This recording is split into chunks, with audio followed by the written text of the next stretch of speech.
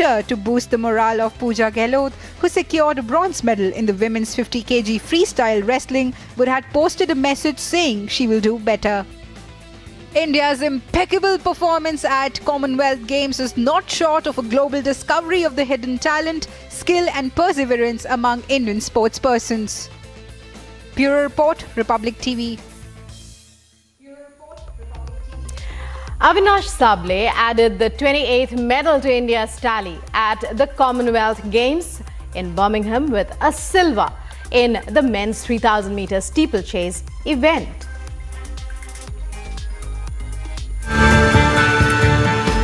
Indian athlete Avinash Sable added the 28th medal to Team India's tally at the Commonwealth Games 2022 in Birmingham. Avinash Sable won a silver medal in the men's 3,000 meter steeplechase event.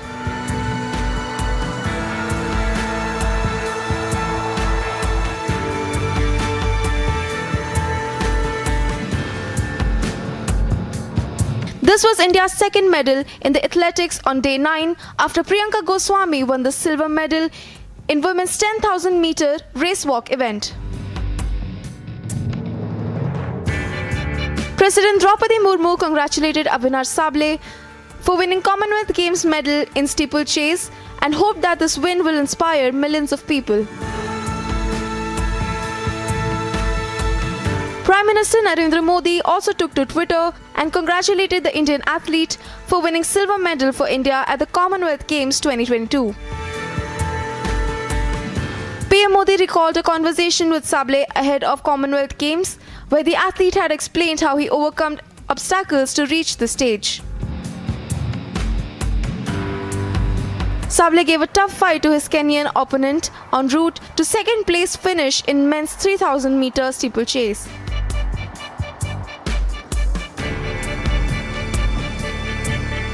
Bureau Report, Republic TV.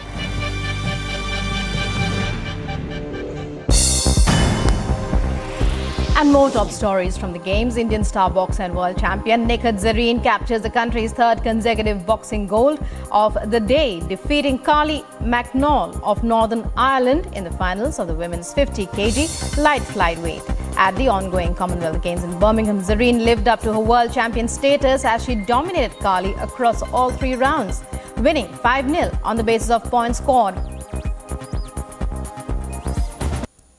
बहुत खुश हूँ मैं कि अपने देश के लिए मैंने गोल्ड मेडल जीता है। वर्ल्ड चैंपियनशिप के बाद मेरा नेक्स्ट मेजर कंपटीशन यही था, तो लोगों की उम्मीद थी मेरे से कि मैं यहाँ पे भी गोल्ड जीतूँ, बट हाँ फाइनली मैं गोल्ड मेडल जीतूँ यहाँ पे, तो मुझे बहुत खुशी हो रही है।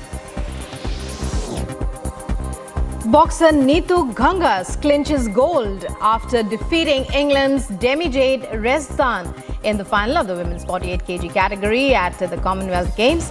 And on Sunday, she won on the basis of points 5-0 over her English opponent.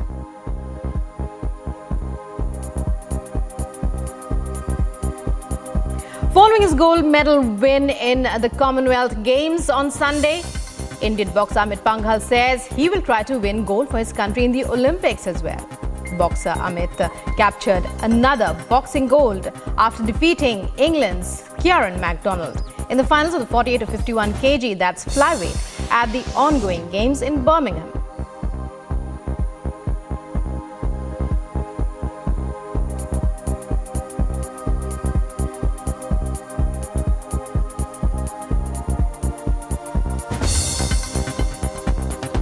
जहाँ देश का सवाल आता है और देश का नाम रोशन करना हमारी वजह से, तो मैं उसके लिए हमेशा आगे रहूँगा और मैं काफ़ी खुश हूँ कि मेरी वजह से मेरे देश का नाम ऊपर पाया। Eldos Paul leads India's historic 1-2 finish in the men's triple jump as he wins a rare gold medal in track and field events, followed by fellow Kerala athlete Abdullah Abu Bakar on Sunday. Paul produced his best effort of 17.03 meters in his third attempt, while Abu Bakar was not behind as he finished 17.02 meters, which he managed.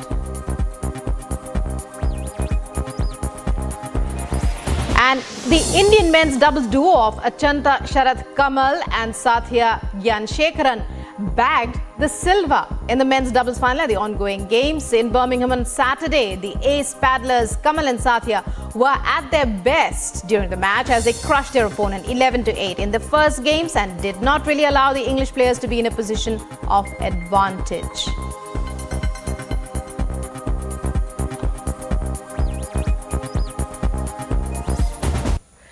And moving on now to other news stories, from the Commonwealth Games. Taking a look here.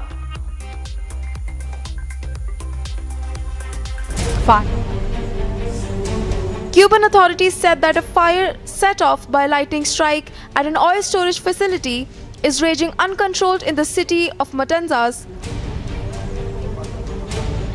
where 4 explosions and flames injured 121 people and left 17 firefighters missing.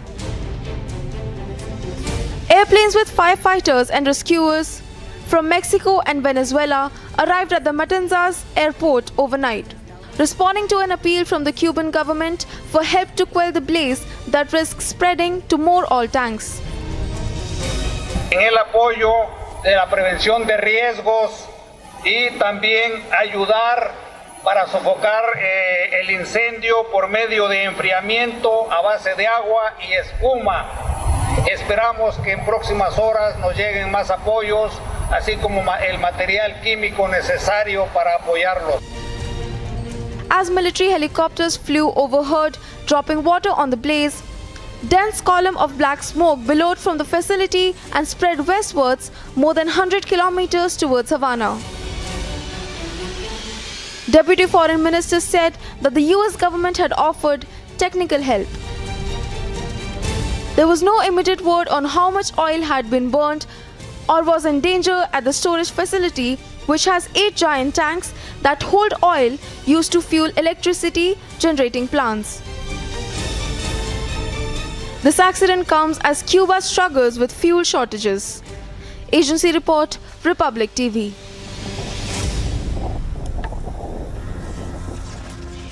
An NIA crackdown on terror continues in the Union Territory of Jammu and Kashmir. Over a dozen locations being raided by the National Investigation Agency in Jammu and in Doda. And this links to the terror financing network that was aiding and abetting separatism and terrorism in the Union Territory of Jammu and Kashmir. For more, stay tuned to Republic TV.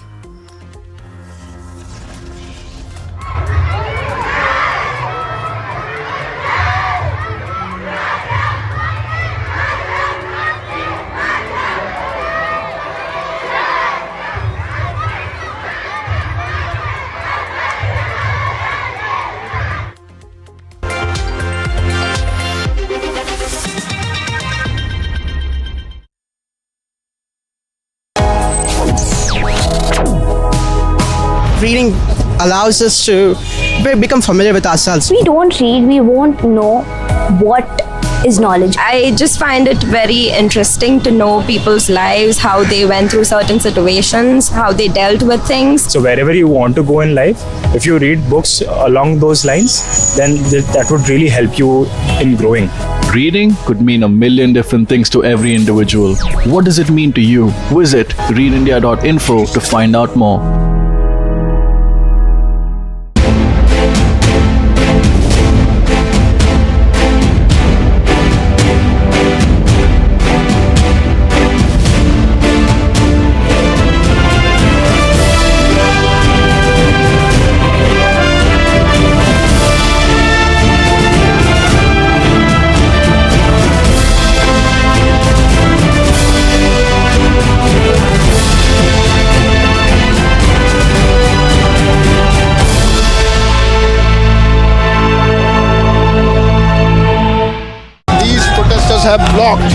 have blocked the main ITO road. Nancy Pelosi lands and she's coming down now. Nancy Pelosi.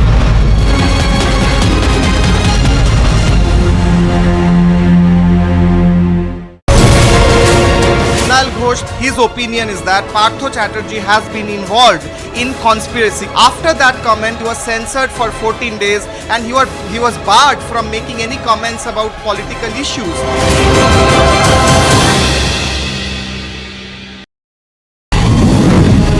For फौजी ने तिरंगे की लाज रखी। अगर विजय मिली तो तिरंगा लहराया और अगर वीरगति मिली तो तिरंगे में लिपट कर आया और ये उस फौजी का वादा था।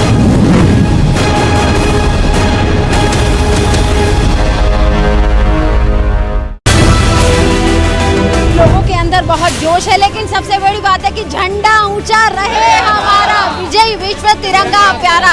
तो ये मैसेज यहाँ पर हर किसी ने पहुँचाने की कोशिश की है। दिल्ली के कनॉट प्लेस से ये आवाज निकली है।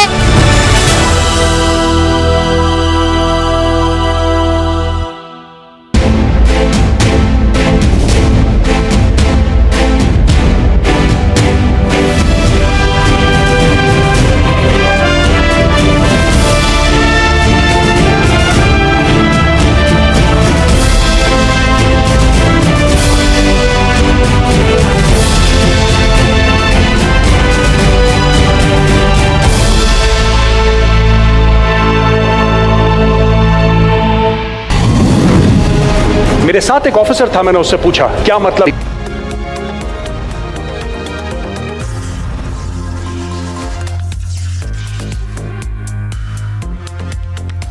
The arrested Shiv Sena MP Sanjay Raut's custody is to end today. The ED to push hard for extended custody.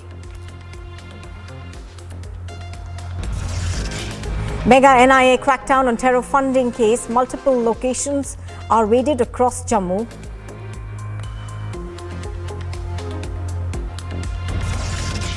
A BJP MP is attacked in Bharatpur by the mining mafia. Massive protests erupt. Noida police to slap gangster act against Shrikant Tyagi, who remains on the run after the assault incident.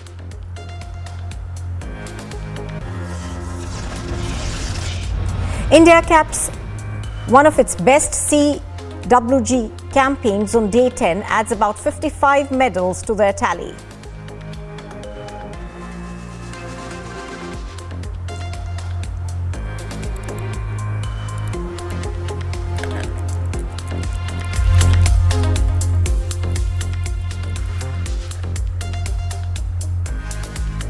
Good morning and welcome. You are watching the Morning Express on Republic TV. I'm Nupur Talwar Suri. In fact, we begin with news that we are just getting. Sources are telling Republic TV that the funding of the Jamaat-e-Islami is under the NIA scanner and half a dozen locations are being raided by the National Investigation Agency. Now, in Jammu, retired Jammu and Kashmir government officials are also being raided by the NIA. So this is news that we are just getting.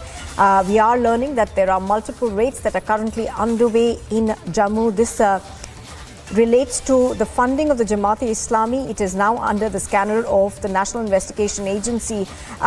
To be exact, we are told that about half a dozen locations are being raided currently, and retired government officials are also under the scanner. Gursimran is reporting live from Jammu, who now joins us. Gursimran, good morning. Give us more details of the raids that are being carried out. See, the raids are underway for more than 2 hours now. It started at around 6 in the morning and the raids are underway. Right now we are outside that house of a government official, retired government official, which is being raided by the National Investigation Agency. And I'll request Sarjeevan to keep showing you the visuals that the CRPF and the Jammu and Kashmir police, who are part of the external cordon, have cordoned the entire area now. No one is allowed to move in and move out of this very area where the raids are being going on. Officials of the NIA are inside, around 20 officials, we are being told, a team of around 20 officials. They are carrying out the raid. Some are inside, while some have gone on the subsequent searches that have been are being conducted by the National Investigation Agency. The number of locations being raided is around half a dozen, but this number will go beyond this. This is what we are getting to know, because the subsequent searches will also be carried out by the National Investigation Agency based on the investigation that has been carried out. And this case pertains to the terror funding to the banned organization Jamaat-e-Islami. Jamaat-e-Islami was banned by the Union Home Ministry in 2019, but even after the ban on the Jamaat-e-Islami, there was a continuous flow of money to Jamaat-e-Islami via various means, and this retired government official was also part of that nexus. I'll request Sarjeevan to keep showing you the visuals that now the NIA officials, they are even checking the documents of the vehicles that are parked inside. 2 vehicles are parked inside, and their documents have also been checked by the NIA officials. They are still inside and they are carrying out the raids. We are getting to know that the subsequent searches will also follow, and these raids will take time as they have got some of the key evidences, the digital evidences and the bank transactions that somehow hints that there was a transaction that was done from these accounts to the banned Jamaat Islami accounts. How this has taken place, on whose direction this has taken place, that is what is being probed by the National Investigation Agency. This case was registered by the NIA in 2021. It was the third case of 2021, and last year on the 8th August, that is the same day today's 8th August 2021, NIA carried out raids in the Doda and other areas regarding this case only, and today also the raids are being carried out by the National Investigation Agency. Right, as you're pointing out, Gursimran, at the heart of it, of course, is the case of funding of these organizations, and the NIA has been carrying out raids for a while, as you yourself mentioned. Yes, the NIA has been carrying out raids. There have been multiple arrests already in this case, and this is specifically in the Jammu and Doda, because people who are from the Doda, they have been actively involved in the funding of the Doda, how schools were used for the terror funding, how other organizations were used for the terror funding of Jamaat Islami, which was indirectly or directly harboring the terrorism and the separatism in the Union Territory of Jammu and Kashmir. All right, Gursimran reporting on that. Thank you for joining us.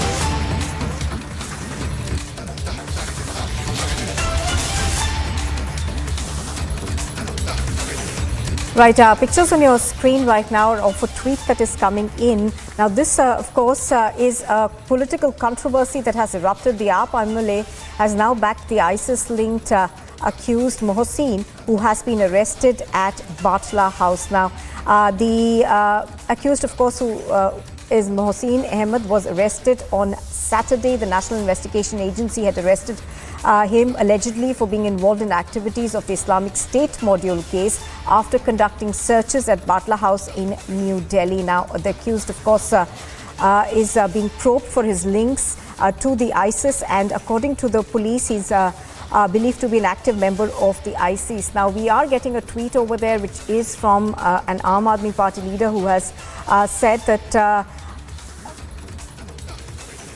this arrest is extra-constitutional. We are going to try and go across to our correspondents on the ground to give us more details on this, but that reaction that we are getting in from the Aam Aadmi Party leader over there. I think we've got Harsha who's joining us right now. Harsha, good morning. Harsha, so considerable controversy that is broken out over the arrest of Mohsin. Exactly. One thing is very sure that Amanatullah Khan has made several reactions. I'm afraid, Harsha, I'll have to interrupt you there. I'm going to come back to you in just a second. Mr. Poonawalla on the phone line with me. Mr. Poonawalla, good morning. Now, Mr. Poonawalla, obviously this arrest was made by the NIA after due diligence and investigation. But how do you see this comment that is coming in from the Aam Aadmi Party? One of the leaders says, and I'm quoting what he says the BJP and the RSS have found a new way to malign and harass Muslims in the name of ISIS. Mohsin is innocent and has no relation with any anti-social element. This is the true face of the Aam Aadmi Party. It is actually the appeasement and appeasement party, AAP, appeasement and appeasement party. And for the sake of appeasement, it can go to any extent to even communalize and politicize national security, to do Rajniti over issues of Rashtra Suraksha and Rashtra Niti is the old tactic of Aam Aadmi Party. You remember that even for Tahir Hussain, Amanatullah Khan had played the Muslim card, and even Mr. Kejriwal had raised doubts over the Batla House encounter. So, there is a Tushtikaran competition between Congress Party, Aam Aadmi Party, Samajwadi Party, and therefore, for the sake of vote bank politics, they keep making communal statements and they create doubts in the minds of people about terror investigating agencies and come in defense of terrorists. You've seen Congress Party stand for Afzal Guru, Yaqub Memon and others. And today you have the Aam Aadmi Party, which even recently when Delhi police had arrested certain people who were linked with Pakistan's ISI and some terrorists, at that time too Mr. Amanatullah Khan came in their defense.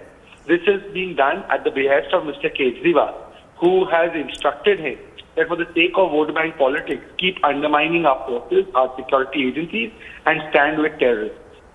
Right, Mr. Poonawalla, in this particular case, the NIA believes that he was sending funds across to Syria in support of ISIS. Now, do you think that politicians need to understand that national security needs to be above appeasement politics? Well, unfortunately, the problem is that for the sake of vote bank politics, certain parties like Congress, Aam Aadmi Party, who are made from the same DNA and from the same structure, they will keep politicizing, communalizing because they want one vote bank to be polarized and to vote for them. They feel that by supporting terrorists, they will get support of the vote bank. But unfortunately, in the process, they undermine our security forces, our intelligence agencies, our people in uniform, and they do it deliberately. And therefore, Kejriwal had done it in Batla House. We have seen Amanatullah do it in Tahir Hussein's case. In other cases, they have also undermined Delhi police, special police, etc. And this is the common trait of Aam Aadmi Party. For the sake of vote bank and Rajniti, they will do Rashtra-niti par Rajniti. All right, Mr. Shehzad Poonawalla of the BJP, thank you very much for joining us. I'm going to go ahead back right now on the ground to Harsha, who's been tracking all the developments over here. Harsha, so that comment coming in from the Aam Aadmi Party, but as far as the NIA is concerned, they believe that this man who's been arrested is essentially someone who was sending funds across to Syria and to the ISIS, and he was constantly in touch with the ISIS. See, this is not the first arrest which is made by NIA. NIA is clearly monitoring Mohsen Ahmed's all the action since June 25, since the case was first came to the NIA that some appeasement and the money is being sent to Syria through cryptocurrency. When this through source information came to NIA, since then agencies were conducting search operation not only in one but 13 cities: Gujarat, Surat, Bhopal, Madhya Pradesh, Karnataka, Deoband in Uttar Pradesh, and Delhi. In various places search operations were conducted, and they saw that this student Mohsen Ahmed, studying in Jamia Millia Islamia second year, enrolled in electrical engineering, was linked with so many sleeper cells. He was operating through online and on-ground activities. He was collecting funds from sympathizers from all over the country, not only from Delhi but itself from UP, Deoband, Muzaffarnagar, Saharanpur, Bhopal, Madhya Pradesh, Gujarat. So many places where sympathizers of this terrorist outfit are there. He was collecting funds and sending them through cryptocurrency, and all the documentation, all the online activities have been seized and clearly seen by NIA and found from his Jogabai extension residence in Batla House and from his permanent residence of Patna in Bihar. Clearly now we have seen this trend in Aam Aadmi Party, as Shehzad Poonawalla was also stating that Aam Aadmi Party clearly believes in appeasement politics, and at the time of CA and NRC also we saw that at that time also Aam Aadmi Party MLA Amanatullah Khan was standing with Muslim students who were completely doing anti-national activities, who were involved in anti-national activities, be it the students from JNU or Jamia Millia Islamia. So it is very clear that Aam Aadmi Party is trying to polarize, and this appeasement politics is which is leading Amanatullah Khan to say that this is unconstitutional and the student is clearly innocent. But the NIA clearly says that in investigation they have found so many things. The CCTV camera monitoring is from inside the university itself, and the computer which he was using since long, all those are the part of investigation, and several things are found.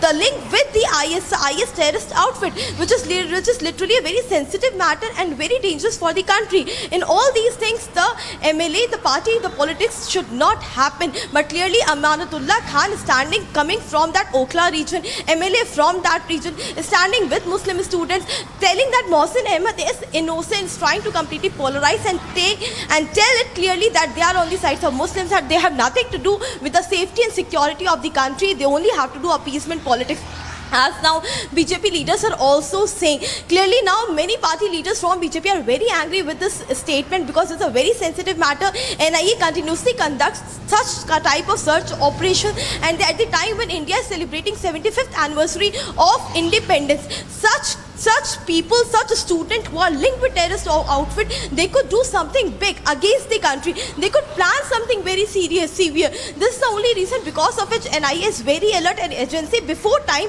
has caught this Mohsin Ahmed, because they didn't know whether something big or severe to the country was being planned from the side of Mohsin Ahmed. So these politicians clearly don't understand the sensitiveness and seriousness of the issue, and clearly for their benefit of politics and appeasement and polarization, they clearly stand against the agency and against the momentum of the kind of operations which are being conducted. Yes, back to the studio. All right, Harsha, just for our viewers, could you give us more details about this particular case? We're given to understand that the NIA was tracking his movements for quite some time now. Exactly. One thing is very clear, that NIA got a tip in June 15 that something big is going to happen on August 15, and there are many people, many students who are studying in different universities in Delhi. They are linked with the terrorist outfit. That's the time when from June 25th NIA registered a case and started the search operation. This search operation was conducted not only in Delhi, but there are several universities in Madhya Pradesh, Uttar Pradesh, Gujarat, Karnataka, Tamil Nadu, Surat as well, trying to know that what are those students who are linked with this kind of terrorist outfit. And in the entire search operation, which was conducted till 1 month, on July 31st, NIA got to know that there are some students in Jamia Millia Islamia who are linked with terrorist outfit. And when closely the search operations were conducted, they came to know that Mohsin Ahmed was linked with terrorist outfit. Absolutely, absolutely. So that arrest was made after thorough investigation, is what the NIA says. Thank you for joining us, Harsha. Now, after politician Shrikant Tyagi allegedly assaulted a woman after a heated argument with her, the police has been deployed at the Grand Omax Society in Noida. Now, 6 people have been detained by the police over there after they came to visit his family.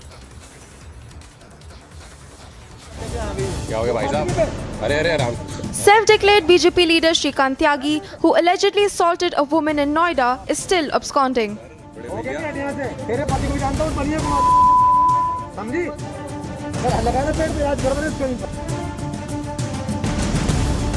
6 people were detained by the Noida police when they reportedly came to visit Tyagi's family when a heated argument broke out with the other society members. यहाँ पे ये लोग आए हैं, इन्होंने कोशिश करी कि नेसेसरी प्रेशर बनाने के लिए, और इमीडिएटली पुलिस को इन्फॉर्म किया गया। पुलिस एक्शन में है। बाकी शर्मा जी आए हैं, उनकी तरफ से तो ये कहा गया है कि हम बच्चों से मिलने के लिए आए थे। पता तो लगा किसके बच्चों से मिलने आए थे। जो उन्होंने फ्लैट नंबर दिया है वो फ्लैट नंबर उस ओनर ने मना कर दिया, हमने किसी को बुलाया नहीं है। हमने एंटर कर ही नहीं सकते आप सोसाइटी के अंदर, आप सोसाइटी में एंटर कर ही नहीं सकते विदाउट। आपका कहना है कि इन्होंने गलत एड्रेस दिया और गलत व्यक्ति का नाम दिया, उसके बाद उन्होंने सोसाइटी में एंटर किया। वो तो हमारे जो रेजिडेंट्स हैं उन्होंने अचानक से आके पूछ लिया, भाई आप कहाँ जा रहे हो। फिर सिक्योरिटी से पूछा, सिक्योरिटी ने पूछा कि हमने फ्लैट में फ़ोन किया है, उन्होंने इस फ्लैट में नहीं बुलाया किसी को भी। Noida CP assured action and also assured to provide security to the victim's family. आप लोग अपनी पूरी कार्रवाई मुस्तैदी के साथ कर रहे हैं और ये आश्वासन है पुलिस प्रशासन का, और उससे हम आश्वस्त हैं कि एक नज़ीर बनेगा पूरे प्रदेश के लिए कि ऐसे गुंडे, ऐसे लोग जो महिलाओं के साथ या किसी के साथ बदतमीजी करते हैं, उनके लिए जिले में क्या पूरे प्रदेश में कोई जगह नहीं है। Bharatiya Janata Party MP Mahesh Sharma dialed Uttar Pradesh Home Secretary and assured strict action. Society के अंदर एक दहशत का माहौल है। इस वक्त कोई गुंडों मवालियों की सरकार नहीं है। हमारे प्रदेश के अंदर मोदी जी की और प्रदेश के अंदर योगी जी की सरकार है, और उसके बाद भी अगर किसी के इस तरह की भी हिम्मत पड़ जाती है, इसका मतलब पुलिस की व्यवस्था में कहीं ना कहीं चूक है। उस वक्त नहीं छूटने देंगे, आप चिंता मत करिए। Meanwhile, to keep the situation under control, police force has been deployed at the Grand Omax Society. Bureau Report, Republic TV.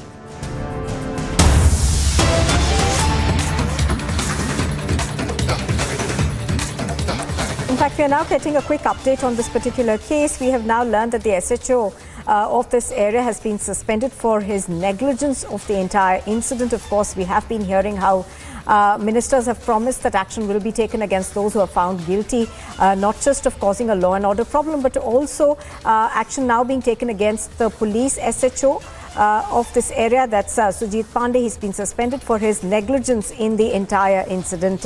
Let's cut across to Anuj, who's reporting live from Noida on this. Anuj, you know, we are given to understand that action has also been taken against an SHO, but the question that everybody will be asking is how security of such a high-profile society was breached, and largely Noida does have a lot of these housing societies. So, for residents over there, this is obviously a matter of great concern. Yeah. Well, when we are talking about this negligence, then yes, this is the latest what we have been told, that the action has been taken and the SHO has been suspended. Let me give you the visuals from the society. This is the entry gate of the society from where I am reporting. You can see the kind of security arrangement that has been done now. They are monitoring it more. On the other hand, let me give you the visuals of the police security which has been deployed more. So the police deployment has been increased outside the society also, and the deployment of the police is inside the society also now, seeing the development what we have seen yesterday, seeing what exactly has happened yesterday. But the main man is on the run, still. Noida police is looking where exactly Shrikant Tyagi is. At this point in time, this exactly, I'll ask my video journalist to give you the sense from this particular society once again. And at this point in time, when we are talking, the action has been taken, and let me also remind you that around 6 people has been already detained. We have seen, has been rather arrested. We have seen how these people, the goons of Shrikant Tyagi, was trying to enter to harass the lady or to whatsoever their plan is. So they were just trying to enter in the premises, and how they got the entry and how everything was managed. That exactly is the issue which has been taken. And now, as we have seen, Gautam Budhnagar MP Mahesh Sharma, the minister who was in the Modi government, was himself present over here, and he himself is monitoring the situation. But the issue has been seen very deeply now, because the investigation is going ahead and action has been taken, because the SHO at this point in time, because of the negligence which was seen, has been already suspended. This is Noida Phase 2 police station. When we are talking about this particular society, this comes under the vicinity of Noida Phase 2. That is the police station, and the SHO of the same has been already suspended. So we are just getting you the live images. The more alertness could be seen on this at this particular society, and at the gate I am reporting from, and there you can see the kind of arrangement that has been done now, because the police deployment has been already done. We are just waiting for any kind of update if the main man, the accused, will be nabbed, because police now is looking deep into every angle, and investigation has been taken ahead. 6 or 7 people has been already arrested in the same case, where they were trying to enter the society, where they were they are at this point in time is part of the investigation, or rather the questioning is being done from them also, what exactly their plan was. But this is like getting bigger when we are talking about the development, because the action has been taken, but the main man still on run. Yes. Now, right, Anuj, as you're pointing out, we're given to understand that Shrikant Tyagi, of course, is a self-styled politician, and this particular incident where he assaulted that woman took place a while ago. Now, the question that many would ask is, why was he not arrested right after that incident?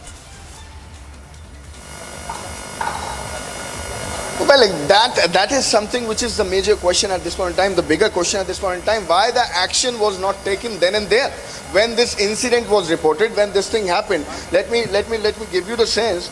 This exactly is the area where this incident has happened, where this was reported. We have seen in the video how exactly the situation was, how the man, the Shrikant Tyagi, was misbehaving with the lady, was abusing, was manhandling, was pushing her.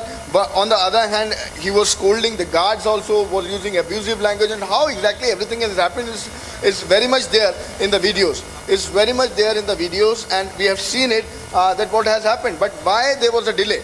And that is why the main accused has got an scope to run, and that is why he is missing, and that is why he's running. So this is something which has happened if we are talking about this particular story, and now we are waiting for the update, what is going to be the next course of action. Yes. All right, Anuj reporting on that from Noida. Thank you for joining us.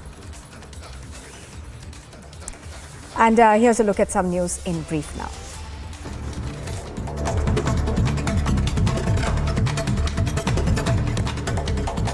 Now, the National Investigation Agency has started conducted raids in Jammu and Doda. These raids are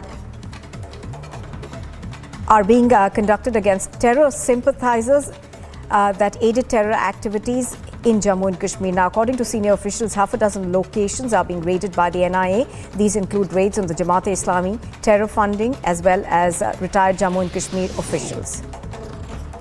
A fire broke out in Ghaziabad industrial area. Fire tenders have reached the spot on the incident. They are trying to douse the flames. As we speak, no reports of fatalities have been reported. Investigations are underway. After the BJP MP Ranjita Kohli was attacked by the mining mafia, Kohli will now be protesting against illegal mining, and the minister, who's the mining minister, in fact, Zahida Khan, she's further stated that illegal mining trucks tried to kill her, and if she'd not jumped out of her car, she would have died. Meanwhile, slogans are being raised against these illegal mining activities and the minister Zahida Khan. Gujarat's Chief Minister Bhupendra Patel has arrived in Ahmedabad to participate in the Azadi Ka Amrit Mahotsav along with students. Azadi Ka Amrit Mahotsav is an initiative of the Indian government to celebrate and commemorate 75 years of independence. According to the Met Department, Mumbai is expected to witness extremely heavy rainfall in the coming week, and Mumbai will remain on the orange alert list from the 8th of August, that is today, till the 11th of August.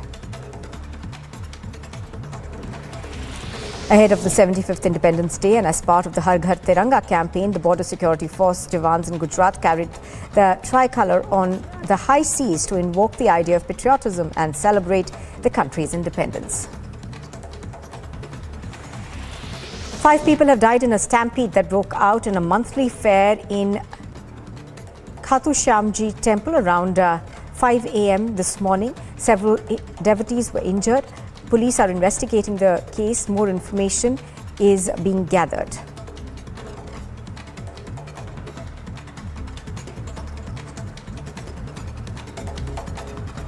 This particular incident, of course, took place this morning.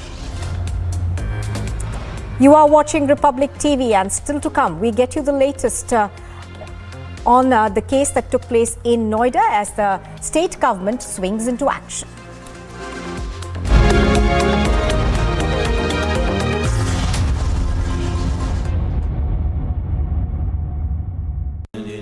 Amity has been ranked India's #1 not-for-profit private university for 9 years, with top 10 ranked institutions in management, engineering, biotech, law, masscom, telecom, hospitality, fashion and more.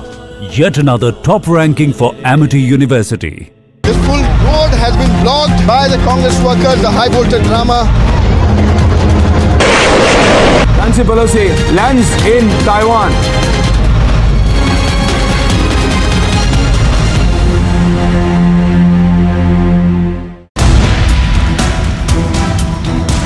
Nirbhaya के बाद में जो कर दिया कि आपको फांसी सजा मिली, उसके बाद में हत्याएं बहुत ज़्यादा होने लगती बच्चियों में। रेप करने वाला देखता है कि ये तो गवाह बन जाएगी अगर मेरे खिलाफ में, तो वो रेप भी करते हैं और हत्या भी कर देता है बच्चियों में। This kind of support being given to the rapists and slamming the rape laws is extremely disgusting. Will Priyanka Vadra ji, who says "ladki hu lad sakti hu," will she take a stand?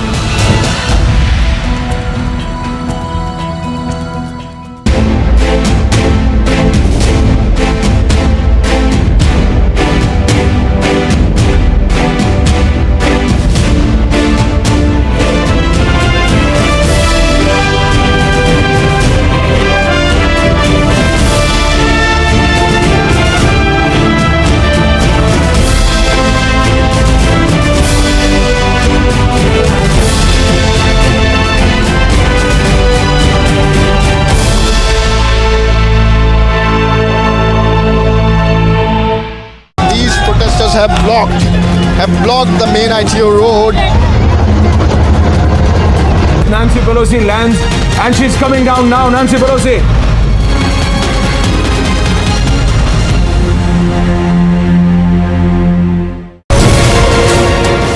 Atosh, his opinion is that Partho Chatterjee has been involved in conspiracy. After that comment, he was censored for 14 days and he was barred from making any comments about political issues.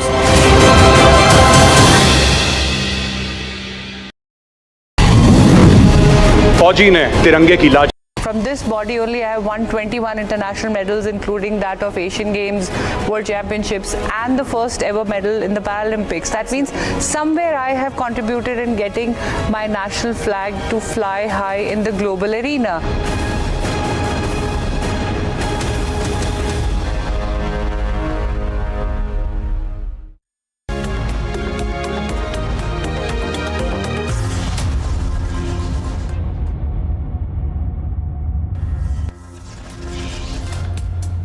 Top headlines at 8:30. NIA arrests ISI sling Mohsin, but AAP MLA backs Mohsin, is up trying to dilute terror links now. Noida police to slap Gangster Act against Shrikant Tyagi, who remains on the run after assault incident came to light. Mega NIA crackdown on terror funding, multi-location raids on across Jammu. BJP MP attacked in Rajasthan's Bharatpur by mining mafia. Massive protests now erupt.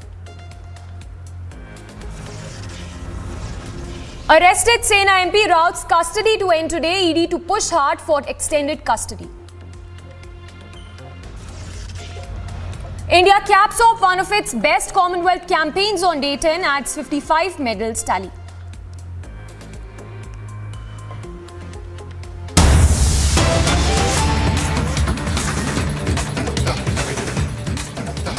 And straight away starting with breaking news coming in from Bihar, where there is a big buzz as Nitish, we are told the Bihar Chief Minister dialed Sonia Gandhi. So is there a possibility of JDU BJP breakup in Bihar is the question that we are asking, as sources now telling that Nitish Kumar, the Bihar Chief Minister, dialed the Congress interim president Sonia Gandhi.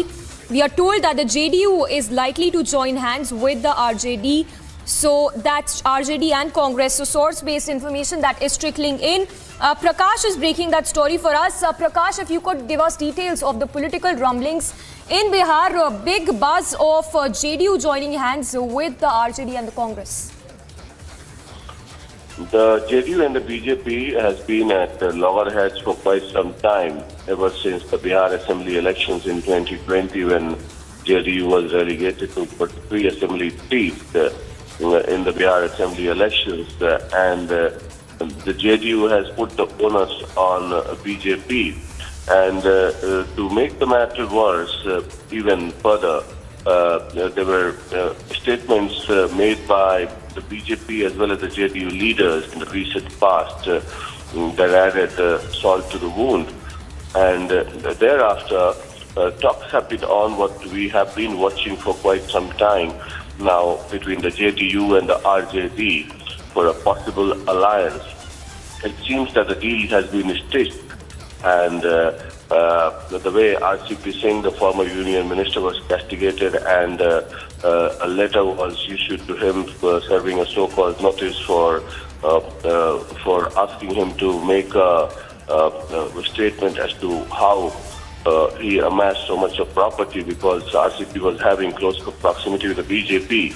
And things are moving thick and fast here in Bihar, with JDU MLAs and MPs being summoned for a meeting in the CM house on 9th of August, that is tomorrow morning at 11 a.m. And RJD MLAs have also been called for a meeting. So it seems that there is an imminent breakup that may happen very soon. And the BJP leaders are also in a huddle as to what to do. So, with Congress also in the alliance, so sources tell us that Sonia Gandhi and Nitish Kumar had a telephonic conversation. So, things moving very thick and fast, and it looks like there will be a possible breakup in Bihar, and Mahagathbandhan will be stitched again. Back to you. Yes, Prakash, just stay with us. A follow-up question. If you could talk to us more about what is exactly the bone of contention between the JDU and the BJP as we speak. as far as the bone of contention is concerned, JDU feels that the BJP wants to finish the JDU and also relegate Nitish Kumar, corner Nitish Kumar. And in the recent past, whether be it the tip-off between the Bihar Assembly's Speaker, who is from the BJP, there were controversies within the Vidhan Sabha, and also several BJP leaders making statements against the JDU and the alliance.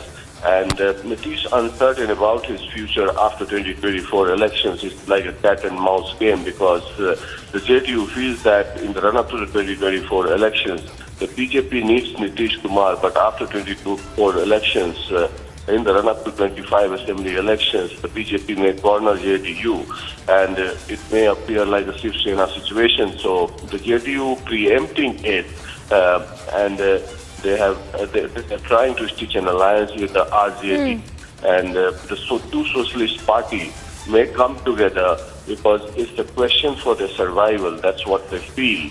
And both Nitish and Lalu, old socialist warhorse, trying to come together again, preempting a BJP attack on both the parties. And that is why the caste-based census is being done, so that the Mandal Part 2 would be revisited, and that can have an important message in both UP and Bihar. Yes, Prakash, thank you so much. We leave it at that. So that's the big story coming in this hour of the JDU-BJP alliance that seems to be in trouble, with the JDU, in fact, with Nitish Kumar now dialing Sonia Gandhi.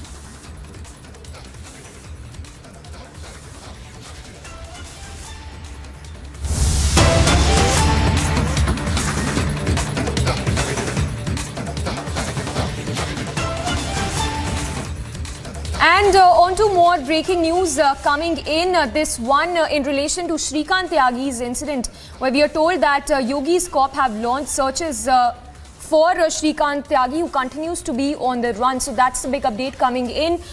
In fact, remember, 8 teams have been formed by the police there to nab Shrikant Tyagi, who is absconding as we speak. Remember the incident that went viral as well, the video of which went viral last week, in which Shrikant Tyagi was seen hurling abuses, threatening as well as heckling his neighbor.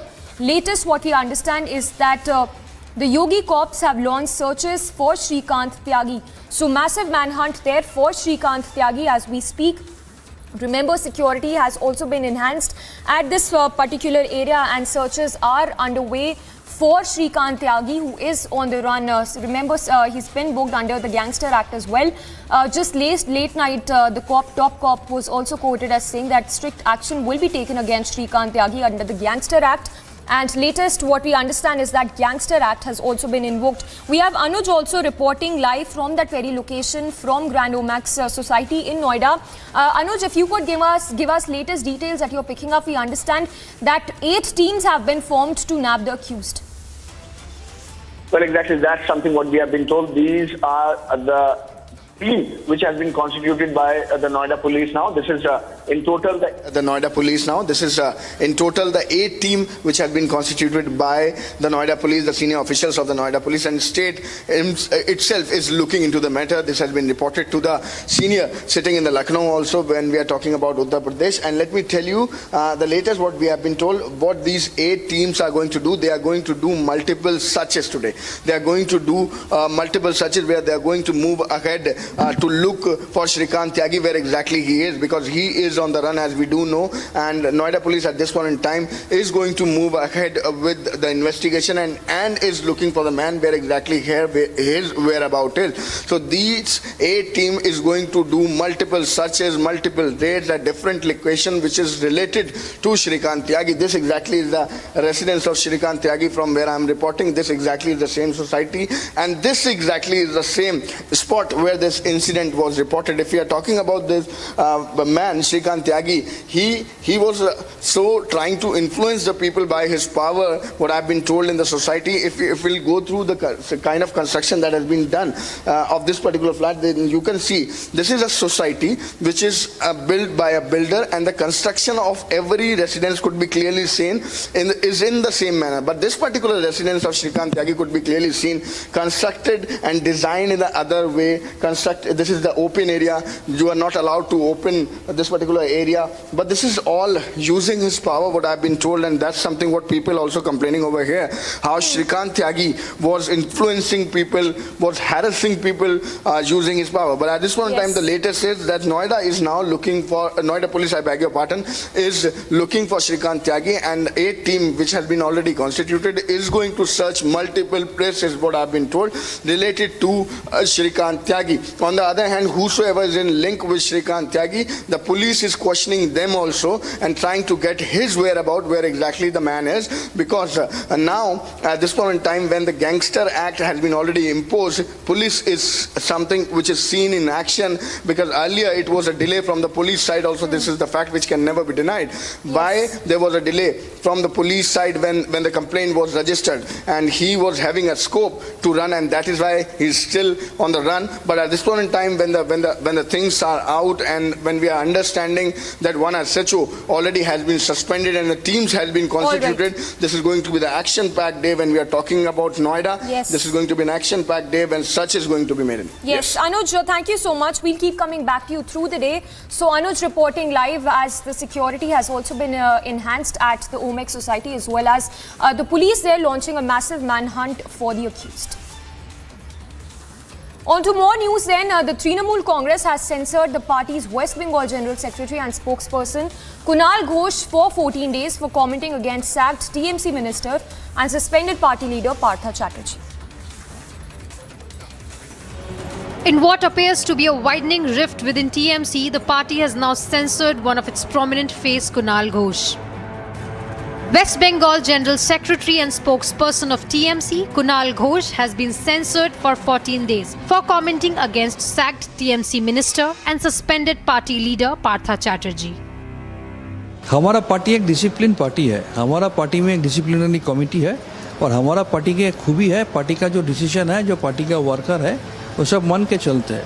Party ने सोचा होगा इसलिए किया है, लेकिन कुणाल घोष जी भी अपने ख्याल किया होगा, वो भी बोले हैं कि हम पार्टी का सोल्जर हैं, हम पार्टी में रहेंगे, पार्टी का काम करेंगे, पार्टी का डिसिप्लिन मान के चलेंगे. This comes at a time when TMC is facing public ire for Partha Chatterjee's alleged role in the Bengal cash scam and the mountains of cash recovered. What led Kunal Ghosh into the soup was this comment following Partha Chatterjee's arrest.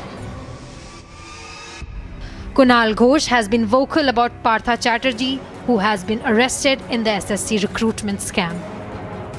The former Rajya Sabha MP earlier has also said that Chatterjee is himself responsible for his fate. Following the TMC censor diktat, Trinamool leader said he has accepted the decision that the party has taken. He will not give any political reaction to the media for next 14 days. Bureau Report, Republic TV.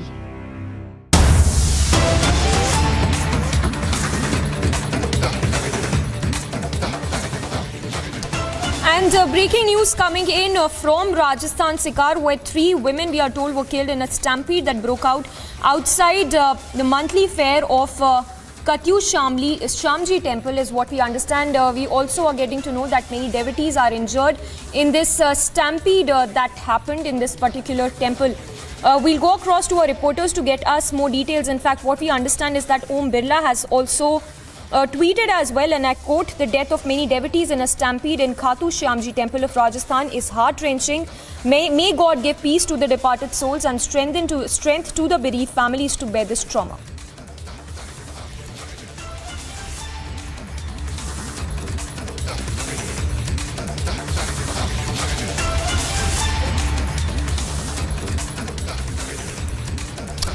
So, tracking all the latest on this news coming in from Rajasthan of the stampede that broke out, in more news meanwhile coming in, where Samajwadi Party leader Devendra Singh Yadav's car was hit by a truck that was dragged for more than 500 meters in UP's Mainpuri. Take a look at this report.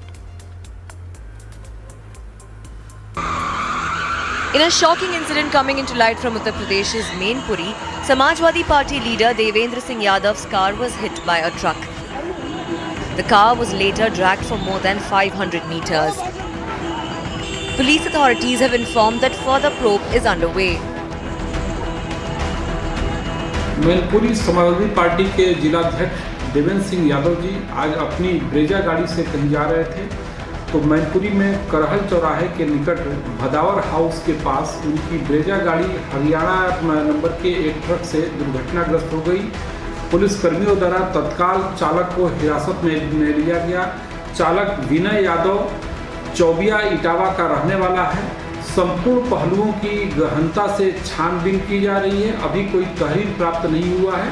तहरीर प्राप्त होते ही आवश्यक वैधानिक कार्रवाई की जाएगी। Bureau report, Republic TV. An NIA crackdown on terror continues in the Union Territory of Jammu and Kashmir. Over a dozen locations being raided by the National Investigation Agency in Jammu and in Doda. And this links to the terror financing network that was aiding and abetting separatism and terrorism in the Union Territory of Jammu and Kashmir. For more, stay tuned to Republic TV.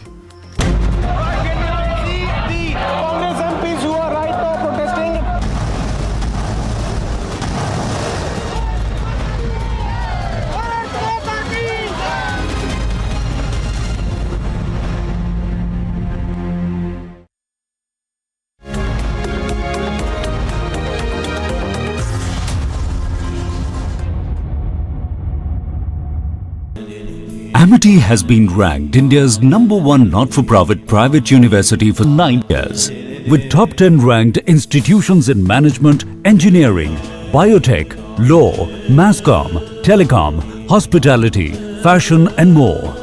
Yet another top ranking for Amity University.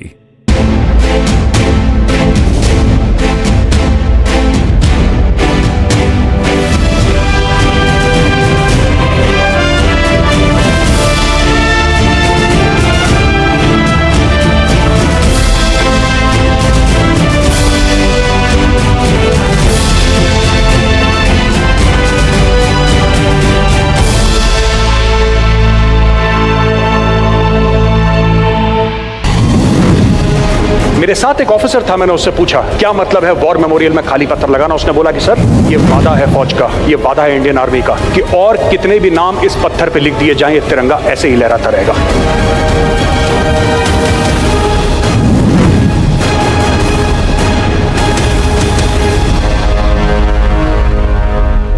This full road has been blocked by the Congress workers, the high voltage drama. Nancy Pelosi lands in Taiwan.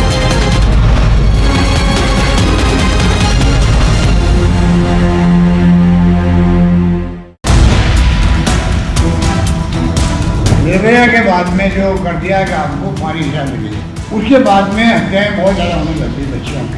Rape करने वाला देखता है कि ये तो गवाह बन जाएगी अगर मेरे खिलाफ में, तो वो रेप भी करते हैं और हत्या भी कर देता है बच्चियों में। This kind of support being given to the rapists and slamming the rape laws is extremely disgusting.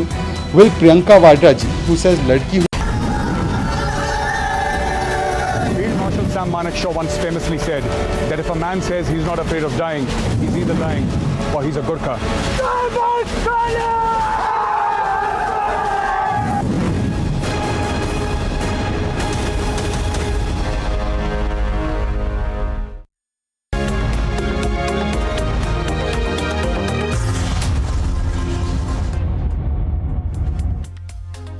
Welcome back. Now, in a big development, the National Investigation Agency conducted raids in the Jogabai extension area of Delhi's Batla House on Saturday night and even arrested one person in connection with the ISIS module case.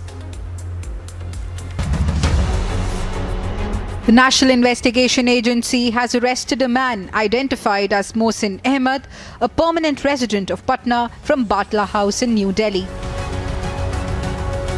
The arrest has been made on charges of being an active member of the Islamic State. The arrest was made following searches at his premises among other locations in a case registered by the NIA regarding online and on-ground activities of the ISIS on June 25. कल का भी मुझे नहीं पता, ये अभी आप लोगों को देखा तो पता चला कि ऐसा कुछ हुआ है। बट हाँ ये है कि मैं इनको देखती थी, ये ऑलमोस्ट मतलब ये टेरेस पे आते थे नीचे से लड़के वगैरह, या लैपटॉप यूज़ करते थे, या इनके हर 10-15 मिनट में कोई ना कोई आता था, नॉक वॉक करने की आवाज़ आती थी। तो हम लोग यही सोचते थे कि जैसे फैमिली है या लड़के रह रहे हैं अपने, शायद काम वाम के सिलसिले में कोई ना कोई आ रहा है जा रहा है, ऐसा कुछ देखती थी। बाकी ये इस चीज़ की नॉलेज नहीं थी कि ऐसा कुछ ये कर रहे हैं या ऐसा हो सकता है। The NIA had conducted raids at 13 locations in 6 states in relation to the case last Sunday. जो मोहसिन अहमद है वो बीटेक का छात्र है और दिल्ली में ही रह करके पढ़ाई करता था, लेकिन वो काफ़ी दिनों से ISIS मॉड्यूल में काफ़ी सक्रिय भूमिका निभा रहा था और उसके द्वारा फंडिंग को जमा यहाँ पे किया जा रहा था। और साथ ही NIA पूरे मामले की जांच कर रही है और अब देखने वाली बात होगी कि इस पूरे मामले में और कौन-कौन लोग शामिल हैं। Multiple districts in Gujarat were raided in connection to the ISIS terror module on July 31st. According to the NIA officials, in the searches which were carried out, the agency recovered incriminating documents material during the action. Several search operations were conducted by NIA in the residential premises in the Jogabai extension area of Batla House and also the accused permanent residence of Patna in Bihar. And pertaining his online and on-ground activities, he was arrested, seen, and according to agency, right now the accused in the custody of the agency, and documents verification and the investigation as clearly being done by the NIA. Along with video journalist Yashpal, Harsha Chandwani reporting for Republic TV. Now, ahead of the 75th Independence Day and as part of the Har Ghar Tiranga campaign, the border security jawans in Gujarat carried the tricolour on the high sea to invoke the idea of patriotism and celebrate the country's independence.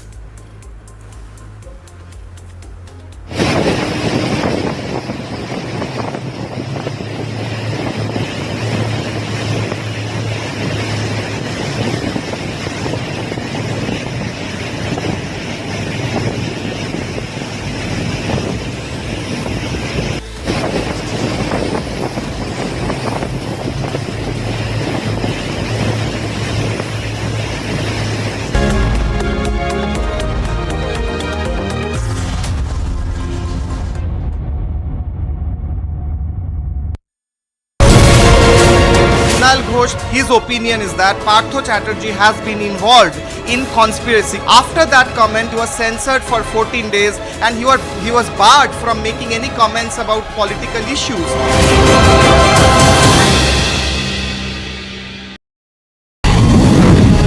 फौजी ने तिरंगे की लाज रखी। अगर विजय मिली तो तिरंगा लहराया और अगर वीरगति मिली तो तिरंगे में लिपट कर आया, और ये उस फौजी का वादा था।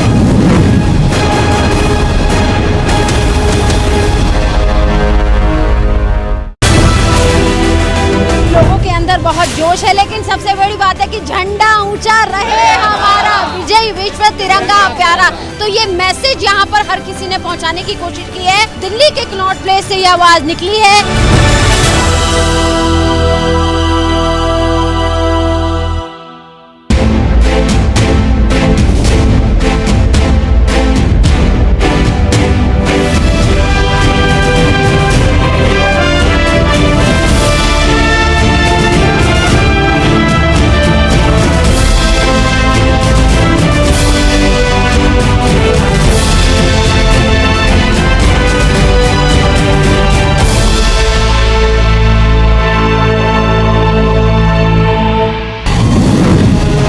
मेरे साथ एक ऑफिसर था, मैंने उससे पूछा क्या मतलब है वॉर मेमोरियल में खाली पत्थर लगाना। उसने बोला कि सर ये वादा है फौज का, ये वादा है इंडियन आर्मी का कि और कितने भी नाम इस पत्थर पे लिख दिए जाएं, ये तिरंगा ऐसे ही लहराता रहेगा।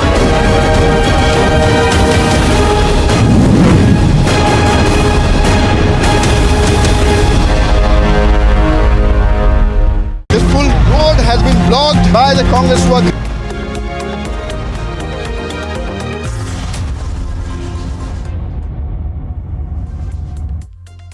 In a shocking statement, the Rajasthan Chief Minister Ashok Gehlot blamed the strict laws under sections 376 of the IPC for rape-related murders in the country. The Chief Minister of Rajasthan was seen criticizing the law that has drawn widespread condemnation from the BJP, which accused the Congress of trivializing and justifying the heinous crimes of rape as well as murder.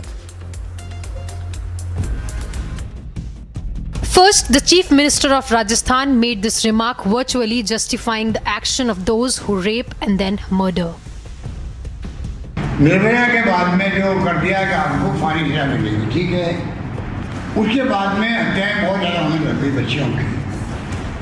Rape करने वाला देखता है कि ये तो गवाह बन जाएगी कल मेरे खिलाफ में, तो वो रेप भी करते हैं और हत्या भी कर देते हैं बच्चियों की। ये बहुत बड़ी चलन पूरे मुल्क में मैं देख रहा हूँ, जो रिपोर्ट आ रही है वो बहुत खतरनाक ट्रेंड है। Then he delivered this flippant clarification. Rape करना किसे कहते हैं? कि बच्ची का रेप हो रहा है, नाबालिग बच्ची का, तो उसको मालूम है कि ये बच्ची कल गवाह देगी मेरे खिलाफ में, तो मुझे फांसी की सजा हो जाएगी। फांसी से बचने के लिए वो उसका मर्डर कर देता है। मैं तो खाली हकीकत बताई जो देश में हो रहा है। The Vadra Congress was throwing their weight behind him. Ashok Gehlot के बयान पर विचार करना चाहिए। सीनियर लीडर है, कितनी बार मुख्यमंत्री रहे। रेप की सजा मौत है और कत्ल की सजा भी मौत है। एक आदमी को आप दो मौतें नहीं दे सकते। But the BJP is demanding answers for this horrific justification of rape. Even in the last 4 months of this year, rapes in Rajasthan have gone up by 31%. And so a chief minister of a state needs to use his police force for protection of the women, protection of the citizens, and also creating an atmosphere of safety and security, rather than try and become a psychologist for rapists and give these statements. Those like Nirbhaya's mothers are aghast by the statement made by Vadra Congress. जिस तरह से उन्होंने बयान दिया है, तो कहीं ना कहीं यही लगता है कि उनको तो पछतावा है कि 4 को फांसी कैसे हो गई। उनके लिए पूरा कानून गलत है, फांसी हो गई वो भी गलत है। तो ये सोच दर्शाता है कि आखिर जो इतनों सालों से, 50 सालों से, 17 सालों से जो रेप बलात्कार हो रही हैं, ऐसे लोगों की सोच के वजह से हो रही है, ऐसे नेता लोगों के सोच के वजह से हो रहा है। This is not the first time such statements have come from the Congress. But Priyanka Vadra, who rushes to Hathras, holds candlelight vigils in Delhi and says "Ladki hoon, lad sakti hoon" has gone silent. ये जो महिलाएं हैं जिनके साथ इतना अत्याचार हो रहा है, इतना सह रही है, लेकिन ये कुछ कह रही हैं हमें। ये कह रही हैं कि हम अब सहना नहीं चाहते, हम अपने हकों के लिए लड़ेंगे। तो वो जो भावना है उसी से इंस्पायर्ड एक्चुअली ये हमारा स्लोगन है। Rahul Gandhi, who took 13 days to wake up to the Nirbhaya incident under his party's regime. Is the Vadra Congress silence an endorsement of Gehlot's comment? Bureau Report, Republic TV.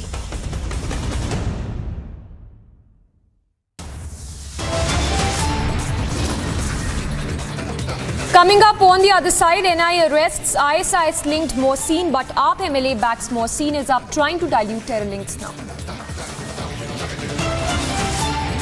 And mega NIA crackdown on terror funding, multi-location raids across Jammu.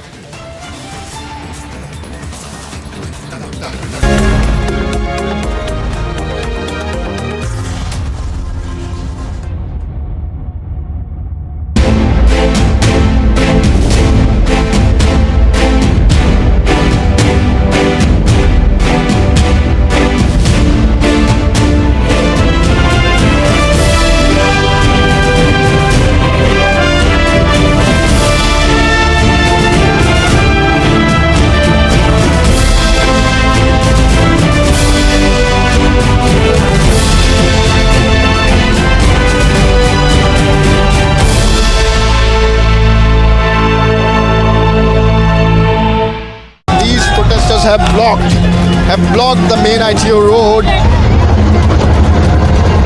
Nancy Pelosi lands and she's coming down now. Nancy Pelosi.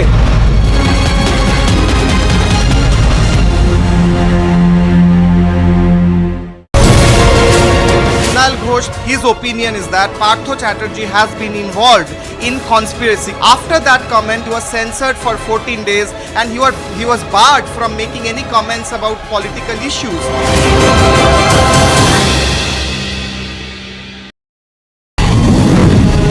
फौजी ने तिरंगे की लाज रखी। अगर विजय मिली तो तिरंगा लहराया और अगर वीरगति मिली तो तिरंगे में लिपट कर आया, और ये उस फौजी का वादा था।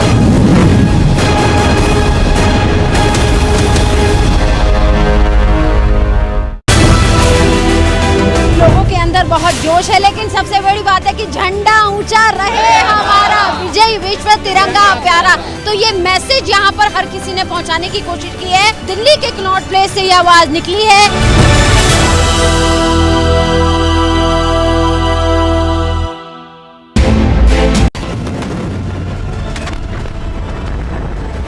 ना डरूं और सो जब जाए लरूं, निश्चय कर अपनी जीत करूं। वो निश्चय करना और जीत तभी होती है अगर आपका दृढ़ निश्चय किसी काम करने के लिए हो।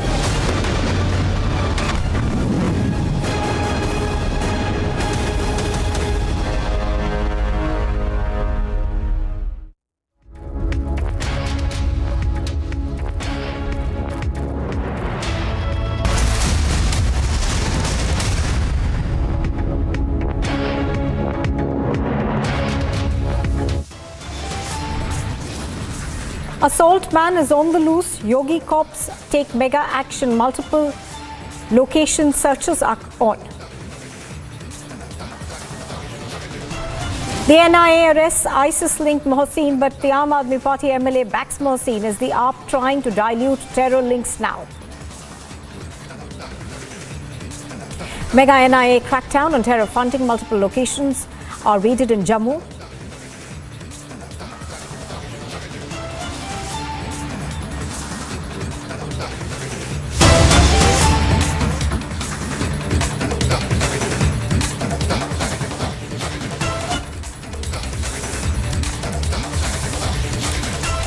Well, we are cutting right across to visuals that we are getting in from Sikar now. Reports of a stampede coming in at the monthly fair at Khatu Shyamji temple over there. We are given to understand that this incident took place at about 5 o'clock this morning. The incident took place at the entrance of the temple where there was a stampede. 3 women were unfortunately killed in the stampede outside this temple. This temple, of course, is extremely is a revered shrine and is in Sikar district of Rajasthan. So this incident took place early this morning, where 3 women lost their lives in this incident.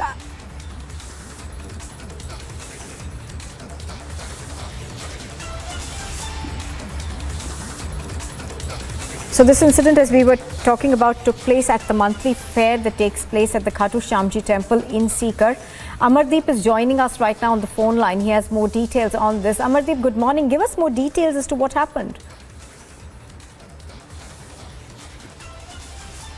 देखिए, एकादशी का जो मेला, मासिक मेला होता है, वही खाटू श्याम में भर रहा था। और सबसे बड़ी चीज़ ये है कि बहुत ज़्यादा तादाद में भक्त आते हैं। सैटरडे संडे का दिन महत्वपूर्ण हो जाता है और एकादशी और द्वादशी, ये चारों दिन लाखों की तादाद में पूरे देश से भक्त आते हैं। और जब भीड़ बढ़ती है तो मंदिर प्रशासन जो है, मंदिर कमेटी जो है, वो व्यवस्था संभालती है और जो स्वयंसेवक होते हैं, भक्त होते हैं, वो व्यवस्था संभालने का काम करते हैं। लेकिन जब इतनी भीड़ होती है तो प्रशासन और पुलिस की मौजूदगी की जिम्मेदारी जो है वो कहीं ना कहीं इसमें खली वो नजर नहीं आई। अगर पुलिस प्रशासन की मौजूदगी यहाँ रहती तो शायद इतना बड़ा हादसा नहीं होता, क्योंकि स्वयंसेवक और मंदिर के जो प्राइवेट गार्ड हैं उनसे भक्त जो है वो कंट्रोल तो हो जाते हैं, लेकिन समझाइश जो है, जो धक्का मुक्की का काम है, वो कंट्रोल करने का काम पुलिस और प्रशासन का होता है। लेकिन पुलिस और प्रशासन जब इतनी बड़ी भीड़ को इग्नोर करता है तो इस तरीके के हादसे हो जाते हैं। ये खाटू श्याम में पहला हादसा है।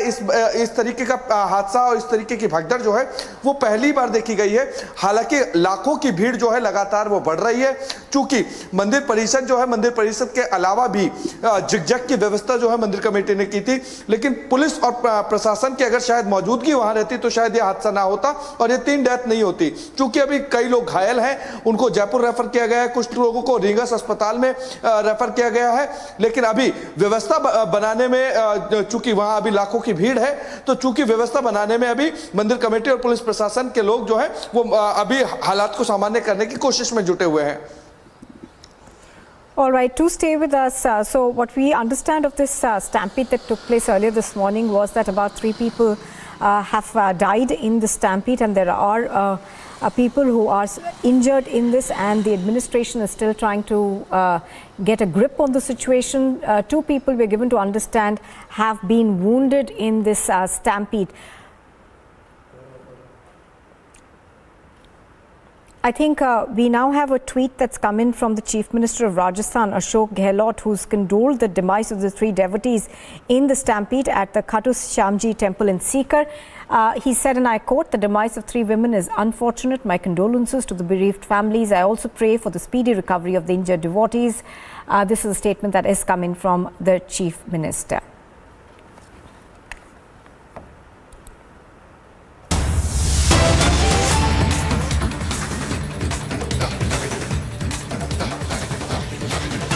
In fact, we've got more news that's coming in from Rajasthan. We are learning that Rajasthan's intelligence agency has detained about 6 suspected spies from Pakistan late on Sunday evening. The detentions have taken place in western Rajasthan. They've been taken in for questioning. As per inputs that we are just getting, the Rajasthan intelligence agency detained these 6 suspected Pakistan spies. Official sources have confirmed that 6 people were detained, and they do have suspected links to the ISI. I'm going to go across again to Amardeep for more on this. Amardeep, give us more details of this particular incident. We are learning that 6 suspected spies have been arrested by the intelligence unit of the Rajasthan police. देखिए, पश्चिमी राजस्थान की घटना है। पश्चिमी राजस्थान में जिस तरीके से पुलिस इंटेलिजेंसी ने काम किया है, उसमें 6 स्पाई पकड़े गए हैं, जिसमें से जोधपुर, पाली और जैसलमेर 3 जगह कार्रवाई की थी। और देर शाम ये कार्रवाई की गई थी। और इन जासूसों से अब इंटेलिजेंसी की अलग अलग यूनिट्स जो हैं वो बात करने की कोशिश कर रही हैं और ये खुलासा करने में लगी हुई हैं कि आखिर किस तरीके की प्लानिंग कर रहे थे, किस तरीके का ये काम कर रहे थे। क्योंकि भारत और पाकिस्तान की सीमा जो है वो जैसलमेर से जुड़ती है, जोधपुर के इलाकों से जुड़ती हुई है। पश्चिमी राजस्थान की बात करें तो बहुत बड़ा इलाका जो है वो कहीं ना कहीं भारत और पाकिस्तान के बॉर्डर पे, इंटरनेशनल बॉर्डर से जुड़ता है। वहाँ ISIS के जो ये स्पाई थे, जो जासूस थे, वो किस तरीके की प्लानिंग करते थे और किस तरीके की प्लानिंग को अंजाम देना चाहते थे, इन तमाम चीज़ों को अभी खंगालने के काम जो है वो कहीं ना कहीं अभी पुलिस की इंटेलिजेंसी और आर्मी इंटेलिजेंसी कर रही है। चूंकि 15 अगस्त का दिन जो है वो बहुत नज़दीक है, ऐसे में तमाम उन प्लानिंग्स का खुलासा करने में अभी वक्त लगेगा। हालांकि 6 लोगों को पकड़ा है और ये 6 लोग किस तरीके की प्लानिंग कर रहे थे, इसी चीज का खुलासा करने में अभी इंटेलिजेंस की टीम लगी हुई है। All right, so as you're pointing out, of course, we're given to understand that these people are linked to the ISI. Now, give us more details in terms of where they were actually picked up from.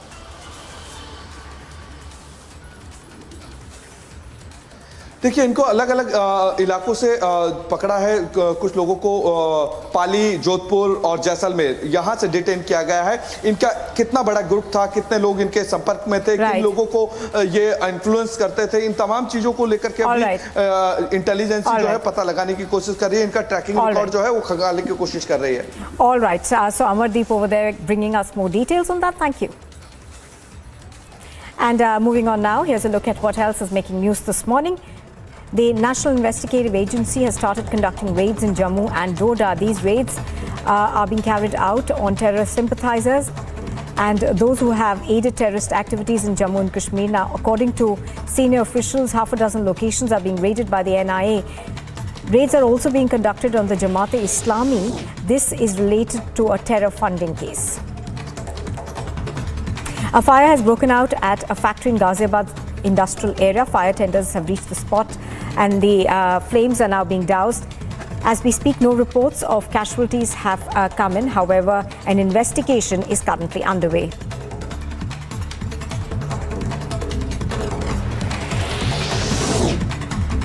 After the BJP MP Ranjita Kohli was attacked by the mining mafia, Kohli will now be protesting against illegal mining.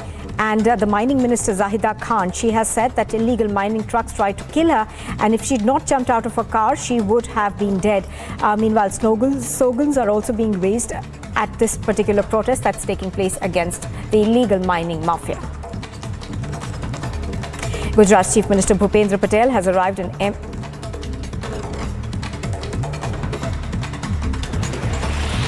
Gujarat's Chief Minister Bhupendra Patel has arrived in Ahmedabad to participate in the Azadi Ka Amrit Mahotsav along with students. The Azadi Ka Amrit Mahotsav is an initiative of the Union government to celebrate and commemorate 75 years of India's independence.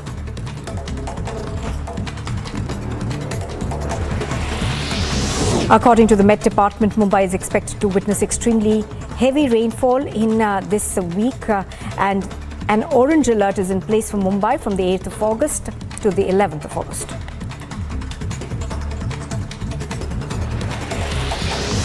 Ahead of the 75th Independence Day and as part of the Har Ghar Tiranga campaign, the BSF Jawans in Gujarat carried the tricolour on the high seas to invoke the idea of patriotism.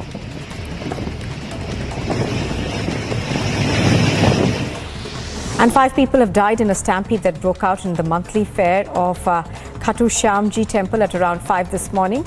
Several other devotees have also been injured. The police are investigating the cause for the stampede.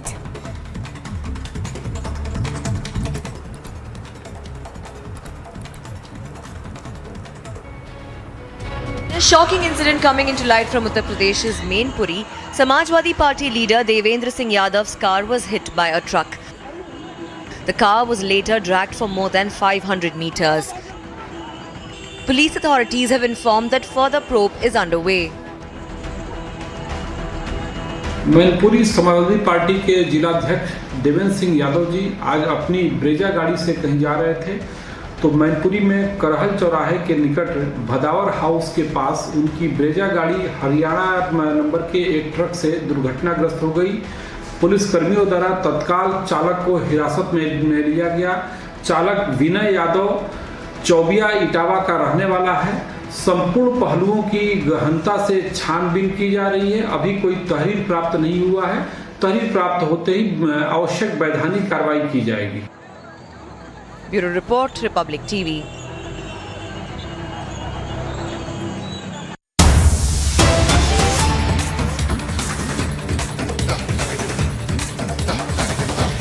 News just coming in. We are now learning that the Noida police is carrying out multiple search operations linked to Shrikant Tyagi. Now, the police is also in contact with the people who are believed to be close to Tyagi and they're trying to ascertain his location. We are given to understand that the Noida authority had sent a notice to Shrikant Tyagi in the February of 2020. So, this incident, of course, has brought to light the assault incident that also took place earlier on at the Omex Society in Noida. Thereafter, there were certain goons who tried to enter the society and police action is currently underway. We are given to understand that they are currently trying to nab the main accused in this case, that's Shrikant Tyagi. Anuj is joining us live now. Anuj, we are given to understand that the police is actually raiding a lot of locations near Noida to be able to ascertain his location. Well, at this point in time, what we have been told that this is like a multiple location which is related to or which is rather linked to Shrikant Tyagi. This is in Noida itself, what I have been told. And as we do know that the 8 team has been already constituted and these 8 teams are doing the multiple raids, multiple searches at this point in time to look about, to get whereabout of Shrikant Tyagi. Because at this point in time, when we are talking till now, Shrikant Tyagi is absconding, he is on the run and Noida police is on the toes, working on the same. The teams had been constituted, but his whereabout is still unknown. On the other hand, we also had access, Republic TV had access at the notice of the Noida authority which was given to Shrikant Tyagi in 2020, where it was about the illegal construction, the kind of power that has been used by Shrikant Tyagi. Let me remind you, when we are talking about this part of the story, then in 2019, these were the residentials of the society, the same society from where I am reporting, Omex Grand. Let me give it a sense, let me give it the visuals also. This exactly is the illegal construction against which the society Residentials has complained the Noida authority regarding the same. We have accessed the copy of that also. And after that, in 2020, Noida authority served a notice to Shrikant Tyagi, but using his political power, using his power, Shrikant Tyagi has not removed anything. the construction remains the same. The illegal construction remains the same. What I've been told, this is expected today, that this may be demolished today. The action can be taken, and bulldozer can come here inside the society to break this illegal construction also. So this is to tell viewers that how this man, Shrikant Tyagi, being in BJP or being a political figure, was using his powers and was abusing the people, was threatening the people, as we have seen the same, that very video where he was abusing, threatening, harassing the lady when it was about the illegal plantation. So this is something what we are telling, but at this point in time, let me tell you that Noida police now is in action, and action has been taken, whereas SHO also has been suspended about the incident which was reported yesterday, where some of the goons of Shrikant Tyagi was trying to enter in the society, and they were might be having some plan to harass the lady or to blackmail the lady, or to give her the instruction that she should not go legally ahead, as we are seeing at this point in time. The FIR has been already registered. But on the other hand, important part here to mention is that Shrikant Tyagi is still on run. So the teams have been constituted, multiple searches are going on, what I've been told. These are the vicinities, these are the premises which is somewhere somewhat related to Shrikant Tyagi, and the Noida police is trying to nab Shrikant Tyagi. Yes. Now, Anuj, for the benefit of our viewers, take us through, this particular incident where he was abusive towards this woman, and also we are now getting to know that there were instances in the past also that the police is going to be investigated now. So give us an overview of, who this man is and what are the charges that are laid out against him. Well, if we talk about this particular premises, and if we talk about the kind of power that has been used by the man earlier, also showing his influence to the to the other people, let me give you the sense. If we are talking about this particular construction, how he has used his power, and what police is all looking into the deep into the angle. So this exactly is the same area. This exactly the same place where this huddle was seen, where this in which that video we can see Shrikant Tyagi abusing the lady and misbehaving with the lady and pushing her. This exactly is the area where this illegal construction, illegal plantation was done by Shrikant Tyagi. As this exactly, and let me go inside, as this is something which has been illegally. All right. So those that report coming in.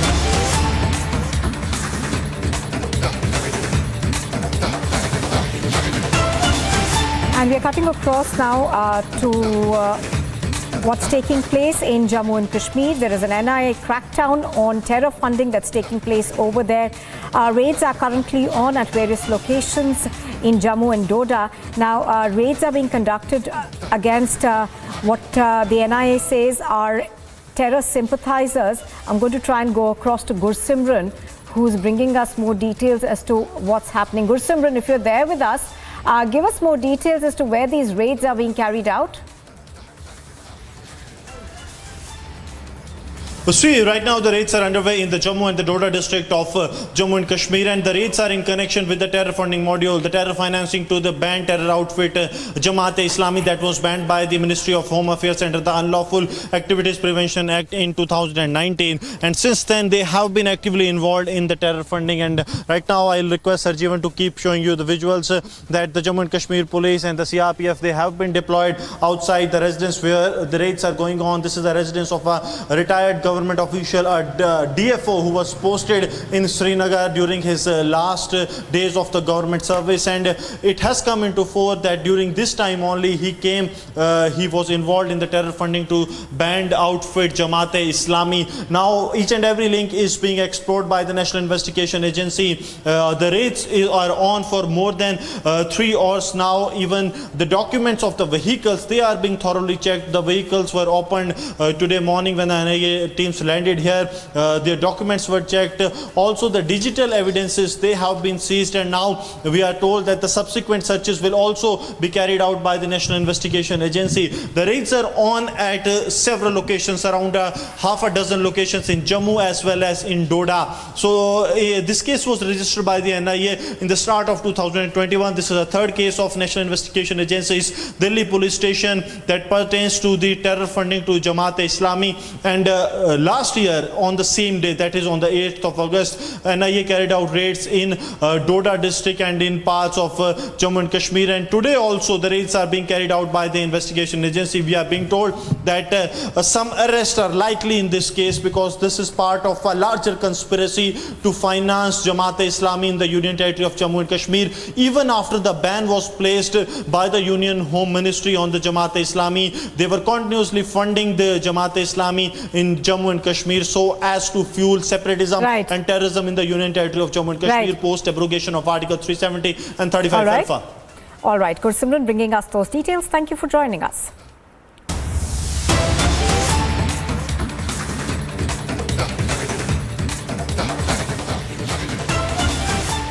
Now, these are pictures of an incident that has been reported from Bhopal, where we are given to understand that a luxury vehicle hit into about 13 people.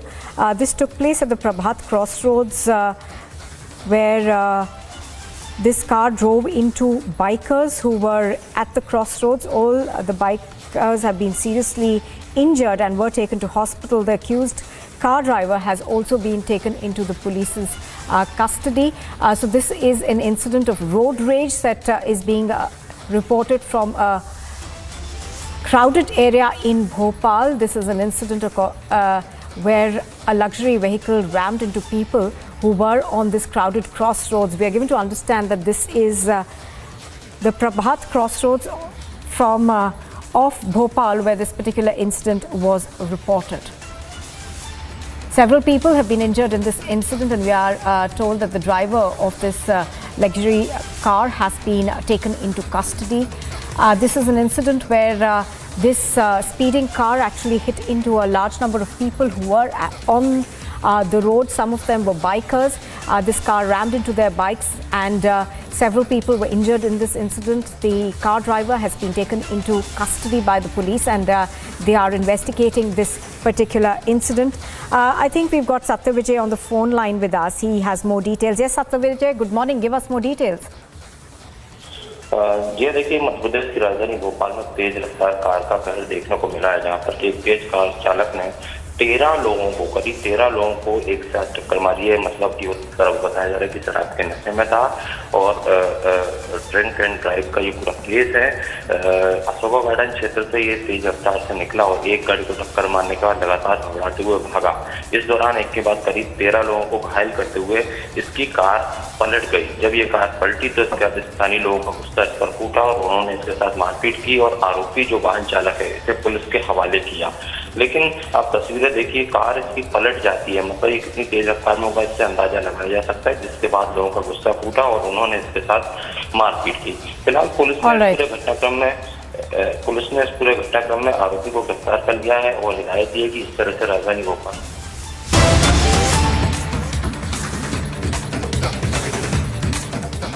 Noida Authority. These are the people from Noida Authority, the officers from Noida Authority who has just reached now here in Omax Grand. Earlier the notice was given, we have shared the notice. बताएंगे क्या ये illegal construction जो है उसको देखने के लिए आए, उसको देखने के लिए आए, illegal construction जो है उसको देखने के लिए आए हुए। हमें एग्जामिन करना तो क्या कहना चाहेंगे, क्या कार्रवाई को लेकर एग्जामिन करने दीजिए, एग्जामिन बाद में बात करेंगे, पहले बाद में बात करेंगे ना यार, काम तो हमें कर दीजिए। एग्जामिन पहले क्या बुलडोजर से भी कार्रवाई होगी सर? क्या बुलडोजर से कार्रवाई होगी? एक्शन के लिए आए यार, एक्शन के लिए। Exclusive words on Republic TV, the sir is saying, authority officer is saying, action। Government में जाओ काम करना। अच्छा, आप भी नोएडा अथॉरिटी से? एक मिनट, आप अभी रुको। आप भी नोएडा अथॉरिटी से? So there the officer officer has stated on a camera that they are here for the action. They have stated on camera, the officer has stated on camera that they are here for the action. Action is going to be taken against Shrikant Tyagi illegal construction. Shrikant Tyagi property is going to be demolished. That is something what we have been told. The action is going to be taken because the officers there are claiming on camera, the Noida authority officer has stated we have came here for the action. So this is the illegal construction what we have been told. We have shared the exclusive copy of the notice which was given to Shrikant Tyagi earlier in 2020, and the live images now from Shrikant Tyagi residence in 93B where this incident happened, and there you can see the police official knocking the door. Noida authority officers have reached here on camera. Noida authority officers confirm to Republic that they are here to take the action. They are going to take the action. That is something what we have been confirmed by the Noida authority officer. And they are also accompanied by the Noida police. They are knocking at the door. They are trying to open it. Bulldozer चलाएंगे, bulldozer की जरूरत, bulldozer चलेगा sir. छोटे मोटे काम के लिए bulldozer की नहीं, हमारे मैनुअल लेबर ही काफी है। बुलडोजर आप लाए भी हैं। So there I am talking to the officers. They are saying छोटे मोटे काम के लिए बुलडोजर की जरूरत नहीं है, हमारी लेबर काफी है। ये कहना है। That is the word. These are the word of the officer. He is saying bulldozer की जरूरत नहीं है, हमारी लेबर काफी है। जो कॉमन एरिया में इंक्रोचमेंट है उसे हटाने आए हैं और कुछ भी करने नहीं आए। अच्छा, वो इलीगल जो कंस्ट्रक्शन है उसको तोड़ने आए हैं। सर उसको कैसे बुलडोजर से Noida again confirmed by the officer, again confirmed by the Noida authority officer. He is confirming that they are here to demolish. They are going to demolish this illegal construction. He has confirmed on the camera that they do not want bulldozer for the same. Their labor are enough to demolish the same. काम तो करने नहीं दे रहे हैं। Their labor are enough to demolish the same. The construction is going to be demolished by the Noida authority. थोड़ा सा काम करने दीजिए। आपको क्या लेटर मिला सर? सर आप एक बार बता देंगे issue will be solve. Sir आप यहाँ खड़े होकर सर एक बार एड्रेस सर एक बार अगर आप दर्शकों को बता सके सर,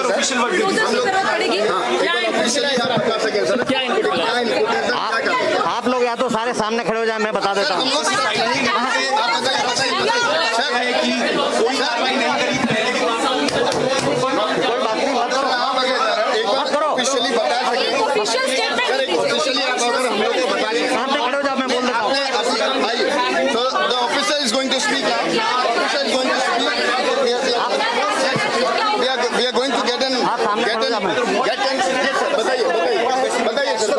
आप शांत हो जाएंगे तब तो मैं बताऊंगा। हमें यहाँ की शिकायत मिली थी कि कॉमन एरिया में इंक्रोचमेंट किया गया है। उस कॉमन एरिया में इंक्रोचमेंट को हम लोग हटाने आए हैं। अगर अब आप लोग इजाजत दें तो हम कॉमन एरिया के इंक्रोचमेंट को हटा दें। थोड़ा सा सर क्या नोटिस दिया था? कंप्लेंट कब मिली है? शिकायत कब मिली है? कंप्लेंट बहुत पुरानी है। इसमें नोटिस भी दिया गया था, पहले एक बार हटा भी दिया गया था, लेकिन फिर से ये हो गया, इसलिए हम फिर से आए हैं। सर अब तक एक्शन क्यों नहीं हुआ था सर? सर पहले ये कार्रवाई क्यों नहीं हुई सर? पहले सर आज जब ये वीडियो वायरल हुआ तभी ये कार्रवाई हुई। अभी की गई थी। पहले काम तो करने दीजिए, काम तो करने दीजिए।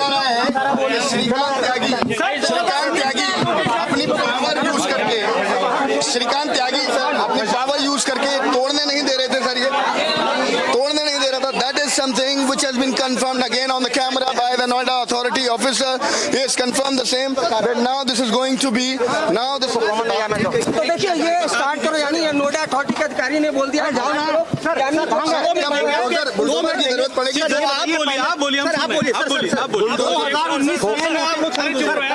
ऐसा कोई कंस्ट्रक्शन नहीं है जिसमें बुलडोजर की जरूरत पड़ेगी। ये जो कंस्ट्रक्शन है मैनुअल लेबर से हो जाएगा।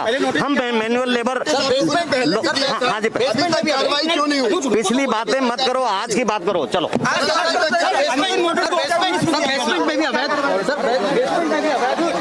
So these are This is the reaction of the Noida authority officer, where we are talking to him, we are trying and get the information, and there he has confirmed they do not want the bulldozer for this much. They do not want the bulldozer to demolish this much. This is encroachment and illegal construction which has been done, and now this is going to be demolished. This has been confirmed by the Noida authority officer. There the police is also standing. Police is accompanied.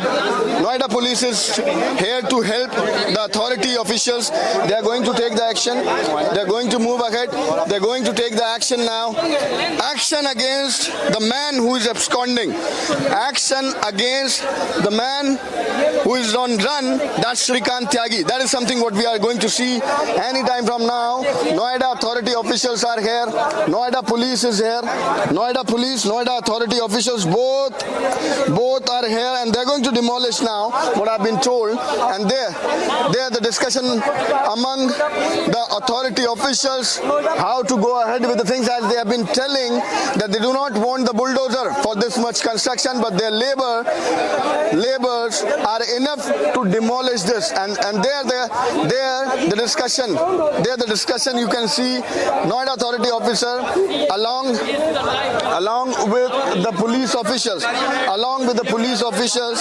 there you can see that the construction is going to be demolished, and that's the action which is going to be taken against the man who is running, the man who is absconding, Shrikant Tyagi, who was using his power earlier. Republic TV has accessed a copy of the notice which was served to him back in 2020, but the action was not taken till the date. The action was not taken till the date, till he misbehaved, till he was seen again in the video when he was misbehaving with the lady, and the video goes viral. FIR has been registered. The man is on the run. Shrikant Tyagi is on the run. He's absconding. There, the live images from Omex Grand, the building, the society in which Shrikant Tyagi was residing, and on my back is the illegal construction. I'll ask my video journalist to give you the sense. I'll ask my video journalist Anoop to give you the sense of the illegal construction. This exactly is the illegal construction which has been done, and using his power, Shrikant Tyagi, using his power, was not demolishing the same, was not giving any answer to the notices which he was served by the Noida authority. And there, the live images. I'll ask my video journalist to once give you the sense of the authority officers with the police officials, Noida police officials. Now the action is going to begin any moment from now. Time for action by the Noida authority now.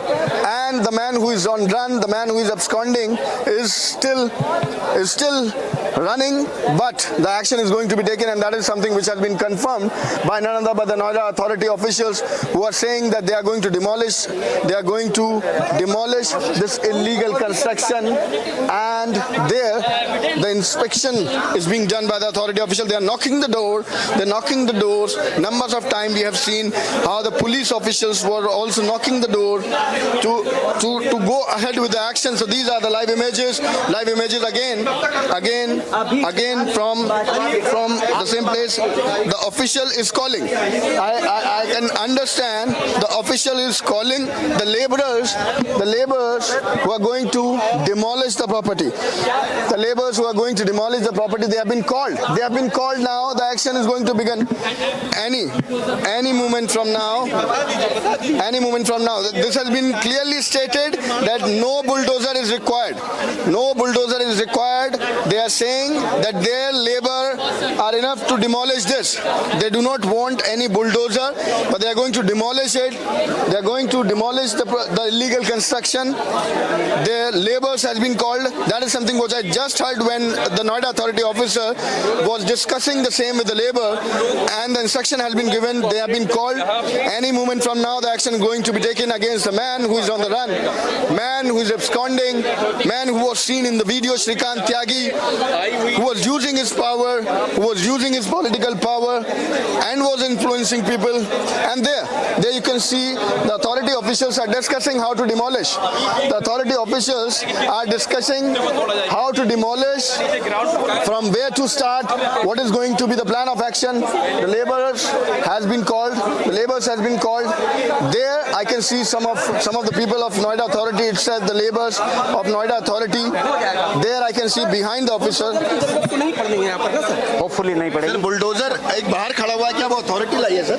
बिल्कुल लेकर आइए। आज ही action होगा sir? आज ही। कितनी देर के बाद हमको कार्रवाई देखने को मिलेगी? कितने देर बाद कार्रवाई होगी? कितनी देर के बाद? Confirmed again that there are two bulldozers which is standing right outside the society. Two bulldozers standing right outside the society has been called for the same cause. Has been called by the Noida Authority. Has been called by the Noida Authority. That has been confirmed by the Noida Authority official. Two bulldozer is on standby right outside the society.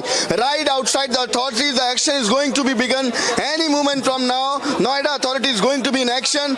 The notice was served back in 2020. We have shared the copy of the notice. The exclusive copy of the notice is with Republic TV. We have shared the notice, and that's the preparation going on. That's the preparation going on. There behind me you can see the Noida Authority officials. Behind me you can see the Noida police, the laborers which has been called by the Noida Authority, and they are going to demolish it now. But as of till now, the authority official was claiming and saying that they do not want the bulldozer, but it's on the standby. Noida Authority bulldozer is on standby, standing right outside the society. Noida Authority bulldozer is on standby, standing right outside the society, and this has been confirmed by the authority official. There, the authority official at this point in time is discussing the things with the other residential. The discussion is on how it is going to happen, how much part of the illegal construction is going to be demolished by the Noida Authority. There in the visuals you can see the authority officials, the laborers has been called in. The action is going to begin any moment from now on the man who is absconding, the man who is running, the man who is still running. So this is going to be the action now. This is going to be the action now, which is going to be happen and which is going to begin any moment from now. There I'll try to speak to some other officials also. Anup, I'll ask my video journalist to come with me, and we'll try and get in word.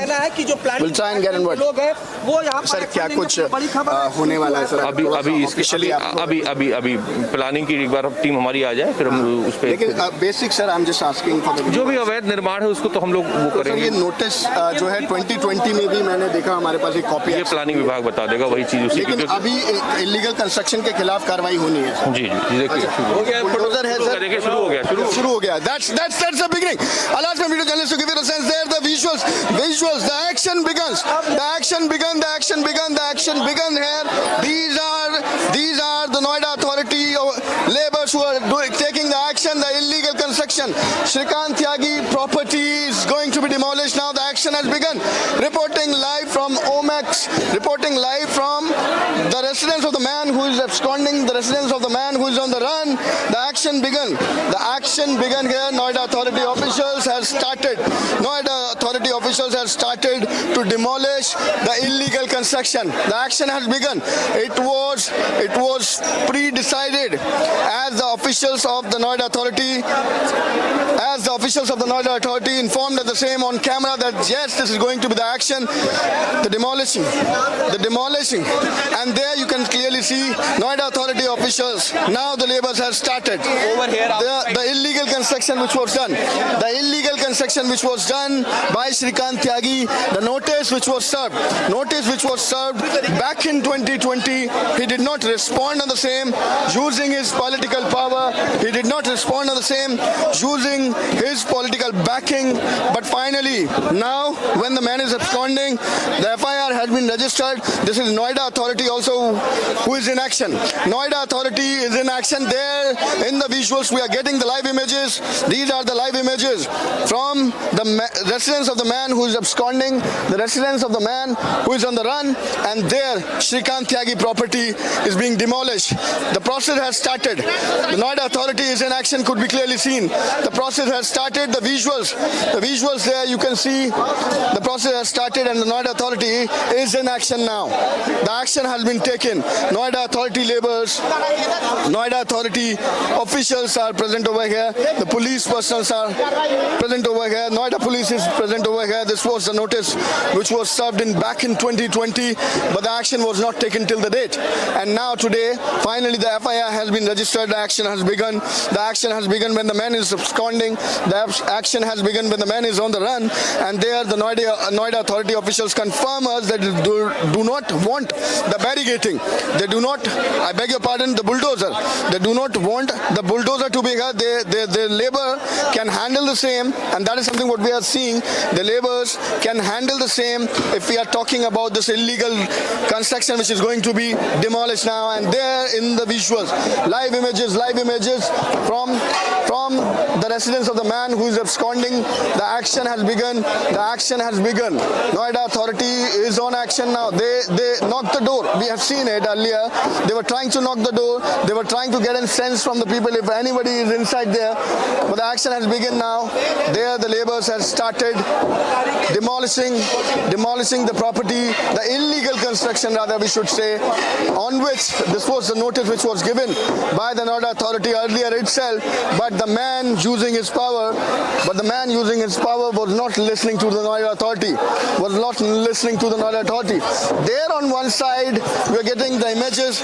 These are the live images from the area where this illegal construction was done, and now the action has begun. Action has been taken by the Noida authority. I'll ask my video journalist to once give you the larger view. Let me give you the sense what is happening. Let me give you the sense. This exactly is the area where the illegal construction was done, and now the action has been taken by the Noida authority. This exactly is the area. This is not limited to one part. Not limited to one part. More images on my left, on my right, on my left, everywhere. The man is on the work. The men are working. The laborers are demolishing. There the illegal construction is being demolished now. The illegal construction is being demolished now by the Noida authority, the officials. There the illegal construction is being demolished. There you can see, they are giving you the images. There you can see the officials, police officials are there trying to control the situation. The action has begun, and this was the notice which was given to Shrikant Tyagi by using his political power and backing. He was not listening. He was not responding to the notice about this illegal construction. This was a complaint which was given by the residential of the society back in 2019. We will try and talk to some of the people. We'll try and talk to some of the people who belongs to this society, and what do they have to say about the same? What do they have to say about the same if they are anytime willing to speak anything? Ma'am आप लोग ऐसी society से हैं सब. अभी ये illegal construction के लिए 2019 में भी कुछ आप लोग की तरफ से कंप्लेंट गई थी. 20 में नोटिस आता है, बट उस पर कुछ एक्शन नहीं लिया गया था. आज एक्शन हुआ है. हम बहुत धन्यवाद देते हैं योगी जी को कि उन्होंने इसका संज्ञान लिया और एक्शन किया. लेकिन ये अभी तक ऐसे एक्शन क्यों नहीं हो पा रहा था? क्योंकि जैसे बताया जा रहा है, जो घटना अभी फिलहाल में हुई जिसके बाद FIR रजिस्टर हुई है कि political power, political banking use करके बदतमीजी करना. बट जो भी रूलिंग पार्टी होती थी वो उसी को बताता था कि मैं उसी पार्टी का हूँ. अच्छा. सिंस 2013 वो कहता था मैं बसपा का हूँ, फिर कहता था मैं सपा का हूँ, फिर हो गया वो बीजेपी का. आई डोंट नो वो किस पार्टी का था. ये तो वही बता सकता है. But the man was using his power. हाँ, मतलब he was with every ruling party. What do you say, ma'am, about this particular action now? This is mandatory. This is mandatory for any society. Nobody can illegal construction. So this was most awaited, like at least this is most awaited. These are the residential of the society. We have been talking to them and we are trying to get a word from them. What exactly they have to say? They are even satisfied now. At least the action has been taken. There I'll go with the images once again. Where the illegal construction is being demolished now. Illegal construction is being demolished now. The people of the society are saying at least the action has begun. The action has begun on the man who is on run. The action has begun on the man who is still people absconding. We have seen in the video how Shrikant Tyagi was using his power, how Shrikant Tyagi was abusing the lady, was threatening the lady, and what exactly has happened. So there the illegal construction is being demolished. The action has begun. And the people of the society here standing, they are appreciating the move. They are appreciating and they are saying that yes, at least the action has started. At least the action has begun. We'll try and get a word from more people if they are also willing to speak to us. If they will talk to us. Sir, आप लोग इसी society से हैं क्या सब लोग? Sir, ये काफी दिनों से यहाँ पे इलीगल कंस्ट्रक्शन था. आप लोगों ने 2019 में कंप्लेंट दी, 20 में नोटिस आता है, लेकिन तभी भी कुछ एक्शन अभी तक नहीं हुआ था. आज एक्शन हो रहा है. सर, क्या कहेंगे पहले तो? ये एक्शन 2 साल पहले हो जाना चाहिए बस. 1.5 साल. ये अब तो कॉस्मेटिक वो हो रहा है. अब तो कॉस्मेटिक वो कुछ हो गया जब आदमी मीडिया आ गई यहाँ. उनको मीडिया को समझाना है. ये मैसेज मद्रास तक जाएगा. ये कोई सोसाइटी में थोड़ी रहेगा. This will go to entire India. Whole world will see it. आपका चैनल ऐसा नहीं है कि साहब हम 4 आदमियों ने देख लिया घर के अंदर बैठ करके. पूरे वर्ल्ड में ये मैसेज जाएगा कि व्हाट्स गोइंग ऑन. और इस सोसाइटी में कोई आदमी ऐसा नहीं है जो इनकम टैक्स ना देता हो. But why the action was not taken till the date? Was the man using his power? Was the man using his political connection? Nothing like that. Who is powerful? Mukhtar Ansari is powerful. There are plenty of mafias in this. But the action was not taken. Action was not taken. Just what do you say? Just because Yes. So this is exactly the response of the people of the society. The response of the people of the society. At least the action has begun now, and I'll go with the live images. I'll go with the demolishing process which is going on. I'll go with the visuals. There you can see the live images from the ground. Action has begun. Noida authority official, they are demolishing the property. Let me remind you again for the viewers. This was the complaint which was given by the residentials of the society back in 2019, and after that in 2020 this was the message which was served. In 2020 this was the message which was served to Shrikant Tyagi, but using his political connections, his power, the man did not respond on the same. But now when the absconding man, when the man is absconding and the action has been taken by the Noida police also, when the FIR has been already registered, there the action has begun. Noida authority, we confirmed it first. Republic TV have the copy of that particular notice also. Republic has accessed the copy, exclusive copy of that notice also, which was served to Shrikant Tyagi back in 2020, and there the action has begun. There in the visuals you can clearly see where the action has begun, and the illegal construction is being demolished now, and the process is on. We'll give you a 360 view. We'll give you a long view. Basement. What I've been told, if we are talking about this particular construction, what I've been told, this particular flat is connected to the basement. He himself has made in his way, going other way, now connected to the basement. That is something what I have been told, and this is from the inside. We'll try and get a view of the same what is happening here. There the illegal construction could be clearly seen. There the illegal construction. Something is happening. Bulldozer. I can see the bulldozer. Bulldozer enter in the society. That's the bulldozer. Bulldozer in the society. Live images. First on Republic TV. There we are giving you the visuals of the bulldozer. The action has begun. As we were telling it to our viewers, we were showing the visual, the live images. We were showing to the viewers. These are the live images. The action has begun. This is the image of the bulldozer. Now it is going to be another step. Next step for demolishing the illegal construction. Next step for demolishing the illegal construction. It is going to be. Now we'll remain with the images. We'll be with the images now. The action has already started. This is against a man who is running, against a man who is absconding. The bulldozer has entered. The images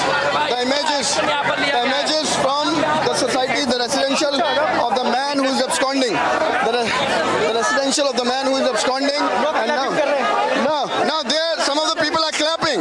Society members are clapping. They are that much happy. On my right,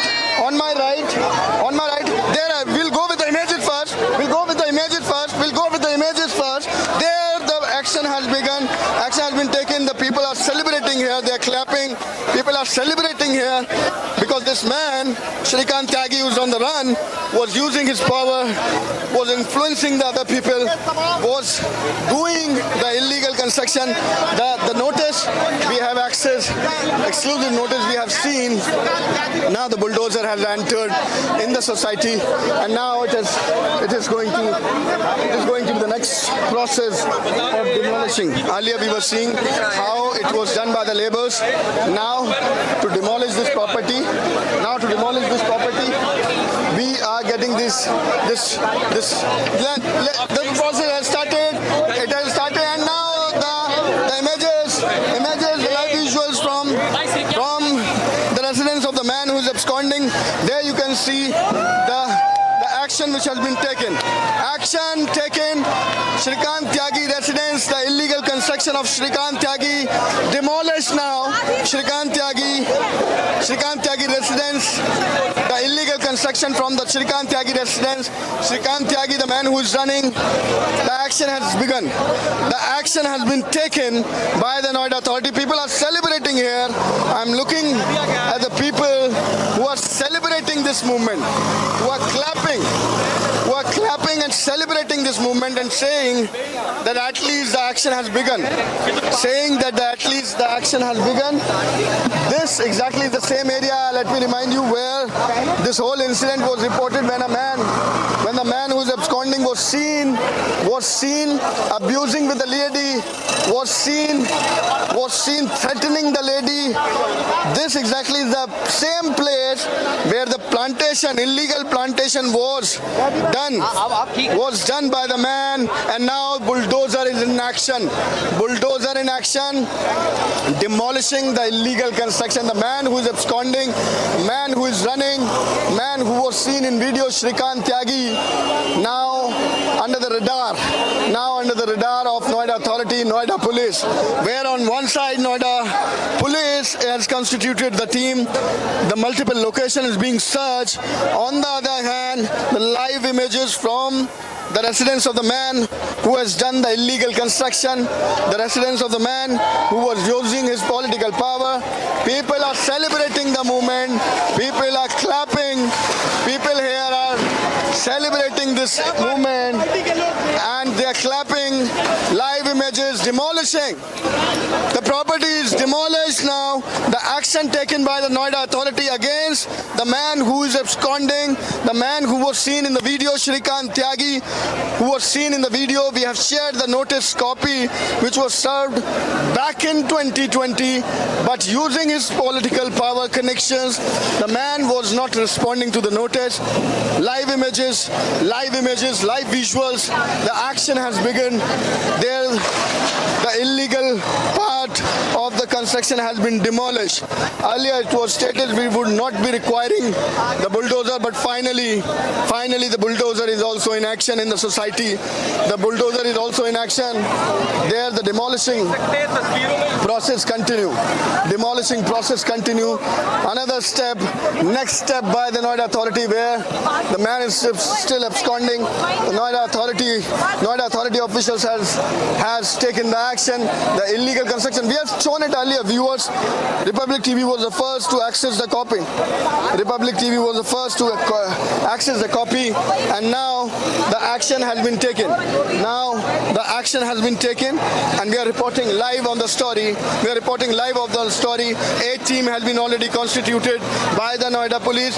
Finally, the action taken by the Noida authority, and the illegal construction has been already demolished by the Noida authority. It's time for a very short break. We'll be right back reporting live on the story. The man is still absconding.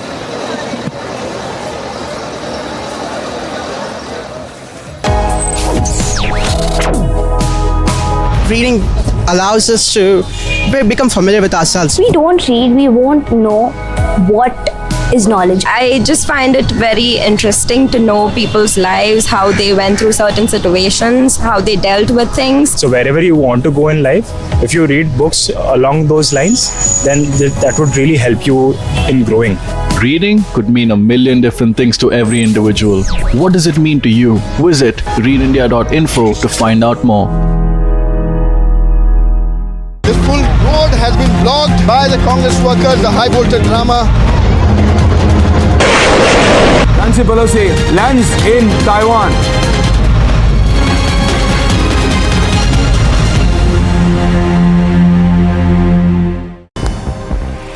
And more top stories from the games. Indian star boxer and world champion Nikhil Zareen captures the country's third consecutive boxing gold of the day, defeating Carly McNall of Northern Ireland in the finals of the women's 50 kg light flyweight.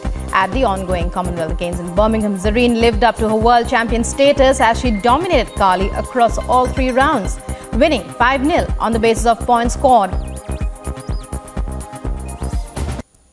बहुत खुश हूँ मैं कि अपने देश के लिए मैंने गोल्ड मेडल जीता है। वर्ल्ड चैंपियनशिप के बाद मेरा नेक्स्ट मेजर कंपटीशन यही था, तो लोगों की उम्मीद थी मेरे से कि मैं यहाँ पे भी गोल्ड जीतूँ, बट हाँ फाइनली मैं गोल्ड मेडल जीतूँ यहाँ पे, तो मुझे बहुत खुशी हो रही है। Boxer Neetu Gangas clinches gold after defeating England's Demi Jade Rezdan in the final of the women's 48 kg category at the Commonwealth Games. And on Sunday, she won on the basis of points 5-0 over her English opponent.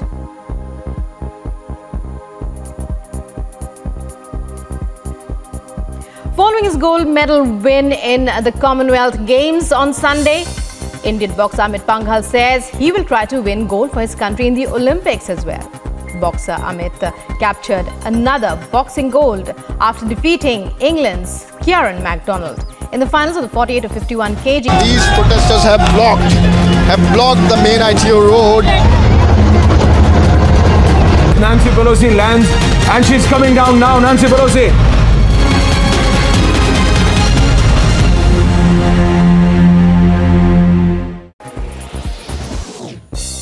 Elders Paul leads India's historic one. Finally, the action has been taken on the man who is absconding, the man who is on the run. The action has been taken. I'm reporting live on the story. There, on one side, the live images where the demolishing process is on, and the property, the illegal construction has been demolished. Ma'am, what do you say about this? आप क्या कहेंगे? अभी ये finally आप लोग योगी बाबा के नारे लगा रहे थे. The action has been taken. बिल्कुल सर, बहुत खुश हैं, बहुत राहत है, बहुत सुकून है, और थोड़ा लग रहा है कि एक डर से बाहर निकल करके आए हैं हम लोग, क्योंकि ऐसा लग रहा है हाँ अब हमें किसी ने सपोर्ट किया है और हमने जिस नेता को चुना वो बिल्कुल सही था।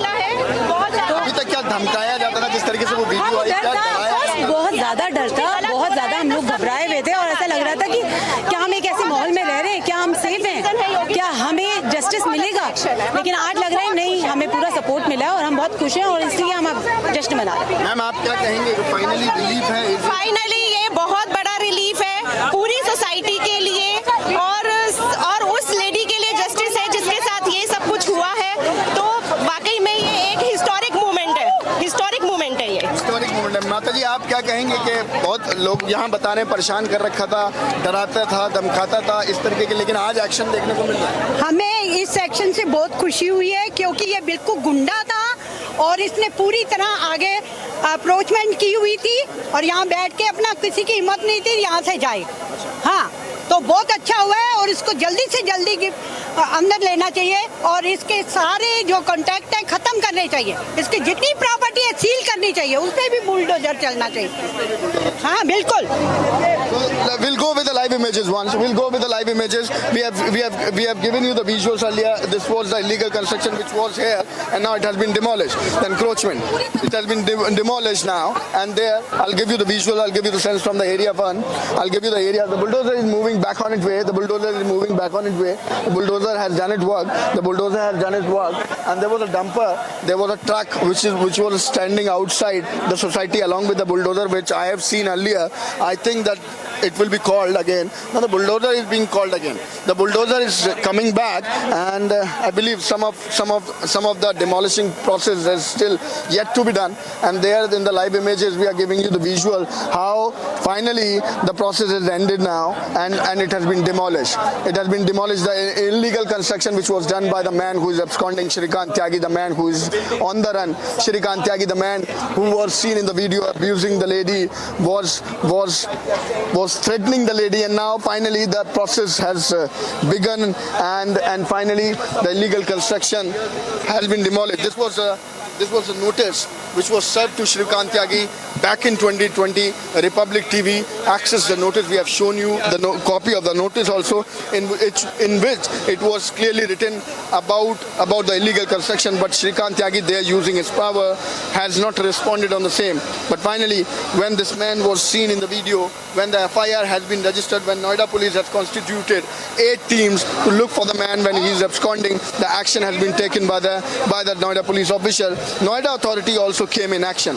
Noida authority now finally today has reached at the location and finally has demolished the property. I'll ask my video journalist to give you a 360 view of the area, what is happening at this point in time. The people here are celebrating that the action has been taken.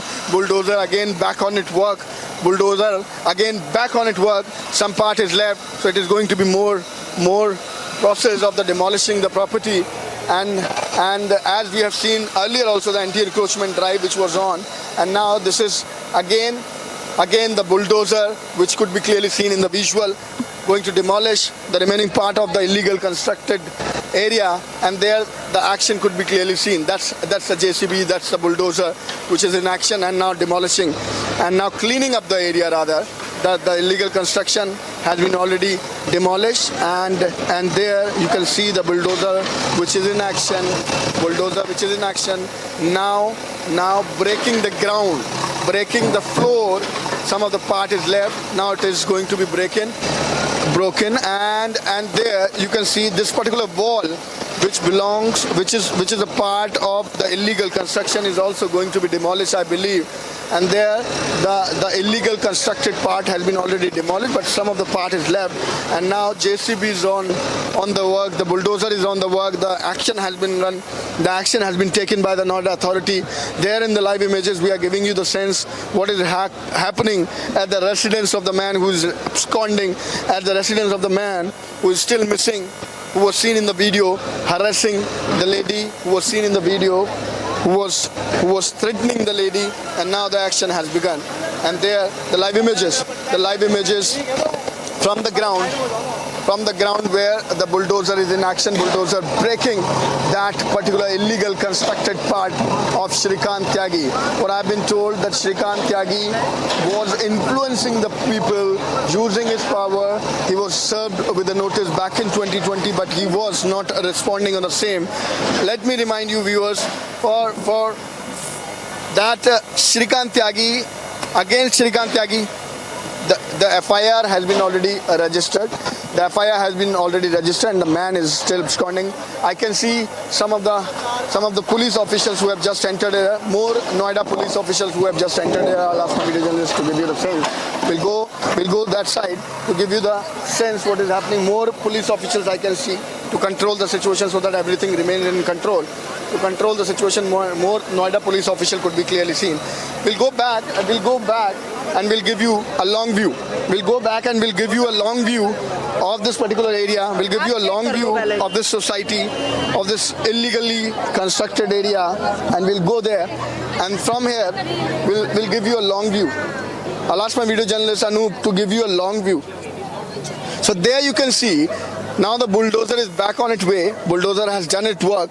Bulldozer has demolished the illegal constructed area. We have seen it earlier. I've been told it is expected. I've been told that the other part is also being demolished. We'll go there. We'll go that side. We'll go that side and we'll check it out. If that is also being demolished, yes, I can see the people over there. Yes, I can see the laborers over there who are demolishing the other part of the area, the other part of the illegally constructed area. There I can see in the image. We'll take that route to get you the more clear visuals. The man who is absconding his property is being now demolished because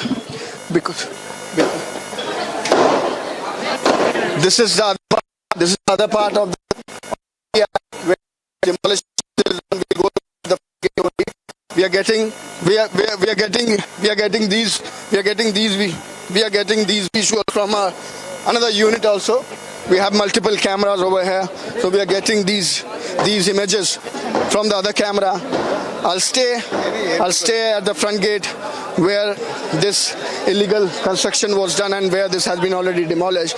We'll stay here We'll show you the images, the live images. There we have seen how the people were celebrating this particular movement, and they are saying that at least the action has begun now. At least the action has been taken. The people were clapping there. They were celebrating. The bulldozer I've been told is back on its way. Bulldozer has gone. We'll try and get a sense if it is moving toward the other part. If it is moving toward the other part, then we'll try and get the sense. But bulldozer is back on its way. Bulldozer is there. There I can see the bulldozer. That exactly is the same bulldozer which has taken the action. We have seen the bulldozer in the action few minutes back, and now I can see two bulldozers. We will go ahead. We'll go ahead and we'll give you the sense what is happening in the society. There, one bulldozer is on the standby. We'll report it from here only. We can get the images. We are getting the visuals. There you can see the bulldozers parked in the society itself. If it is required anymore, then it is going to be back on work. But yes, two bulldozers could be seen. One on my right, one in front of me. Two bulldozers. This exactly is the same bulldozer which we have seen earlier in the action, where the demolishing part has been done and completed by this particular bulldozer. On the other hand, the other part of the area, if we talk about the other gate of this particular residence and the illegal construction part, then there the laborers are working. So we have given you the live images of the bulldozers now moving back toward the illegal constructed area, which has been demolished now. I can see the Noida police officials which has been deployed over here. There, numbers of residentials are there on the ground. They're celebrating rather the movement. They're at least happy, and they're saying that this man was threatening us, and this is the fear of which we are out at least.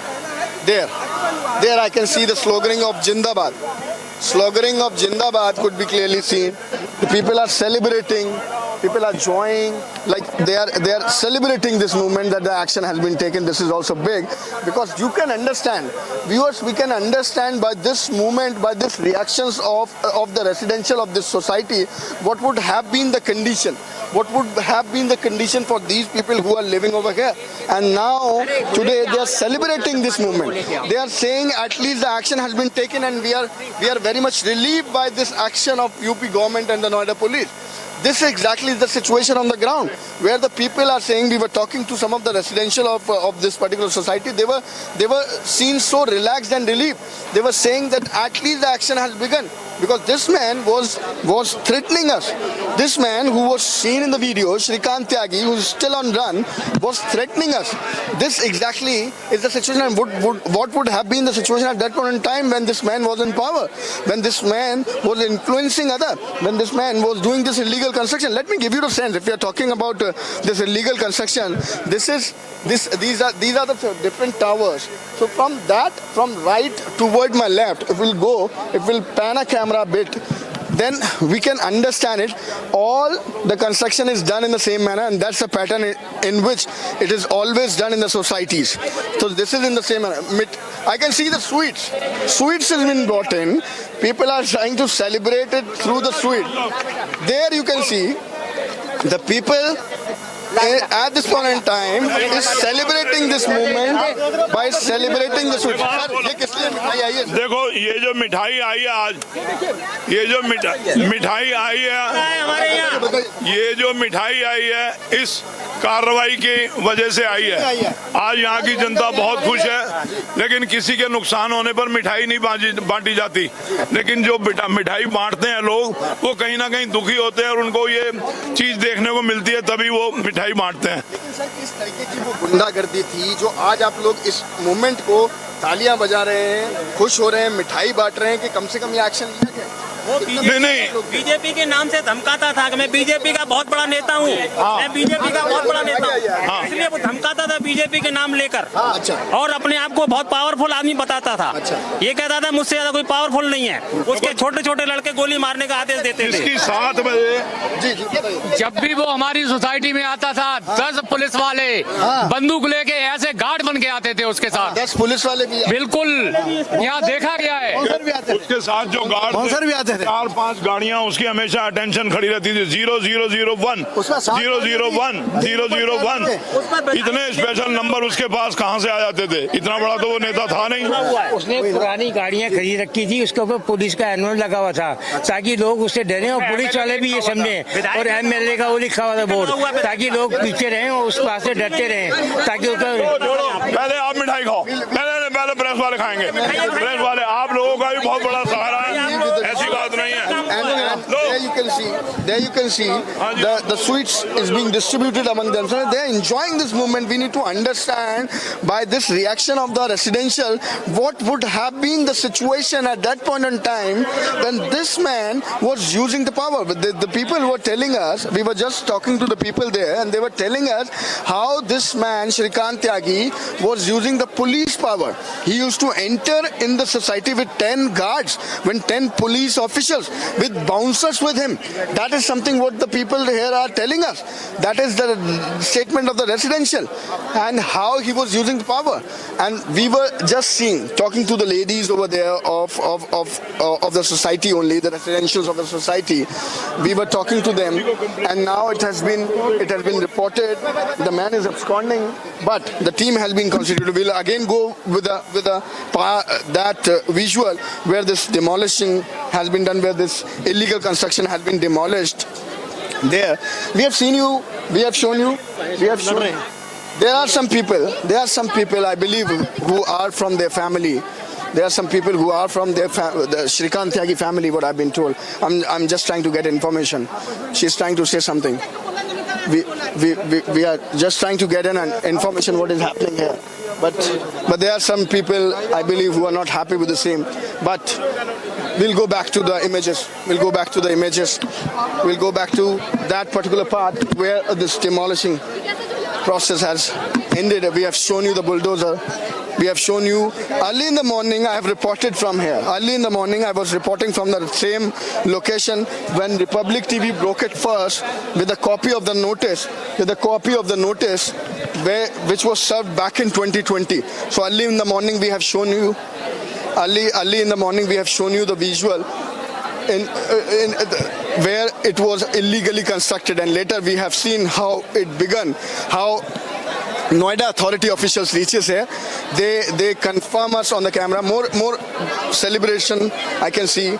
We'll go with the live images to that part also. More celebration I can see. The people are celebrating this movement because there seems like that they've got a big relief. There I can see the people are celebrating this movement because we can understand what would have been the situation if you are talking about this man. This man is absconding. This man is absconding after FIR has been already registered. But there, the live images is coming in from the ground. We are reporting from the ground. We have shown you how the illegal construction was done. Early in the morning when I was reporting from this part, we have access the copy and continuously giving you the live visuals. We'll go towards the bulldozer also.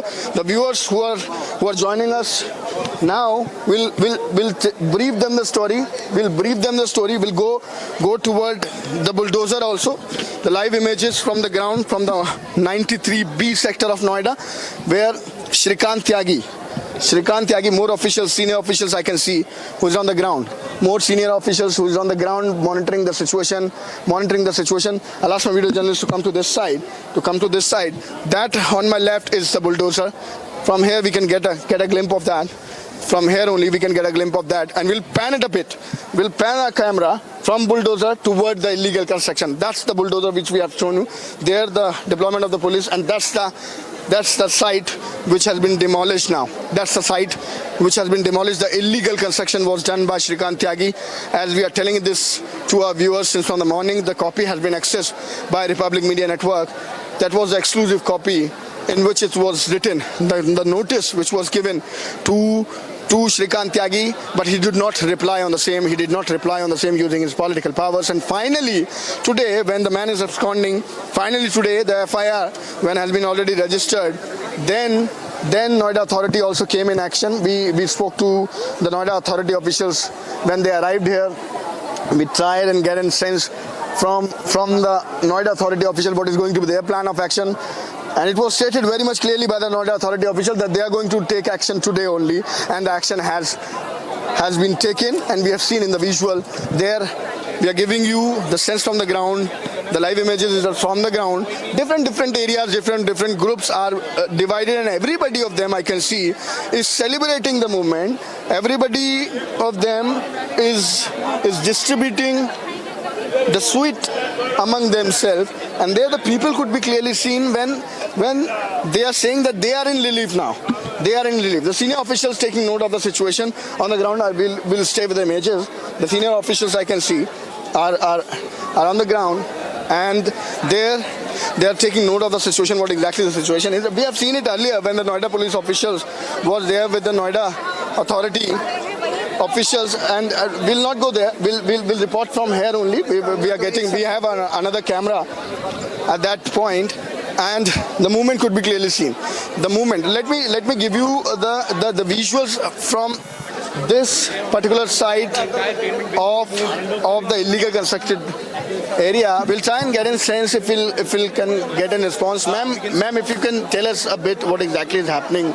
If you can. I'll tell you later. So there, the officials, we will trying to get a sense if she can tell us what exactly is going to be the next course of action.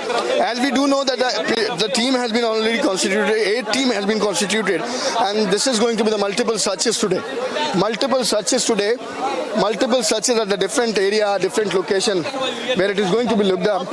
We'll try and get in. Noida police ने काफी अच्छा काम किया. I'll talk to every one of you later. Ma'am, police अभी क्या कोई searches कर रही है? आप थोड़ा सा उस बारे में कुछ बता दें. पहला रिएक्शन आप क्या कहेंगे, क्योंकि नोएडा अथॉरिटी ने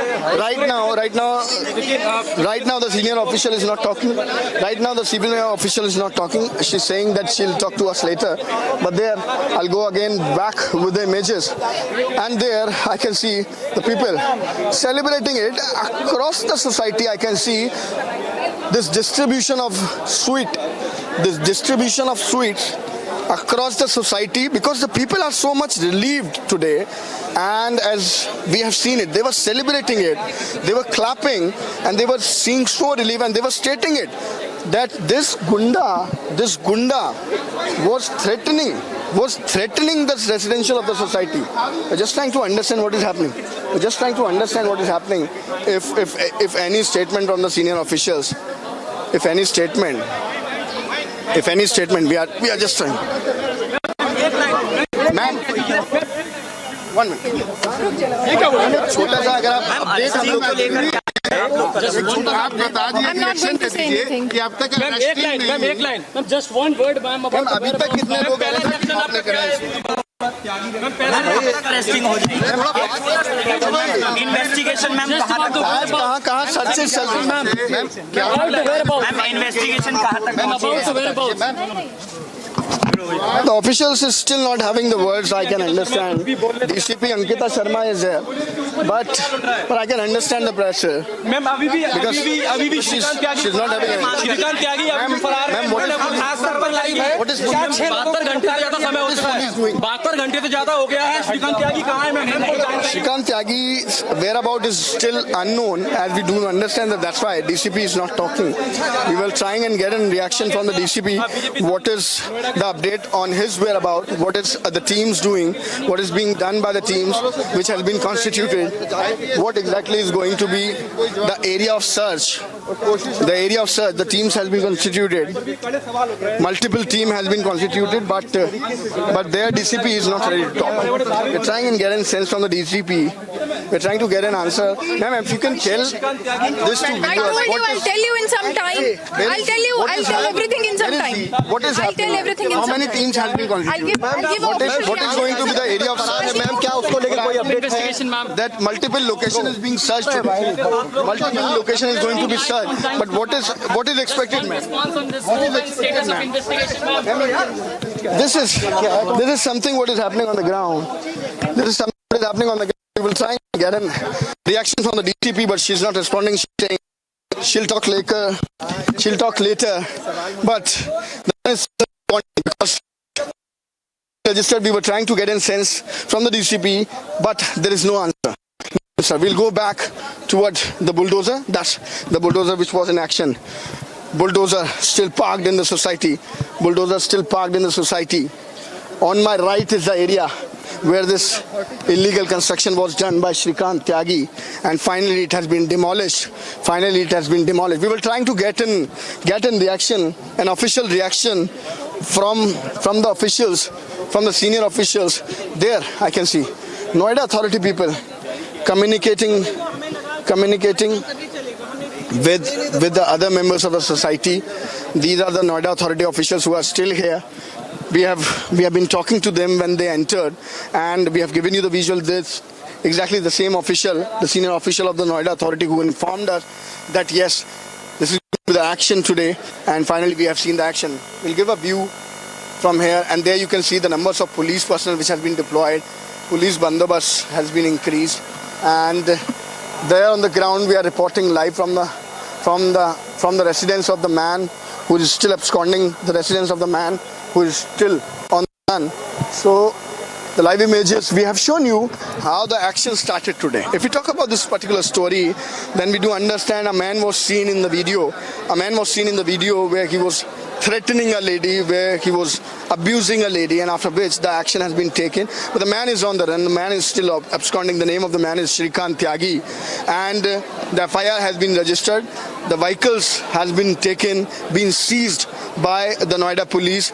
His vehicles has been seized by the Noida police, but his whereabouts is still unknown. We were trying to get a sense from the DCP also what exactly is happening, but as till now, I believe Noida police is not having any answer. The team has been constituted. Multiple searches will be done today, and it is going to be the raid at the multiple location which is linked to Shrikant Tyagi.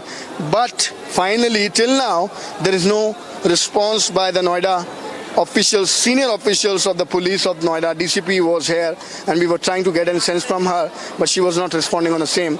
Behind me is the action which has been taken by the Noida Authority today. Behind me is the action, is the spot where this action has been taken. The illegal construction, let me remind you about this also. The illegal construction was done by Shrikant Tyagi. He was using his power, he was using his political connections, what I've been told. And that's the response of the residential over here. And finally, it was the complaint which was back in 2019 given by the residentials of the society to Noida Authority. Back in 2020, this was the response of Noida Authority, where this have given a notice to Shrikant Tyagi to respond on the same. But Shrikant Tyagi did not respond on the same, again using his political connections and power, what I've been told. And finally, today, when this FIR has been launched, now after 2 years, Noida Authority also came in action, and we have seen the officials who entered here. We were talking to them. They confirmed up that this is the illegal construction and this is going to be demolished. We have shown you in the visual. The action has been taken against Shrikant Tyagi property, and it was illegally constructed. But we need to understand the kind of power he was using. We need to understand, as we are getting the sense from the residentials also, their relief was seen as they were telling us that how much relaxed they are after this particular move of the Noida Authority. So we can understand, if I'll go through the construction part and the infrastructure of this particular society, then you can clearly see all is constructed in the same pattern, and that is how the societies are built. You are not allowed to construct anything other than it has been given to you by your builder, and if you do that, that is going to be calculated as illegal construction. So this was the area which was illegally constructed by Shrikant Tyagi. As you can see, the whole society, all is constructed in the same pattern, but the man using his power, man using his influencing power, political connections, has constructed it, was living over here, and was threatening the people of the society. That is something what we have been seeing, that is something what we have been told, was threatening the people of the society, and that was the reaction of the people of the society. And finally, now today, the action has been taken. But it was the message notice which was served back in 2020, but nothing was responded by the man who is absconding, obviously Shrikant Tyagi, the man who was seen in the video. The FIR has been registered, but is still absconding. We have been told that this is going to be the multiple searches at the multiple location which is going to be done by the Noida police today. We are waiting for the update. We were trying to get in sense from the DCP also, but there is no. But where the construction has been at least now demolished, and now we are waiting for more update what is going to be the next course of action, as the cars, the vehicles which belongs to Shrikant Tyagi also has been already seized by the Noida authority, I beg your pardon, by the Noida police. Action has been taken by the Noida. We are sense from the ground there. I can see the deployment of the police has been increased. The deployment of the police could be clearly seen. That illegal part, that illegal construction of Tyagi's residence has been already demolished.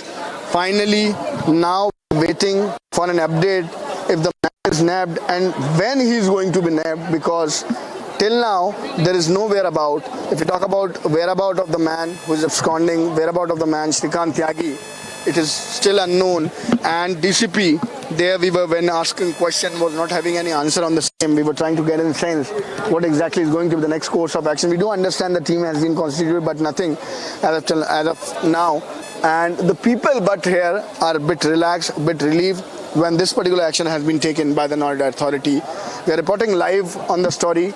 We have shown you the visuals when Noida authority officials enters the society. We have shown you the bulldozer when it came in action. The illegal constructed part of Tyagi's residence was demolished by the bulldozer, and finally the action has been taken by the Noida authority. Yes, back to you in the studio. So pictures on your screen are of the demolition that took place a short while ago. This is a residential complex in Noida where Shrikant Tyagi had carried out illegal constructions. Now, the whole matter, of course, has come to light after the fact that he got into an argument with a resident over there, and thereafter he was seen abusing and getting physical with her. Thereafter, of course, that video made its way to the social media and was brought up by social media users. We have also seen reports of what took place thereafter, wherein people who supported Shrikant Tyagi, who says that he's from the BJP's youth wing, barged into the society.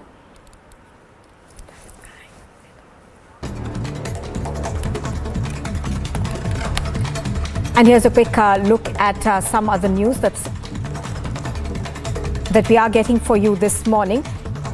Pictures on your screen right now are of this abusive Neta who's still on the run. But apart from that, of course, there is a demolition that is being carried out in Noida.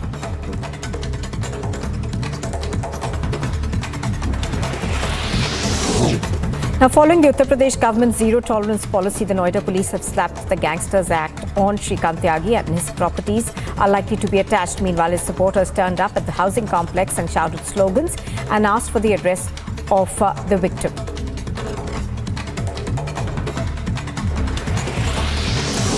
In a big development in the Noida assault case, the Yogi government has ordered Shrikant Tyagi's illegal encroachment to be demolished. Meanwhile, 6 people were detained by the Noida police when they reportedly came to visit Tyagi's family after a heated argument broke out with other society members.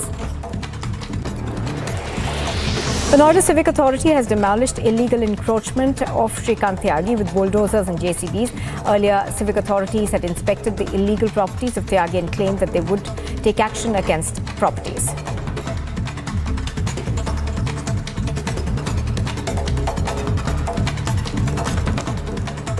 Images from the society, the residential of the man who is absconding. The images from the society, the residential of the man who is absconding. Well, the residents of Grand Omax Society gathered in large numbers as illegal encroachment of Shrikant Tyagi was razed to the ground.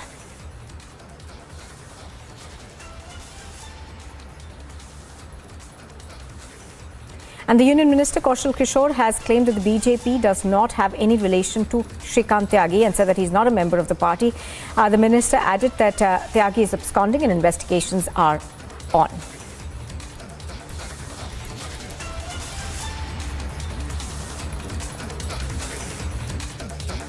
Supporters हैं जो वहाँ पर गए, 10-15 लोग थे जो उनको threatening कर रहे हैं। इस तरह की घटनाएं सामने आ रही है।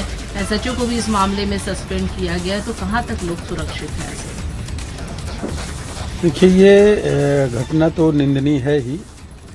पार्टी ने कहा है कि वो हमारी पार्टी का मेंबर नहीं है, लेकिन वो जो उन्होंने किया है उसका निश्चित तरीके से उनके खिलाफ कार्रवाई हो रही है और पुलिस उन्हें ढूंढ भी रही है।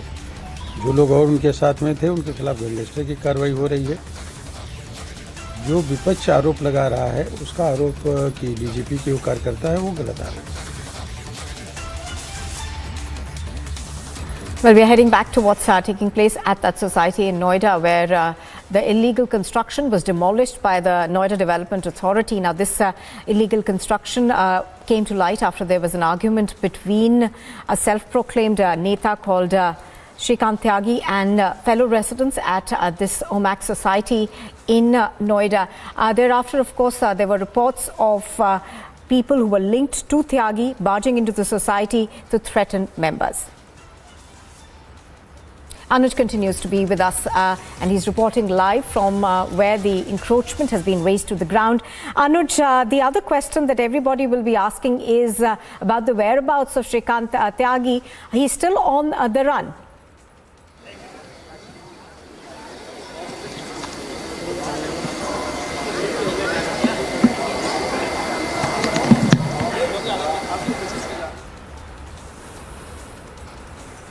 Reporting live from the ground, and we have been like giving the visual. We have been giving the visual how the demolishing has been done. This property was demolished, and if we talk about the illegal construction that was done by Shrikant Tyagi, we have shown you the notice, the copy of the notice. The copy of the notice which was served to him back in 2020. I'm getting some trouble in audio, but we have shown you the visuals, what exactly has happened. But if we talk about the whereabout is the larger question at this point in time, and that is something which is being asked. That is something which is being the question in everybody's mind. If we talk about the whereabout of Shrikant Tyagi, where exactly this man is. This man is absconding.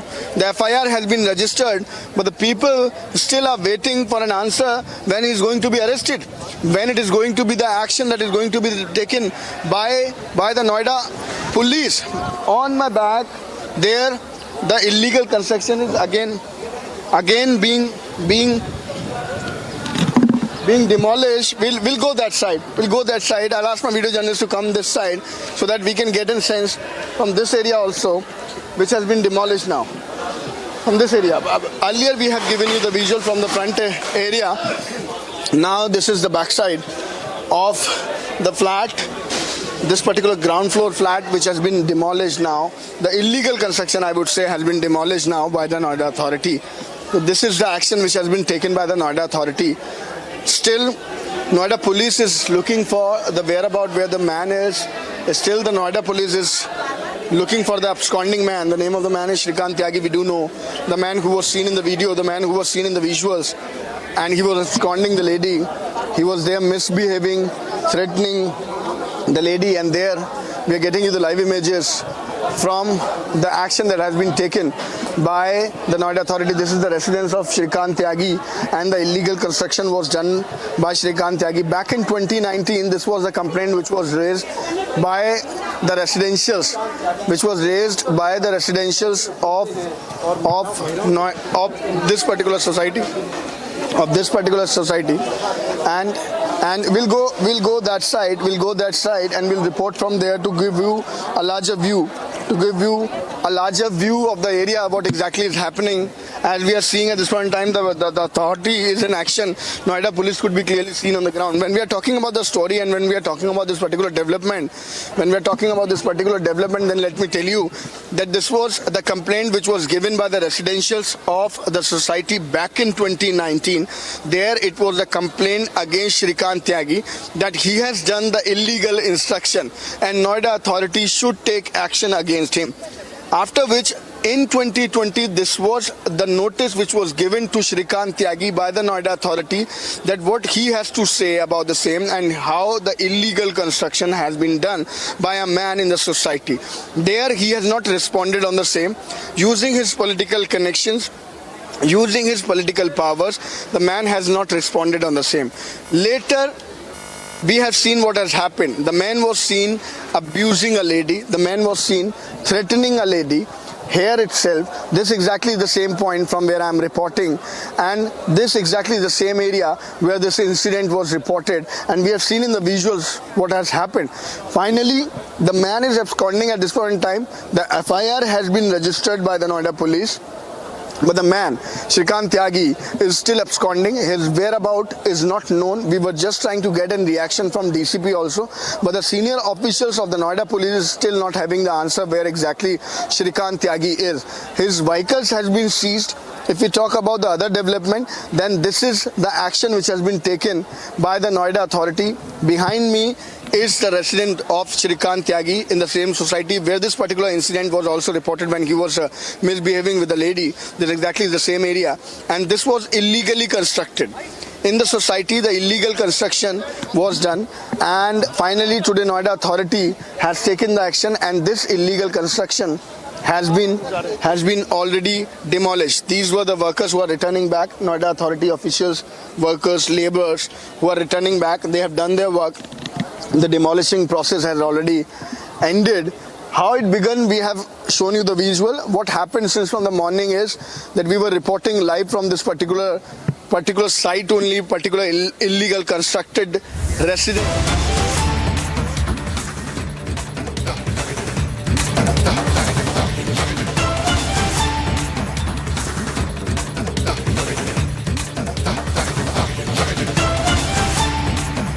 Okay, that was a story we're tracking very, very closely from Noida. In fact, through the day there are reports of him leaving Noida and going to different parts of and going perhaps to other states.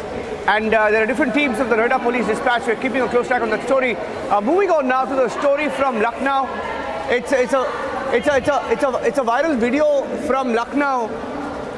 Viral video from Lucknow where UB Deputy Chief Minister Brijesh Pathak is taking cognizance of a viral video of a party being celebrated by the employees in the civil hospital, and has constituted a joint inquiry committee of Civil and Additional Director Lucknow Board to investigate the matter. This comes after the video of a civil hospital employee went viral, and this was last evening. And in the video, the hospital staff were assuming a birthday party and were beating each other up with a belt. The video of the civil hospital employees has been talked about, a matter of big controversy. And in this video, the hospital staff seen in this bizarre sort of a celebration of beating each other. There was commotion in the OPD area of a civil hospital overnight. Patients had to face this noise, commotion, complete chaos in this hospital for some time because of this bizarre sort of a celebration. They cut a cake, they smashed cake on each other's face to this bizarre sort of a celebration where they were whipping each other with belts right outside the OPD. Right outside, and all of this happening right outside the OPD in Lucknow. And right now, the Deputy Chief Minister has taken cognizance of this. Deputy Chief Minister has taken cognizance of this, and we are hearing that an inquiry has now been ordered. Let's play out the reaction of the Deputy Chief Minister Brijesh Pathak now.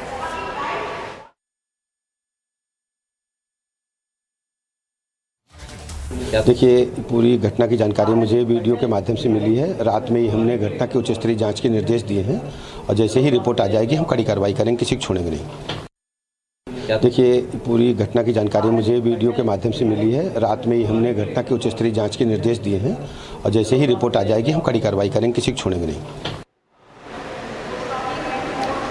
So those are the pictures. Let's go back full frame to those pictures of this bizarre celebration. They called it a celebration. They shouldn't have been one inside a hospital where employees at the hospital were seen smashing a cake on each other's face, whipping each other in what they called a celebration.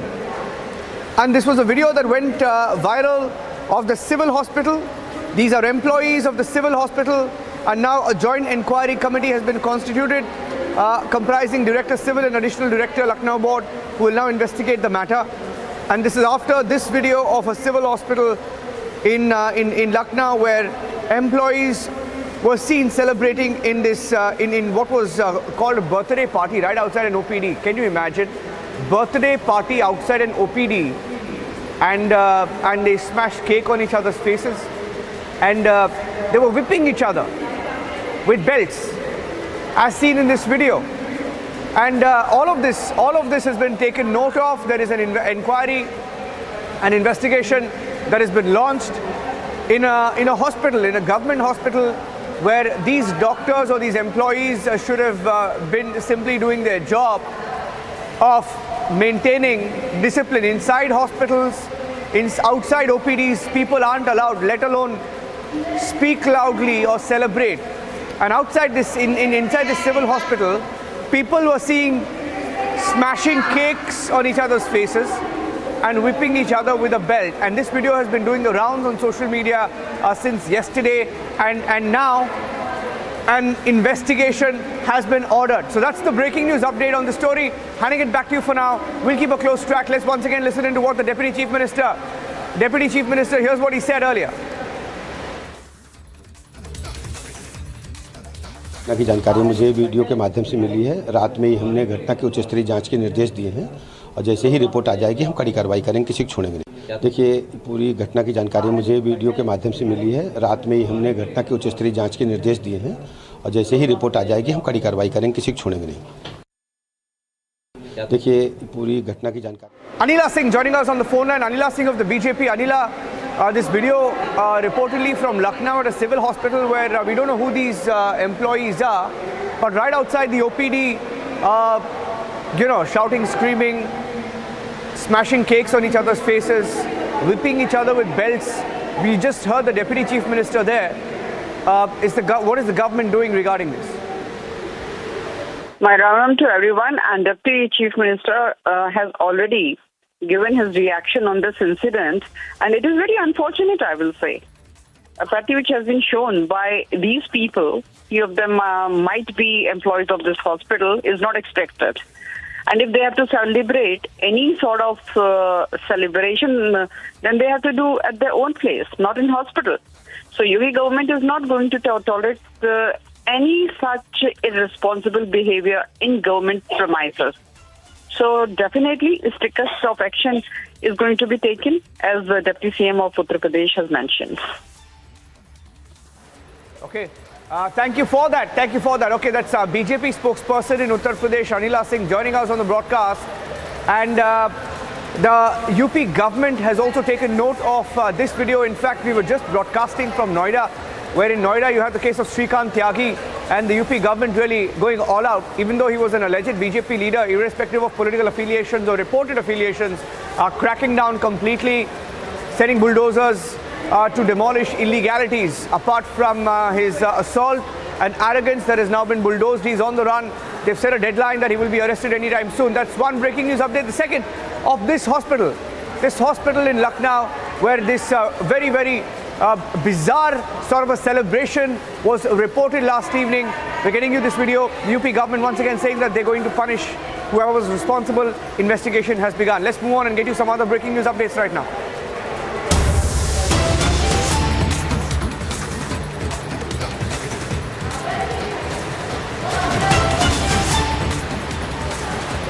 And there's a big political shift happening in Bihar.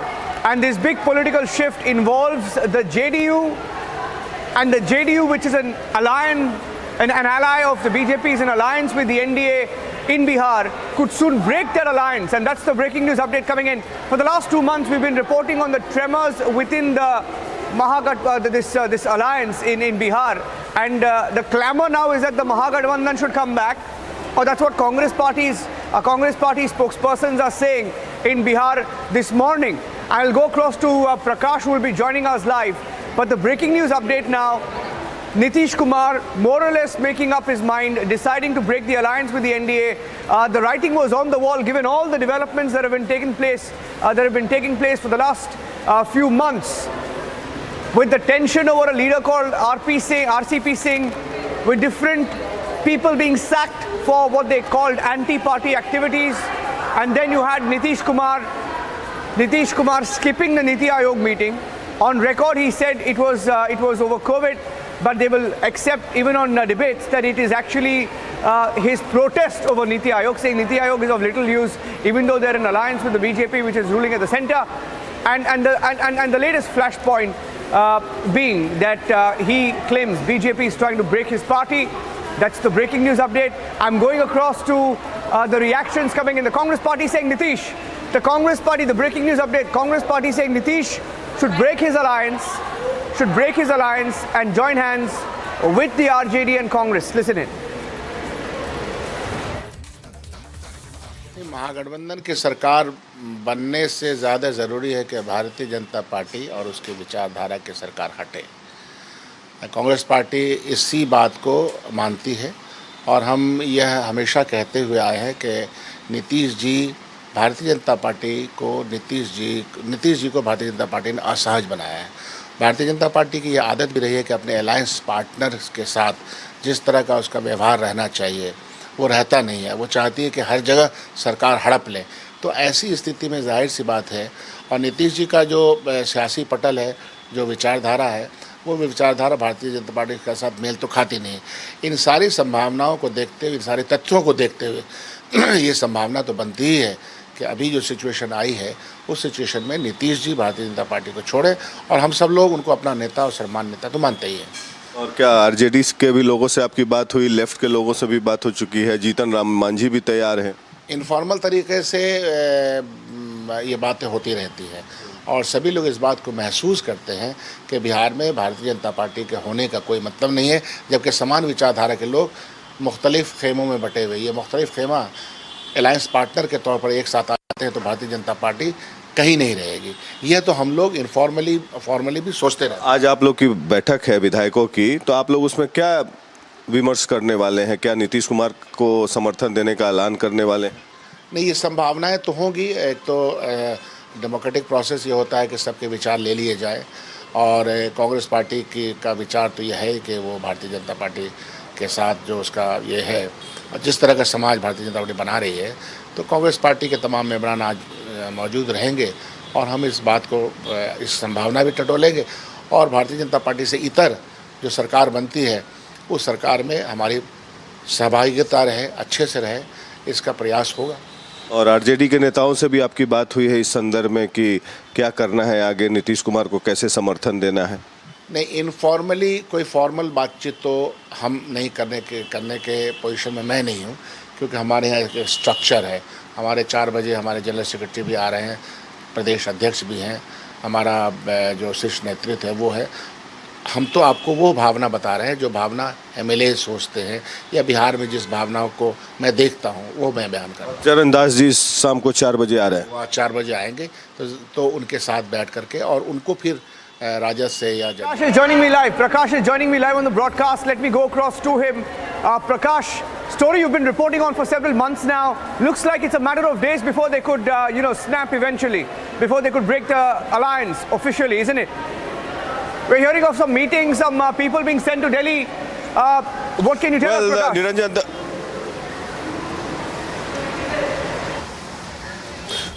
Niranjan, the die is cast and the split is imminent. It looks like whatever the actions and the counter actions from the both JDU and the BJP has unfolded in the recent past. And first it started with the so-called notice issued to RCP Singh, who was having close proximity with the BJP as alleged by the JDU top leadership.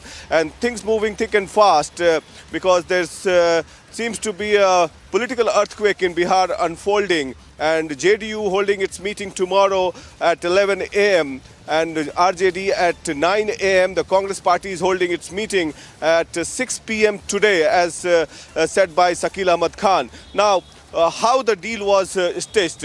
Earlier, the RJD was not agreeable to Nitish Kumar becoming the Chief Minister of the Mahagathbandhan, but it looks like Sonia Gandhi intervened, and it is because of Sonia Gandhi's intervention, and Congress party has 19 MLAs and the left parties also have 16 MLAs, 35 plus 45 goes up to 80, and it seems that the Congress party has struck a deal with Nitish Kumar and forced Lalu Yadav and Tejasvi Yadav to support Nitish Kumar. This is a big breaking development, and to bring in Nitish Kumar into the central leadership role, being the Chief Minister of Bihar, and to take on Narendra Modi in the center. Now, what was the problem areas? In the recent past, we have seen ever since the Bihar elections unfolded in 2020, ever since Nitish Kumar's party JD was relegated to 43 seats, he held the BJP responsible for his lesser seats because of fielding Chirag Paswan. That's what the JDU National President Lalan Singh yesterday alleged, that there will be no Chirag model, and he was clearly hinting at that RCP Singh was next Chirag Paswan, and with the induction of Chirag Paswan again in the NDA fold during the presidential election, it did not go down well with the JDU. But more to come, more political events to unfold in Bihar. We'll have to wait and watch what the BJP does. The BJP also seems to be in a huddle. Many BJP ministers Prakash, I have to take a short break right now. Stay with me. This is going to be the big story today, the big political story this Monday morning, that there's going to be a big shift in politics nationally perhaps after this move, because Nitish Kumar was with the RJD, dumped the RJD for the BJP, dumping the BJP again, going back to the RJD perhaps, and it's all happening. Not the first time for Nitish Kumar, but he's got reasons, he claims, this time around. Taking a short break, coming back with a live coverage on Republic. Stay tuned. Coming back also to the news conference and the action around a leader called Shrikant Tyagi, who was seen on camera abusing, attacking women. His house has been bulldozed, a part of his house at least has been bulldozed for illegalities. Yogi Adityanath government cracking down on him, as 11 teams, we are told, 11 to 12 teams are formed to track him down.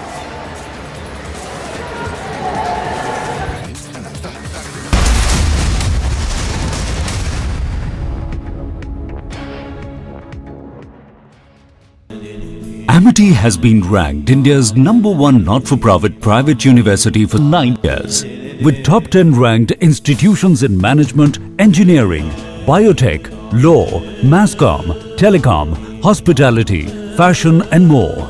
Yet another top ranking for Amity University. In a shocking incident coming into light from Uttar Pradesh's Mainpuri, Samajwadi Party leader Devendra Singh Yadav's car was hit by a truck. The car was later dragged for more than 500 meters. Police authorities have informed that further probe is underway.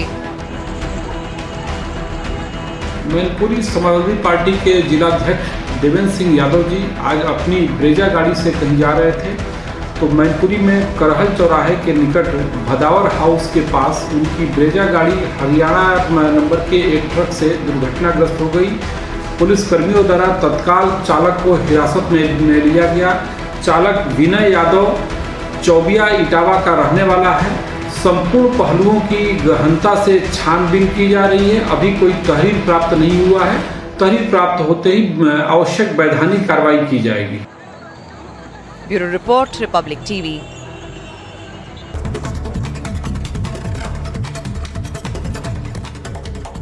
Now, the National Investigation Agency has started conducted raids in Jammu and Doda. These raids are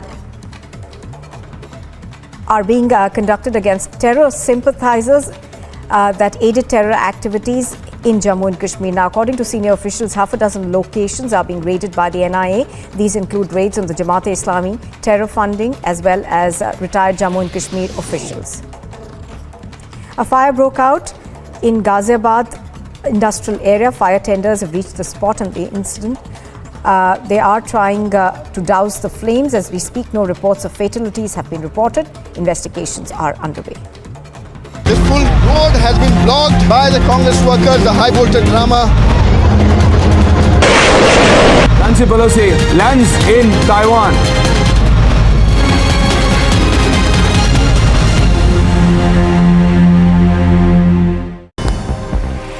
And more top stories from the Games. Indian star boxer and world champion Nikhil Zareen captures the country's third consecutive boxing gold of the day, defeating Carly McNall of Northern Ireland in the finals of the women's 50 kg light flyweight. At the ongoing Commonwealth Games in Birmingham, Zareen lived up to her world champion status as she dominated Carly across all 3 rounds, winning 5-0 on the basis of points scored. बहुत खुश हूं मैं कि अपने देश के लिए मैंने गोल्ड में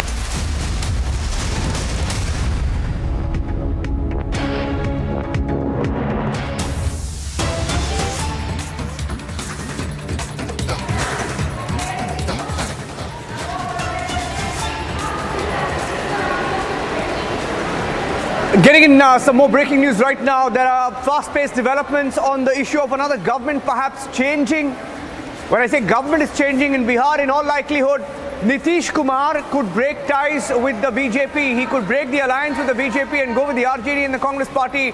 Fast-paced developments now. RJD in public showing support to Nitish Kumar, saying that Nitish Kumar, if he dumps the BJP, they will welcome it. They're saying that they will welcome the BJP being dumped in Bihar, and they have openly extended support, saying we will support Nitish Kumar in this move.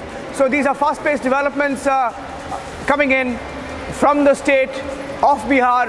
RJD extending support to Nitish Kumar openly now. Shivanand Tiwari has just spoken, extending support to the JDU chief and the Bihar chief minister, who has indicated that he will be in all likelihood coming out of the NDA. So the RJD is backing him. RJD says they will back Nitish's move, support his move. The Congress party going on record to say that they will also back his move. I think it's a given now, matter of time before both the Congress and RJD perhaps in some official form join hands with Nitish Kumar. That's the big breaking news update coming in. Let's listen in. Okay, so we'll go across to Prakash. Okay, here's the soundbite. Here's what the RJD has said. Let's listen into that first.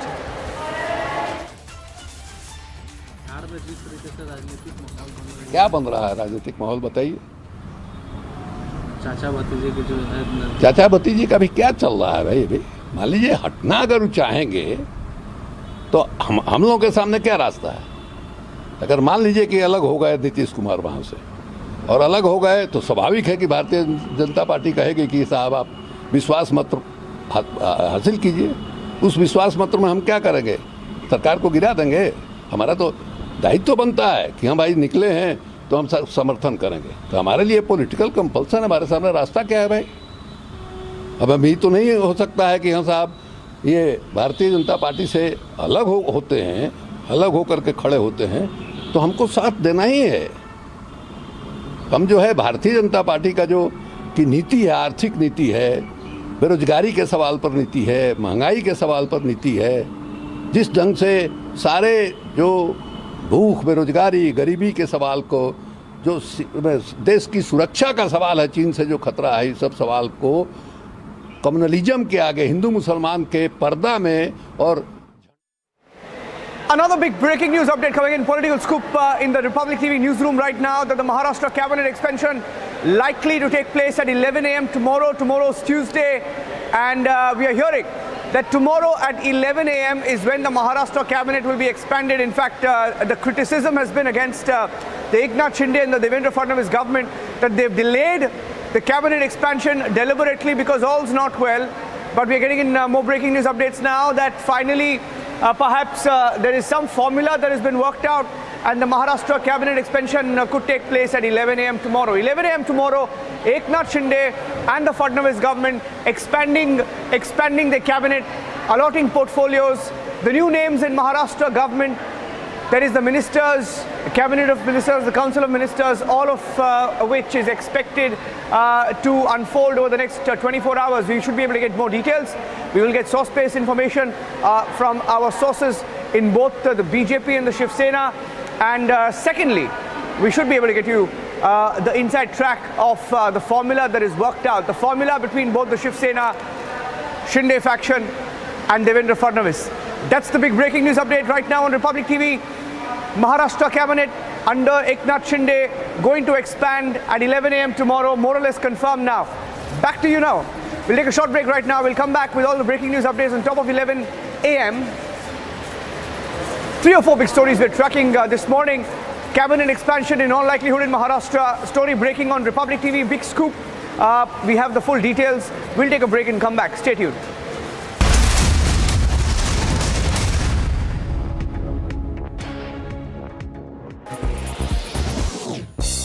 Elders Paul leads India's historic 1-2 finish in the men's triple jump as he wins a rare gold medal in track and field events, followed by fellow Kerala athlete Abdullah Abu Bakar on Sunday.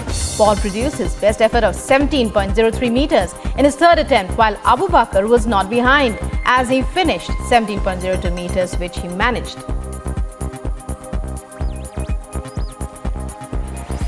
And the Indian men's doubles duo of Achanta Sharath Kamal and Sathya Gyanshekaran bagged the silver in the men's doubles final at the ongoing games in Birmingham on Saturday. The ace paddlers Kamal and Sathya were at their best during the match as they crushed their opponent 11-8 in the first games and did not really allow the English players to be in a position of advantage.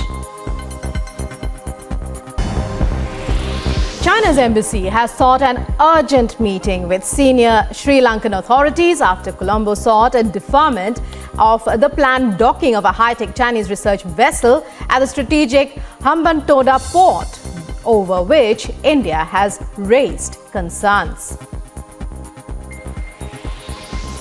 Other international news, President Volodymyr Zelensky congratulated Ukrainian military aviators, handing out awards on Air Force Day, celebrated on the first Sunday of August.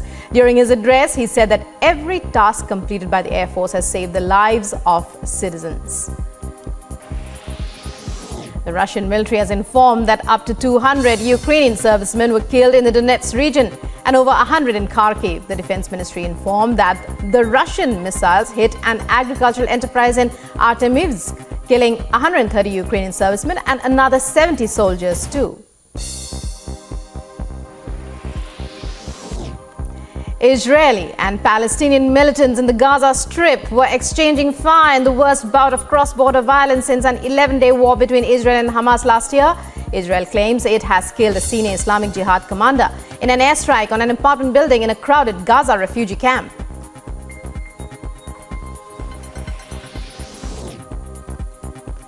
And funeral of Khalid Mansoor, senior commander. Bulldozers have been now called into Shrikant Tyagi's illegal residence as the abusive Neta from Noida remains absconding. The police continue search operations for the political leader who has had the Gangster Act invoked against him. Well, Shrikant Tyagi is on the run. Noida police has confirmed that a search operation has begun in multiple locations further linked to Tyagi. To nab him as soon as possible, they further say that they are in contact with all people known to Shrikant Tyagi to get knowledge of his exact location. Earlier in the year 2020, Noida police had sent a notice to Tyagi. MP Sanjay Raut will be produced before the special PMLA court as his ED custody ends today. Minute-to-minute update only on Republic TV. We'll be back after a short break. Stay tuned. Boxer Neetu Gangas clinches gold after defeating England's Demi Jade Rezdan in the final of the women's 48 kg category at the Commonwealth Games. And on Sunday, she won on the basis of points 5-0 over her English opponent.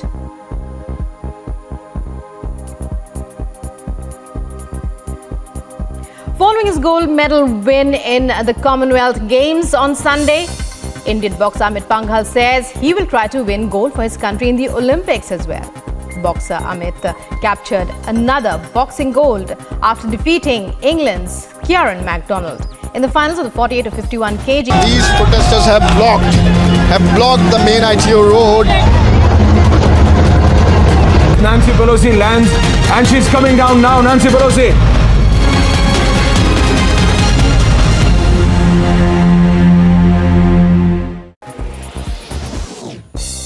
Elders Paul leads India's historic 1-2 finish in the men's triple jump as he wins a rare gold medal in track and field events, followed by fellow Kerala athlete Abdullah Abu Bakar on Sunday. Paul produced his best effort of 17.03 meters in his third attempt, while Abu Bakr was not behind as he finished 17.02 meters, which he managed.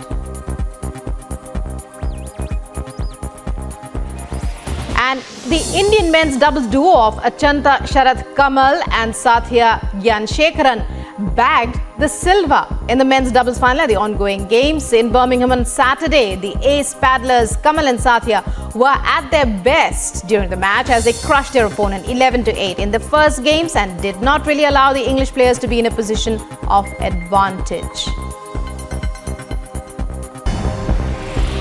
China's embassy has sought an urgent meeting with senior Sri Lankan authorities after Colombo sought a deferment of the planned docking of a high-tech Chinese research vessel at the strategic Hambantota port, over which India has raised concerns. Other international news, President Volodymyr Zelensky congratulated Ukrainian military aviators, handing out awards on Air Force Day, celebrated on the first Sunday of August. During his address, he said that every task completed by the Air Force has saved the lives of citizens. The Russian military has informed that up to 200 Ukrainian servicemen were killed in the Donetsk region and over 100 in Kharkiv. The Defense Ministry informed that the Russian missiles hit an agricultural enterprise in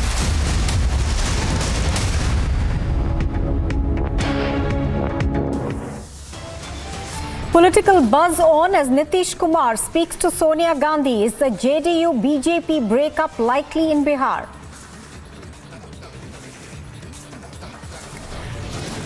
After the Congress party, the RJD extends support to Nitish Kumar. Is a mega anti-BJP front in the making now?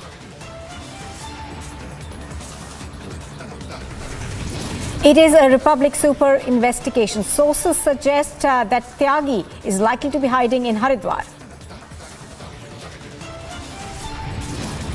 Shrikant Tyagi is still on the run.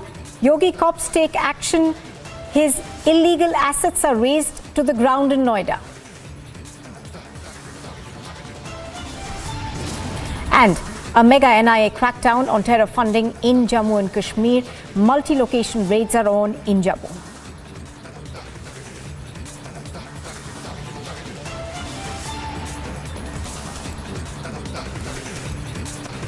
Arrested Sena MP Sanjay Raut's custody is ending today. The ED is likely to push for extended custody.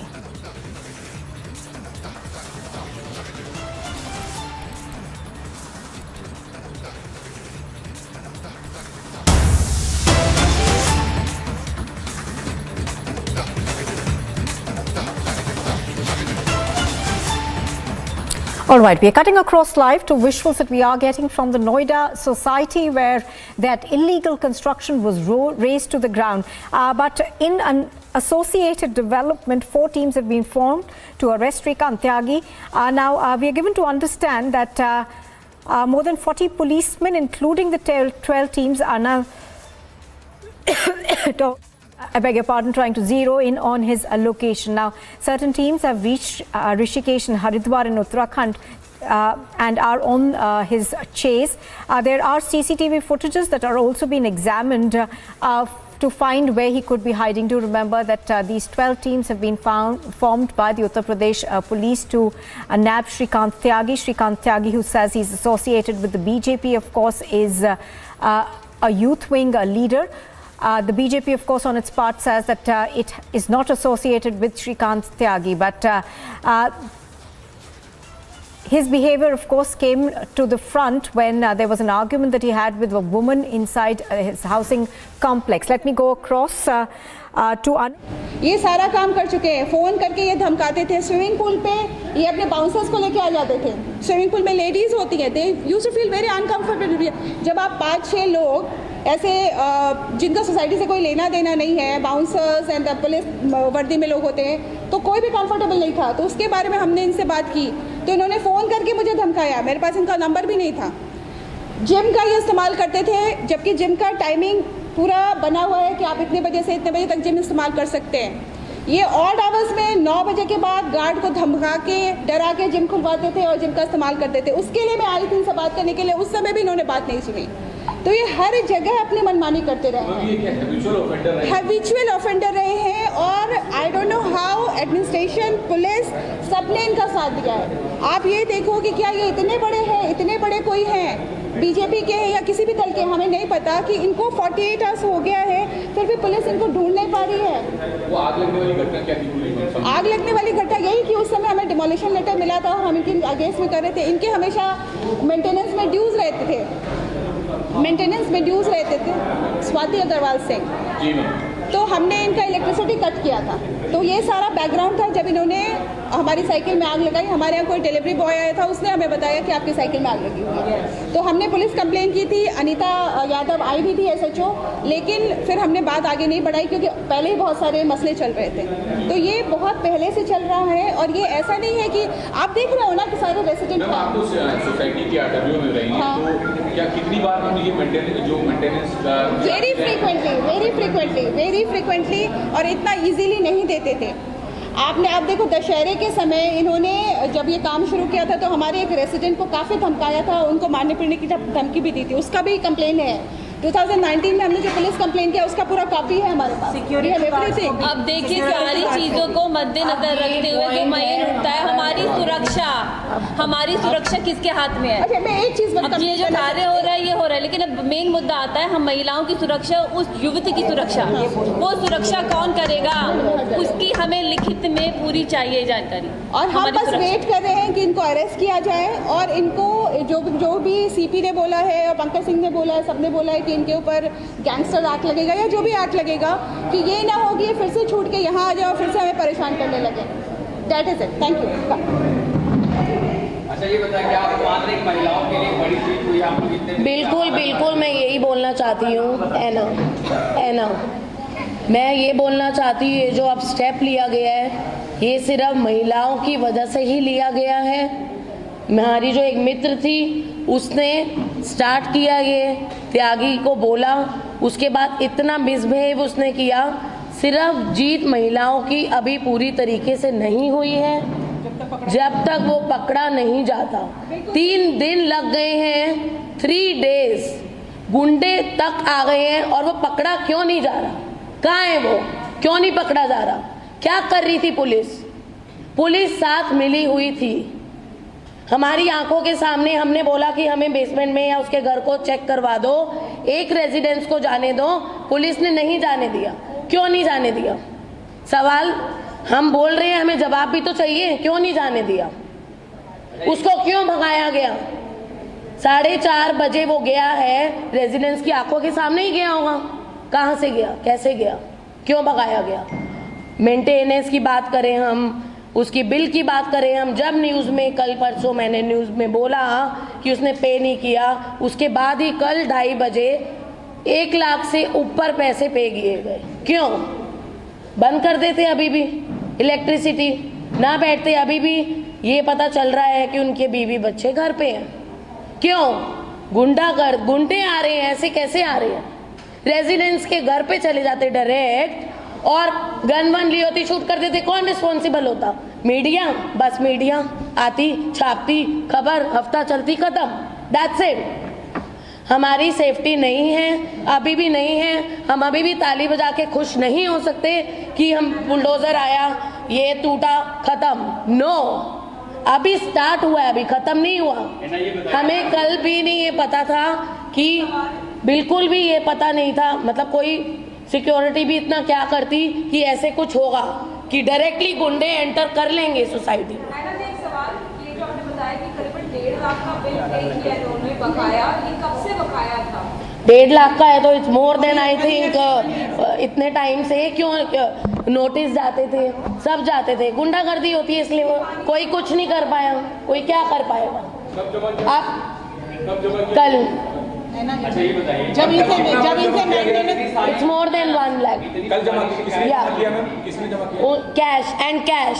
उनकी cousin sister है, वो यही है reagent में। और यहाँ पर वो वीडियो और सिंपैथी लेने के लिए बच्चों को आगे कर दिया। तब सिंपैथी कहाँ कर रहे थे जब वो खुद महिला अन्नू त्यागी 1 to 1 हमसे भिड़ रही थी। 4 बार उसको मैंने बोला कि आप बड़े प्यार से छोटे पौधे ना लगाइए। छोटे पौधे ना लगाएं आप। कहती है मैं तो लगाऊंगी। मैंने बोला आप लगाएंगे, ठीक है, यही करना है आपने। कहती है हाँ। मैं कहा 1 to 1 ये जिद है। She saying yes. मैंने कहा हम सब रेजिडेंट्स ने मिलके बोला अब बड़े छोटे, तू छोटे बचा रही है ना, तेरे बड़े भी नहीं रहेंगे। अच्छा ये बताइए, आप लोगों ने लड़ाई लड़ी, क्रेडिट महिलाओं को जाता है, जब ये सब हो रहा था आप अपने घर के जो पुरुष हैं अलग अलग उनसे बात करती थी, तो फिर कभी उन्होंने हिम्मत दिखाई कि एक बार पुरुष तो हमारे अभी भी बोलते हैं कि ठीक है पुरुष थे, बट ये सारा मामला अब महिलाएं ही खत्म करेंगी। महिलाओं ने शुरुआत की है। पहले इसलिए नहीं सेटल हो पाया क्योंकि main way in the front, और ये मेन की लड़ाई में ये बहुत आगे निकल जाता है। वो कुछ आरोप लगा देती कि आदमी ने मेरे साथ मिसबिहेव किया है, सोसाइटी के मर्दों ने कभी आवाज उठाई थी? सब उठाते हैं, सब उठाई थी। अभी भी हमारे साथ है, पीछे पीछे बिल्कुल साथ है। पर ये देखिए ना सर, रिपोर्ट होने के बाद भी उसके 15 गुंडे एंटर कर जाते हैं, तो किसका हम अभी भी कह रहे हैं अभी भी सुरक्षा नहीं है, अभी भी मामला खत्म नहीं हुआ जब तक श्रीकांत त्यागी को अरेस्ट नहीं करते। और इतना टाइम क्यों लग रहा है इतना टाइम? उसके चलते 3 दिन में गुंडे आ गए, तो आगे क्या हम एक्सपेक्ट करेंगे? आगे हम और वेट करेंगे कि हम आज बोल रहे हैं हमारे ऊपर भी कुछ भी हो सकता है। जरूरी बच्चे हैं यहाँ पे, सब है, अन्य लोगों के ऊपर भी गोलीबारी की जा सकती है। बदमाश तो बदमाश है। Thank you. उसका जो होना था वो हो गया, अभी वो कुछ भी करने से पीछे नहीं हट सकता। तो we want our safety.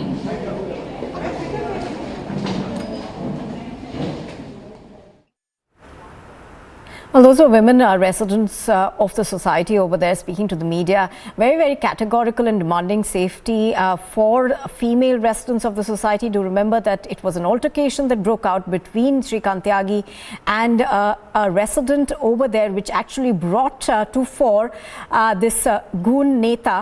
What we are also given to understand is that residents over there still questioning the police, saying that it was inaction on the part of the police that led to the sequence of events as it has unfolded now.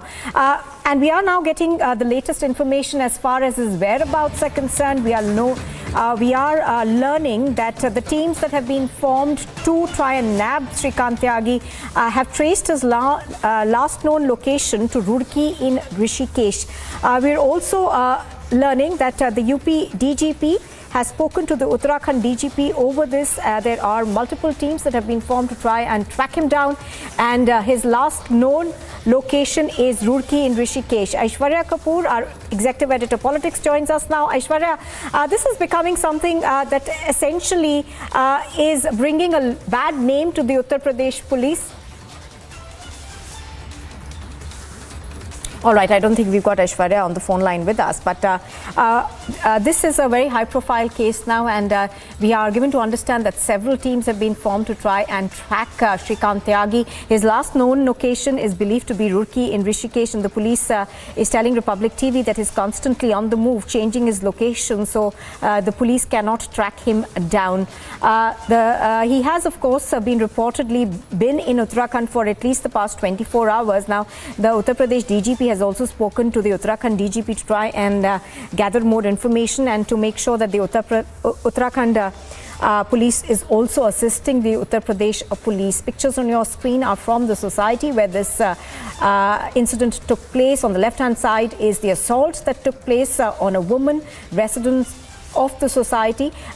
This, of course, is a goon Neta who has been bulldozing his way in this OMAC society that is in Noida. We are also given to understand that earlier this morning, the Noida Development Authority, of course, took action against some illegal construction that was done by Shrikant Tyagi. And there are allegations that have come to fore from the housing society and its members, where they say that there were bodyguards who were entering various areas in the society. Niranjan also on the phone line with me. Niranjan, the latest that we are getting is that he is believed to be in Uttarakhand, and the UP police is coordinating with the Uttarakhand police now to try and nab him. That's correct. In fact, we have confirmed information that he's changing his location constantly. He was last tracked to Roorkee and then Rishikesh, and then his phone and signal is reported to have gone silent. And the fact that he's been tracked down to Uttarakhand last evening, we are told. Last evening his location was Roorkee and then Uttarakhand, in Rishikesh in Uttarakhand. And the DGP of Uttar Pradesh has just dialed. DGP of Uttar Pradesh has just dialed the DGP of Uttarakhand. And they're also watching out for any possible entry into Punjab. So multi-level sort of action that is on. And 12 teams have been formed as we discussed. And I think today, they're hoping that sometime today he will be arrested. That's the breaking news update. All right. So Niranjan, of course, is bringing us those details in terms.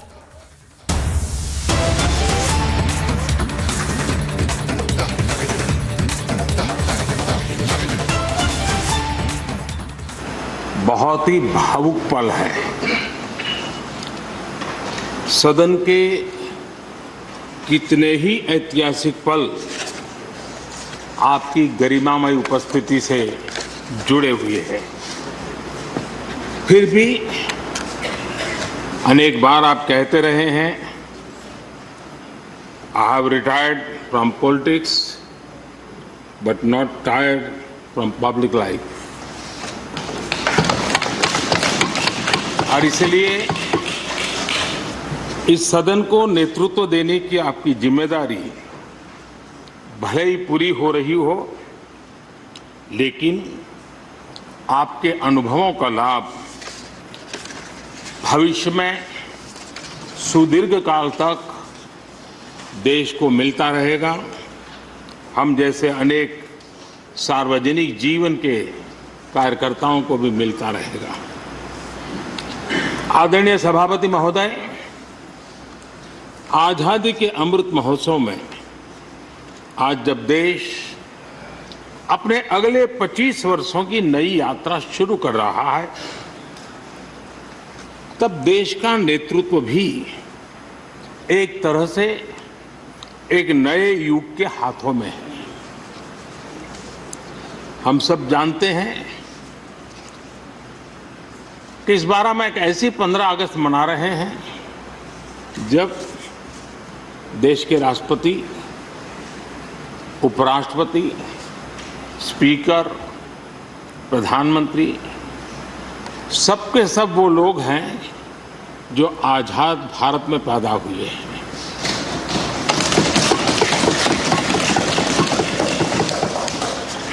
और सबके सब बहुत ही साधारण पृष्ठभूमि से आते हैं। मैं समझता हूं उसका अपना एक सांकेतिक महत्व है,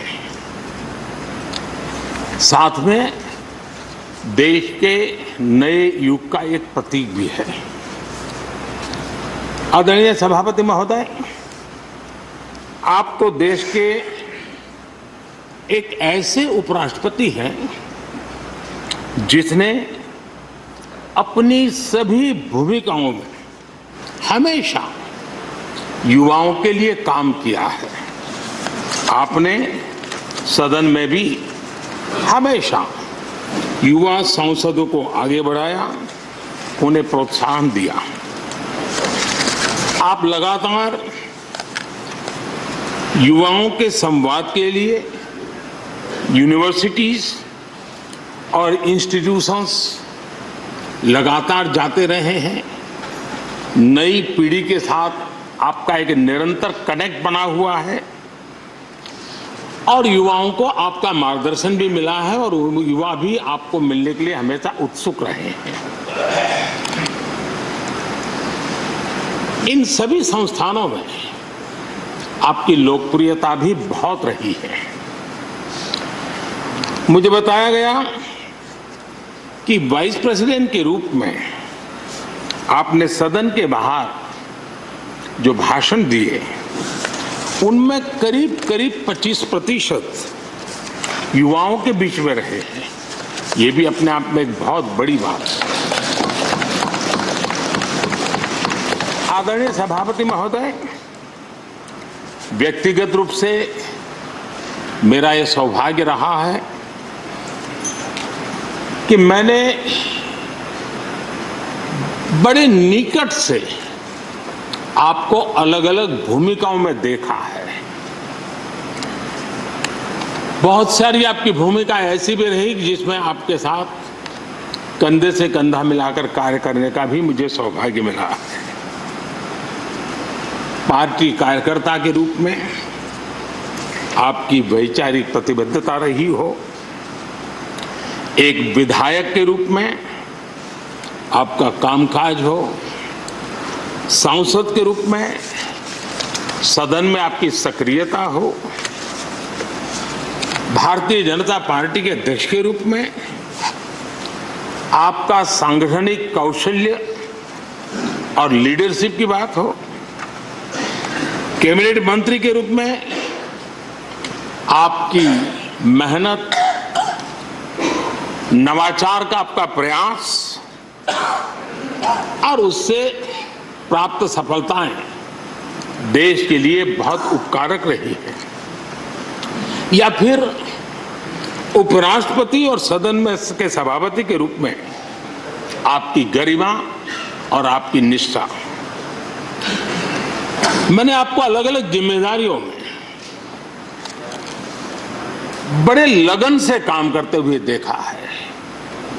आपने कभी भी किसी भी काम को बोझ नहीं माना।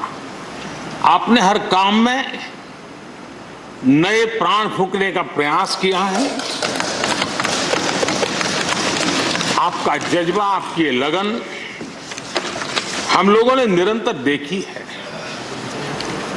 मैं इस सदन के जरिए प्रत्येक माननीय सांसद और देश के हर युवा से कहना चाहूंगा कि वो समाज, देश और लोकतंत्र के बारे में आपसे बहुत कुछ सीख सकते हैं।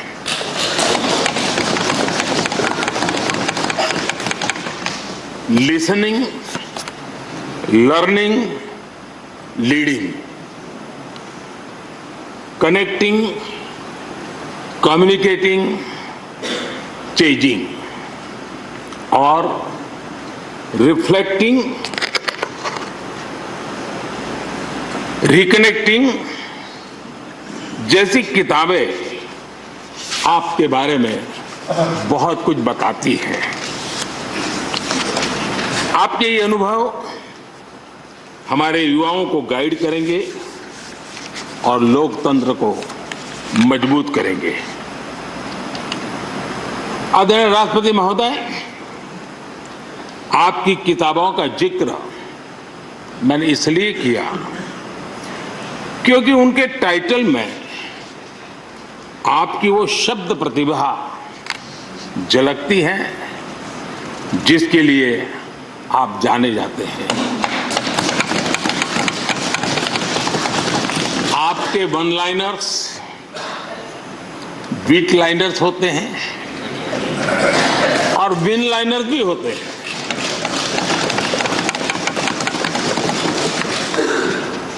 यानी उसके बाद कुछ और कहने की जरूरत ही नहीं रह जाती।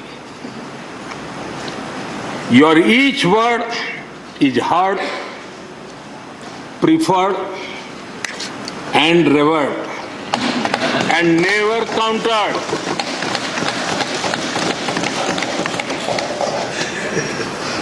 कैसे कोई अपनी भाषा की ताकत के रूप में और सहजता से इस सामर्थ्य के लिए जाना जाए और उस कौशल से स्थितियों को दिशा मोड़ने का सामर्थ्य रखे। सचमुच में आपके इस सामर्थ्य को मैं बधाई देता हूं।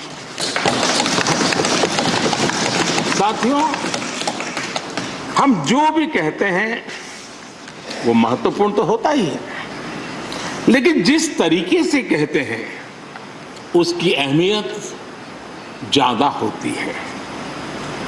किसी भी संवाद की सफलता का पैमाना यही है कि उसका गहरा इम्पैक्ट हो, लोग उसे याद रखें और जो भी कहें उसके बारे में लोग सोचने के लिए मजबूर हो। अभिव्यक्ति की इस कला में वेंकैया जी की दक्षता, उस बात से हम सदन में भी और सदन के बाहर देश के सभी लोग भली भांति परिचित हैं। आपकी अभिव्यक्ति का अंदाज जितना बेबाक है उतना ही बेजोड़ भी है। आपकी बातों में गहराई भी होती है, गंभीरता भी होती है, वाणी में बीट भी होता है और वेट भी होता है, वांट भी होता है और विजडम भी होता है। संवाद का आपका तरीका ऐसे ही किसी बात के मर्म को छू जाता है और सुनने में मधुर भी लगता है। आदरणीय सभापति महोदय, आपने दक्षिण में छात्र राजनीति करते हुए अपना राजनीतिक सफर शुरू किया था। तब लोग कहते थे कि जिस विचारधारा से आप जुड़े थे उसका और उस पार्टी का निकट भविष्य में तो दक्षिण में कोई सामर्थ्य नजर नहीं आता है, लेकिन आप एक सामान्य विद्यार्थी कार्यकर्ता से यात्रा शुरू करके और दक्षिण भारत से आते हुए उस पार्टी के राष्ट्रीय अध्यक्ष के शीर्ष पद तक पहुंचे। ये आपकी एक अविरत विचार निष्ठा, कर्तव्य निष्ठा और कर्म के प्रति समर्पण भाव का प्रतीक है। अगर हमारे पास देश के लिए भावनाएं हो, बात कहने की कला हो,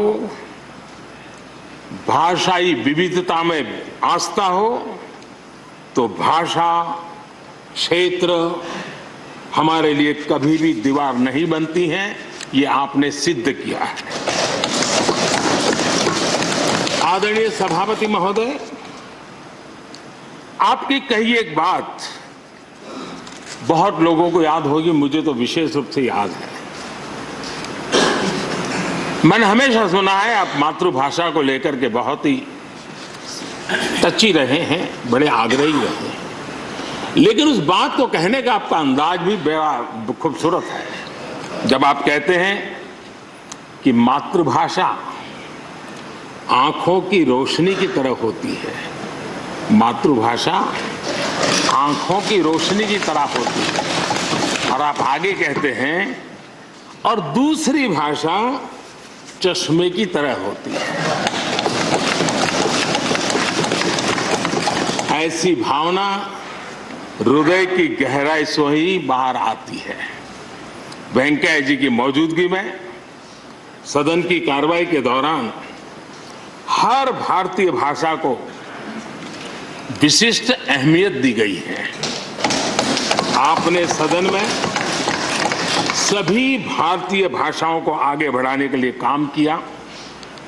सदन में हमारी सभी 22 शेड्यूल लैंग्वेज में कोई भी माननीय सदस्य बोल सकता है, उसका इंतजाम आपने किया।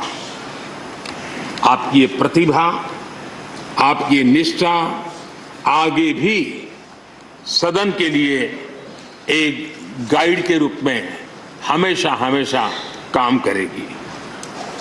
कैसे संसदीय और शिष्ट तरीके से भाषा की मर्यादा में कोई भी अपनी बात प्रभावी ढंग से कह सकता है, इसके लिए आप प्रेरणा पुंज बने रहेंगे।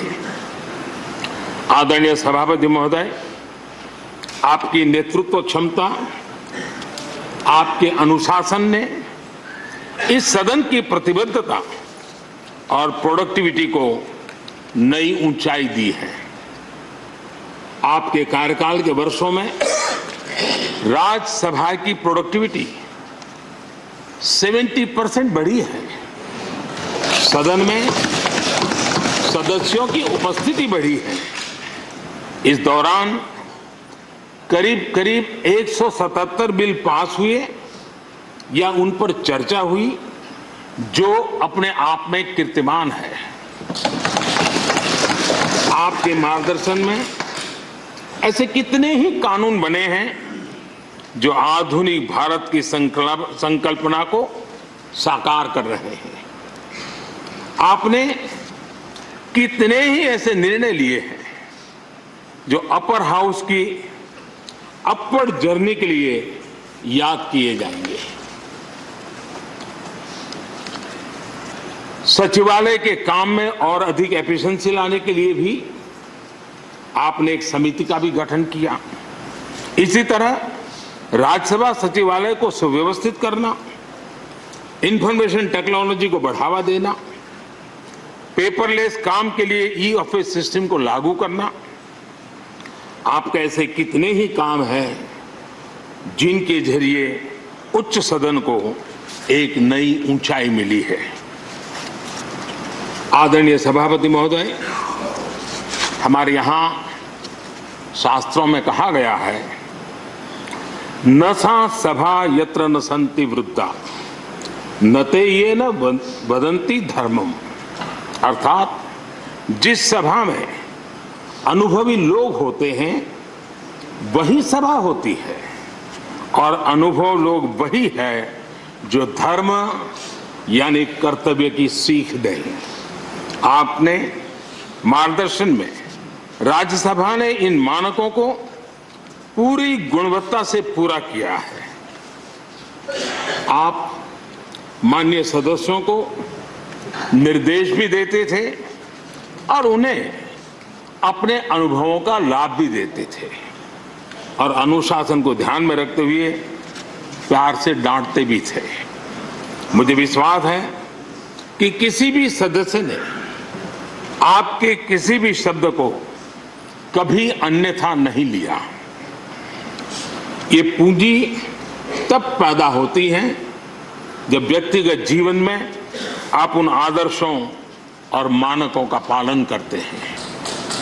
आपने हमेशा इस बात पर बल दिया कि संसद में व्यवधान एक सीमा के बाद सदन की अवमानना के बराबर होता है। मैं आपके इन मानकों में लोकतंत्र की परिपक्वता को देखता हूं। पहले समझा जाता था कि अगर सदन में चर्चा के दौरान शोरगुल होने लगे तो कार्यवाही को स्थगित कर दिया जाता है, लेकिन आपने संवाद, संपर्क और समन्वय के जरिए न सिर्फ सदन को संचालित किया बल्कि उसे प्रोडक्टिव भी बनाया। सदन की कार्यवाही के दौरान जब सदस्यों के बीच कभी टकराव की परिस्थिति पैदा होती थी तो आपसे बार बार सुनने को मिलता था, let the government propose, let the opposition oppose and let the house dispose. इस सदन को दूसरे सदन से आए विधेयकों पर निश्चित रूप से सहमति या असहमति का अधिकार है। यह सदन उन्हें पास कर सकता है, रिजेक्ट कर सकता है या अमेंड कर सकता है, पर उन्हें रोकने की, बाधित करने की परिकल्पना हमारे लोकतंत्र में नहीं है। आदरणीय सभापति महोदय, हमारी तमाम सहमतियों और असहमतियों के बावजूद आज आपको विदाई देने के लिए सदन के सभी सदस्य एक साथ उपस्थित हैं। यही हमारे लोकतंत्र की खूबसूरती है। ये आपके लिए इस सदन के सम्मान का उदाहरण है। मैं आशा करता हूं कि आपके कार्य, आपके अनुभव आगे सभी सदस्यों को जरूर प्रेरणा देंगे। अपने विशिष्ट तरीके से आपने सदन चलाने के लिए ऐसे मानदंड स्थापित किए हैं जो आगे इस पद पर आसीन होने वालों को प्रेरित करते रहेंगे। जो लेगेसी आपने स्थापित की है, राज्यसभा उसका अनुसरण करेगी, देश के प्रति अपनी जवाबदेही के अनुसार कार्य करेगी। इसी विश्वास के साथ आपको पूरे सदन की तरफ से, मेरी तरफ से अनेक अनेक शुभकामनाएं देता हूं, और आपने देश के लिए जो कुछ भी किया है, इस सदन के लिए जो कुछ भी किया है, इसके लिए सबकी तरफ से ऋण स्वीकार करते हुए मैं आपका धन्यवाद करता हूं। बहुत बहुत शुभकामनाएं। धन्यवाद प्रधानमंत्री जी। श्री मल्लिकार्जुन खड़गे जी, लीडर ऑफ अपोजिशन।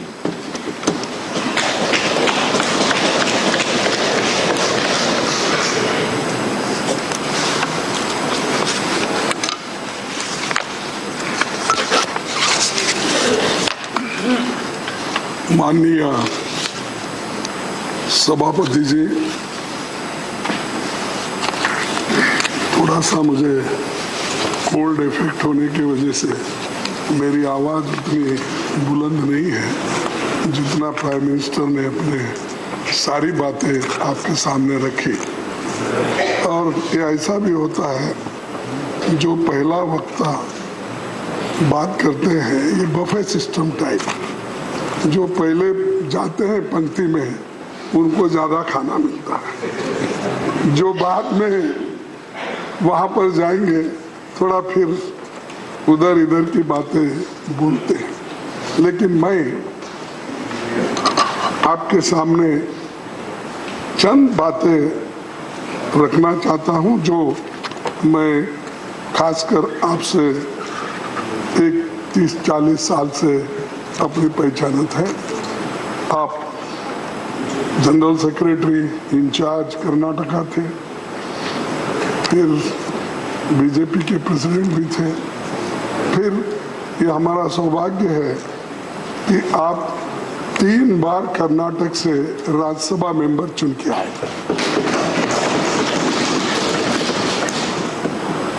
तो सभापति जी, विचारों के इस सदन राज्यसभा के चेयरमैन के रूप में आपकी विदाई के मौके पर मैं चंद बातें रखना चाहता हूं।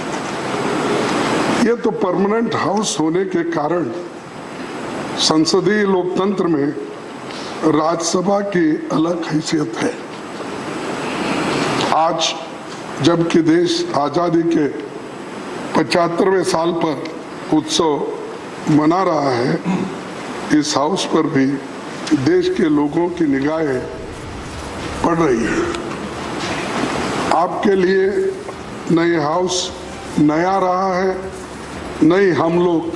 This full road has been blocked by the Congress workers, the high voltage drama. Nancy Pelosi lands in Taiwan.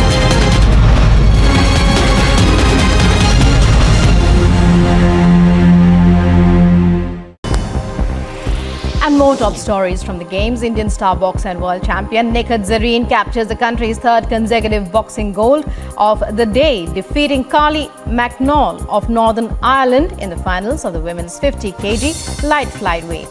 At the ongoing Commonwealth Games in Birmingham, Zareen lived up to her world champion status as she dominated Carly across all 3 rounds, winning 5-0 on the basis of points scored.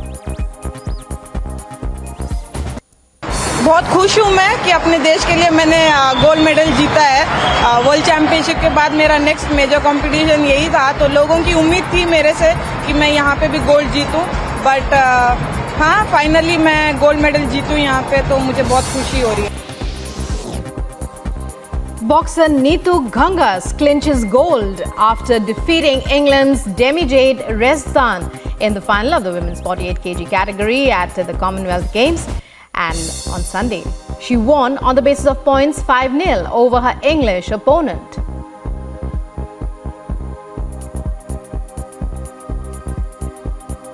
Following his gold medal win in the Commonwealth Games on Sunday, Indian boxer Amit Panghal says he will try to win gold for his country in the Olympics as well. Boxer Amit captured another boxing gold after defeating England's Kieran MacDonald in the finals of the 48 to 51 kg. These protesters have blocked the main ITO road. Nancy Pelosi lands and she's coming down now. Nancy Pelosi.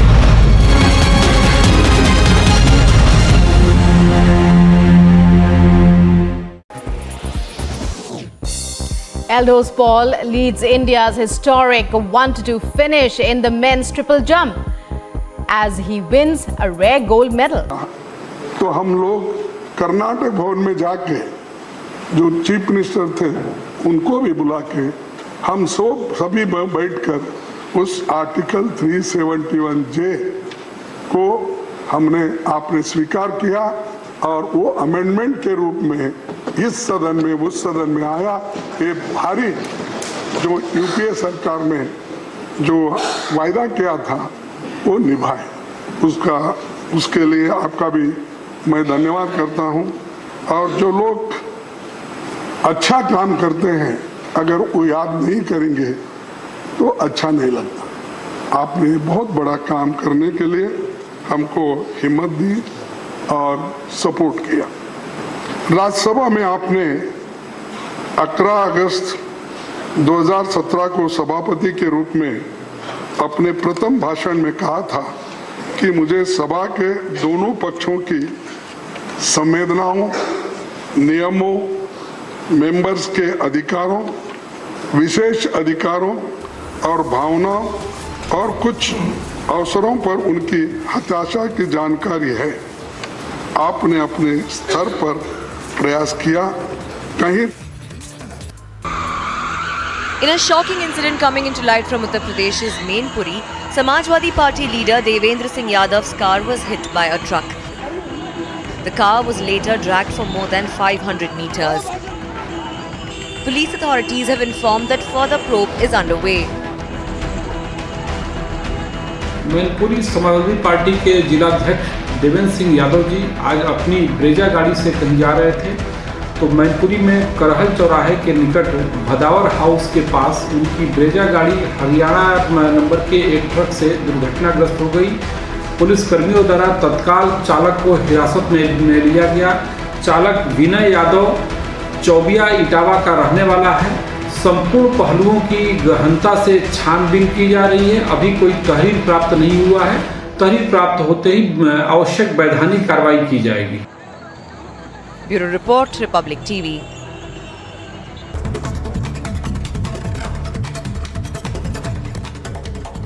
Now, the National Investigation Agency has started conducted raids in Jammu and Doda. These raids are being conducted against terror sympathizers that aided terror activities in Jammu and Kashmir. Now, according to senior officials, half a dozen locations are being raided by the NIA. These include raids on the Jamaat-e-Islami, terror funding, as well as retired Jammu and Kashmir officials. A fire broke out in Ghaziabad industrial area. Fire tenders have reached the spot on the incident. They are trying to douse the flames. As we speak, no reports of fatalities have been reported. Investigations are underway. This full road has been blocked by the Congress workers, the high voltage drama. Nancy Pelosi lands in Taiwan.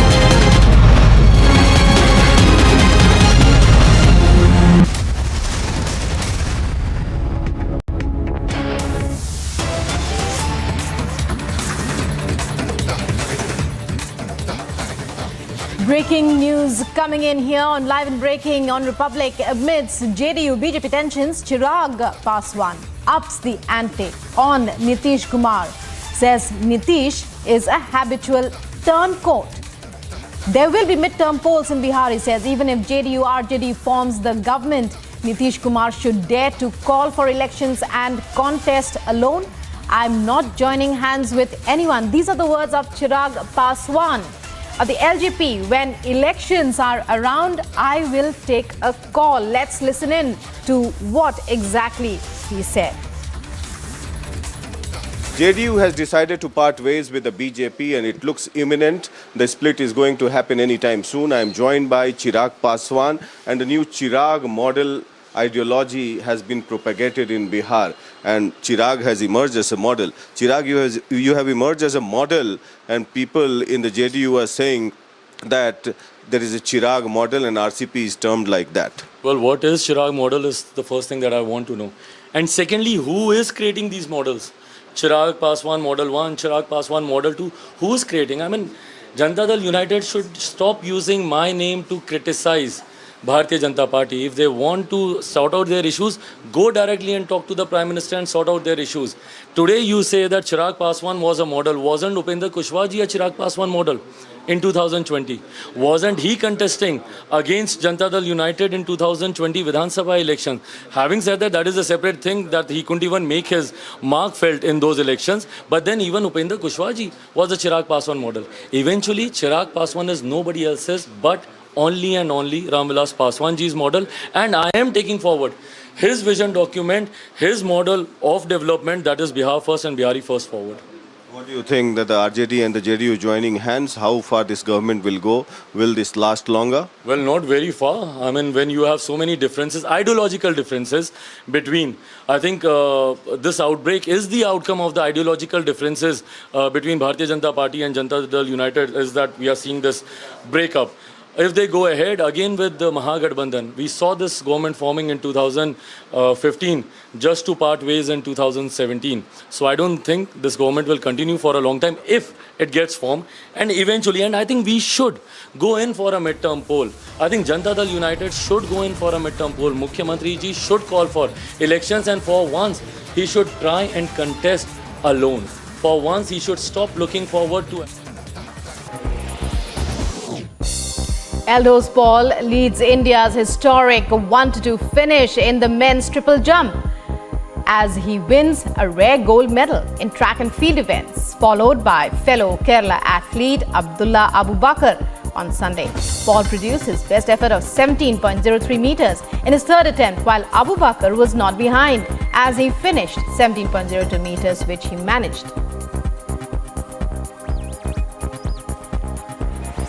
And the Indian men's doubles duo of Achanta Sharath Kamal and Sathya Gyanshekaran bagged the silver in the men's doubles final at the ongoing games in Birmingham on Saturday. The ace paddlers Kamal and Sathya were at their best during the match as they crushed their opponent 11-8 in the first games and did not really allow the English players to be in a position of advantage.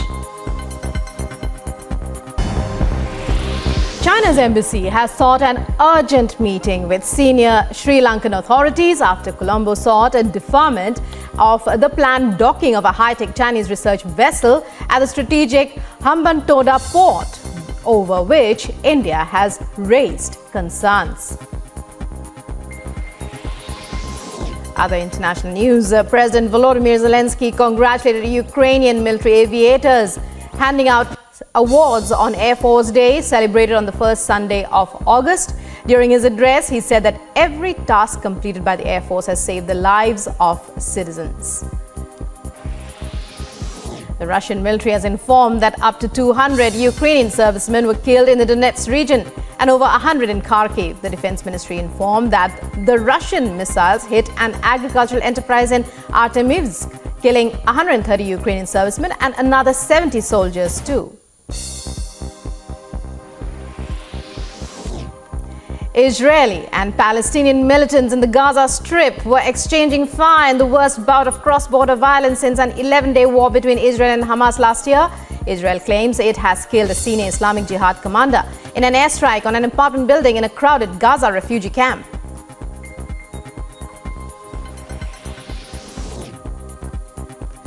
And funeral of Khalid Mansour, senior commander in the Palestinian militant group, and 6 other people were killed in the airstrikes on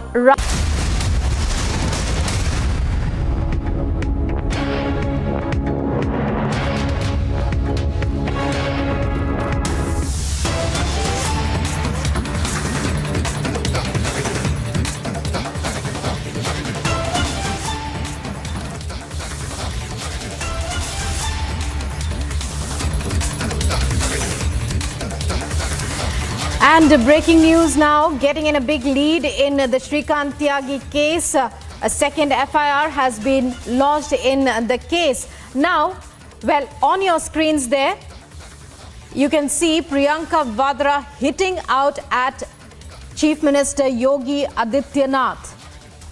That's a tweet by Priyanka Vadra. Let's find out what she's written. Did the BJP government not know for so many years that the construction of the Noida BJP leader is illegal? Bulldozer action is ostentatious. The government is avoiding answers to these questions, says Priyanka Vadra, hitting out at Yogi Adityanath after the Noida administration takes mega action against illegal encroacher Shrikant Tyagi, who incidentally is still on the run, who is giving a woman the courage to threaten women by openly indecent and sending 10 to 15 goons. Who is it that kept saving him? So Priyanka Vadra there hitting out at the Yogi government over the Shrikant Tyagi issue, which has been dominating the headlines since this morning. Big crackdown by the Yogi government in Noida, mega action being taken against illegal encroachment, as we've been giving you the updates since this morning, since that action began. There's a Shrikant Tyagi case. A notice was issued to Shrikant Tyagi in this respect in 2020, but could not be implemented because Tyagi would always, he carried out intimidation tactics. Because of Tyagi's intimidation tactics, now the Yogi government taking mega action there.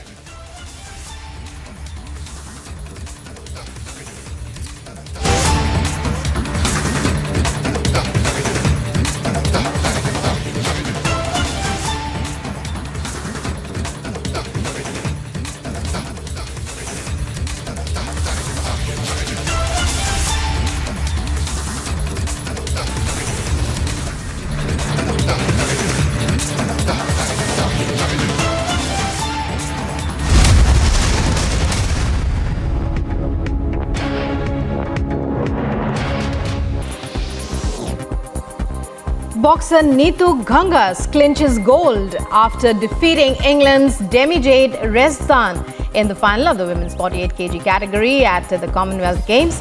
And on Sunday, she won on the basis of points 5-0 over her English opponent.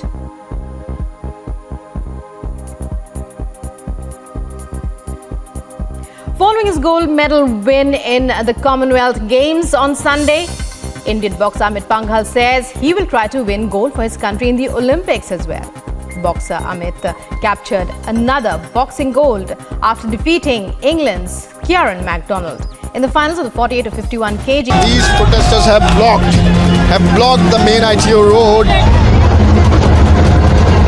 Nancy Pelosi lands and she's coming down now. Nancy Pelosi.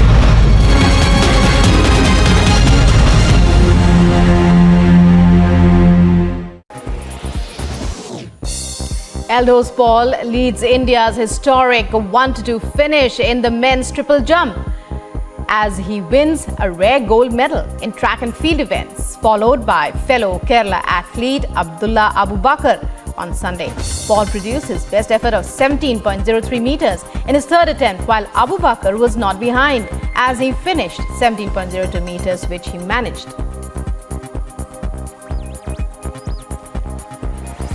And the Indian men's doubles duo of Achanta Sharath Kamal and Sathya Gyanshekaran bagged the silver in the men's doubles final at the ongoing games in Birmingham on Saturday. The ace paddlers Kamal and Sathya were at their best during the match as they crushed their opponent 11-8 in the first games and did not really allow the English players to be in a position of advantage. China's embassy has sought an urgent meeting with senior Sri Lankan authorities after Colombo sought a defamation.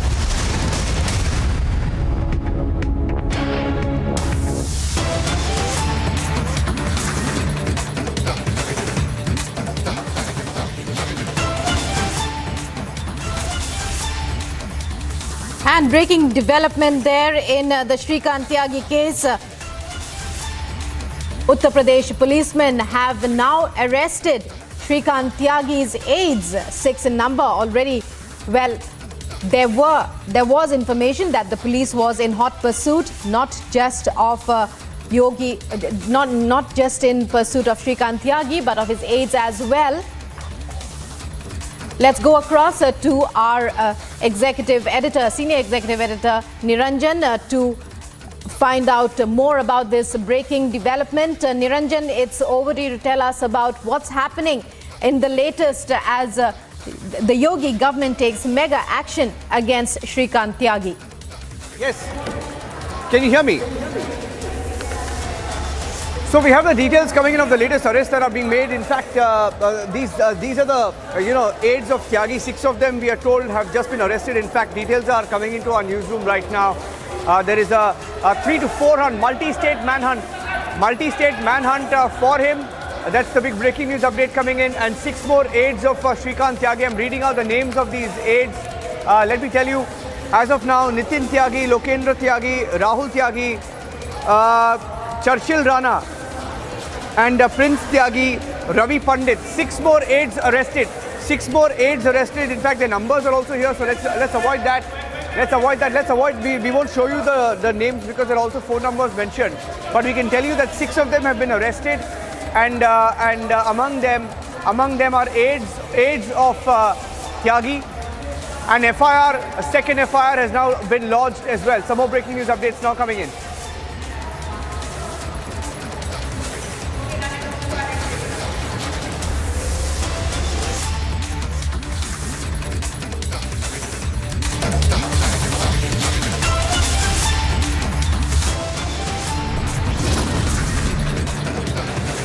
We'll take a short break right now on Republic TV. When we come back, getting you more details also of the manhunt in Uttarakhand. 12 teams have been formed. They've been assigned to task to get Tyagi from Uttarakhand. 12 teams in Uttarakhand, and we are right on top of that story. Coming back with all the details of the abusive Neta.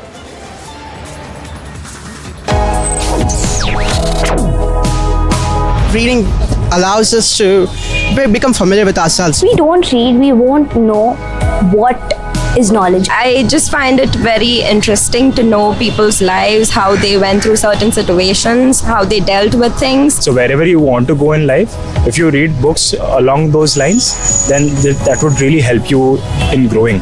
Reading could mean a million different things to every individual. What does it mean to you? Visit readindia.info to find out more. This full road has been blocked by the Congress workers, the high voltage drama. Nancy Pelosi lands in Taiwan.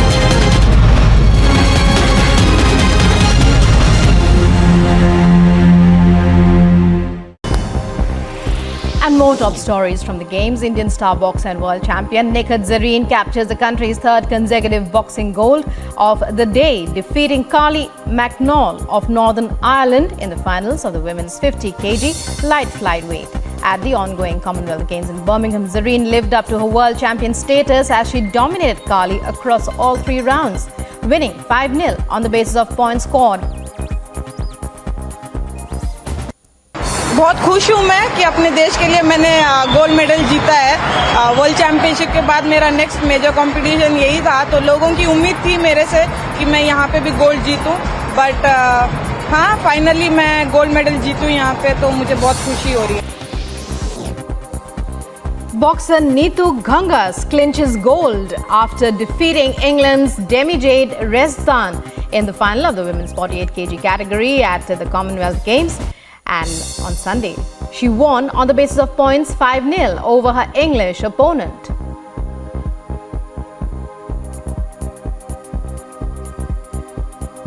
Following his gold medal win in the Commonwealth Games on Sunday, Indian boxer Amit Panghal says he will try to win gold for his country in the Olympics as well. Boxer Amit captured another boxing gold after defeating England's Kieran MacDonald in the finals of the 48 to 51 kg. These protesters have blocked the main ITO road. Nancy Pelosi lands and she's coming down now. Nancy Pelosi.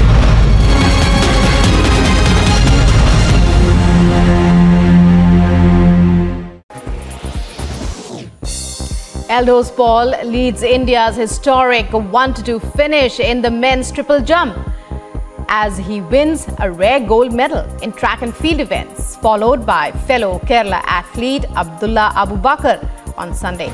Paul produced his best effort of 17.03 meters in his 3rd attempt, while Abu Bakr was not behind as he finished 17.02 meters, which he managed.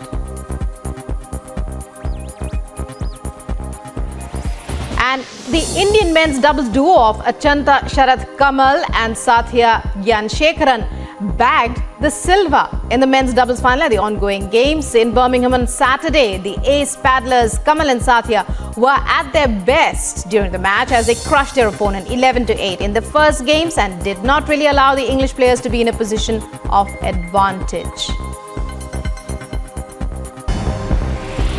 China's embassy has sought an urgent meeting with senior Sri Lankan authorities after Colombo sought a deferment of the planned docking of a high-tech Chinese research vessel at the strategic Hambantota port over which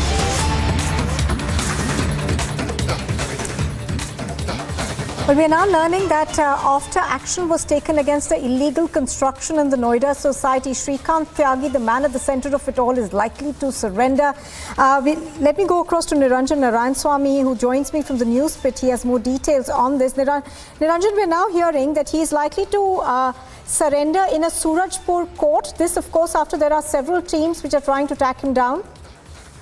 Yes, that's the breaking news update that we're getting in from the NCR, and we're tracking the story from multiple locations, multiple states. In Noida, you saw the bulldozer action. We just got the breaking news update of 6 aides of Shrikant Tyagi who've been arrested, and getting in more news now that there is a possibility, and Aishwarya is breaking that story. I want to go across to Aishwarya if he's connected with us.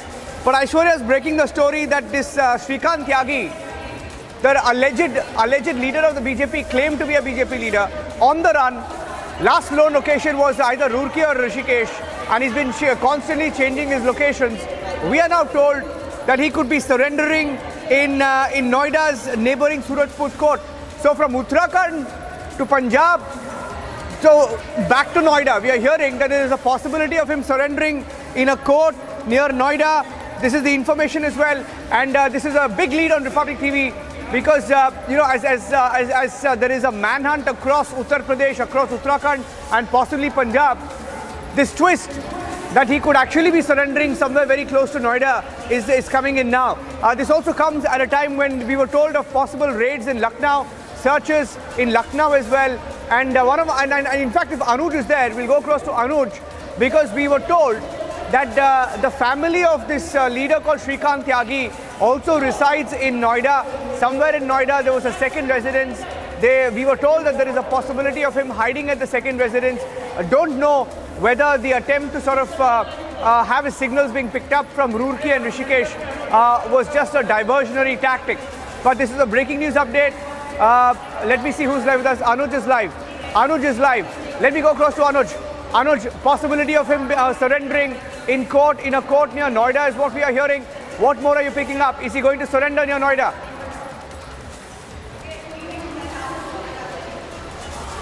Well, Niranjan, that is something what we have been told. That is something what we are learning at this point in time, that this is expected that Shrikant Tyagi can surrender in the Surajpur court. When we are talking about Gautam Budh Nagar, when we are talking about Noida, if we talk about the court which deals the matter of Noida and Gautam Budh Nagar, is the Surajpur court. So Surajpur court, Surajpur is the area, Surajpur court is the place where we have been told that Shrikant Tyagi is expected to surrender. As we do know, that is something what we have been told. There is another residence of Shrikant Tyagi in Noida itself, and it was said that he might be hiding over there. As we have seen the manhunt of Noida police, where we have seen the Noida police reaching to Lucknow, the Uttar Pradesh police there trying to nab Shrikant Tyagi, looking for his whereabouts. We have seen the same kind of movement in Uttarakhand also, whether being it Rishikesh, whether being it Roorkee, or whether being it Haridwar. So now what we have been told, the latest what we are understanding, that as he is still absconding, but the latest what we are being told, that this is expected that he can surrender at Surajpur court. Surajpur court is the same court where the court which used to deal with the matter of Noida, with the matters of Noida. So that is something what we have been told, that Surajpur court is going to be the place where this is expected that Shrikant Tyagi can surrender over there. On the other hand, let me also tell you the security I have been told has been beefed up there at the Surajpur court. So these are the signs which we are getting. So this is hinting toward the same, as we are getting the update that this is expected. All right, so that's the update that Anuj is getting us at the moment, that there is a likelihood of the man in the center of this controversy surrendering soon. Niranjan as well as Anuj, thank you for joining us. And in fact, we are getting more breaking news. It's a big political scoop that we are getting from Maharashtra. Republic TV has learned that Ashish Shelar and Sudhir Mungatwar are the probables for the Maharashtra BJP president's new post. So that's a big political scoop that we are getting for our viewers here on Republic TV. We are getting more details as to who could be the next chief of the BJP in Maharashtra. Two names doing the rounds currently are Ashish Shelar as well as Sudhir Mungatwar. These are the two big probable names that are making the rounds right now. We're going to try and go across to our correspondents to get more details. I think Sandeep is live with us and he's bringing us, breaking down the story for us. Sandeep, good afternoon. Give us more details, please. So yes, in regards of BJP President, Maharashtra President Chandrakant Patil term is over now, and the two big names that is coming ahead is Ashish Shelar and Sudhir Mungatwar. That's what we've been informed. But yes, it will be important to see who will be, selected or in fact appointed by the central leadership of BJP, in regards of being Maharashtra president. When we talk about Ashish Shelar was in fact Mumbai president for BJP in the past, and Sudhir Mungatwar has been a minister for long term in for BJP in fact, and a senior leader in Maharashtra BJP also. So it will be very much crucial to see whether Ashish Shelar will be given the president post for Maharashtra BJP, or it will be Sudhir Mungatwar. And definitely the suggestions will be in fact taken by the other leaders of BJP in the state of Maharashtra, and it will be the central leadership to decide whether it will be Mungatwar or Ashish Shelar to head Maharashtra for BJP. All right, now what we are given to understand is that as Chandrakant Patil's term comes to an end, there is a lot of speculation that perhaps he would like to join the government in Maharashtra, and that is one of the reasons that the BJP is looking to appoint a new BJP chief. Can you give us more details on that aspect as well? See, as far as Chandrakant Patil is concerned, what we have been informed is that yes, there are chances that he can be given some portfolios in a state of Maharashtra, and in fact in cabinet as well. But yes, so far there is no confirmation whether that is the only reason of this, because his term is over as of now. So definitely we'll have to wait and watch out for how that really pans out. Sandeep reporting from Mumbai. Thank you for the moment. And we are now going on to another big story that we are breaking for you amidst the JDU-BJP tensions that are mounting in Bihar now. We are given to understand that Chirag Paswan in fact has released a statement. He's in fact upped his ante. He says that Nitish Kumar is a habitual turncoat. There will be midterm polls in Bihar even if the JDU-RJD forms a government. In fact, we are also bringing an exclusive out to you. This is an exclusive interview that we've had. We're going to just play that out to you very, very shortly.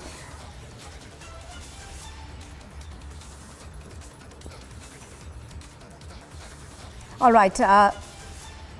So we have been, of course, hearing of the rumblings between the BJP and the JDU. Prakash is joining us live now. Prakash, I think you're speaking to leaders across Bihar.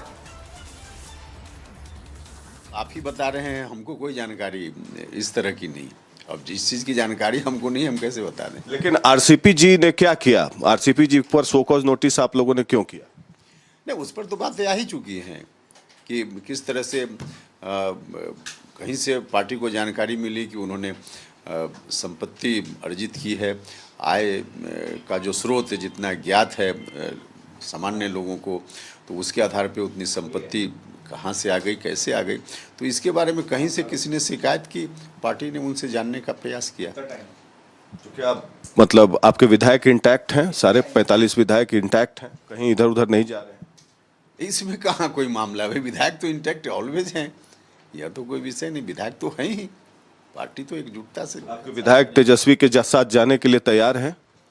हमारे विधायक कहीं क्यों जाएंगे भाई? हमारे विधायक JDU के साथ है, गठबंधन करने के लिए तैयार है। किस बात का गठबंधन? अभी गठबंधन का कहाँ कोई मामला बनता है? अभी गठबंधन का तो कोई मामला बनता ही नहीं, कोई एजेंडा ही नहीं जिस पर आप नाराजगी क्या है बीजेपी से? भैया कहाँ नाराजगी की बात कहाँ से आ गई? तो ये तो उपेंद्र कुशवाहा कुछ बोल नहीं रहे हैं, लेकिन साफ दिख रहा है कि बिहार में महागठबंधन की सरकार बनने जा रही है। JDU, RJD, Congress, CPI-ML, CPI सबके बीच तालमेल हो चुका है और जेडीयू और बीजेपी कितनी जल्दी अलग होते हैं अब ये तो 1-2 दिन में पता चल ही जाएगा। Back to you. There have, of course, been rumblings, and even though the JDU at the moment continues to deny those murmurs, there is little doubt that perhaps trouble's brewing.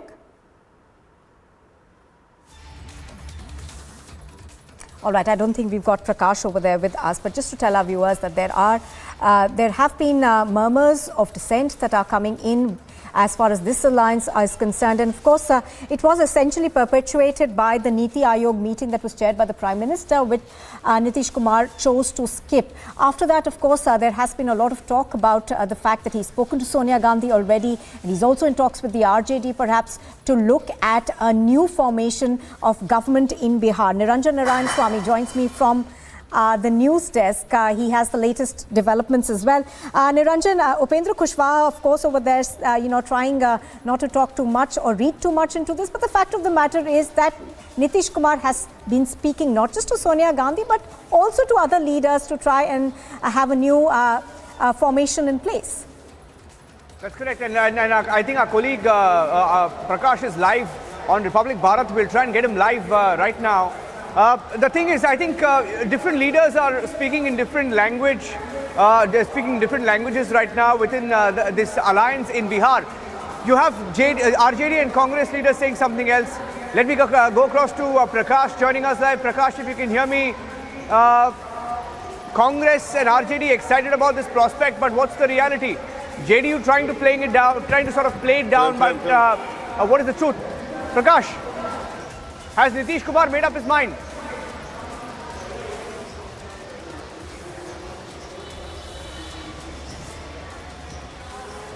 I can't hear you, Niranjan.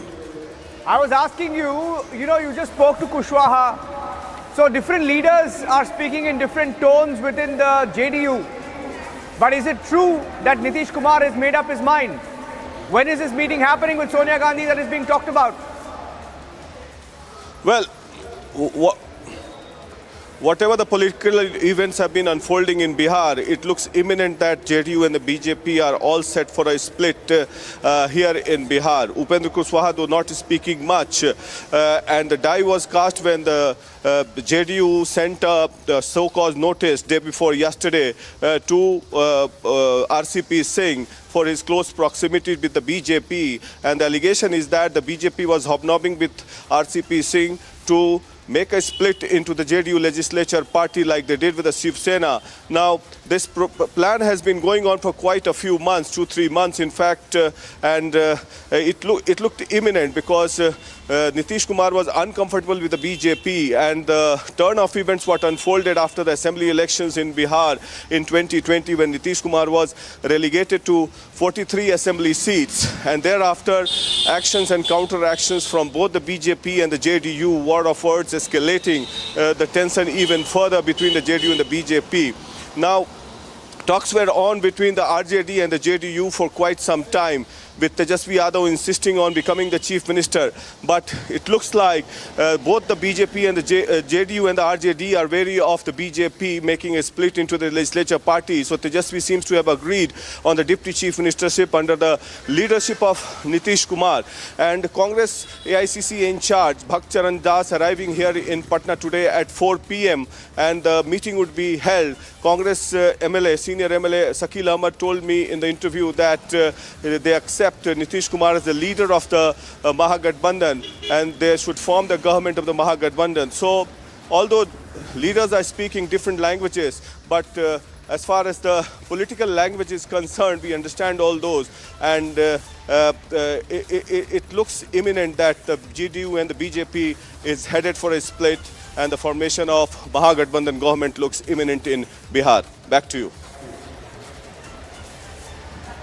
Yes, stay with me. I think, back-to-back developments, and you heard the Congress party a few minutes back saying they will welcome if Nitish Kumar breaks the alliance with the BJP and joins the Mahagathbandhan. RJD saying something similar, that they're very excited about the prospect. They're even going to the extent of saying that we support Nitish Kumar and we will extend our complete support to him. The writing has been on the wall, the die has been cast, as Prakash says. Back to you for now, Nupur, tracking the story closely. Right, absolutely. Prakash, if I could come back to you now. Prakash, there was this parliamentary party meeting that takes place tomorrow where we are given to understand that the JDU has called all its MLAs and MLCs and MPs for that particular meeting. Now, have the events of the day overtaken what happens tomorrow now? Well, I don't.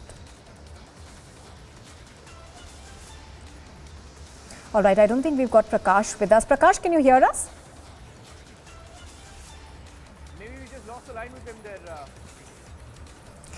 Okay, we seem to have lost that audio connection with Prakash. We'll re-establish that link in just a bit, but here's what we know so far. There has been talk, of course, of a split in the Bihar alliance between the JDU and the BJP for quite some time now. The things seem to have come to a head today with news coming in that Nitish Kumar has spoken to Sonia Gandhi. Also news coming in that Nitish Kumar is in active talks with the RJD. The question, of course, was around who will become the chief minister. Do remember that in this coalition, if it were to take place, the RJD has the highest number. So in that sense, it would have been obvious that they would have wanted the chief minister's post. Now, Niranjan continues to be with me. Niranjan, even as these developments are taking place, do you think that the JDU was very concerned about perhaps, some of their legislators going to the BJP, because there was a meeting that was called for tomorrow, but obviously events of today seem to have overtaken things? Well, if you look at the action that they've taken against some of their leaders, it is for anti-party activity. So perhaps they expect an imminent split or expected an imminent split, and that's why they've also accused the BJP of trying to split the party. Prakash is back with us. Let me see if I can go back to him. Prakash, can you hear me? Can you hear me, Prakash? What do they fear? What do they fear? Yes. And what do they know? And what is the truth about whether there is going to be a split or not within the JDU?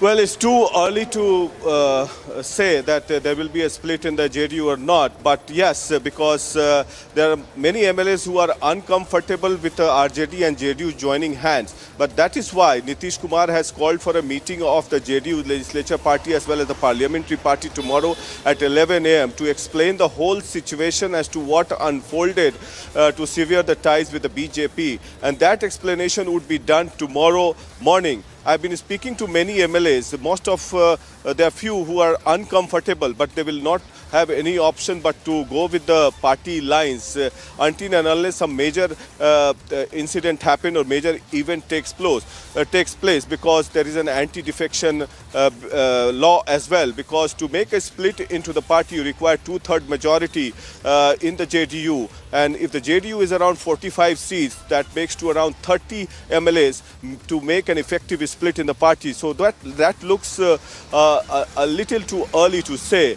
But in the long run, what will happen in the run-up to the 2024 elections? So as of now, it looks like the JDU and the BJP are parting ways until and unless some intervention is done by the top leadership of both the parties and to avoid the split.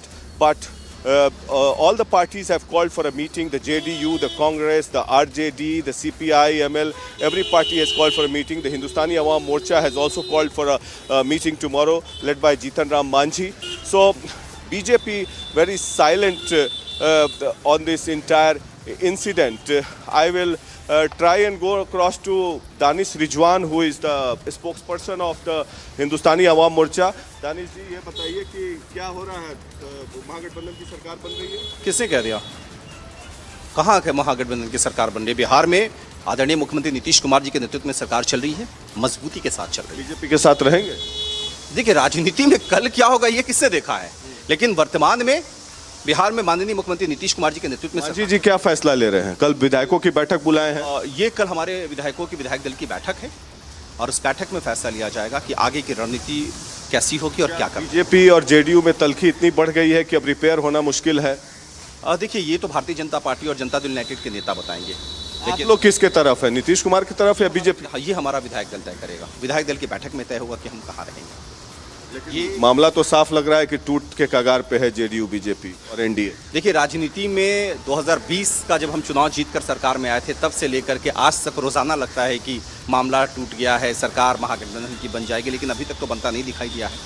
आगे क्या होता है ये तो वक्त बताएगा, लेकिन अभी बिहार में माननीय मुख्यमंत्री नीतीश कुमार जी के नेतृत्व में सरकार चल रही है। So there we have Hindustani Awam Morcha, one of the important constituent of the NDA, clearly saying that although none of the leaders are saying that JDU and the BJP is headed for a split, but what have they called the meeting for? All the parties except for the BJP have called their MLAs and meeting for. So we understand and assume that they are all headed for a split, and already the die has been cast and the deal has been signed between the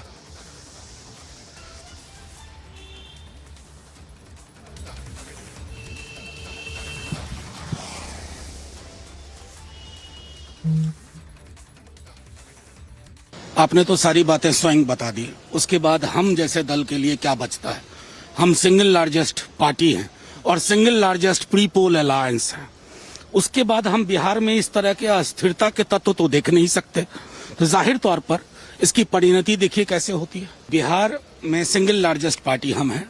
नेता प्रतिपक्ष तेजस्वी जी और महागठबंधन दल के अन्य नेता और pre poll भी हम सबसे बड़े अलायंस हैं। तो जाहिर तौर पर हम चुपचाप हाथ पे हाथ धरे बिहार के में अस्थिरता के ये तत्व तो देख नहीं सकते। तो फिर आपकी क्या भूमिका होगी? आप क्या करेंगे? जो बिहार के लिए सबसे बेहतर विकल्प होगा वही होगा। अब बिहार के लिए बेहतर विकल्प बिहार तय करेगा। Well, that of course is Manoj Kumar from the RJD over there saying that they have the largest numbers. So in a sense what we are seeing is perhaps a redistribution of of political parties. We are now given to understand that Nitish Kumar is holding talks not just with RJD but also with Congress. In fact, we are learning that he's already spoken to Sonia Gandhi. So fast-paced developments are taking place now. Just to tell our viewers, there is also a parliamentary party meeting that's been called by the JDU tomorrow, where the JDU's top brass has asked for all their MPs and MLAs as well as MLCs to be present. Prakash, I think, is still with us. Prakash, a lot of fast-paced developments are taking place, but obviously, this has been in the reckoning, in the making for a while now. There have been tensions between the JDU and the BJP. They've just come to a head now, isn't it?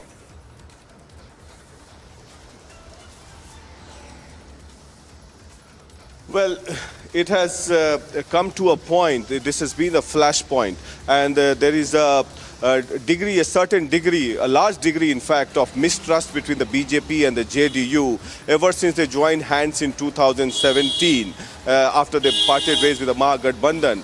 And in 2018 as well, at the behest of Prashant Kishore, a similar attempt was made in Bihar to form the Mahagathbandhan again, but that failed. And somehow Narendra Modi managed to salvage the deal with the NDA, and he spoke to Nitish Kumar. But in the run-up to the 2019 elections and thereafter in the 20 assembly elections, the mistrust started between the BJP and the JDU, and the exact fallout was when the JDU was relegated to 43 seats, and they held BJP responsible that at the behest of the BJP, Chirag Paswan fielded candidates against the JDU and not against the BJP. And he became the Hanuman of the BJP. That is the bone of contention. And ever since then, to make even situation worse, to add salt to the wound, both the parties, BJP leaders and the JDU, were engaged in a war of words with each other as if there is no alliance working in Bihar. And recently, the Assembly Speaker also was at loggerheads, and he had a word of word in the Assembly with the Bihar Chief Minister Nitish Kumar. And thereafter, situations unfolded in Bihar with RCP saying being served a so-called notice, and Absolutely. the JDU saying that they have enough evidence that RCP Singh was Absolutely. hobnobbing with the BJP. Absolutely. But, so as you're pointing out, as far Prakash, as, that's what's brought this alliance on the brink of a breakdown. Thank you for the moment, Prakash. In fact, we are heading straight across right now to visuals that we are getting from Odisha. The Home Minister, Amit Shah, is currently in Odisha. So pictures on your screen are of his visit over there.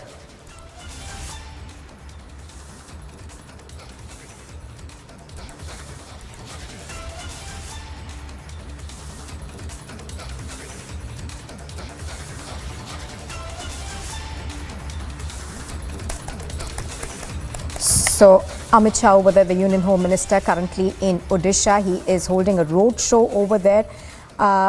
This, of course, is part of a two-day visit that Amit Shah has undertaken. He arrived in Bhubaneswar earlier, and this is a two-day visit that's taking place.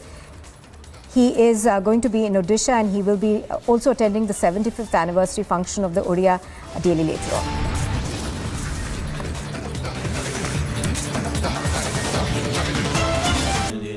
Amity has been ranked India's #1 not-for-profit private university for 9 years, with top 10 ranked institutions in management, engineering, biotech, law, masscom, telecom, hospitality, fashion and more. Yet another top ranking for Amity University. This full road has been blocked by the Congress workers, the high voltage drama. Nancy Pelosi lands in Taiwan.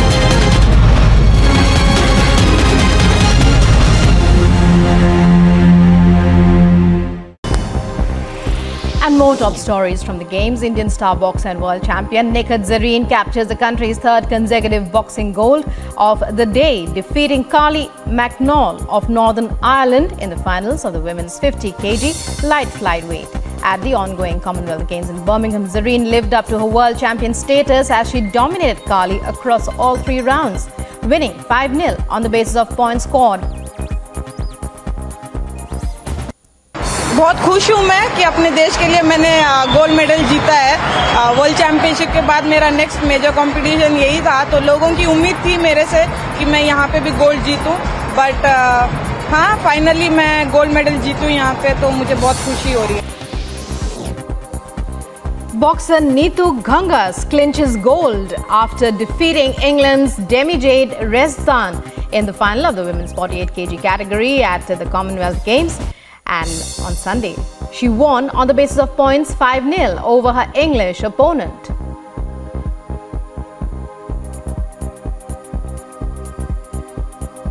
Following his gold medal win in the Commonwealth Games on Sunday, Indian boxer Amit Panghal says he will try to win gold for his country in the Olympics as well.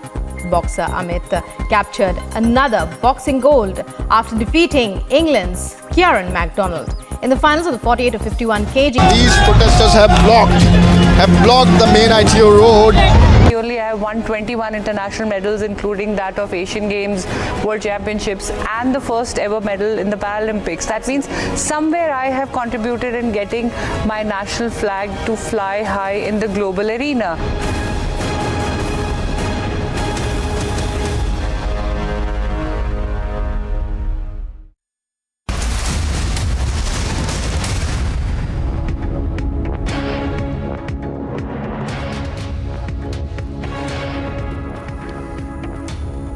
You're watching live in breaking. Live visuals there of a Tiranga rally as the nation celebrates Azadi Ka Amrit Mahotsav. It's the month of August, and here you can see visuals as Chief Minister Yogi Adityanath holds a Tiranga rally. These are visuals from Agra that we are getting you. It's a bike rally that's part of this particular mega celebration. Chief Minister Yogi Adityanath present at the venue himself to flag off that rally. Bikes with the riders carrying the tricolour. And many such events have been organized across the country in response to the Prime Minister's call for Har Ghar Tiranga and a celebration of Azadi Ka Amrit Mahotsav. These are visuals from Agra. Chief Minister Yogi Adityanath flagging off a bike rally in celebration of Azadi Ka Amrit Mahotsav. As you can see, the riders have a tiranga that they are holding aloft in response to the Prime Minister's call for Har Ghar Tiranga and a celebration of our national flag on the occasion of Azadi Ka Amrit Mahotsav.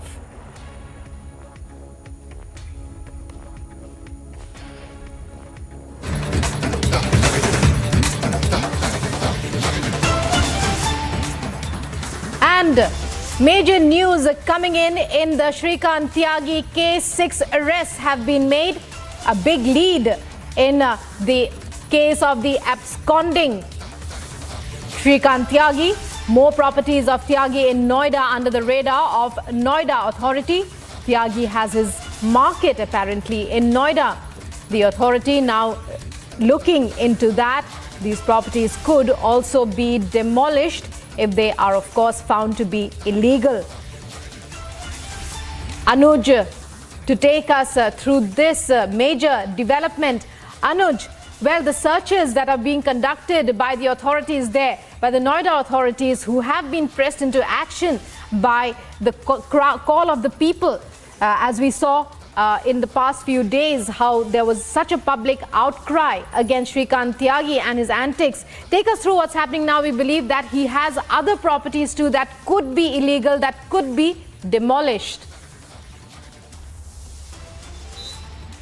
Well, exactly. That's something what we have been told now. Once we have seen in the morning, the one property which has been already demolished by the Noida authority. The complaint was given regarding the same earlier in 2019. Back in 2019, the notice was given in 2020, but no action was taken till the date. But today, the action has been taken by the Noida authority. We have reported from the spot, and we have given the live visuals there and then when this demolition happened. But what we have been told, the latest what we have been told is there are more properties which is related to or which is of Shrikant Tyagi, and these properties are in Noida itself. Some properties are in Bhangera, I've been told. Some properties are in Siani. There is one place in Noida. So these are the location where these properties are, and these properties are of Shrikant Tyagi only. So this is under the radar of Noida authority, something what I have been told. And Noida authority now looking deep into the angle, and they are investigating, and they are checking if any illegal property is there, because this is full market in Bhangel, what I have been told. Bhangel is the area in Noida itself. So there is a full market of Shrikant Tyagi, and something that is under the radar is that particular market also. Noida authority can demolish these properties, these markets also. We do understand that since from the morning we are breaking the story that there are multiple searches, multiple locations being searched, whichsoever is related to Shrikant Tyagi. What I have been told, there is another residence of Shrikant Tyagi in Noida itself. We are waiting for the same. Is he there or is anyone over there? What exactly is the update? But the 12 teams have been constituted already. We have seen the action in Lucknow itself. We do know that there were 3 teams in Uttarakhand itself, whether being in Tapovan, whether being in Roorkee or Haridwar. So that is something what we have been told. On the other hand, we are also seeing alertness at the Surajpur court. When we are talking about the update in the same, Surajpur court is the court which deals in the matter of Noida. So there it is expected, there is something what we are expecting, or rather the sources are telling us, there is also expected that Shrikant Tyagi can surrender in Surajpur court. So there the alertness could be seen on the ground at Surajpur court also. The security has been beefed up there also, but this is to wait and watch when he is going to be nabbed, because the teams have been constituted. The top brasses of the Uttar Pradesh law and order, if we are talking about senior officials of Uttar Pradesh, is monitoring the situation. We were trying to get a reaction from DCP also, but the whereabout is still unknown. If we talk about this man, Shrikant Tyagi is still absconding. So that is something which is being looked up by the Noida police and the Uttar Pradesh police. They are trying to nab the man, but he's still absconding. So we are waiting for the update if he is going to surrender there in Surajpur court. But the latest what we are breaking is more properties can Anuj, be demolished. You will have to leave it at can be demolished. Yes. That for now. Shrikant Tyagi still on the run, but 6 of his aides have been arrested. Meanwhile, alert issued for the Surajkund court where he is most likely to appear. And well, Anuj, you stay on that story. We'll be back with you throughout the day for more. Meanwhile, moving on, 3 devotees lost their lives and several were injured in a temple fair in Khatu, in Shyamji temple in Rajasthan's Sikar town. 3 female devotees lost their lives in the stampede and several were injured. Here's more. A shocking incident of stampede from Rajasthan's Sikar district. A stampede broke out in the monthly fair of Khatu Shyamji temple. The stampede broke out at 5 a.m. in the morning. The stampede took place due to heavy influx of devotees at the entrance of the main gate of the temple. The police reached the spot and started the relief work. All the injured have been admitted to a nearby hospital. According to the reports, the CCTV camera of the entire Khatu Shyam temple in and outside is also being intervened and also being investigated in this entire incident of 3 killings of women and the injured people as well. The injured are receiving proper treatment at Jaipur Hospital. Rajasthan government is also looking into the matter. In the Khatu Shyam temple incident, the investigation has started and is being carried out by Rajasthan administration. Along with video journalist Manish Harshatanwani reporting for Republic TV.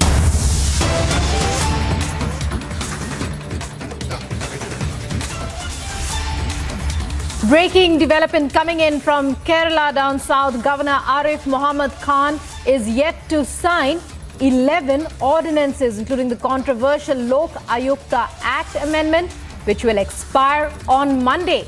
The ordinance will become legally void if the governor fails to sign them on time. The stand taken by the governor had already placed the state government in a tough spot. Ashwin, to take us through this major breaking development. Ashwin, tell us more about the ordinances. What is the governor's stand? 11 ordinances about to expire, some of which are about to expire on Monday. So what is his stand? Why is he not signing them?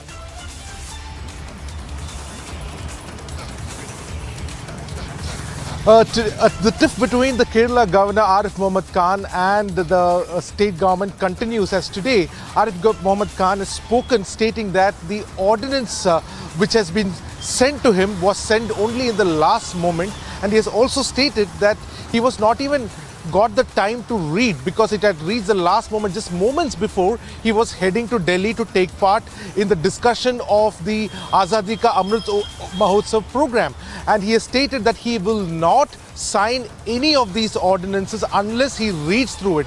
He also stated that ordinance is not a way to go ahead in a democracy, and as a person who upholds the democratic system, he said he will not sign these documents without reading them. Now, so clearly the governor has come out in the open to slay the state government at a time when the state government and the chief secretary of the state was also expecting that he may even sign a digital signature from Delhi when on these 11 ordinances. Now, what is this ordinances? It includes, one of the key ordinances includes the dilution of the powers of the Lokayukta. That is one key ordinance which, if not signed, it will be diluted. And there is already a case which will be registered against Chief Minister Pinarayi Vijayan, in which he has been alleged to divert some funds which was meant for flood relief. So that particular ordinance was brought in to ensure that the Chief Minister is not, be taken as one of the accused in this case because of this ordinance. Now, if the governor does not sign it today, then that would mean that this ordinance would dissolve itself. It will not be in power anymore, which means a case can be registered against Chief Minister. So the government is really in a tight situation over here, especially at the time when the governor has stated very clearly that he will not sign these ordinances if it has come in the last moment. Also, Rukma, what is also important is that governor also pointed out that after these ordinances were promulgated, there was an assembly session which was held. Why were these ordinances not brought in as a proper bill? These are the questions that has been raised by the governor of Kerala, and what needs to be seen is how the state dispensation will react to the statements by the governor. Rukma. Right, so all eyes now as Ashwin is telling us on the state government and how it reacts to what the governor is putting forward as his stand on introducing the ordinances as bills in the House. Many thanks, Ashwin, for joining us there. And moving on to the Shrikant Tyagi story, once again getting in a big breaking development here. A reward of 25,000 rupees has been announced by the Commissionerate of Gautam Budh Nagar Police on the arrest of accused Shrikant Tyagi at Police Station Phase 2 of the Commissionerate, Gautam Budh Nagar. So a reward of 25,000 now announced as a reward for the capture of Shrikant Tyagi. The manhunt continues, and our correspondent Anuj to tell us more about this breaking development. Anuj, well, the Commissionerate there in Noida Phase 2 clearly springing into action today. Now it's announced a reward of 25,000 for Shrikant Tyagi, but we believe that Tyagi could appear before the Surajkund court at any point of time, as an alert is also there. Take us through this breaking development. Well, alert could be seen there on the ground when we are talking about the Surajpur court. But the latest what we are breaking at this point in time is that 25,000 rupees reward has been announced by the Noida police. Has been announced officially that if he will be arrested, if anyone will tell about his whereabouts, it is going to be the reward of 25,000 rupees, what has been told by the Noida police. So this is official now. Officially, the reward has been announced by the Noida police. Whereas we will have to wait and watch whether he is going to surrender in the Surajpur court, because there on the ground we are getting an update that the alert could be seen on the ground. And this was told to us that this is expected that Shrikant Tyagi can surrender in the Surajpur court. Surajpur court, let me remind you, is the court which deals with the matter of Noida, Gautam Budh Nagar. So that's the court. If we talk about the matters of Noida or Surajpur or I beg your pardon, Gautam Budh Nagar, because the case has been registered at Noida Phase 2 police station. So this comes under the vicinity of Surajpur. That is why we have been told that the Surajpur can be the court where Shrikant Tyagi is expected to surrender. Whereas if we talk about the development in the same, since from the morning we are breaking the story that 12 teams has been already constituted. Teams who are there in Uttarakhand, 3 teams who are there in Tapovan, in Roorkee, in Rishikesh and Haridwar. And on top of that, we have seen the action of the Uttar Pradesh police in Lucknow itself, where Shrikant Tyagi was residing on the rent.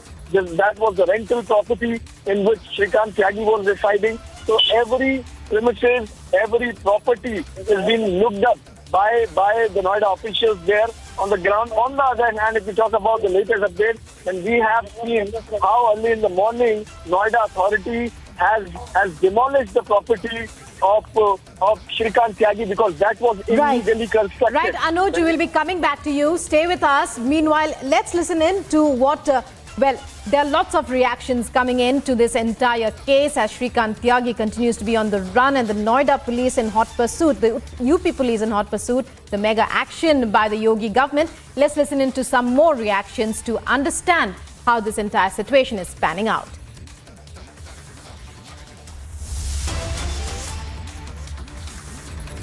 संवेदनशीलता के साथ आगे बढ़ रही है। हम किसी भी स्थिति में उनको गिरफ्तार करेंगे और जो कड़ी से कड़ी सज़ा होगी उनको मिलेगी। पूरे प्रदेश की सभी माताएं बहनें सुरक्षित ढंग से रह रही हैं, कहीं कोई दिक्कत नहीं है। नोएडा प्रकरण को सरकार ने बहुत ही गंभीरता के साथ लिया है। अपराध और भ्रष्टाचार पर जीरो टॉलरेंस की नीति के तहत हम काम कर रहे हैं और ये हमारी जिम्मेदारी है कि हम उनको सजा दिलाकर रहेंगे। सर, उसके बावजूद आप ही के वहाँ के सांसद वो कहते हैं हमें शर्म आ रही है कि हमारी सरकार ऐसे लोग हैं। देखिए, इस प्रकार की घटना जो हुई है ये वास्तव में ये बहुत ही हम लोगों के लिए चौंकाने वाली है कि उत्तर प्रदेश में इस प्रकार के लोगों का कोई स्थान नहीं है। हमने कड़ी कार्रवाई के निर्देश दिए हैं। किसी भी स्थिति में हम कोई कंप्रोमाइज़ नहीं करने वाले हैं। हमारी सरकार अपना पराया छोटा बड़ा नहीं देखती। जो भी कानून तोड़ेगा उसके खिलाफ हम कड़ी कार्रवाई करेंगे। वो तो फरार है, पर उसके लोग वहाँ पर जाके गुंडागर्दी कर रहे हैं। कल की घटना है, उस संबंध में स्थानीय जो पुलिस अधिकारी हैं उन पर भी कार्रवाई होना तय है। सर, क्या अभी और जगह छानबीन चल रही है? हर जगह, इसमें जहां भी हो सकता है पूरी तरह से हमारी टीम लगी हुई है और ये जांच का विषय है। जांच के पहले कुछ कहना ठीक नहीं होगा, लेकिन ये अंतिम निष्कर्ष मैं बता सकता हूं कि इसमें कड़ी कार्रवाई होगी, किसी को बख्शा नहीं जाएगा। So Brajesh Pathak of the UP government speaking with Republic, saying that the Uttar Pradesh government will leave no stone unturned to find and punish Mr. Tyagi, who is still on the run. Uttar Pradesh police in hot pursuit. Also, 12 teams have been organized in order to ensure that he is brought to book.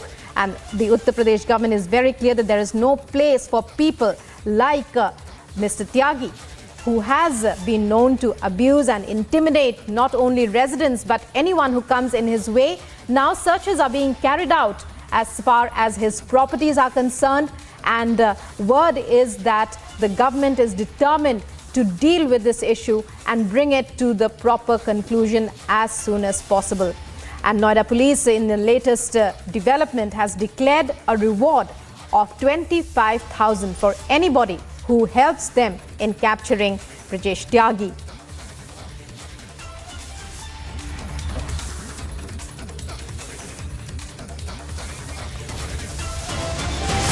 And it's time now for a short break here on Republic. But coming up after that, Sanjay Raut in court today. He is to be presented by the ED, and all the details will be here on Republic. Stay tuned to catch up.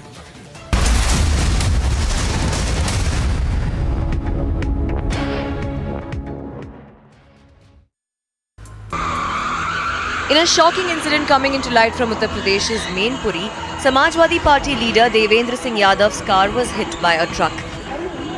The car was later dragged for more than 500 meters. Police authorities have informed that further probe is underway. Mainpuri Samajwadi party के जिलाध्यक्ष देवेंद्र सिंह यादव जी आज अपनी Brezza गाड़ी से कहीं जा रहे थे, तो मैनपुरी में करहल चौराहे के निकट भदावर हाउस के पास उनकी ब्रेजा गाड़ी हरियाणा नंबर के एक ट्रक से दुर्घटनाग्रस्त हो गई। पुलिस कर्मियों द्वारा तत्काल चालक को हिरासत में लिया गया। चालक विनय यादव चौबिया इटावा का रहने वाला है। संपूर्ण पहलुओं की गहनता से छानबीन की जा रही है। अभी कोई तहरीर प्राप्त नहीं हुआ है। तहरीर प्राप्त होते ही आवश्यक वैधानिक कार्रवाई की जाएगी। Bureau report, Republic TV.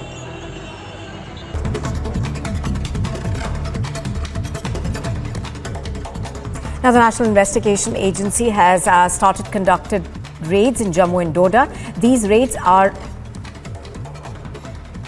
being conducted against terror sympathizers that aided terror activities in Jammu and Kashmir. Now, according to senior officials, half a dozen locations are being raided by the NIA. These include raids on the Jamaat-e-Islami, terror funding, as well as retired Jammu and Kashmir officials.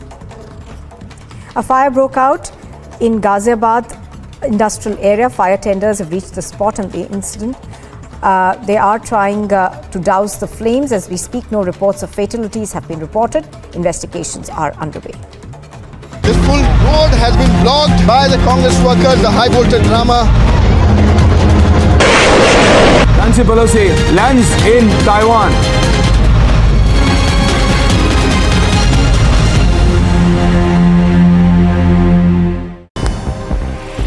And more top stories from the Games. Indian star boxer and world champion Nikhil Zareen captures the country's third consecutive boxing gold of the day, defeating Carly McNall of Northern Ireland in the finals of the women's 50 kg light flyweight. At the ongoing Commonwealth Games in Birmingham, Zareen lived up to her world champion status as she dominated Carly across all three rounds, winning 5-0 on the basis of points scored. बहुत खुश हूँ मैं कि अपने देश के लिए मैंने गोल्ड मेडल जीता है। वर्ल्ड चैंपियनशिप के बाद मेरा नेक्स्ट मेजर कंपटीशन यही था।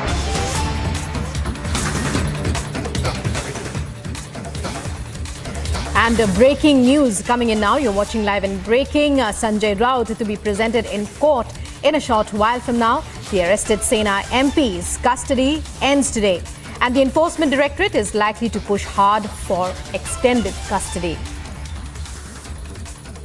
So those are visuals there from outside the ED office, and our correspondent Ankit there joining us from outside the Well, sorry about that. Our correspondent Sandeep outside the ED office in Mumbai. Sandeep, is there any movement there outside the ED office? We are expecting Sanjay Raut there shortly to be brought in by the Enforcement Directorate to be presented. His custody ends today. So yes, Enforcement Directorate will be producing Shiv Sena MP Sanjay Raut in a short while. Now Enforcement Directorate officials have in fact, in the past also in the remand copy had mentioned about the money trail that took place between Praveen Raut and Sanjay Raut and Raut family. In fact, the money trail of 2.25 crore, wherein Enforcement Directorate is suspecting that the money that was received from HDIL, that is from Vadhavans to Praveen Raut's account, and then later some of the amount was transferred to Sanjay Raut and Varsha Raut account. Now in the same sequence, Enforcement Directorate got his custody in fact, and Varsha Raut, Sanjay Raut's wife was in fact questioned after Enforcement Directorate summoned Varsha Raut, and in fact confrontation happened between both husband and wife, Sanjay Raut and Varsha Raut, a few days ago. So definitely Enforcement Directorate is gonna produce Sanjay Raut in the session court, that is the special PMLA court today, wherein his custody is finishing today, and in fact it will be very much crucial to see whether Sanjay Raut will be able to get judicial custody or whether the Enforcement Directorate will be demanding his custody again. Now, if in case Sanjay Raut gets judicial custody, then it will be a huge relief for Shiv Sena MP. He can apply for immediate bail from the court. But it will be important to see what all facts will be presented before the courts by Enforcement Directorate, whether ED will be demanding Raut's custody, because so far only Varsha Raut's statement has been recorded after Sanjay Raut has been arrested by Enforcement Directorate, and few of the people associated to the land owned by Sanjay Raut and in fact Swapna Patkar and Varsha Raut in Alibag. So definitely it will be very much crucial to see whether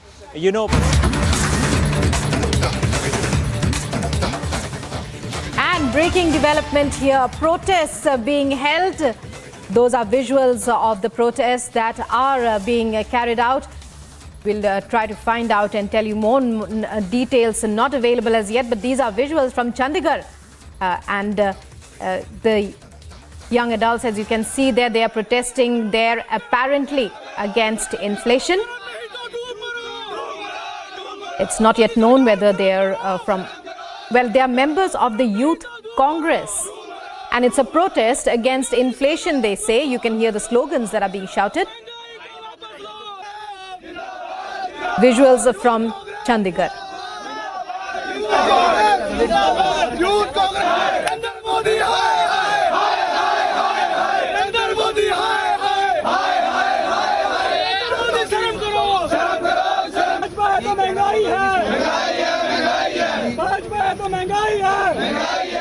And Sandeep, sorry about that. Amandeep joining us on the phone line. Amandeep, what are we seeing here? The police trying to, round up those protesters. We believe it's a Youth Congress protest. What are they protesting about? Well, Rukma, the protest is from Chandigarh Youth Congress, and in fact they are protesting against the inflation, and even they wanted to roll out a march on the streets of the Chandigarh. But the police have heavily deployed, and in fact they put barricades in the place, and even the police have earlier informed that they are not allowed to march out in Chandigarh, on Chandigarh Road in fact. But the protesters are so much adamant, they wanted to break down the barricades and to continue their march, but that was not allowed. And finally, the police have used the water cannons to disperse the protesters, and in fact the visuals are very much telling that how this entire protest was being carried out by Chandigarh Youth Congress, and in fact police with a heavy deployment tried to control the law and order situation at the spot, and even used water cannon to disperse the protesters from the spot, just because continuously they are trying to break down the barricades. They are having trouble with the Chandigarh police, But the police are repeatedly trying to make them understand about the situation that law and order cannot be compromised in Chandigarh, and that is the reason barricades at one place, and in fact from that very much point they were not allowed to move beyond that. And even finally when the protesters were not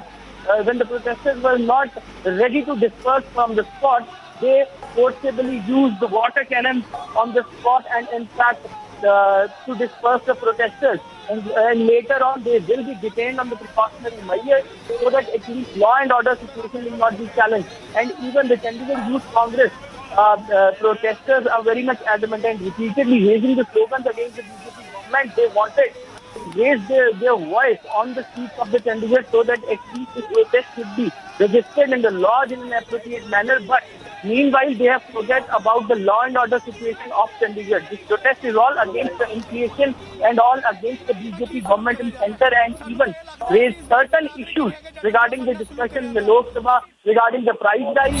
police आ जाती है ਅਸੀਂ ਇੱਕ peaceful ਤਰੀਕੇ ਨਾਲ ਆਪਣੀ demand ਰੱਖਣ ਜਾ ਰਹੇ ਸੀ देखो की सलूका करा गया पानी गिरा गया लाठी चार्ज करा गया ਅਸੀਂ इस देश के नागरिक नहीं ਅਸੀਂ महंगाई जो बढ़ती है ਉਹਦਾ मुद्दा उठाया सी महंगाई पूरे देश च एक सब तो बड़ा मुद्दा बनया हुआ है साडा एक ही डिमांड है कि महंगाई घटाई जाए पर ये देखो ਅਸੀਂ High drama on the streets of Chandigarh, as you can see in those visuals. Police action against Youth Congress protesters. The protesters say they are protesting against rising prices, inflation in particular. And earlier there were barricades that were put up, and now police firing water cannons to disperse them.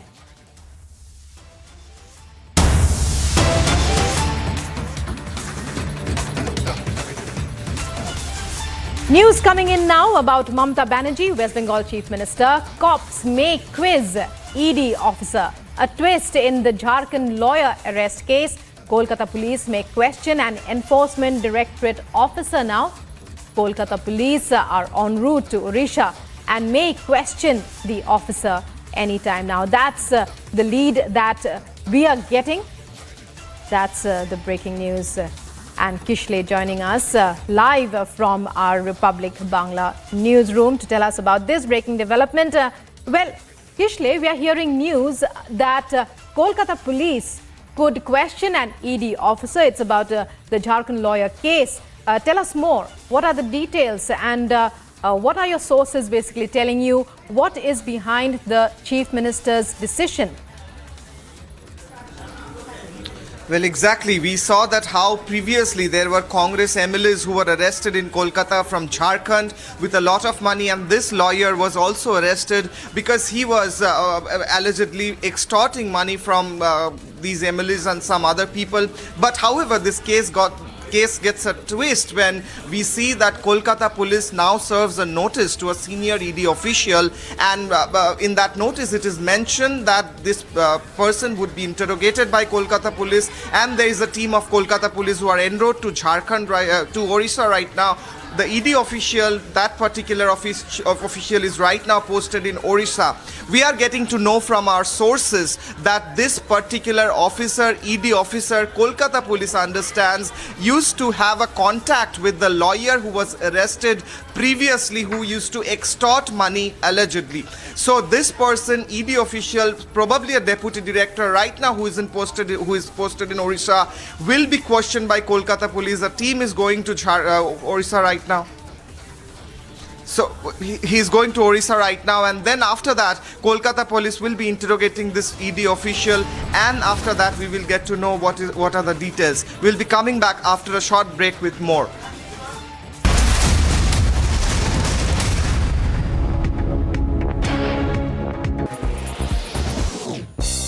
Elders Paul leads India's historic 1-2 finish in the men's triple jump as he wins a rare gold medal in track and field events, followed by fellow Kerala athlete Abdullah Abu Bakar on Sunday.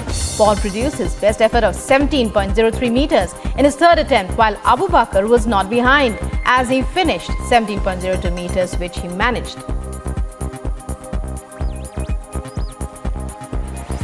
And the Indian men's doubles duo of Achanta Sharath Kamal and Sathya Gyanshekaran bagged the silver In the men's doubles final at the ongoing games in Birmingham on Saturday, the ace paddlers Kamal and Satya were at their best during the match as they crushed their opponent 11-8 in the first games and did not really allow the English players to be in a position of advantage.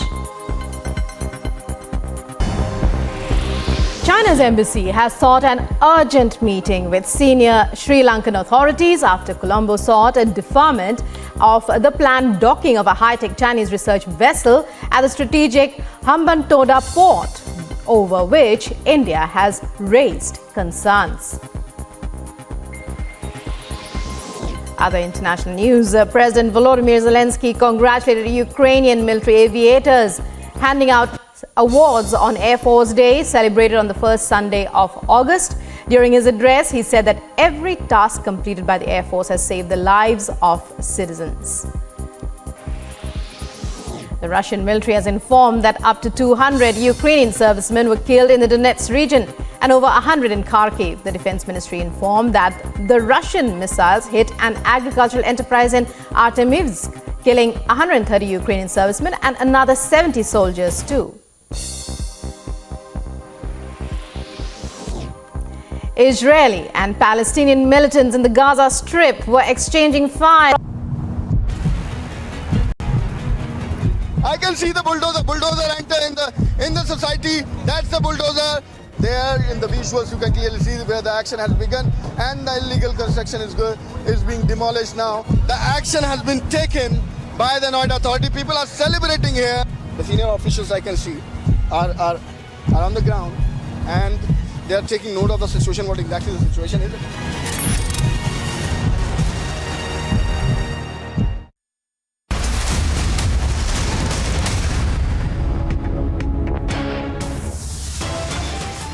You're watching Live and Breaking. The headlines at 1 this afternoon. Big buzz as Nitish speaks to Sonia Gandhi.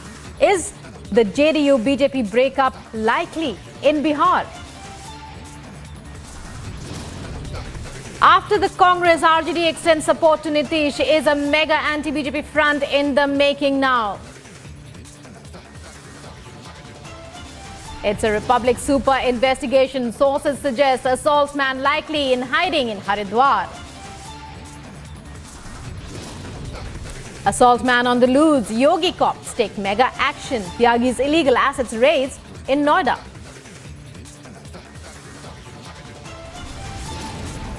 Maharashtra cabinet expansion likely tomorrow at 11 in the morning. Sena fate finally to be sealed.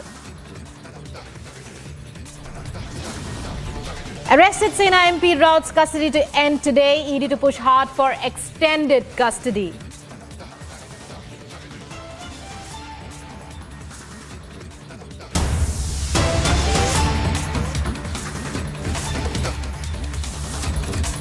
And a breaking development, a breaking piece of news coming in now from Kolkata. It's about a hit and run accident. That's the CCTV footage that Republic has for you. It's about a 19-year-old youth at the wheel of a red Jaguar ramming into a cab, a woman crossing the road and a stationary BMW on Baliganj Circular Road on Sunday afternoon. The woman was killed on the spot. There was heavy damage to both the vehicles, and police say Suyash Paras Rampuria, who got his driving license just last year, was driving the car owned by his father's real estate firm at breakneck speed when the accident happened in front of Tivoli Court at 3:50 p.m.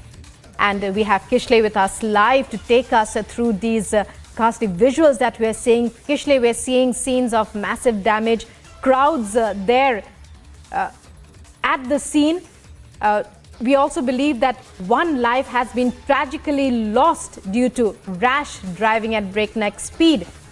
Take us through the latest updates in this case.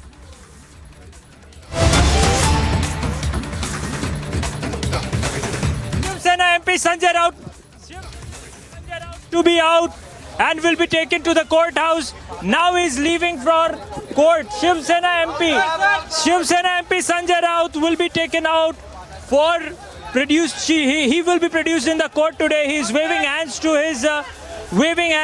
his supporters. You can see in the visual Shiv Sena MP Sanjay Raut Shiv Sena MP Sanjay Raut is out. What we have been informed that he will be taken to the court and he will be produced in the court today.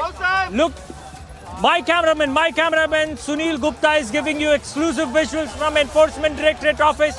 He will be taken out. Remember, he is under the custody of Enforcement Directorate. He is under the custody of Enforcement Directorate in the Patra Chaul landscape case. So Sanjay Raut, Shiv Sena MP Sanjay Raut is out now.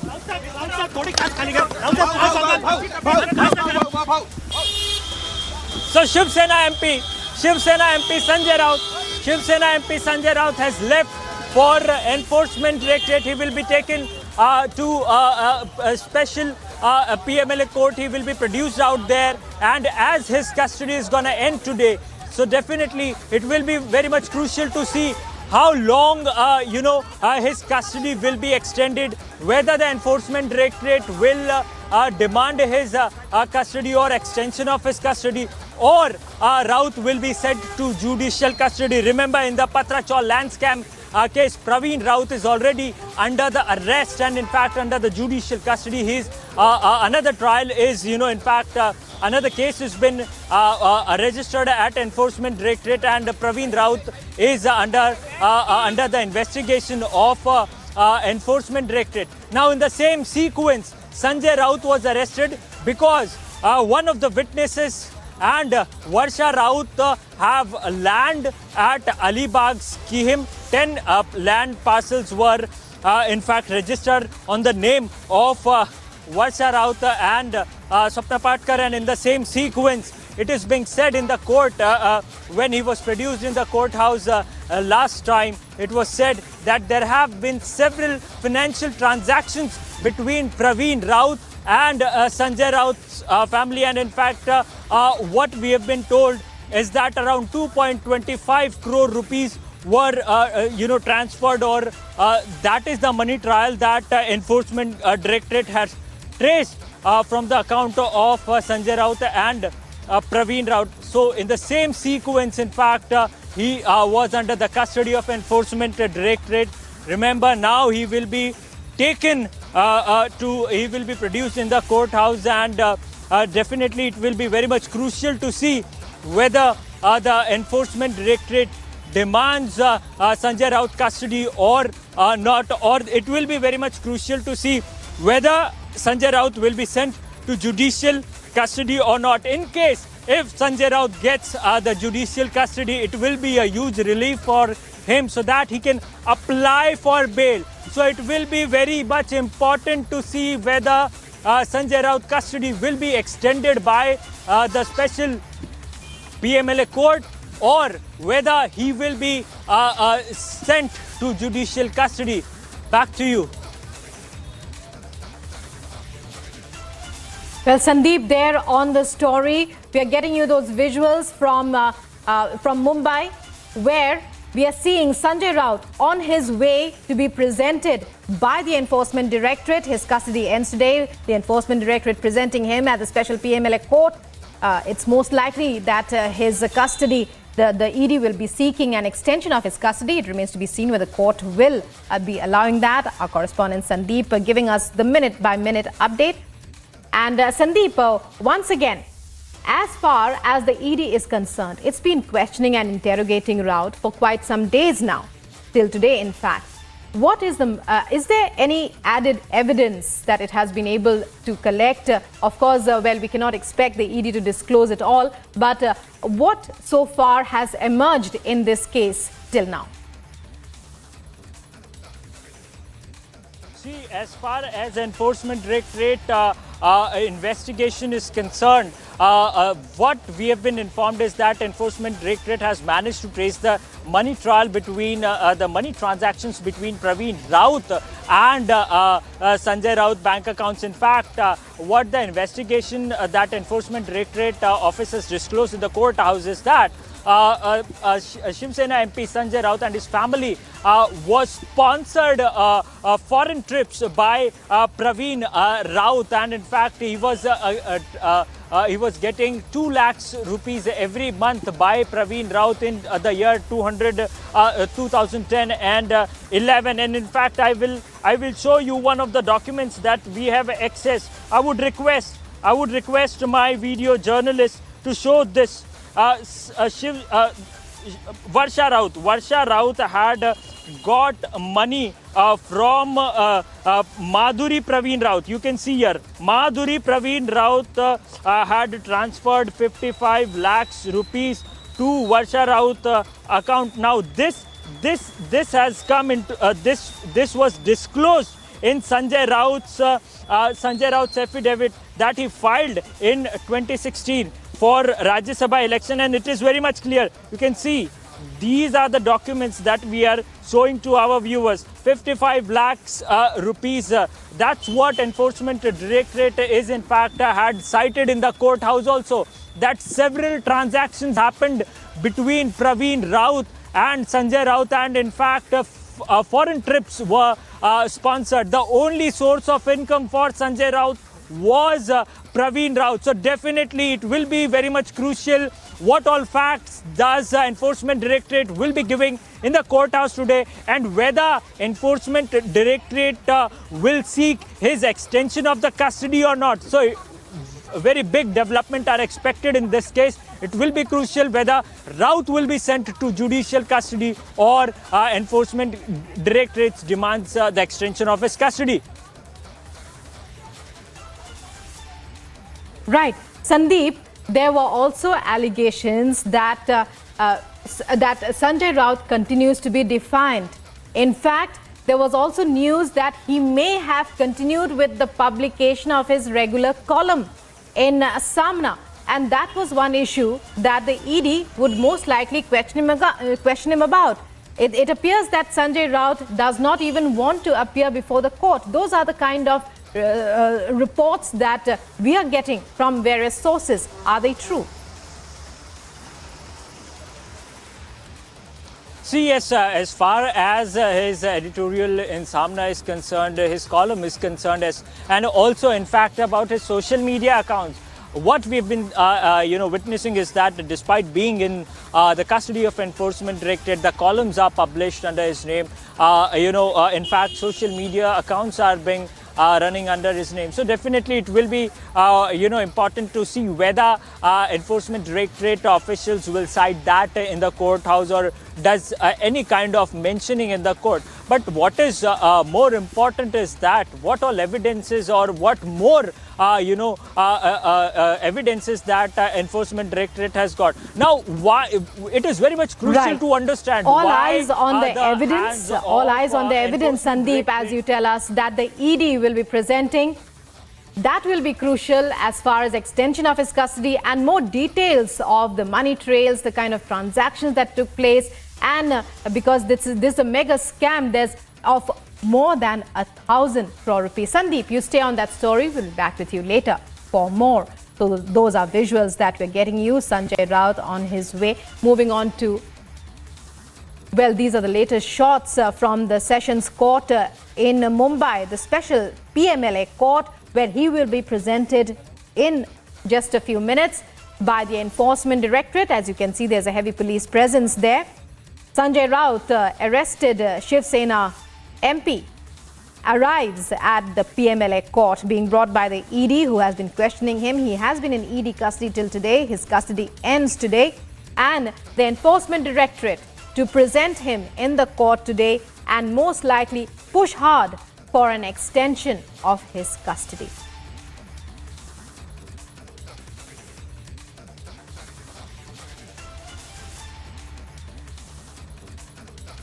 And moving on to another major developing breaking news. A 19-year-old youth at the wheel of a red Jaguar rammed into a cab, a woman crossing the road, and a stationary BMW on Baliganj Circular Road. We have the visuals for you. The incident took place on Sunday afternoon. The woman who was crossing the road died on the spot. And the vehicles that you see in the picture, that you see in those visuals, were heavily damaged. And the person who was at the wheel was Suyash Paras Rampuria, Kishle joining us from Republic Bangla newsroom to tell us about the incident. Kishle, we are getting the visuals there, and we know that heavy damage was caused by the rash driving of one youth who just got his license last year. He was driving a Jaguar at breakneck speed. Tell us more about what happened. Well, exactly. Yesterday around 4 p.m. this tragic incident happened at Baliganj, which is one of the most posh areas in this city of Kolkata. In that area there is a petrol pump, and just nearby the petrol pump is quite a busy road, Baliganj Circular Road. In that area what happened was this person, 19-year-old Suyash, he was driving a red Jaguar which was going at a breakneck speed, as you mentioned correctly, and what happened was he rammed into a BMW vehicle which was stationed just outside that petrol pump, and into this woman Shoshti Das, who died on spot. We have visited yesterday her house, and she left two of her kids who are right now helplessly crying just because of this tragic incident that happened yesterday.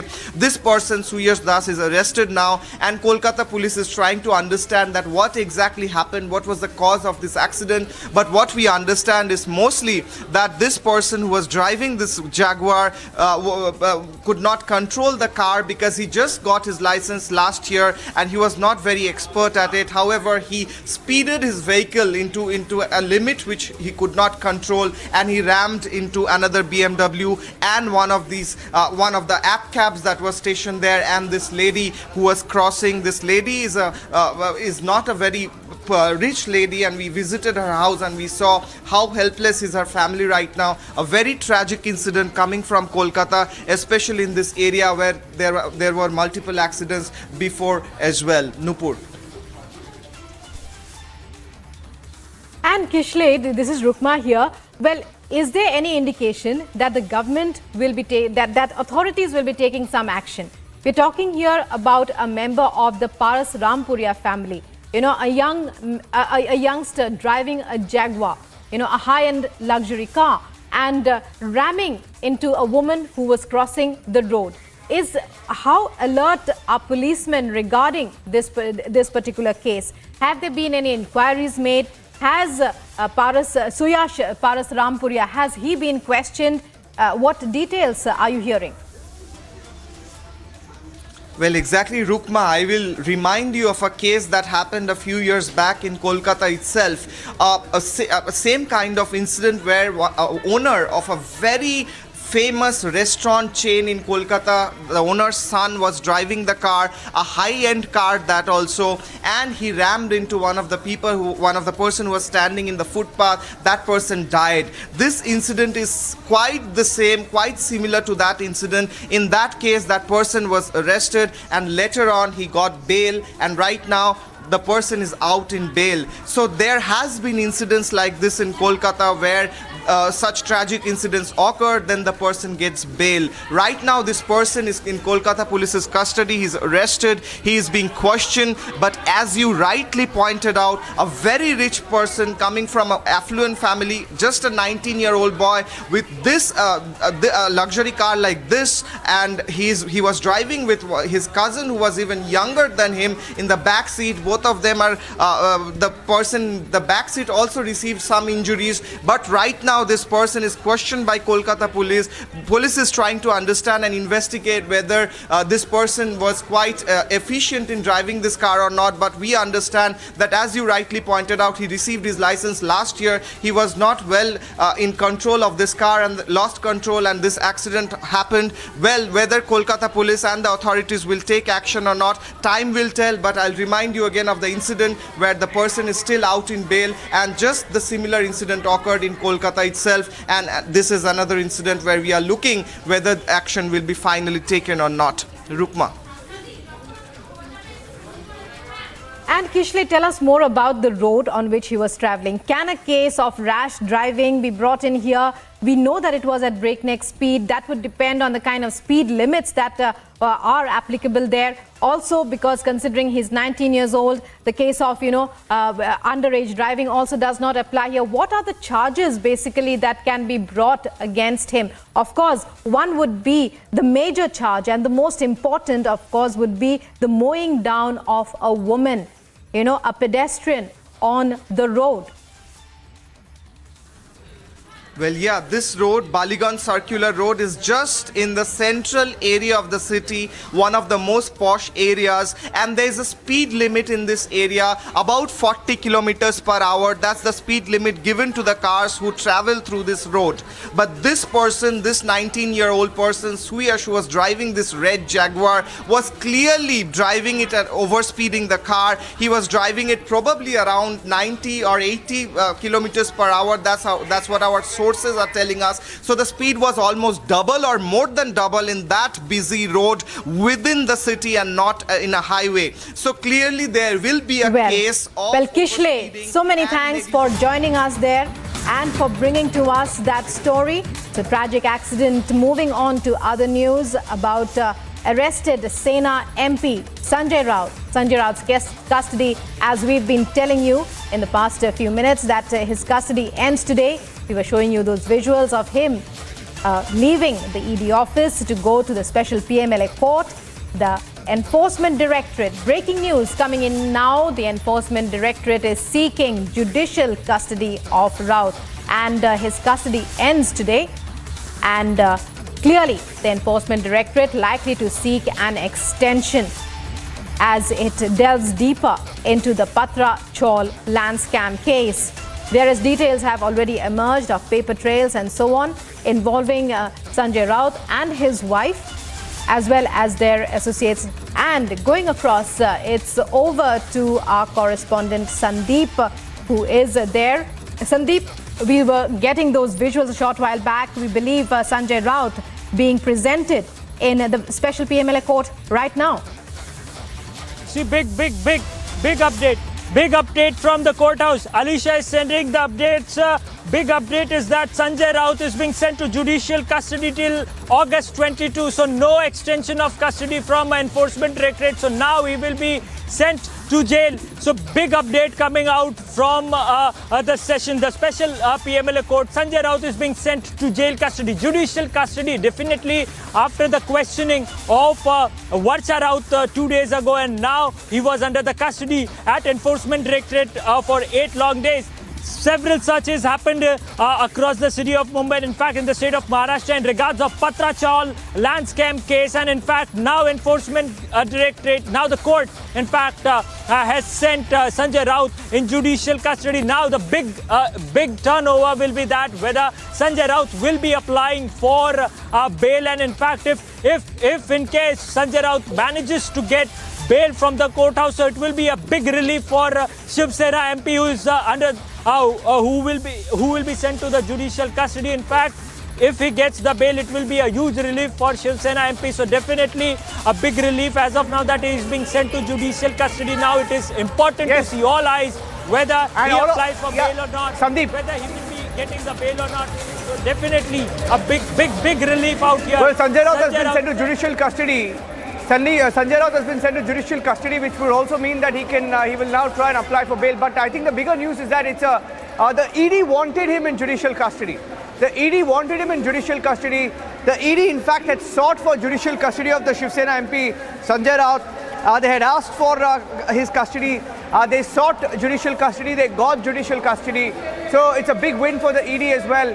They have managed to get custody of him for another 2 weeks. He will remain in judicial custody, however, which means that he could be taken to jail now. Now that's the big breaking news update now coming in. We will have to check which jail he will be sent to, but he's been sent to judicial custody, and that's the big breaking news update now coming in here on Republic TV. ED has got what they wanted. They wanted Sanjay Raut in judicial custody, and he will be now sent to judicial custody. Will remain in judicial custody till the 22nd of August, which is for about 2 weeks now. 2 weeks from now, judicial custody usually is for about 14 days, so he's been sent to judicial custody in that sense. The other big breaking news update, he's going to be sent to Arthur Road Jail in all likelihood. He's going to be sent to Arthur Road Jail in all likelihood. That's the big breaking news update coming in. We are hearing if it is judicial custody, there is a possibility that he's going to be sent to Arthur Road Jail.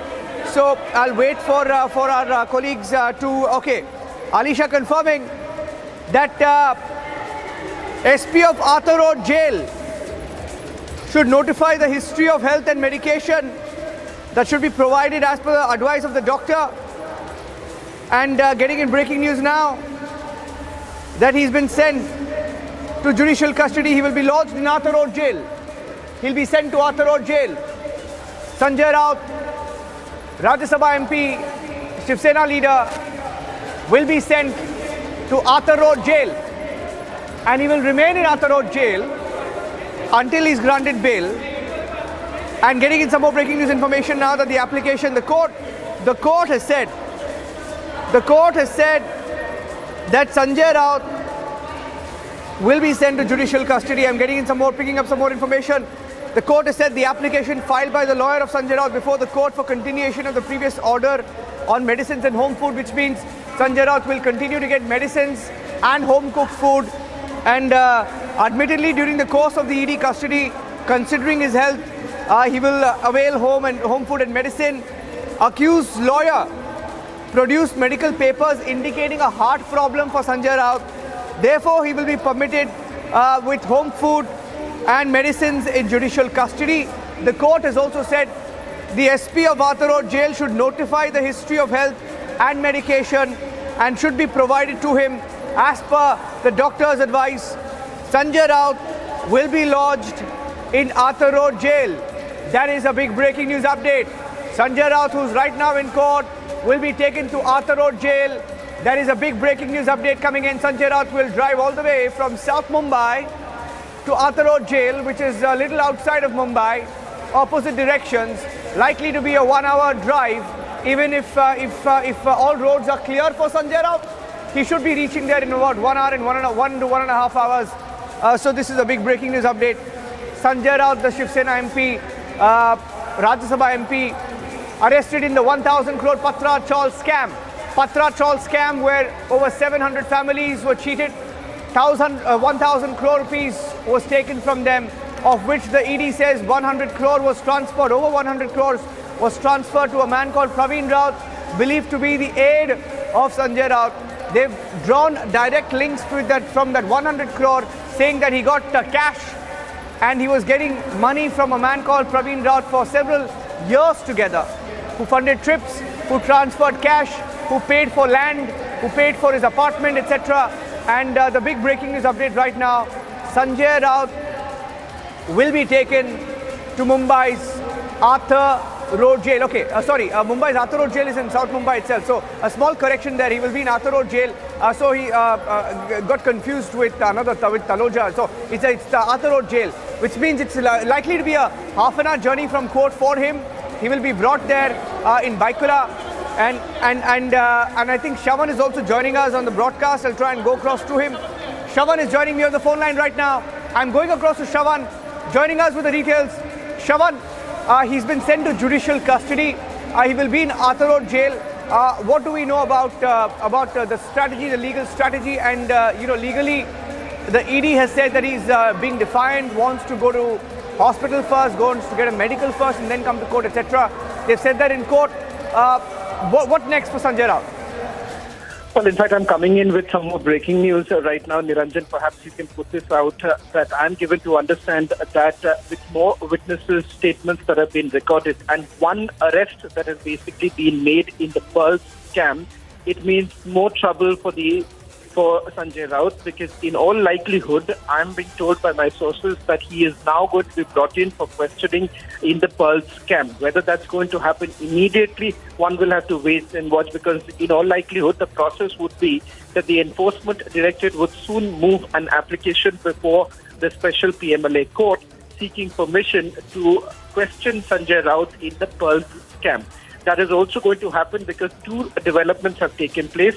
One, a broker has been arrested just about a few days ago in the Pearl scam. And secondly, there is also a statement of a witness that has been recorded in which Sanjay Raut's name has basically figured. So two important developments. I'll quickly recap this for you, Niranjan, so that we can put this out. This breaking news that there is more trouble in stock for Sanjay Raut. Following two arrests, one arrest and recording of statement of one witness in the Pearl scam. In all likelihood, ED is going to question Sanjay Raut in the Pearl scam. That's the big breaking news now coming in. So just to think that he's now been sent to judicial custody does not essentially mean that his troubles come to an end and he would perhaps be in a position to move a bail application. What is essentially going to happen right now, Niranjan, is the fact that you would have Sanjay Raut being probed not just in the Patrachal scam, but also in the Pearl scam. What exactly is the Pearl scam? It's a chit fund scam that is being probed by the Enforcement Directorate's Delhi unit, in which once again Kingpin Praveen Raut is under the scanner. And apart from that, remember, there is the question of Benami properties that have basically come under the scanner. I'm being given to understand that a large part of the Benami properties that have been in the name of Praveen Raut is something that the enforcement directive suspects is, after all, properties belonging to Sanjay Raut himself. So there are multiple breaking news now essentially coming in right now, Niranjan, with regards to these developments that are taking place in the Patrachal scam and the Pearl scam. Shravan Sen breaking the details of the Pearl scam. Alisha, you were inside the courtroom. The ED says Sanjay Raut has been sort of non-cooperative, wants to be defined, wants to call the shots, wants to go get a medical first and then, then go inside the courtroom. But it appears that he's finally brought to the court. He's been sent to judicial custody. ED wanted judicial custody. They've got judicial custody. What next for him? Because Shravan is also breaking details of the Pearl scam, where we are hearing is likely to be questioned in a second scam, where again this common link and the alleged frontman, as claimed by the ED, Praveen Raut, is involved. Alisha.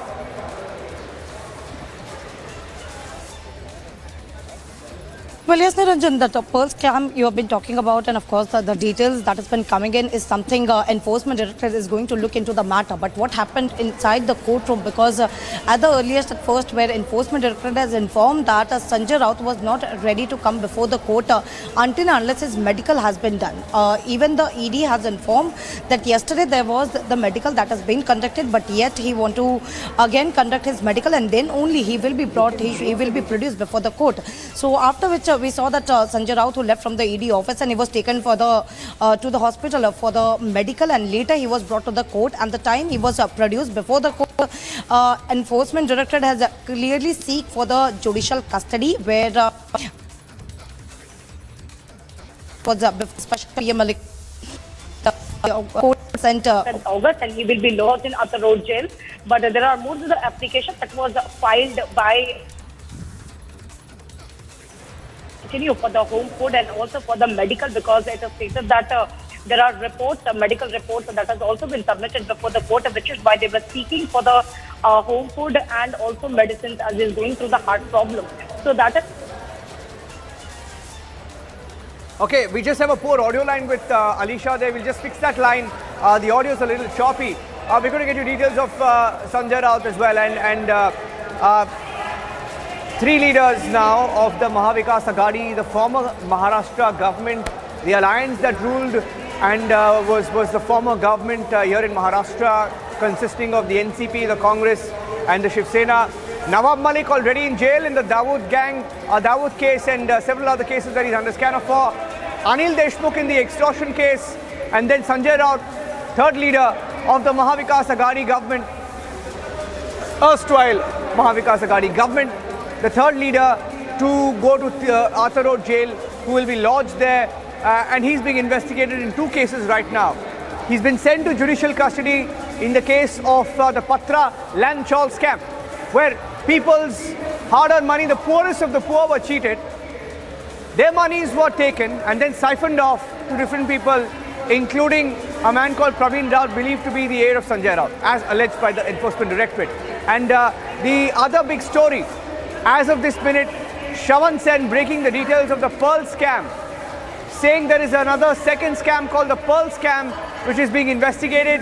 And in this Pearl scam, once again Sanjay Raut's aide, that is Praveen Raut's name, seems to be emerging, and it appears that he will be quizzed in that particular case as well. So this is a big breaking news update right now. They're in a second case where witnesses have also gone on record. Last week we broke details of how some witnesses have named Sanjay Raut in the Pearl scam case. It's a Pearl's Agritech or Agrotech. We'll get you the full details of the scam. It's a chit fund scam basically, where once again Praveen Raut's name has emerged and several people have gone on record. Majid Memon is joining us on the phone line. Majid Memon, hearing that even as Sanjay Raut is being sent to judicial custody, we are hearing he's going to be sent to Athar Road jail.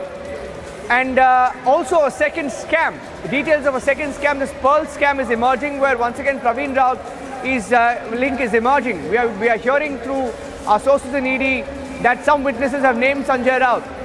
Mr. Memon, can I get your response, please? Well, that is the procedure in law. You see, once a citizen who is arrested and is being interrogated, and for the purposes of custodial interrogation, he is granted custody for by the agencies which arrest him for a reasonable time. And in his case, initially the court deemed it fit to grant 4 days to ED, and after 4 days the court felt that it was necessary to extend his ED custody, and then accordingly the court gave them 4 days more. And today, 8th day has ended, and in the interest of justice and according to the facts and circumstances of the case, the court felt that no further ED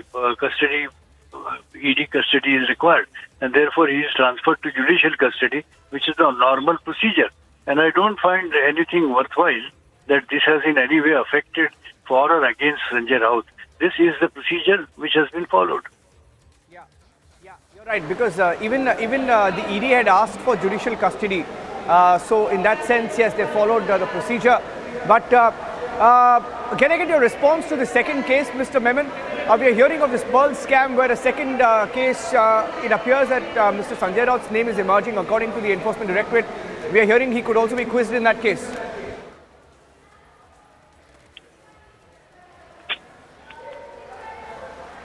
Mr. Memon, can you hear me, sir? Okay, I think I lost that line. Lost that line with Majid Memon of the NCP. Majid Memon of the NCP joining us on the phone line and getting in some more breaking news updates now okay, let me go across also to Alisha. Alisha, are you with me? Can you hear me now, Alisha? If you can hear me, Alisha, tell us what happened in court. Yes. Initially, the ED said that he was trying to be defiant. Is that correct?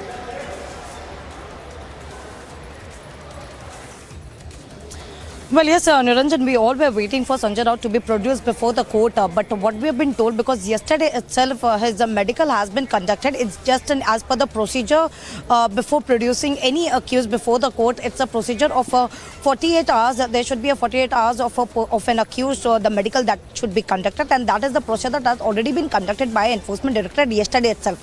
We saw that ED has taken Sanjay Raut to the hospital and medical has been done. But what we have been told that, and this is something ED on record before the court has informed that Sanjay Raut was not ready to come before the court until and unless his medical will be done. So he insisted the ED officials that the medical should be done, and then only after he will be produced before the court is what ED has informed before the court, and which is why Enforcement Directorate, while taking him out from the ED office in Balad Pier in Mumbai, they directly took him to the hospital. The medical was conducted and then only he was produced before the court. But most importantly, what ED, while starting with the procedure, while starting with the hearing, where Enforcement Directorate had clearly seek for the judicial custody for Sanjay Raut, and which is why a court has given a direct order of sending Sanjay Raut to the judicial custody till 22nd of August. Moreover, there are application that was filed before the court asking to continue for the medical, for the home food and also for the medicines, because he's a heart patient, is what the application says. And that was a request made by the Sanjay Raut lawyer, stating that the previous order, in the last previous order where he was allowed, Sanjay Raut was allowed with the home food when he was under Enforcement Directorate custody. But now when he's been sent to the judicial custody, the same application has been asked to continue, the same permission has been asked to continue, and of course is this time the medical reports has also been submitted before the court, after which seeing all the reports where special PMLA court has given a verdict, has given a permission for Sanjay Raut, and also the directions has been given to the SP of Athar Road jail, clearly mentioning that the medicines and the home food should be permitted, and also the medicine should be on the doctor advice, it what been court has given in these directions. Yes, Alisha, stay with us. If you could give us more details of this Pearl scam as well, for which Sanjay Raut will be grilled along with the Patra Chaul scam case.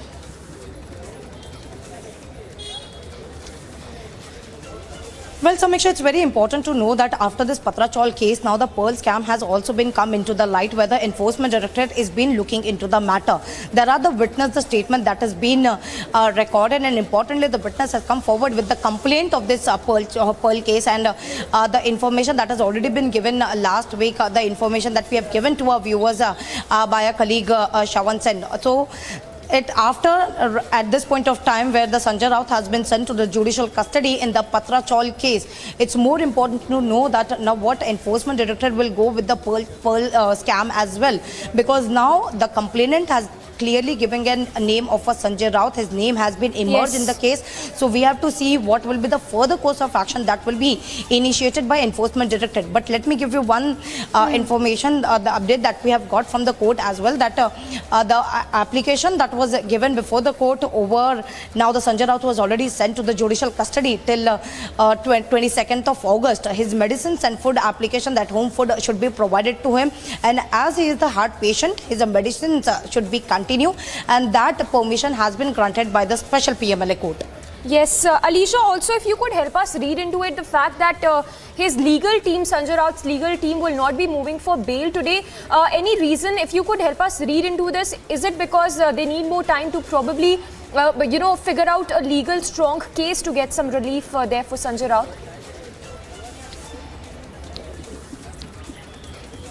Well, yes, Samiksha, let me tell you this, the court order, as we can see, it's already 2 p.m. and the court order that should be in hand, and that will be uploaded in some time from now, and the bail application that need to be filed is something will take time, because all the procedure, and of course the legal team will discuss about it, how they can move for the bail application.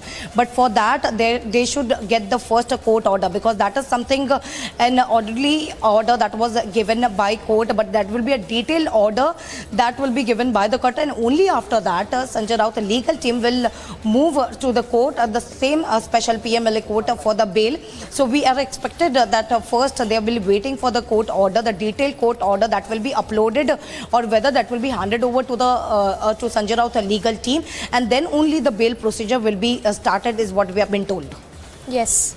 Yes, Alisha, also just to put this into context for our viewers who are just tuning in, if you could, stay with us, Alisha. Let me also go across to Shawan as well, our senior editor, also joining us. Shawan, if you could bring us up to speed on the latest developments, fast-paced developments there.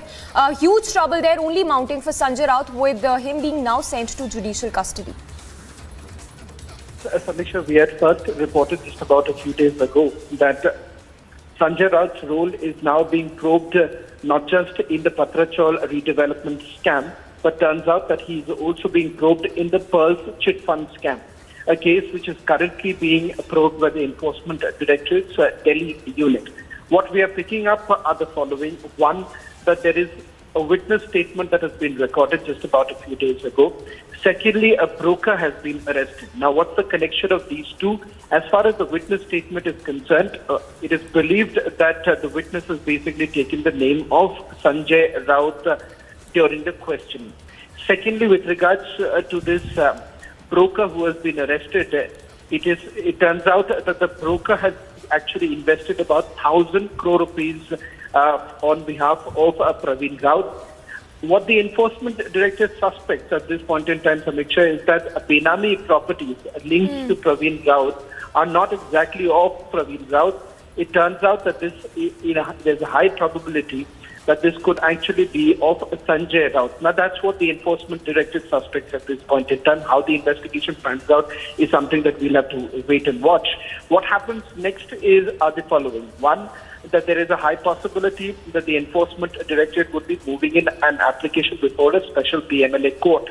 The reason being is the fact that he's now already been sent into a judicial custody. They need to take permission if at all they want to question Sanjay Raut in another case in which an FIR has already been registered. In fact, I'm given to understand that they would be seeking a permission from the court for questioning Sanjay Raut in the Pearl scam. This only means more trouble for the Shiva Sena leader, because it turns out that they are looking at his role in this particular case. Can his arrest be ruled out at this point in time? Not really, given the fact that you have a witness statement already been recorded, and secondly, you also have an arrest that has been made in which they suspect that there is a connection with Sanjay Raut. All that put together, this would only mean more trouble for Shiv Sena leader Sanjay Raut. Well, absolutely, Shravan. And if you could give us once again details of one of the arrests that's been made in Pearl scam case also, and also quickly take us through the details with regard to the questioning that was done by the Enforcement Directorate of Sanjay Raut's wife as well.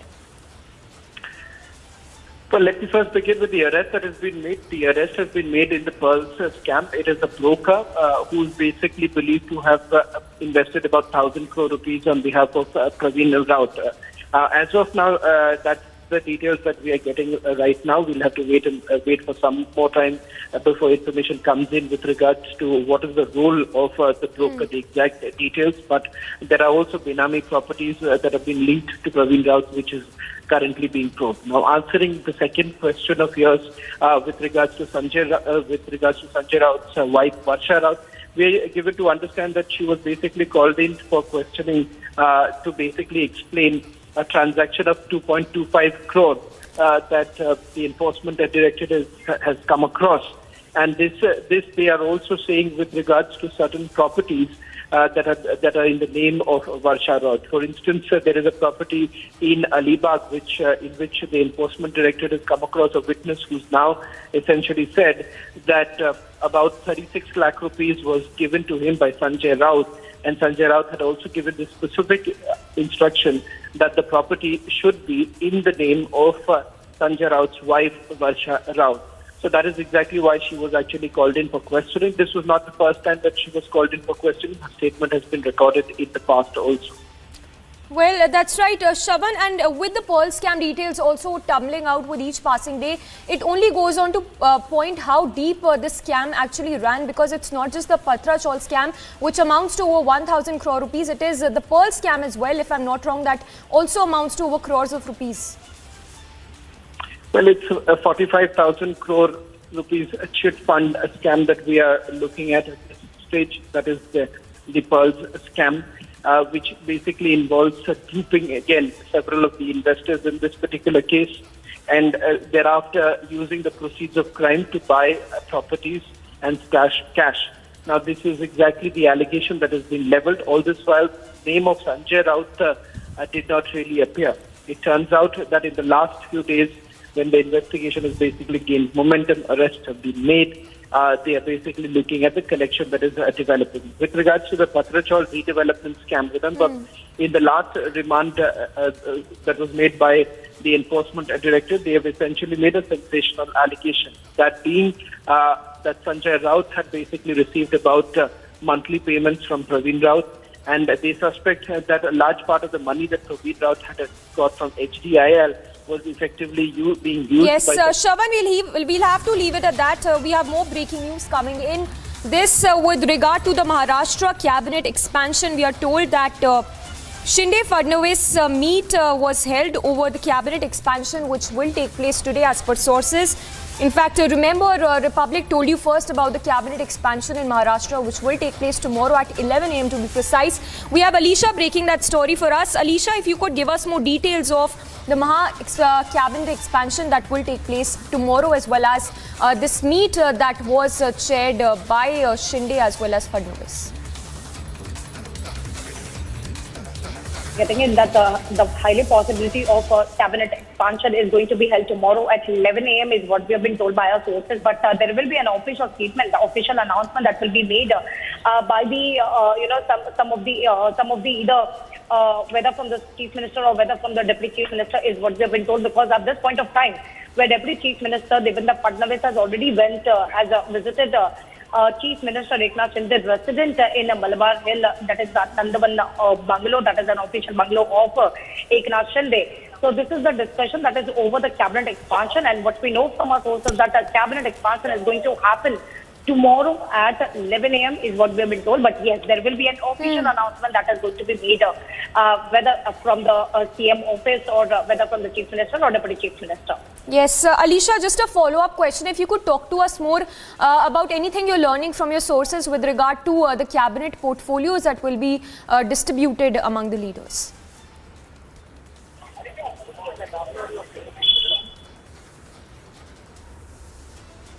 Something a cabinet expansion, like it's been 39 days that there was no cabinet expansion that was happening, and there was a question that was made by the opposition party as well. Even we saw there were several meetings that was ongoing, and we even saw Eknath Shinde going to the Delhi meeting BJP leadership and discussing over the cabinet expansion and the portfolios as well. But now finally, even yesterday while speaking to the reporters in Delhi, where Deputy Chief Minister Devendra Fadnavis has clearly informed that in this week or sooner or later, it will soon an unexpected cabinet expansion that is going to happen. So he has clearly given an indication before the 15th of August. But what we have been told by our sources that cabinet expansion is most likely tomorrow. That is going to take place in Raj Bhavan, where the ministers, where the MLAs from Shinde camp and also from the Bharatiya Janata Party is going to take oath as the ministers. And thereafter, there will be the distribution of the portfolios that has also been going to be announced by the Chief Minister or from the Chief Minister office. But we'll still wait for an official announcement because with the information that has been given that cabinet expansion is most likely tomorrow, so there will be an official announcement that is going to be made, because this is something clearly gives an indication, while the Deputy Chief Minister Devendra Fadnavis, who already is present. Yes, Alisha, stay with us. I'm sorry, I'll have to interrupt you there. Our senior executive editor Abhishek is also joining us. Abhishek, if we can get your quick insights on the Maharashtra cabinet expansion, which is all set to take place tomorrow. Well, it's high time it happened, Samiksha. It's been almost a month and a half, and there was this political grapevine that was gaining ground that there seems to be some difficulty between the two allies in coming to an understanding as to who all should be part of the cabinet and in what numbers. Remember, the Shinde faction has much less number of MLAs vis-a-vis the BJP, less than half, and yet I think there was some kind of parity sought, both in terms of the number of MLAs who could become ministers from both the sides, as also the weight of the departments that were to be allocated. So I think that grapevine now being put to rest with the cabinet being formed now tomorrow with the oath taking of ministers that is to take place tomorrow. Yes. And of course the assembly session to be called from 10th Abhishek, to 19th. What is important is that given the fact... Yes, Abhishek, we'll come back to you in just a bit. We have more breaking news, I understand, I'm told. Well, we'll go to that in just a bit. Abhishek, I'm sorry to have interrupted you. If you could please continue your point. So basically, Samiksha, you know, just a couple of days back, last week in fact, Chief Minister Eknath Shinde had made some amends empowering the bureaucrats more to carry out the day-to-day governance. I think that was leading to some level of discomfort among the people, also among those observers, among media and other close watchers of governance space in Maharashtra as to how the government is running just between the Chief Minister and the Deputy Chief Minister. Is an understanding so difficult to be reached on the cabinet formation, on the government formation, that Eknath Shinde is delegating more powers to bureaucrats? Is it going to be a government that is ultimately going to be run by bureaucrats? So I think with cabinet expansion taking place tomorrow, all that speculation has been put to rest. Obviously, this would also entail changes within the organization in the BJP as also in the Shinde faction. Also remember that there are cases going on in the court, in the Supreme Court, for example, which is about from both the sides about which Shiv Sena is the real Shiv Sena, and then of course a similar case before the Election Commission of India as well.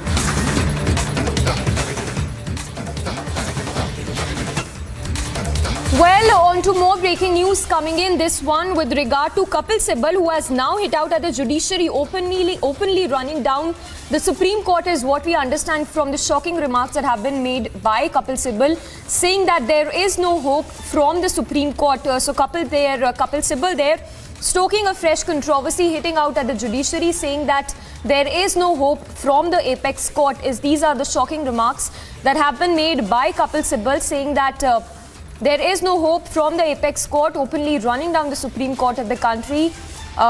Very shocking indeed. We'll go across to our executive editor Rhythm as well to read into this big shocking statement that has been made by Kapil Sibal, saying that there is no hope from the apex court, from the top court. So Kapil Sibal there, openly running down the Supreme Court. Well, we'll go across to our reporters and we'll go across to Rhythm as well to help us read into these absolutely shocking remarks that have been made by Kapil Sibal, running down the Supreme Court of the country, saying that there is no hope from the apex court. So trying to run down the Supreme Court of the country there, Kapil Sibal there, stoking a fresh controversy, making a very shocking remark on the Supreme Court, on the Indian judiciary, saying that there is no hope from the Supreme Court of the country.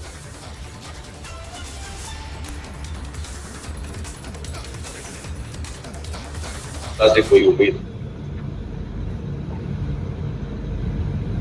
आप बड़ी बड़ी अदालत की judgements की बात करते हैं, लेकिन जमीन पे क्या हो रहा है उसको आप देखिए, उसमें बहुत भारी अंतर है। अदालत कुछ कहती है, जमीन पे कुछ और हो रहा है। आपने कहा कि सुप्रीम कोर्ट ने बड़ी बड़ी अच्छी प्रोग्रेसिव जजमेंट्स दी, तो मुझे ये बताइए कि जजमेंट्स के बाद जमीन पे क्या होगा? आपने प्रिवेसी की जजमेंट दी, जब आपका इनकम टैक्स ऑफिसर आपके घर आता है, ईडी का अफसर आपके घर आता है, तो आपकी प्रिवेसी कहां होगी? Have BJP's Gaurav Bhatia also joining us. Sir, if I can get your response to these shocking remarks that have been made by Kapil Sibal, openly running down the Supreme Court of the country. These comments are very unfortunate because an attempt has been made to malign the image of the judiciary of the country. And being a foot soldier of the Honorable Supreme Court, I would like to say that judiciary of the country is one institution in which every citizen has faith, and it has been doing exemplary work. I can also recall how during the Ram Mandir matter, these very advocates were trying to create pressure on the court not to hear the matter. Maybe they have some axe to grind. But at the same time, if you have any suggestions, there are forums and there are ways of conveying those suggestions rather than criticizing and making these scurrilous remarks on the judiciary of the country. This is unacceptable. Well, that's right. And sir, it's the All India Bar Association also that has come down heavily on Kapil Sibal for these shocking remarks. If I can just quote some of these excerpts that have been put out by the All India Bar Association, which says that the All India Bar Association has termed contemptuous the statement of former Union Minister of Law and Justice Kapil Sibal, lamenting that he has lost hope in the Indian judiciary. So All India Bar Association there coming down heavily on Kapil Sibal, if I can get your response. This is the sentiment of the entire country and especially the legal fraternity. I have also served as the former secretary of the Supreme Court Bar Association, and I must say that even during the COVID pandemic, the judiciary of the country was ensuring justice for every citizen. And when we see Rahul Gandhi also making similar comments, trying to say every institution of the country is compromised, and then followed by a senior advocate and a leader like Kapil Sibal, it doesn't augur well for our democracy, and it shows how irresponsible the opposition has become. All right. Thank you so much. So that was BJP's Gaurav Bhatia responding to these shocking statements that have been made by Kapil Sibal. In fact, we have the All India Bar Association also that has condemned the statements that have been made by Kapil Sibal, saying that All India Bar Association has termed contemptuous the statement of former Minister for Law and Justice.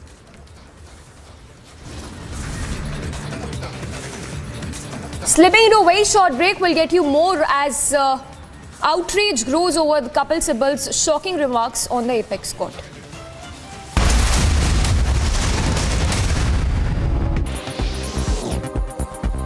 Boxer Neetu Gangas clinches gold after defeating England's Demi-Jade Rezdan in the final of the women's 48 kg category at the Commonwealth Games. And on Sunday, she won on the basis of points 5-0 over her English opponent.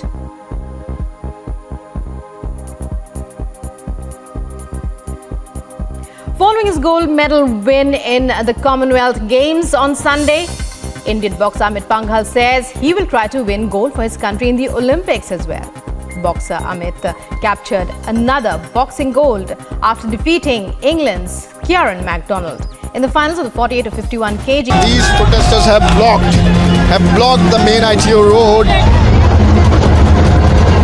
Nancy Pelosi lands and she's coming down now. Nancy Pelosi.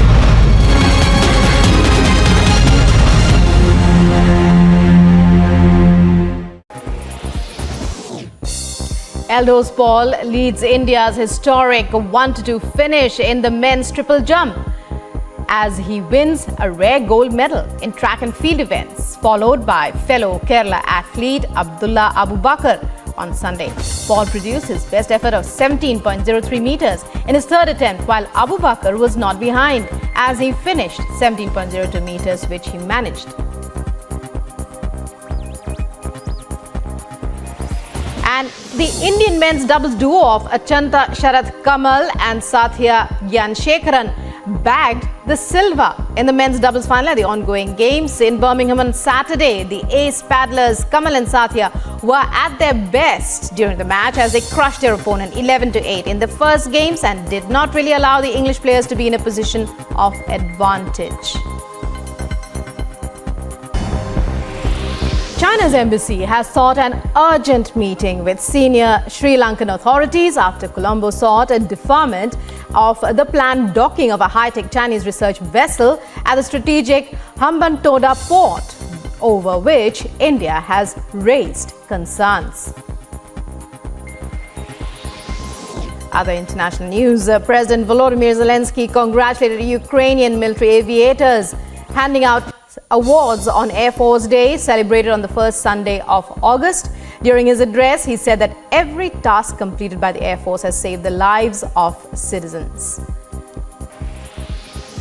The Russian military has informed that up to 200 Ukrainian servicemen were killed in the Donetsk region and over 100 in Kharkiv. The Defense Ministry informed that the Russian missiles hit an agricultural enterprise in Artemivsk, killing 130 Ukrainian servicemen and another 70 soldiers too.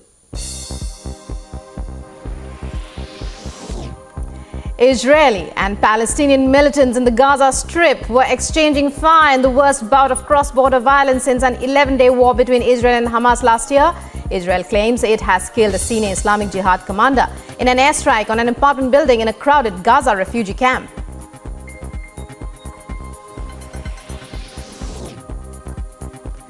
And funeral of Khalid Mansour, senior commander in the Palestinian militant group, and 6 other people were killed in the airstrikes on Rafah city as thousands mourn the Islamic commander. In a shocking incident coming into light from Uttar Pradesh's Mainpuri, Samajwadi Party leader Devendra Singh Yadav's car was hit by a truck. The car was later dragged for more than 500 meters.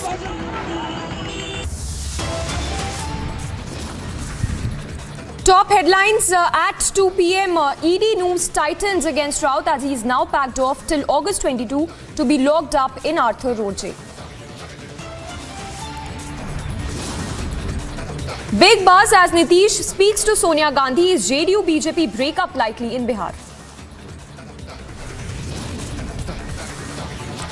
After Congress, RJD extends support to Nitish Kumar is a mega anti-BJP front in the making now.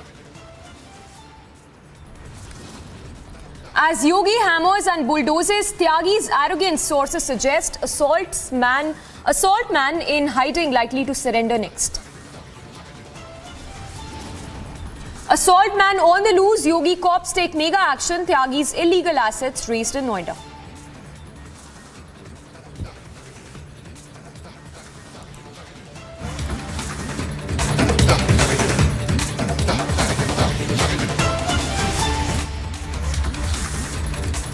And tracking the big story this hour after Kapil Sibal hit out at the judiciary openly, running down the Supreme Court. The All India Bar Association has slammed Kapil Sibal for his shocking remarks. We have our executive editor Rhythm also joining us. Rhythm, if you could help us read into this, very shocking indeed, the remarks that have been made by Kapil Sibal.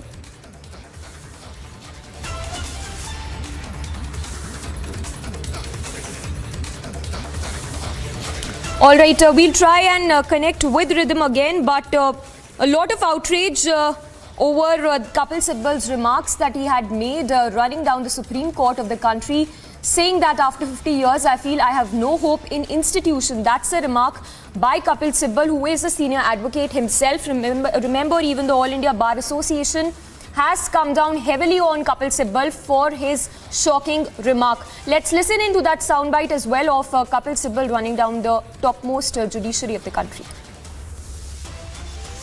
कि मुझे इस संस्था से कोई उम्मीद, आप बड़ी बड़ी अदालत की जजमेंट्स की बात करते हैं, लेकिन जमीन पे क्या हो रहा है उसको आप देखिए, उसमें बहुत भारी अंतर है। अदालत कुछ कहती है, जमीन पे कुछ और हो रहा है। आपने कहा कि सुप्रीम कोर्ट ने बड़ी बड़ी अच्छी प्रोग्रेसिव जजमेंट्स दी, तो मुझे ये बताइए कि जजमेंट्स के बाद जमीन पे क्या होगा। आपने प्रिवेसी की जजमेंट दी, जब आपका इनकम टैक्स ऑफिसर आपके घर आता है, ईडी का अफसर आपके घर आता है, तो आपकी प्रिवेसी कहां होती है? कागज पे लिखना बात अलग होती, उसका पालन करना जमीन पे वो भी बात अलग होती।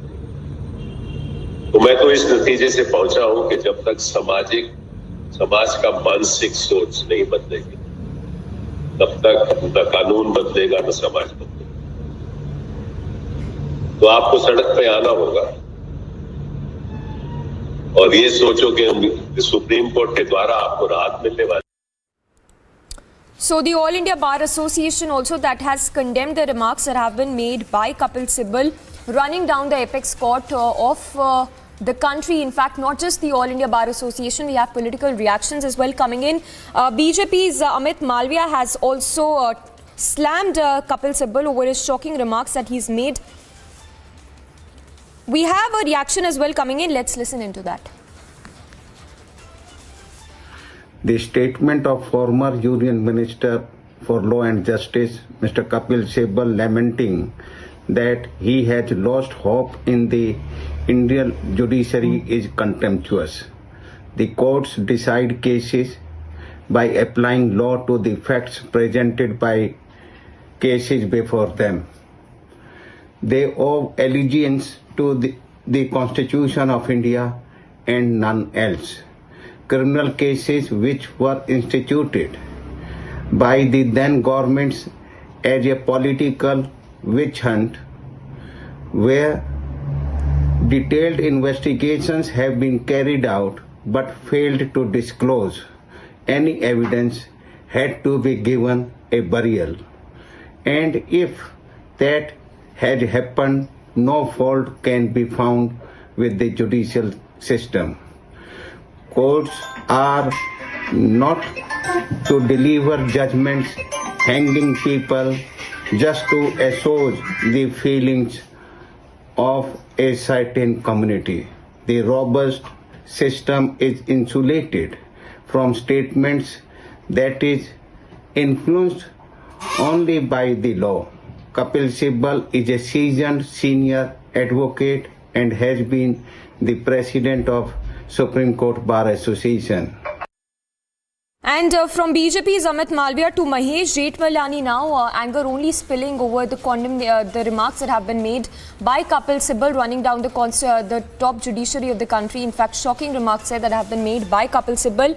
Mahesh Jethmalani, while speaking in fact, in the Rajya Sabha has said that he must be speaking for himself, for a small band of people. This is with reference to the remarks that have been made by Kapil Sibal, saying that the name you have taken is a very senior lawyer and I have respect for him.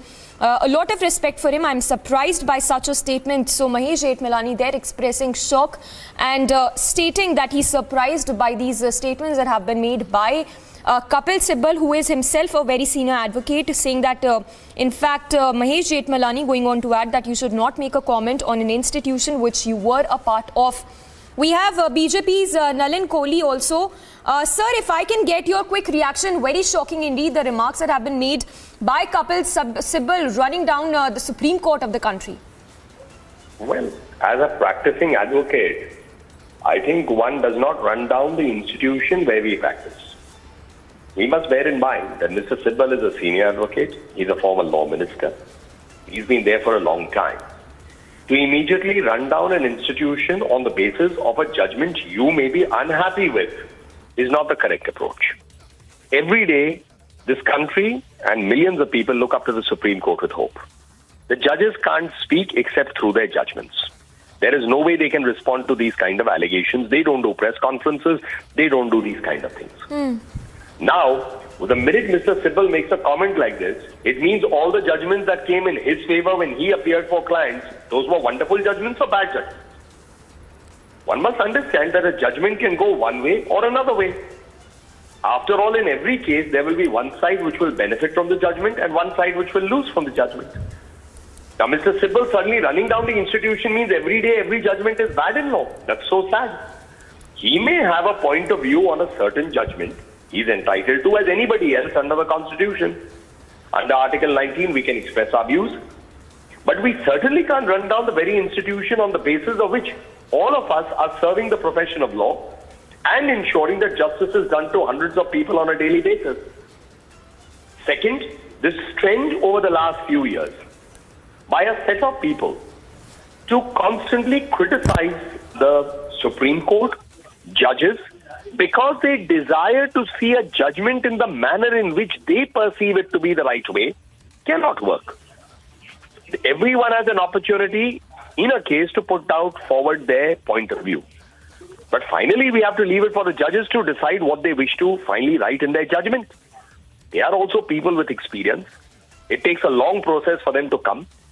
The Honorable Chief Justice of India is the master of the roster for a very long time.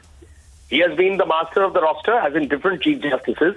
When the Congress was in power, now the BJP is there, in other governments too. That does not mean that this institution has been failing. The Supreme Court itself is seized with the matter of how it would wish to see the dispensation of justice improve. The development of the video conferencing is a step in that direction. Even through the pandemic, the honorable constitutional courts, being the Supreme Court and the High Courts, worked on it. Lower courts have done the same. Ensured that the wheels of justice did not stop, even when we were in a crisis.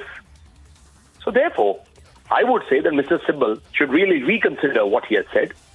And this kind of a blanket sweeping statement of a general nature to run down an institution is not only uncalled for, it is very, very sad. That these are people and they're part of a circle when they try and besmirch the judiciary. But today's comments come as a surprise, especially since he's speaking on a case he's worked on himself. He picks up two cases, the PMLA case and the Teesta case, and he says that I was the petitioner in the case. Does it mean that anytime you lose a case in the Supreme Court, you will come forward and besmirch the integrity and the independence of the judiciary?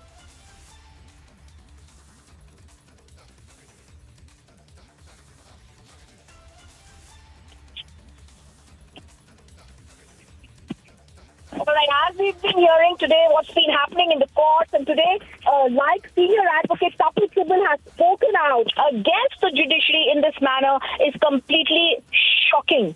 If you don't win cases and then you say that it's the judges who are wrong and there is no hope in the Supreme Court, you are setting a wrong precedent, because what you're doing is completely contemptuous of the top court of the country. It is a magnanimity of the court that there is no action being taken. But like we heard viewers a short while ago, the chairman of the All India Bar Association has also said that the statements that have been made by someone who was once the law minister are contemptuous. He also said courts decide cases by applying law to the facts, and to actually go into what Kapil Sibal, as someone who's been practicing in the Supreme Court, has said today is contemptuous. He was also someone who was also president of the SCBA. It's unfortunate he makes such remarks. In fact, I think the best line that Dr. Agarwal, when he spoke, has said is that, if he feels there's a loss of hope in the institution, then he's free not to appear before the courts. Viewers, this is just a short update I'm giving you on what's been happening. This is a developing story that will continue today.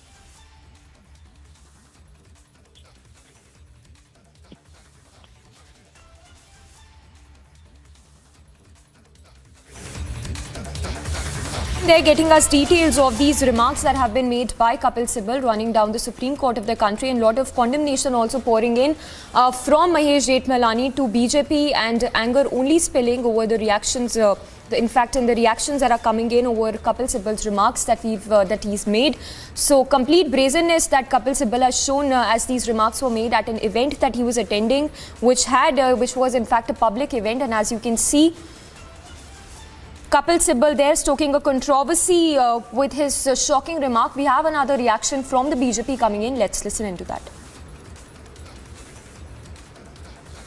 कि वो वरिष्ठ हमारे आगेवान भी है, उनको समझना चाहिए कि न्यायालय का सम्मान करना चाहिए, और जिस तरह वो टीका टिप्पणी कर रहे उनको शोभा नहीं देती, और ऐसी टीका टिप्पणी उनके लिए भी अच्छी नहीं है, क्योंकि आप जिस तरह बातें करते हैं वो हमारी पीढ़ी को आप क्या मैसेज देना चाहते हो, और इस तरह का आप जो बिहेव है वो कतई माफ करेगी नहीं भारतीय जनता पार्टी, और सभी जनता कभी माफ नहीं करेगी उनको।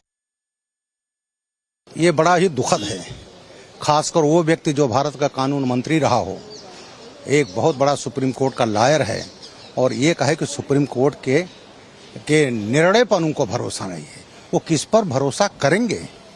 आखिरकार सुप्रीम कोर्ट ही ऐसा है जिसको पूरा देश भरोसा करता है, और उनको इस तरह की बात नहीं कहनी चाहिए और उनको दोबारा बयान देना चाहिए, क्योंकि इससे एक गलत मैसेज जाता है, और सुप्रीम कोर्ट का जो निर्णय है वो पूरे देश के लोगों को मानना होता है। कोई ये नहीं कह सकता कि हमें उस पर भरोसा नहीं है। And just to quote again what Kapil Sibal, a senior advocate in the Supreme Court, said, and he said, "This year I complete 50 years as SC advocate. After 50 years, I feel I have no hope in the institution." That's the remark that's been made by Sibal. A lot of reactions pouring in as we speak from the All India Bar Association to the BJP condemning the remarks that have been made by Kapil Sibal. In fact, Mahesh Jethmalani there also coming down heavily for his remark that have been made by Kapil Sibal, saying that Kapil Sibal must be speaking for himself, for a small band of people. On that note, let's once again listen into that soundbite of Mahesh Jethmalani. I know he must be speaking for himself and for a small band of people who expect the Supreme Court to give decisions only in the manner that they want, to give decisions favorable to them, in other words. So this is, grapes are sour and then you abuse the institution. And the name you've taken is a very senior lawyer. I have a lot of respect for him, so I'm very surprised he should come out and say this. But, the rules of the game are well laid down. If you want to criticize the judgment, you can criticize it. But I don't think you should denigrate the entire institution. I think that's doing great disservice to an institution which you have been a part of, which has served you well and which has served the country well. Present opposition are very bad losers. And they are frustrated. And they are doing this out of great disservice to an institution which has served, including the present members of this institution, have served the nation very well. You may have very, very strong likes and dislikes, you may have very strong ideological differences, and you may have very strong differences regarding the content of a judgment. But you hold the institution in the very highest esteem. That is your duty both as a lawyer and as a parliamentarian. So Mahesh Jethmalani there responding to these remarks that have been made by Kapil Sibal, saying that he has derailed the institution, the top institution of the country, and that Sibal was himself part of that institution.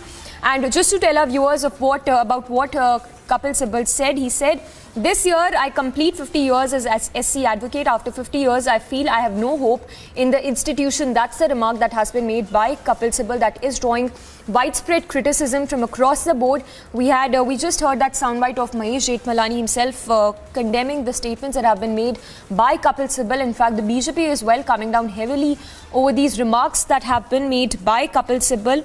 In fact, Mahesh Jethmalani, speaking on these remarks by Kapil Sibal, said that Kapil Sibal must be speaking for himself. For a small band of people, the name you have taken is a very senior lawyer. I have a lot of respect for him, but such statements are not acceptable at all. So Mahesh Jethmalani there also coming down heavily, condemning these remarks that have been made by Kapil Sibal.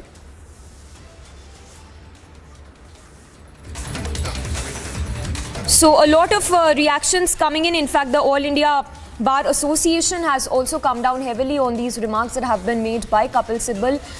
It's the brazenness with which Kapil Sibal has indeed, what's appalling is that the brazenness with which Kapil Sibal has made these remarks, and also going on to add that this year, as I complete 50 years as SC advocate, I have no faith in this institution. That's the remark that has been made by Kapil Sibal.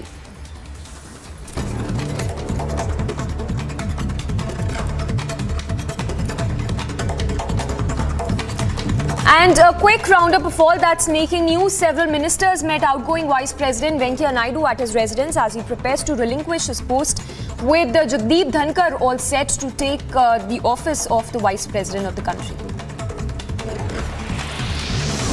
Meanwhile, Maharashtra Chief Minister Eknath Shinde is scheduled to visit Maharashtra's Nanded district. The visit comes after Shiv Sena President Uddhav Thackeray sacked Munde and others were expelled after other leaders for indulging in anti-party activities. Shinde was in the national capital to participate in the Niti Aayog meeting that was chaired by Prime Minister on Sunday. BJP leader Rajyavardhan Rathod hit out at the Rajasthan Chief Minister Ashok Gehlot, stating that his government was the reason for the rising activity of the PFI in the state. In more news coming in, the National Investigation Agency to produce Mohsin Ahmed, an alleged active member of ISIS, before the NIA court. In fact, more news that is coming in with respect to Mohsin Ahmed, who's now been remanded to custody till August 16th.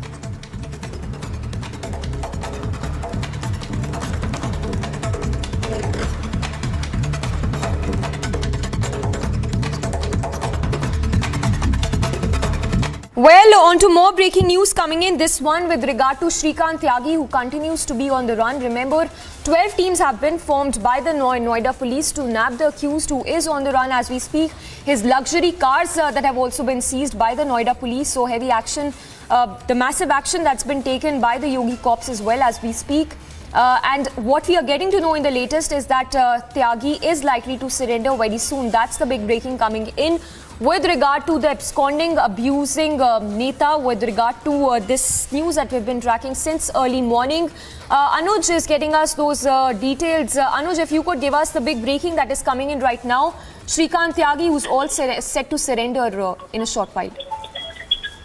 Well, that's the latest. That's the latest what we have been told. The latest update is now the surrender application has been moved. As we were telling this to our viewers earlier also, that there is some movement at the Surajpur court, and Surajpur court is the court under which the Noida comes. Like if any case has happened in Noida, if anything happened in Gautam Budh Nagar, the concerned court is Surajpur court, and there in the Surajpur court now the application for surrender has been put in by the lawyer. So that is something what we have been told. That is something what we are learning. Surrender application in the Surajpur court by the lawyer of Shrikant Tyagi has been given in the court. This is to see whether the court will accept the same, and if it is accepted, then Shrikant Tyagi is going to surrender there at the Surajpur court only. So that comes to Shrikant Tyagi whereabouts. As we are looking, as the police at this point in time is searching and trying to nab Shrikant Tyagi, he might be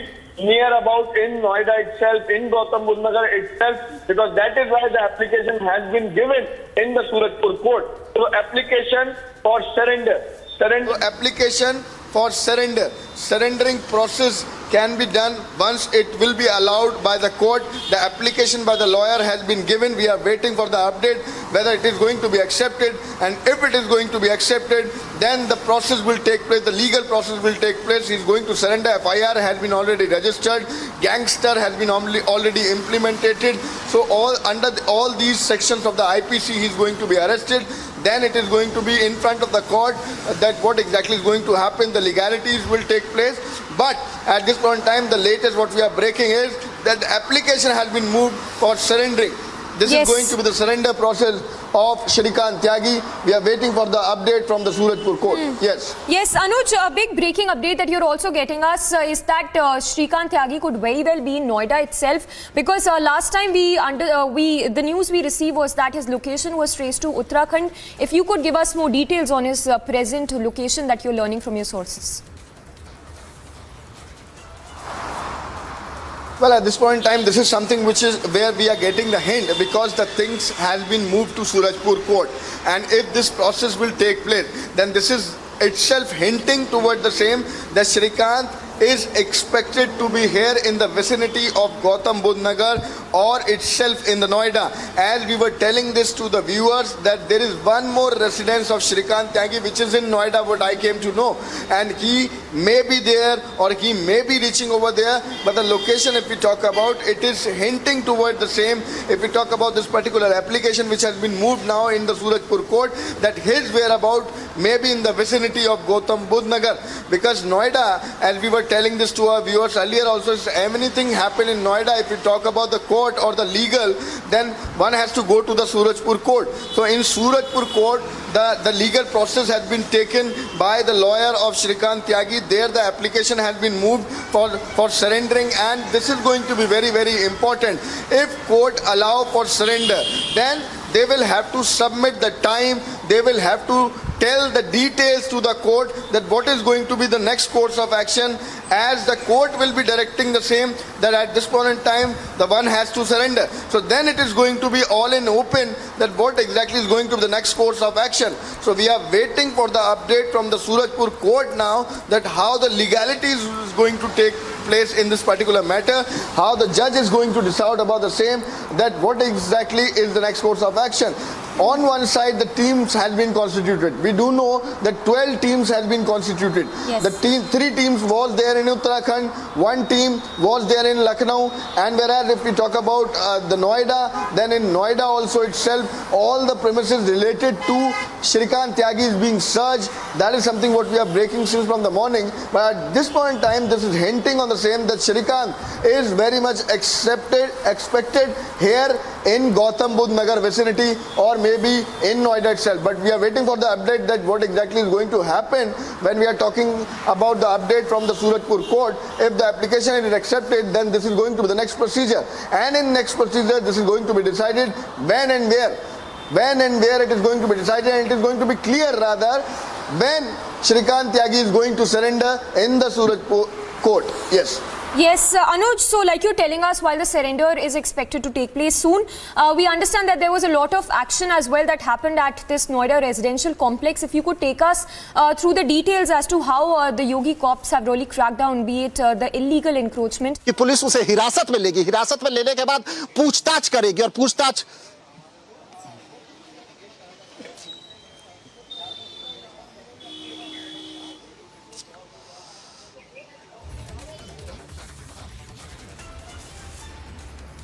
Well, Anuj continues to be with us. Anuj, early this morning, there were officials who were there. In fact, there were people who were sent to raise the encroachment of Shrikant Tyagi. If you could give us details, as well as the reactions that have been pouring in since early morning of the residents living in this locality. जो है court application जो है वो move कर दी गई है. Sound आ रहा है.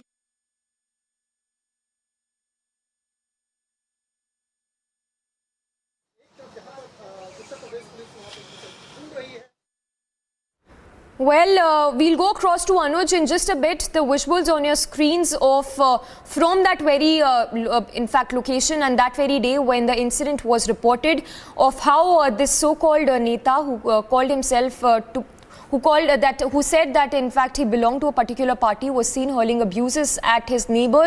Latest, what we are getting to know is that Shrikant Tyagi, who calls himself a politician, is on the run. He's said to be absconding in a short while from.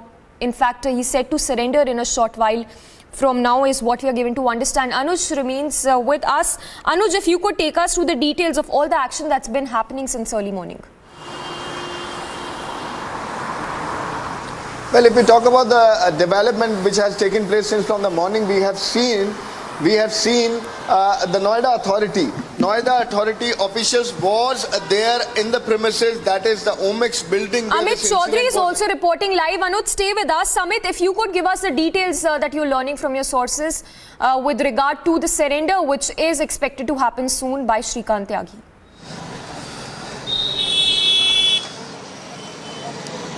देखिए, सबसे पहले हमने बताया था कि श्रीकांत त्यागी जो है वो आज कोर्ट में सरेंडर कर सकता है नोएडा पुलिस से नजरें बचाते हुए। उसके बाद नोएडा पुलिस जो है हरकत में आई। नोएडा पुलिस यहां पर आने वाली जितनी भी गाड़ियां हैं बाकायदा उनकी चेकिंग कर रही है, उनको झांक रही है। और अब हमें यह ब्रेकिंग न्यूज मिली है कि श्रीकांत त्यागी के वकील ने यहां पर जो है वो सरेंडर एप्लीकेशन जो है वो दर्ज कर दी है, सरेंडर एप्लीकेशन फाइल कर दिया है। इसका मतलब साफ है कि श्रीकांत त्यागी किसी भी समय यहां पर आकर के जो है वो सरेंडर कर सकता है। लेकिन मैं आपको बताना चाहता हूं कि नोएडा पुलिस की जो एक कोशिश है लगातार, क्योंकि देखिए 12 टीमें जो है अलग अलग जगह पर छापेमारी कर रही है, उसकी कोशिश है कि उसको पहले ही जो है हिरासत में ले लिया जाए, पहले ही उसे गिरफ्तार कर लिया जाए। हो सकता है कोर्ट पहुंचने से पहले कर ले या फिर रास्ते में, क्योंकि मुझे जानकारी मिली है कि 12 टीमें जो है वो बाकायदा लगी हुई है और अलग अलग जगह पर छापेमारी हो रही है। और सिर्फ इतना ही नहीं बल्कि यूपी एसटीएफ को भी इस मामले से जोड़ दिया गया है और वो भी जो है श्रीकांत त्यागी कहां पर मौजूद है उसकी पूरी की पूरी जो है उसकी जांच कर रही है। और सिर्फ इतना ही नहीं, देखिए चौतरफा दबाव जो है वो लगातार बनाने की कोशिश की जा रही है।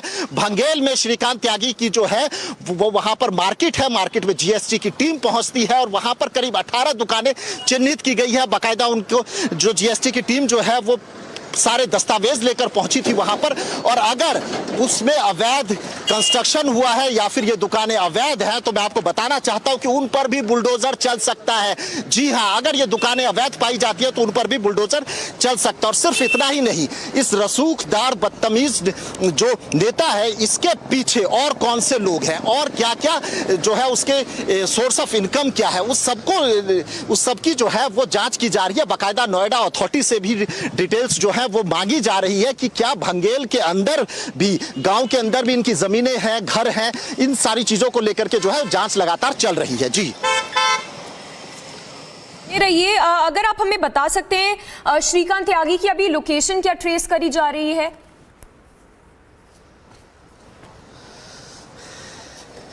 देखिए, फिलहाल मैं आपको बताना चाहता हूं जितनी भी जो पुलिस की टीमें लगी हुई है, एसटीएफ लगी है, वो लगातार इस कोशिश में है कि उसकी जो लोकेशन है वो ट्रैक किया जा सके। लेकिन लोकेशन ट्रैक इसलिए नहीं हो पा रही क्योंकि देखिए उसे मोबाइल जो है स्विच ऑफ कर दिया। लेकिन देखिए इस तरीके की जानकारी जरूर मिली थी कि जो हरिद्वार है, हरिद्वार के रास्ते पर उसका फोन जो है वो कई बार ओपन हुआ था, कई बार खुला था, फिर उसे स्विच ऑफ कर दिया। यही वजह है कि कल जो है नोएडा पुलिस की जो टीम है वो हरिद्वार पहुंची थी और वहां पर जो है उसने छापेमारी की, लेकिन श्रीकांत त्यागी जो है उसको नहीं मिला वहां पर। उसके बाद ही आज जो है 25,000 रुपए का जो इनाम है वो उसके पर घोषित किया गया है। तो कहीं ना कहीं श्रीकांत त्यागी की अब मुश्किलें बढ़ सकती है। चौतरफा जो है वो दबाव श्रीकांत त्यागी पर बनाया जा रहा है, एक प्रेशर जो है वो लगातार बिल्डअप किया जा रहा है। जी और अमित, अगर आप हमें और कुछ बता सकते हैं, अभी जो हमने सुबह से एक्शन देखा है, जो इलीगल जो श्रीकांत त्यागी की इंक्रोचमेंट थी वो भी रेज हुई है। पुलिस का क्या कहना है? अभी कोई लेटेस्ट स्टेटमेंट्स आ रहा है पुलिस की तरफ से?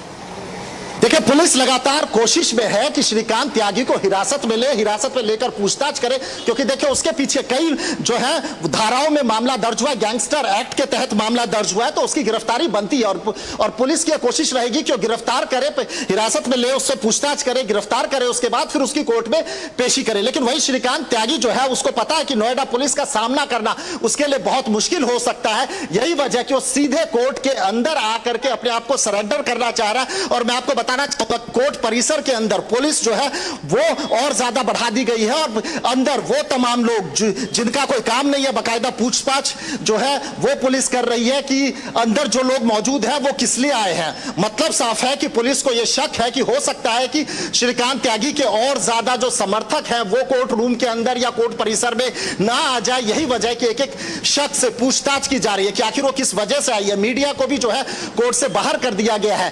मतलब साफ है कि यहां पर जब पुलिस अलर्ट है तो उनके पास इंफॉर्मेशन है कि श्रीकांत त्यागी किसी भी गेट से जो है वो कोर्ट में आ सकता है। यहां पर 4 गेट हैं और बाकायदा चारों गेट पर जो है वो सुरक्षा जो है वो बढ़ा दी गई है। जी अमित, आप हमें बता रहे हैं कि सिक्योरिटी बढ़ा दी गई है। अगर आप हमें बता सकते हैं कि कल रात को भी जो एक्शन हुआ था जिसमें हमने देखा था जो सपोर्टर्स थे श्रीकांत त्यागी ने वो थ्रेटन करने आए थे विक्टिम को, प्लीज अगर आप हमें कुछ बता सकते हैं जो लेट लास्ट नाइट एक्शन हुआ था सोसाइटी में।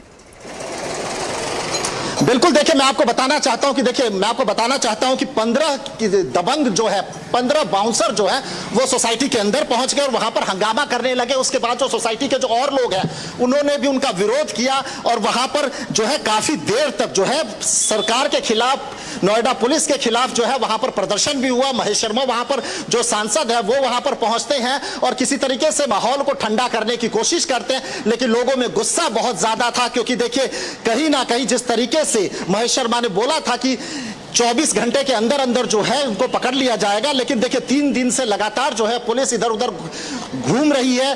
पहले 4 पुलिस की टीमें बनी थी लेकिन अब 12 टीमें हैं, लेकिन उसके बावजूद भी जो है श्रीकांत त्यागी तक पुलिस नहीं पहुंच पाई है। तो इन सब को लेकर के कहीं ना कहीं जो वहां के रेजिडेंट हैं उनके अंदर नाराजगी थी और उनको लग रहा था कि मामला पुलिस के अंदर है और इस दबंगई नेता की दबंगई कहीं से कम होती हुई नहीं दिख रही है। और 15 के 15 बाउंसर्स जो है वो घुस जाते हैं अपार्टमेंट के अंदर और वो जो है जो वहां पर जो विक्टिम है उनको धमकाने की कोशिश करते हैं। जी और अमित, जैसे कि हमें ये भी पता चला था कि वहाँ के जो रेजिडेंट्स है सोसाइटी के उन्होंने बोला था कि ये पहला इंसिडेंट नहीं है जो सामने आया है।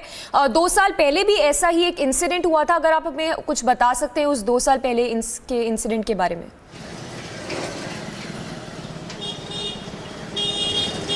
देखिए मैं आपको बताना चाहता हूं, यह बताया जा रहा है कि 2 साल पहले जो है श्रीकांत त्यागी की जो वाइफ है उसे श्रीकांत त्यागी को किसी लड़की के साथ पकड़ा था और उसके बाद भी वहां पर काफी बवाल हुआ था। बाकायदा पुलिस स्टेशन गए थे, वहां पर मामला दर्ज हुआ था। तो कहीं ना कहीं देखिए यह भी बात सामने आई है कि जो रिलेशन है श्रीकांत त्यागी और उनके वाइफ के बीच में वो भी बीच में खराब हुए थे। श्रीकांत त्यागी की वाइफ को जो है पुलिस ने हिरासत में लिया, उससे पूछताछ किया, लेकिन उसे बताया कि उसको इस बारे में कोई जानकारी नहीं है कि वो कहां पर है।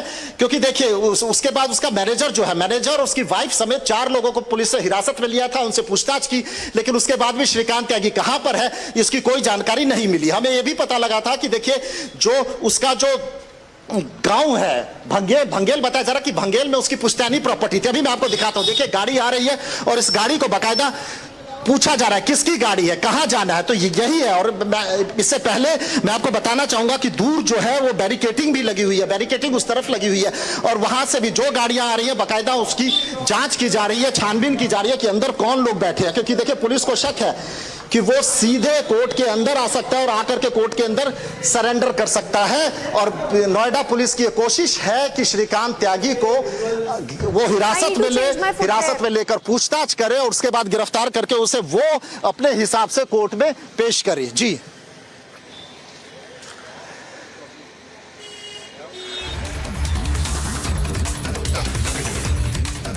So those are the live visuals also coming in. The latest what we are tracking is that security has also been stepped up outside the court. It's being said that Shrikant Tyagi is all set to surrender. In fact, this is a source-based information that is coming in, that a surrender application that has been filed in the court.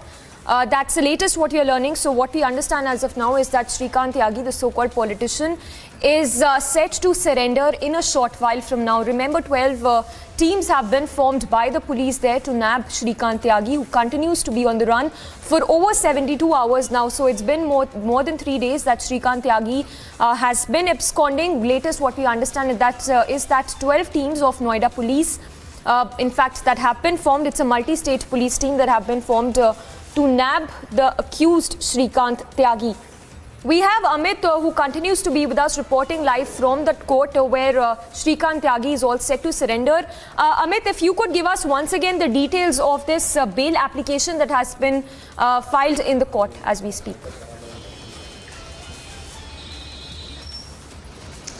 देखिए फिलहाल हमें जानकारी मिल रही है, sources के हवाले से जानकारी मिल रही है कि जो सरेंडर एप्लीकेशन जो है उसको कोर्ट के अंदर मूव कर दिया गया है। ये सरेंडर एप्लीकेशन जो है कोर्ट के अंदर लगाया गया है। इसका मतलब ये होता है कि श्रीकांत त्यागी चाहते हैं कि वो यहां पर सरेंडर करे। श्रीकांत त्यागी किसी भी वक्त जो है वो यहां पर पहुंच सकते हैं। यही वजह कि यहां पर जो मूवमेंट है, यहां पर जो पुलिस है वो भी अलर्ट हो गई है। लेकिन सही मायने में श्रीकांत त्यागी कहां है, किसके साथ है, ये जानकारी अभी किसी के पास नहीं है। पुलिस लगातार जो है कोशिश कर रही है। शुरुआत में पुलिस ने 4 अलग अलग स्पेशल टीमें बनाई थी श्रीकांत त्यागी को ढूंढने के लिए, तलाशने के लिए, लेकिन अब वो बढ़ाकर हमें बताया जा रहा है कि 12 टीमें अलग अलग जगह पर छापेमारी कर रही है।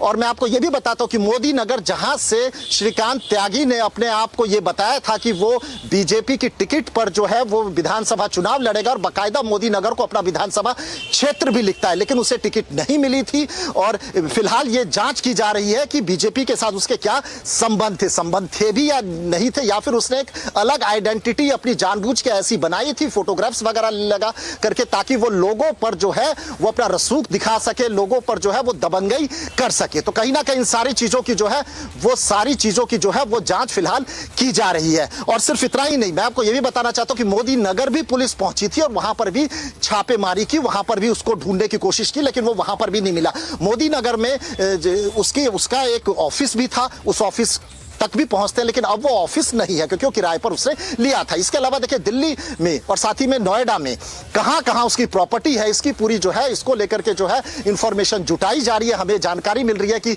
सेक्टर 18 में भी उसकी दुकानें हैं और ज्यादातर दुकानें जो हैं वो अवैध है, या तो अवैध जगह पर बनी हुई है या फिर अवैध तरीके से उसको डेवलप किया गया है। यही वजह कि जीएसटी की टीम जब भंगेल पहुंचती है तो बाकायदा उसके हाथ में दस्तावेज होते हैं, वहां पर पूरी वो जांच करती है। जांच ये करती है कि कितनी दुकानें, हमें बताया गया कि 18 दुकानें जो हैं जिनको चिन्हित किया गया है और उन दुकानों पर आने वाले समय में जो है यूपी सरकार जो है और यूपी प्रशासन जो है वो उस पर एक्शन ले सकता है। और अगर ये दुकानें अवैध मिलती है या फिर अवैध तरीके से डेवलप की है तो मैं बताना चाहता हूं इन पर बुलडोजर भी चल सकता है, जैसे आज उनके फ्लैट पे चला। जिस तरीके से फ्लैट के नीचे उन्होंने जिस तरीके से अपना जो प्रीमिसेस के बाहर जो अवैध कब्जा कर रखा था।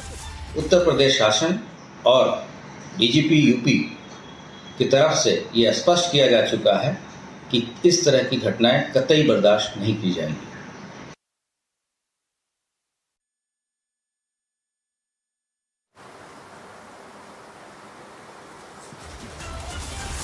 Well, we do understand that the fast-paced development is going in the story. We do know now the application has been moved. The application has been moved and there is to wait and watch what exactly is going to be the update from the court, from the Surajpur court. Let me tell you, the application for the surrender has been moved by the lawyer of Shrikant Tyagi. If we talk about the whereabout, we do understand that the 12 teams were constituted by the Uttar Pradesh police and they... sector 93 में हुई दुर्भाग्यपूर्ण घटना, जिसमें कि श्रीकांत त्यागी द्वारा एक महिला के साथ दुर्व्यवहार किया जा रहा है, की घटना को शासन ने तथा डीजीपी यूपी ने बहुत गंभीरता से लिया है और इस संबंध में मुख्य अभियुक्त की गिरफ्तारी के तत्काल निर्देश दिए गए हैं। अभी तक जो कार्रवाइयाँ की गई हैं उसमें वहाँ के प्रभारी निरीक्षक को सस्पेंड किया गया है तथा जो घटना के बाद वहाँ उस सोसाइटी में एक सब इंस्पेक्टर तथा 4 कांस्टेबल की ड्यूटी लगाई गई थी सुरक्षा हेतु, उनके द्वारा अपने कार्य को सही ढंग से न करने के आरोप में उन्हें भी निलंबित किया गया है तथा वहाँ के रेजिडेंट वेलफेयर एसोसिएशन के सहयोग से उस सोसाइटी में जाने वाले प्रत्येक व्यक्ति की स्क्रीनिंग की जा रही है। साथ ही साथ पीड़िता को 2 PSO उपलब्ध करा दिए गए हैं। इस तरह की घटना न होने पाए तथा इस अभियुक्त के गिरफ्तारी के लिए विशेष टीमें गठित की गई हैं और इनकी शीघ्र से शीघ्र गिरफ्तारी की जाएगी। हम इसलिए ह्यूमन इंटेलिजेंस तथा टेक्निकल इंटेलिजेंस का भी पूरा उपयोग कर रहे हैं तथा नोएडा पुलिस ने मेन अभियुक्त पे इनाम भी घोषित किया है तथा कुछ नंबर भी दिए हैं जिस पे कि कोई भी गोपनीय सूचनाएं दे सकता है।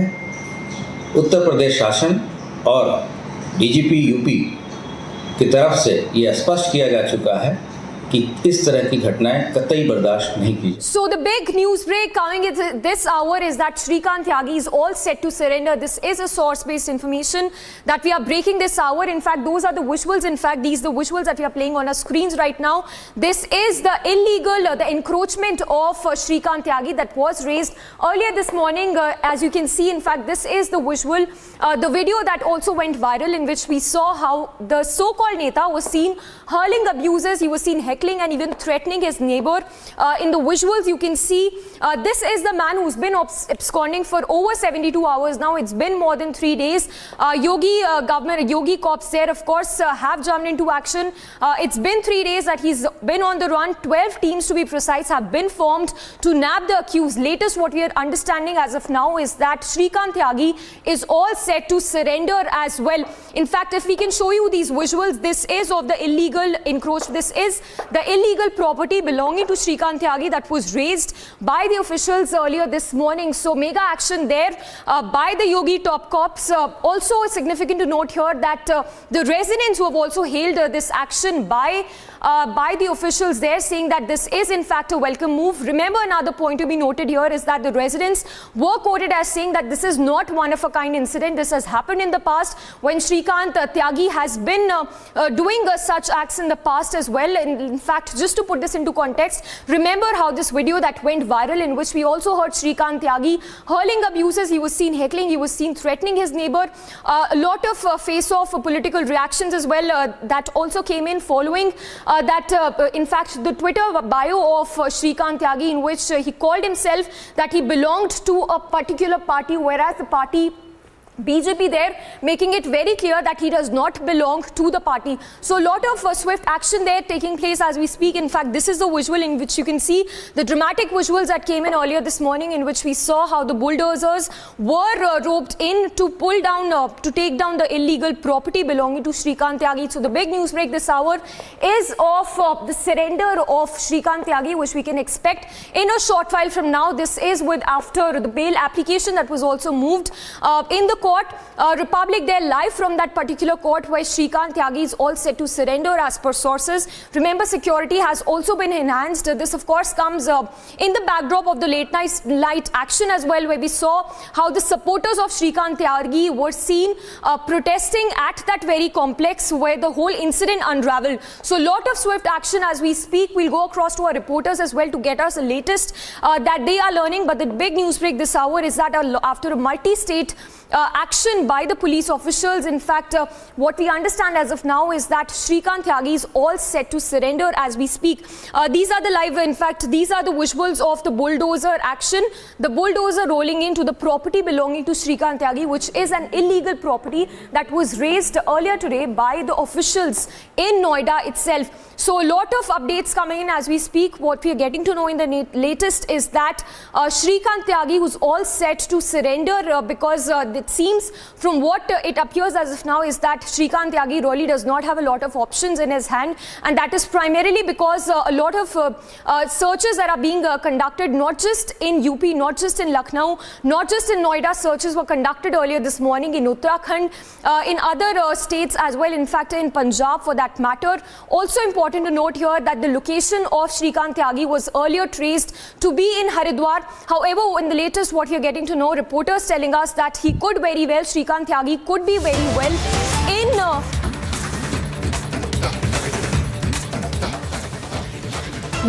in another breaking news coming in, this one with regard to the Commonwealth Games. It's raining medals for the country as PV Sindhu has smashed a gold for India at the Commonwealth Games. That's the big update coming in this hour of PV Sindhu bagging a gold there. She has, in fact, she beat Canada's Michelle in the women's singles final. So PV Sindhu there clinching a gold in the Commonwealth Games. Another win there for India at the Commonwealth Games. Back-to-back gold medals, not just the gold medals, we have bronze, silver and gold, of course, topping the chart when it comes to India's medal tally. Sindhu there, PV Sindhu smashing a gold for India at the Commonwealth Games in Birmingham.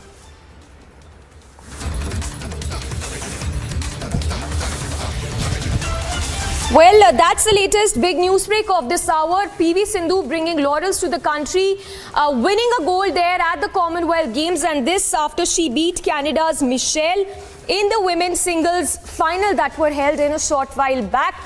In fact, that is the first reaction of PV Sindhu that we'll just play out. PV Sindhu's first reaction after that historic gold win in Birmingham. PV Sindhu winning a gold at the Commonwealth Games.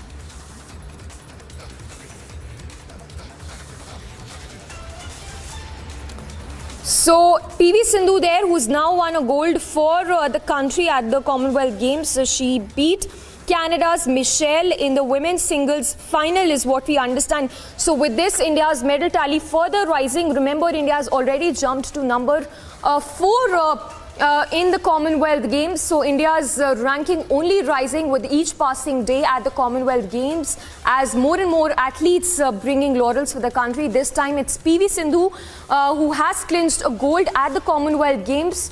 So, India there giving a very stellar performance. The athletes there bringing laurels and making the country proud as we speak. That's a smiling face of PV Sindhu, who has clinched a gold at the Commonwealth Games for the country. Well, we'll try to get some reactions as well on the big feat of PV Sindhu as she smashed a gold for India at the Commonwealth Games. But those are some visuals also that we are playing out of the performance of PV Sindhu that has been spectacular to say the least.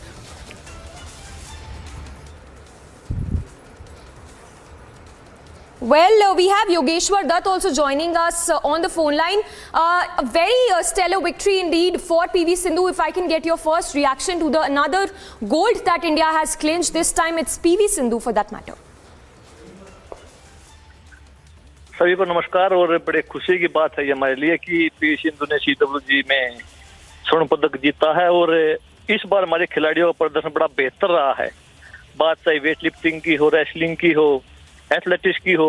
और जो उम्मीद हमें PV Sindhu से पहले थी, यहाँ से gold की उम्मीद थी हमें पीवी सिंधु से, और जो वो चैंपियन और चैंपियन के अनुरूप उन्होंने अपना प्रदर्शन यहाँ पे दिखाया है और देश के लिए स्वर्ण पदक जीता है।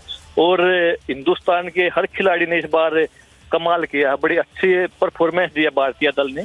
और खुशी की बात हमारे लिए कि शूटिंग को ना रेस में रहना दुखद था, पर उस दर्द को बुलाया तो शूटिंग के हमारे मेडल और ऊपर जाती है शूटिंग होती तो। और उसके बाद भी हमारे खिलाड़ियों का प्रदर्शन बड़ा बेहतर रहा है और जो प्रदर्शन हमारे खिलाड़ियों का रहा है काबिल तारीफ है। और पीवी सिंधु ने जो स्वर्ण पदक यहाँ पे जीता है बड़ा बेहतर प्रदर्शन रहा है। और वो ओलंपिक की 2 बार की मेडलिस्ट है, वर्ल्ड मेडलिस्ट है। उसमें तो कोई दौरा था ही नहीं, पूरे ऐसी उम्मीद थी कि देश के लिए स्वर्ण पदक जीतेगी। और आज उसने यहाँ पे चैंपियन बन के हिंदुस्तानी का शीर गौरव से उगता किया। जी योगेश्वर दत्त जी बहुत बहुत धन्यवाद हमसे बात करने के लिए। So that was Olympic medalist reaction to PV Sindhu winning a gold for the country at the Commonwealth Games. In fact, we have Kiran Rijiju also who has responded, in fact congratulating PV Sindhu for her stellar victory there, saying pride of India, PV Sindhu creates history by winning the gold medal in the Commonwealth Games 2022. She won bronze in Glasgow 2014, silver in Gold Coast 2018, and now it's a gold. Congratulations PV Sindhu for making India proud once again. So PV Sindhu there making the country proud, winning a gold at the Commonwealth Games. Of course, a lot of reactions, congratulatory posts also coming in for PV Sindhu as we speak. And it's Kiran Rijiju now who is also congratulated PV Sindhu for her stellar feat. Well, in fact, just to tell our viewers, she has beat Canada's Michelle in the women's single final. So that is the latest coming in. India making it big at the Commonwealth Games. Yet another gold for India at the Commonwealth Games. This time it's PV Sindhu who has clinched a gold for India. India's medal tally only rising with each passing day. A lot of athletes making the country proud, be it silver, gold or bronze. All those athletes who are there to represent India are only making the country proud with their stellar in fact, with their amazing, spectacular performance that they are putting up at the Commonwealth Games. With this, India is at number 4 with its amazing performance at the Commonwealth Games. It's in fact the 19th gold for India at the Commonwealth Games. So that is the big news break coming in this hour. It's the 19th gold medal for the country at the Commonwealth Games. It's PV Sindhu now who has smashed a gold for the country at the Commonwealth Games. Well, the visuals on your screens are of the latest. These are the first visuals that we are getting to you right now of PV Sindhu's amazing performance at the Commonwealth Games. As you can see, the happiness on PV Sindhu's face after that amazing performance that she gave at the Commonwealth Games, and that's a show of victory as well. A victory sign that PV Sindhu is seen showing after her amazing performance at the Commonwealth Games. To upset the #1 seed. She's delighted with that, and rightly so. It was a terrific, really focused performance, and she's got the full set at the Commonwealth Games. Bronze in 2014, silver 4 years ago, and now she's struck gold in Birmingham. And plenty of fans here to see her do it. Michelle Lee just never really threatened on the day. So as you heard, that was the amazing performance of PV Sindhu. As you can see, the visuals also that we are putting on our screens of PV Sindhu, how amazing she has been when it comes to her performances. And this time she has made it again. She has done it again. This time it's a gold that she's won. In fact, Kiran Rijiju there also taking to Twitter to congratulate PV Sindhu for her stunning feat. If I can quote again what Kiran Rijiju had said, he has said, "Pride of India, PV Sindhu creates history by winning the gold medal in the Commonwealth Games 2022. Niranjan is also joining us. Niranjan, if you could take us through the feat of PV Sindhu, because this is not small. India is now at spot for 19 gold medals to be precise in India's kitty at the Commonwealth. Well, the last 2 days have been fantastic for the Indian contingent, and that's the winning moment.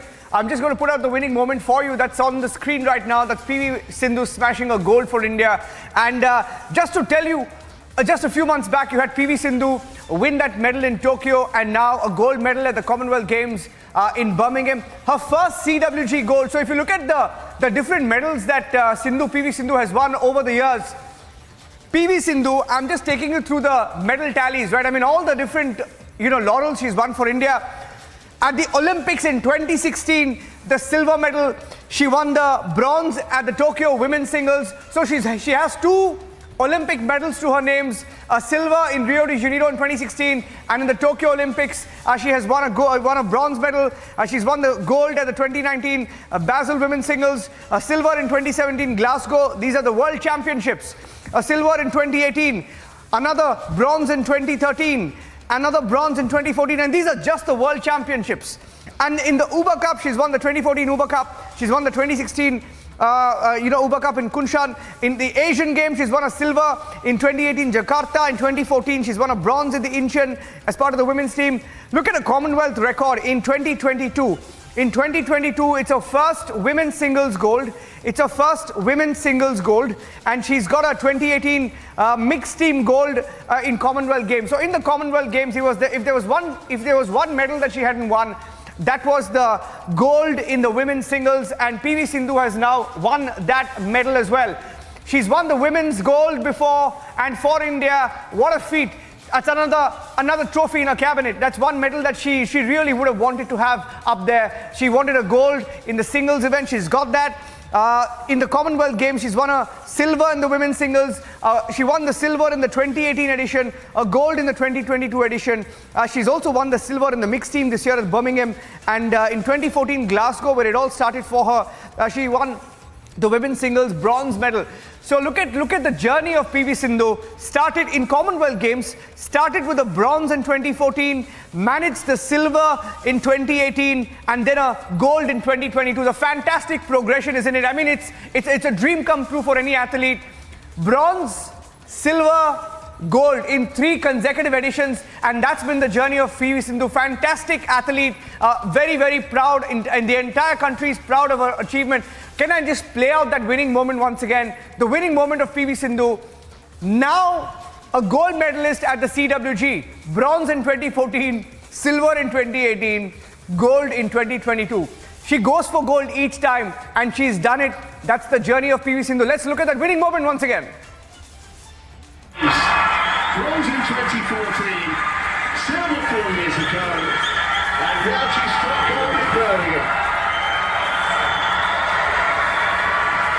plenty of fans here to see her do it.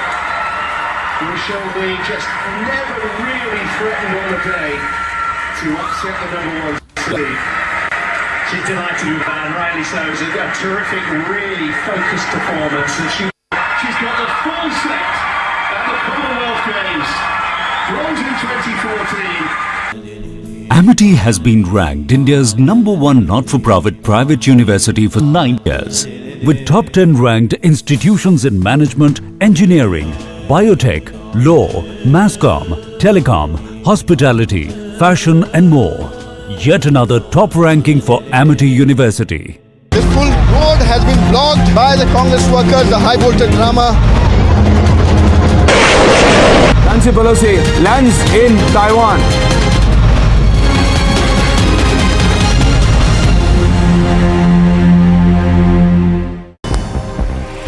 And more top stories from the Games. Indian star boxer and world champion Nikhil Zareen captures the country's third consecutive boxing gold of the day, defeating Carly McNall of Northern Ireland in the finals of the women's 50 kg light flyweight.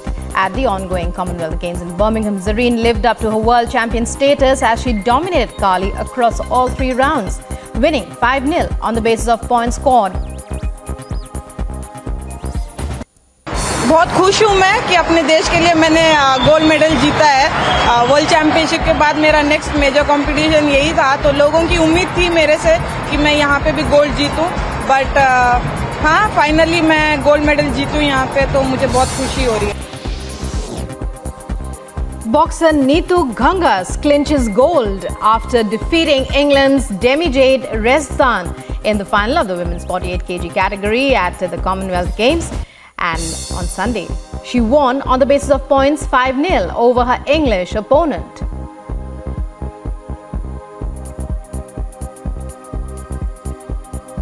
Following his gold medal win in the Commonwealth Games on Sunday, Indian boxer Amit Panghal says he will try to win gold for his country in the Olympics as well. Boxer Amit captured another boxing gold after defeating England's Kieran MacDonald in the finals of the 48 to 51 kg. These protesters have blocked the main ITO road. Nancy Pelosi lands and she's coming down now. Nancy Pelosi.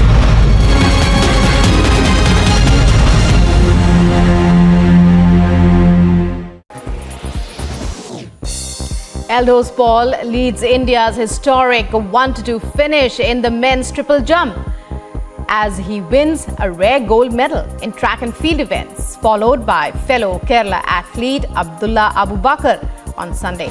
Paul produced his best effort of 17.03 meters in his third attempt, while Abu Bakar was not behind as he finished 17.02 meters, which he managed.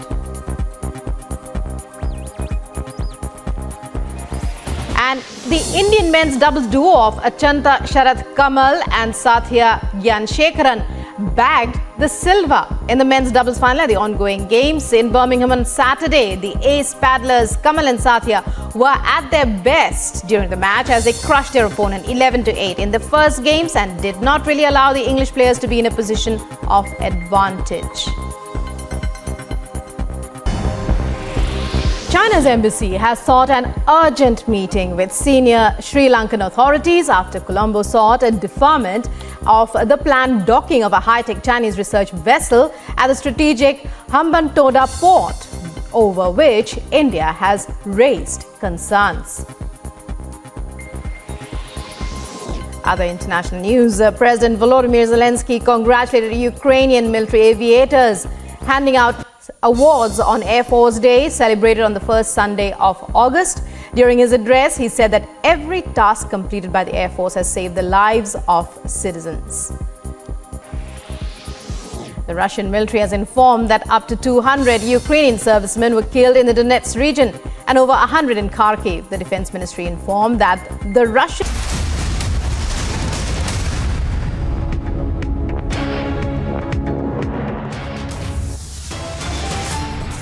Top headlines at 3 p.m. India shines bright and high at Commonwealth. Sindhu smashes gold for India.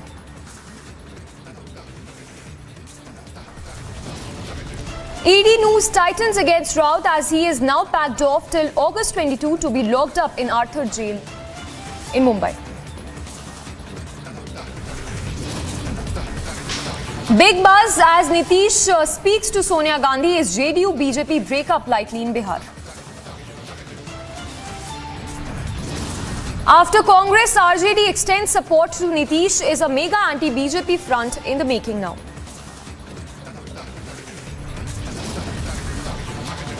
As Yogi hammers and bulldozes Tyagi's arrogance, sources suggest assault man in hiding likely to surrender next. Assault man on the loose, Yogi cops take mega action, Tyagi's illegal assets raised in Noida.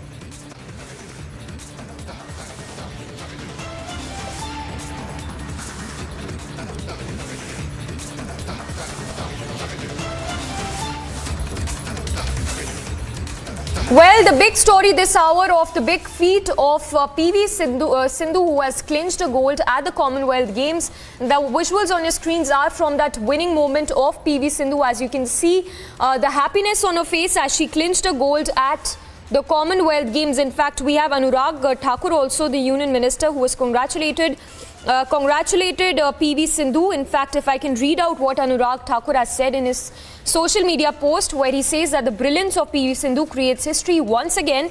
You had us glued to our TV screens. What an amazing show of excellence and determination.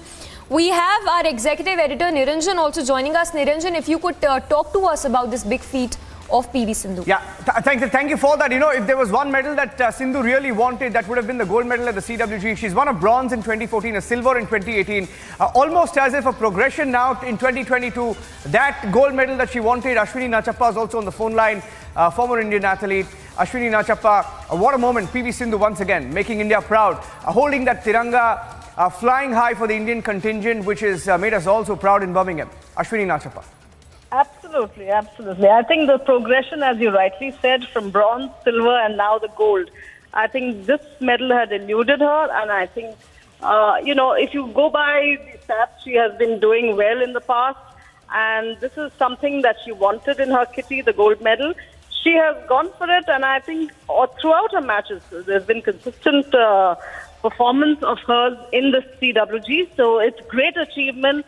Overall, something that she has wanted, and she's got it, and she's been consistently at the sport, putting in a lot of effort, because sustaining this kind of performance for over 4-5 years continuously is no joke for any athlete.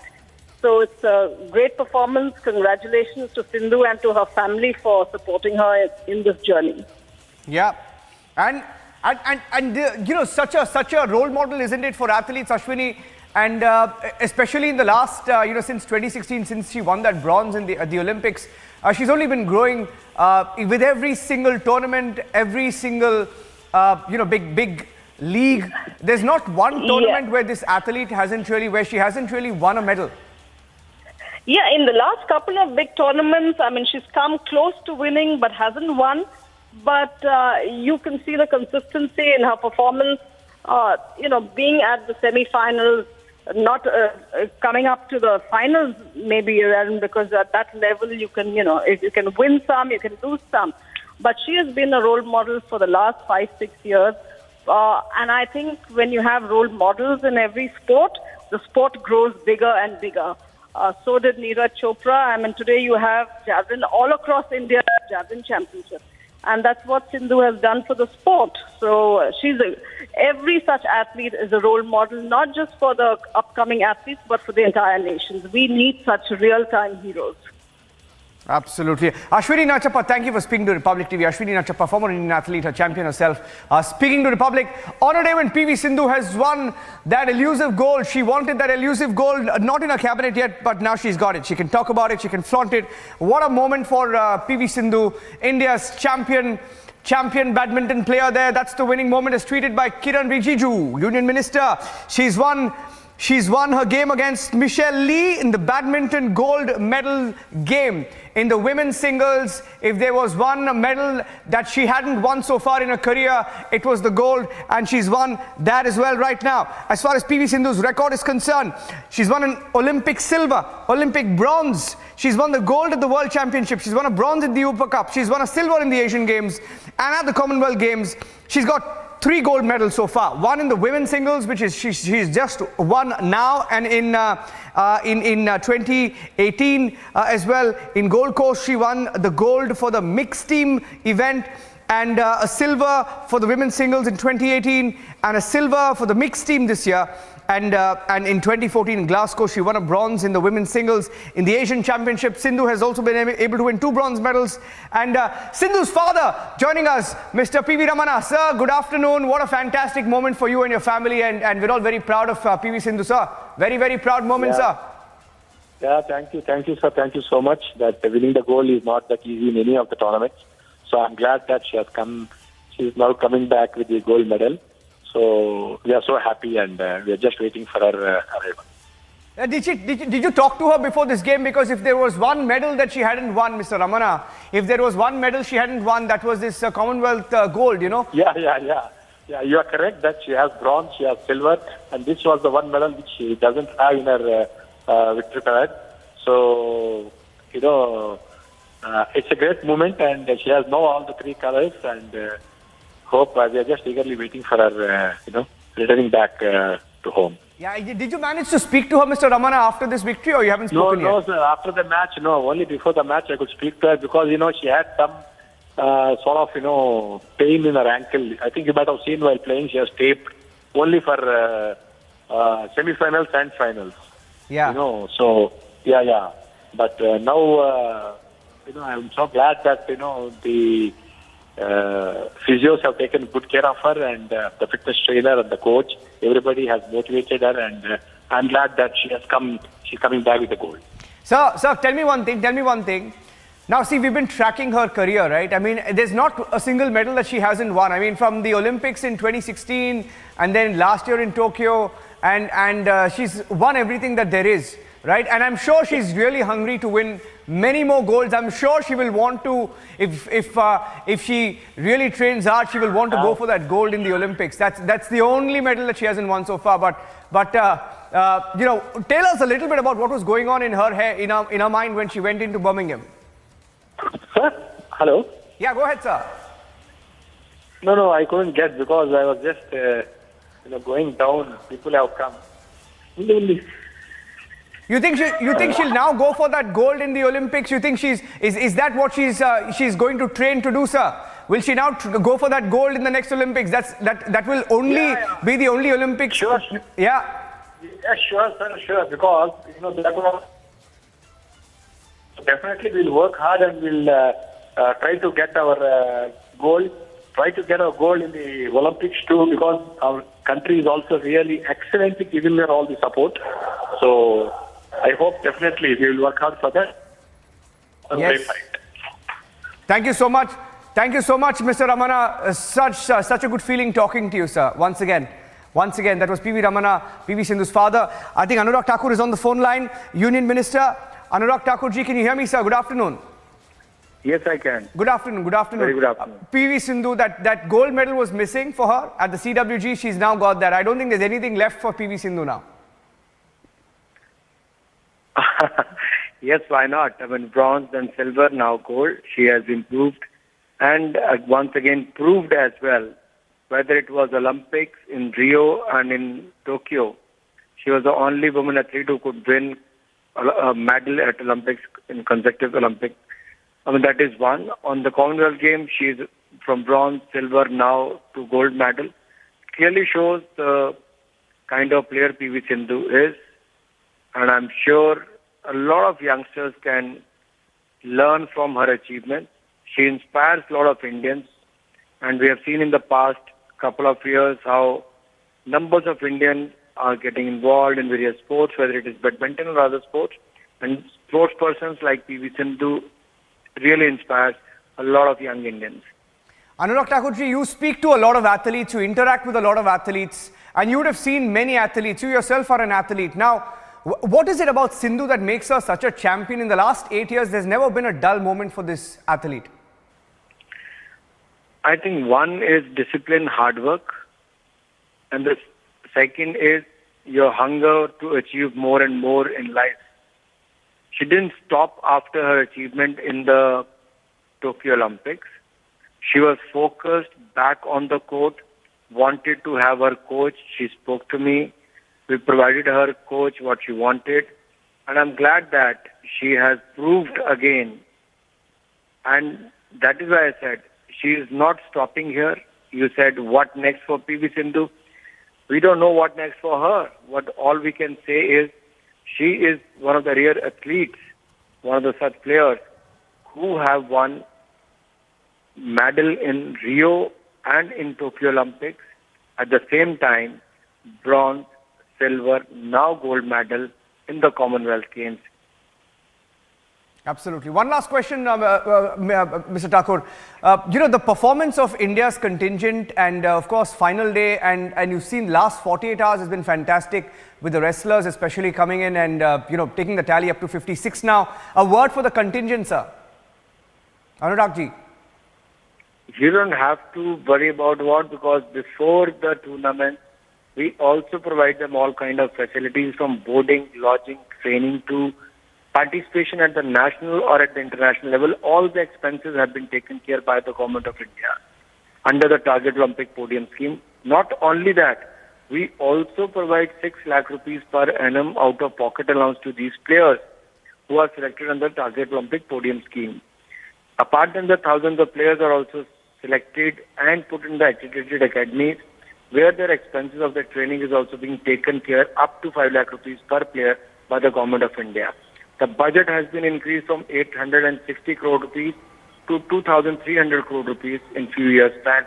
This clearly shows the approach of the Government of India and the way Prime Minister himself speaks to the players before their departure for any big game and also welcomes them on their arrival. I think no other country had such Prime Minister who directly speaks to the players and also motivate them. Not only the medal winners, but also those who have lost. But he inspires them, motivates them to do well in the future events. And many of them, they have already done well, despite losing in the previous events. Mr. Anurag Thakur, thank you for speaking to Republic TV. Anurag Thakur, thank you so much. Anurag Thakur, the Union Minister for Youth and Sports Affairs as well, speaking to Republic TV. On a day when PV Sindhu has won a gold for India, what a moment for PV Sindhu. Now, she can boast of having all 3 medals at the Commonwealth Games in badminton. Bronze, silver and now gold, which takes India up to the 4th position with 56 medals, 19 golds. Fantastic run for India so far. Back to you for now. I'm handing it back to you for now. So, Samiksha. Yes.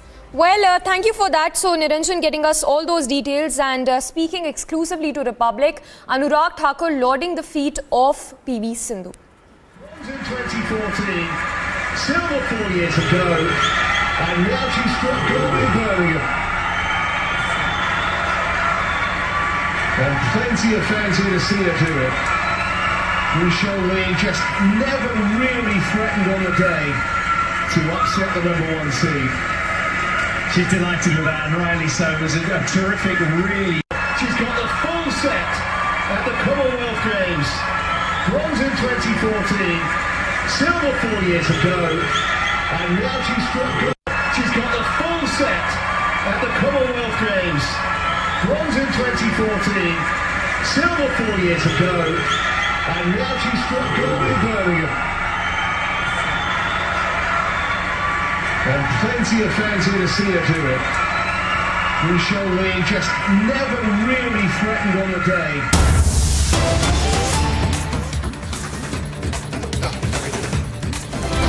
Well, on to more breaking news coming in.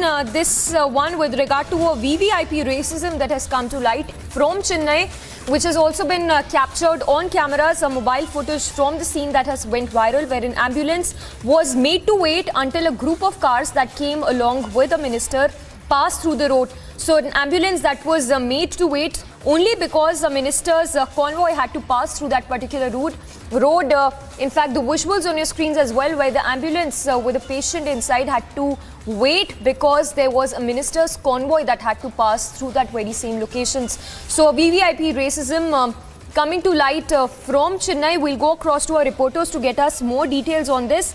But that is the latest coming in. In fact, we are told that the incident happened on 5th of August when the school education minister Anbil Mahesh was on inspecting flood prevention works on the banks of Kollidam River in Tanjavur district. So it is alleged that since the minister's car and the accompanying vehicles started on the other end, the ambulance was made to wait.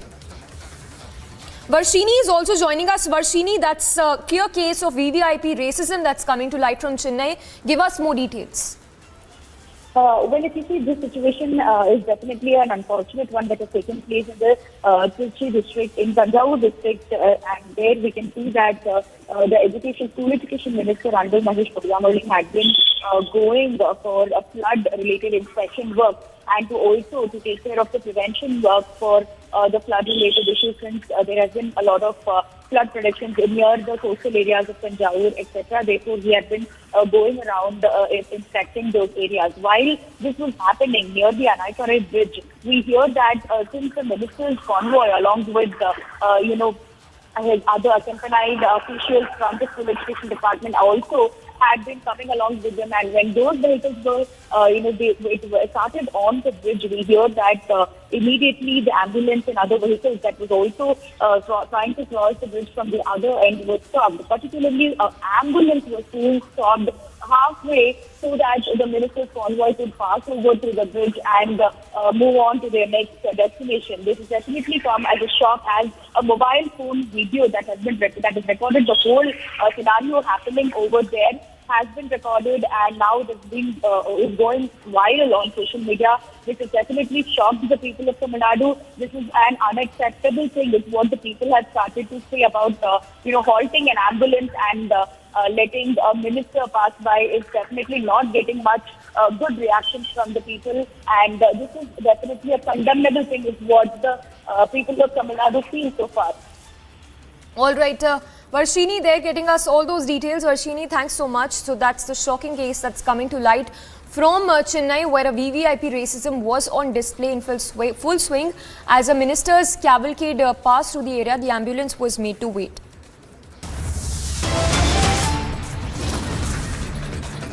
Slipping into a very short break. On the other side, we'll get you more on this story as VVIP racism that was captured on tape from Chennai.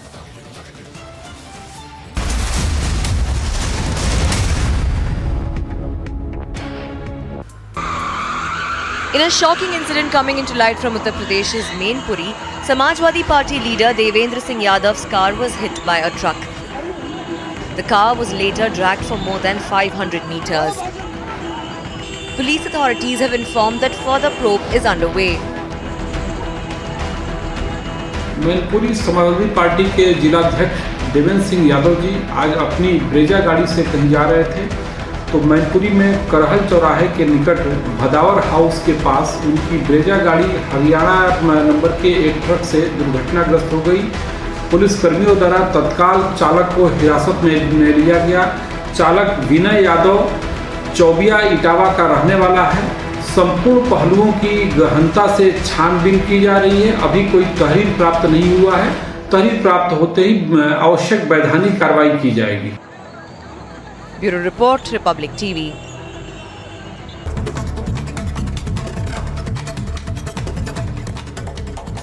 Now, the National Investigation Agency has started conducted raids in Jammu and Doda. These raids are being conducted against terror sympathizers that aided terror activities in Jammu and Kashmir. Now, according to senior officials, half a dozen locations are being raided by the NIA. These include raids on the Jamaat-e-Islami, terror funding, as well as retired Jammu and Kashmir officials. A fire broke out in Ghaziabad industrial area. Fire tenders have reached the spot on the incident. They are trying to douse the flames. As we speak, no reports of fatalities have been reported. Investigations are underway. This full road has been blocked by the Congress workers, the high voltage drama. Nancy Pelosi lands in Taiwan.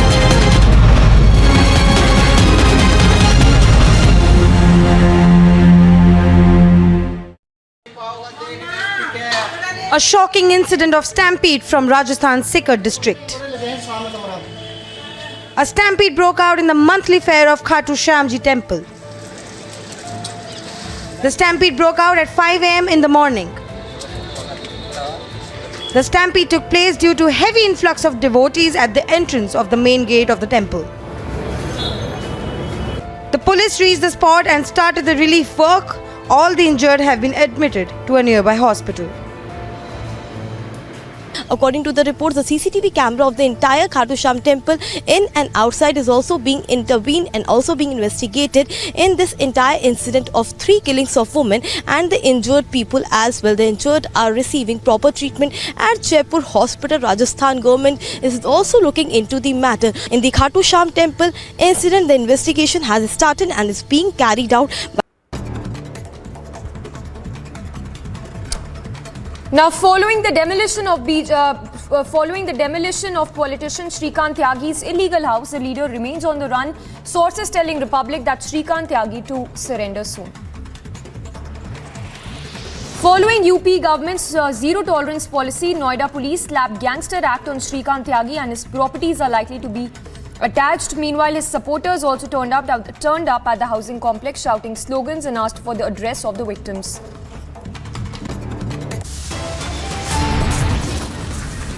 Slipping into a very short break, lots lined up for you on the other side. ED news tightens against Raut as he is now packed off till August 22 to be locked up in Arthur Road jail.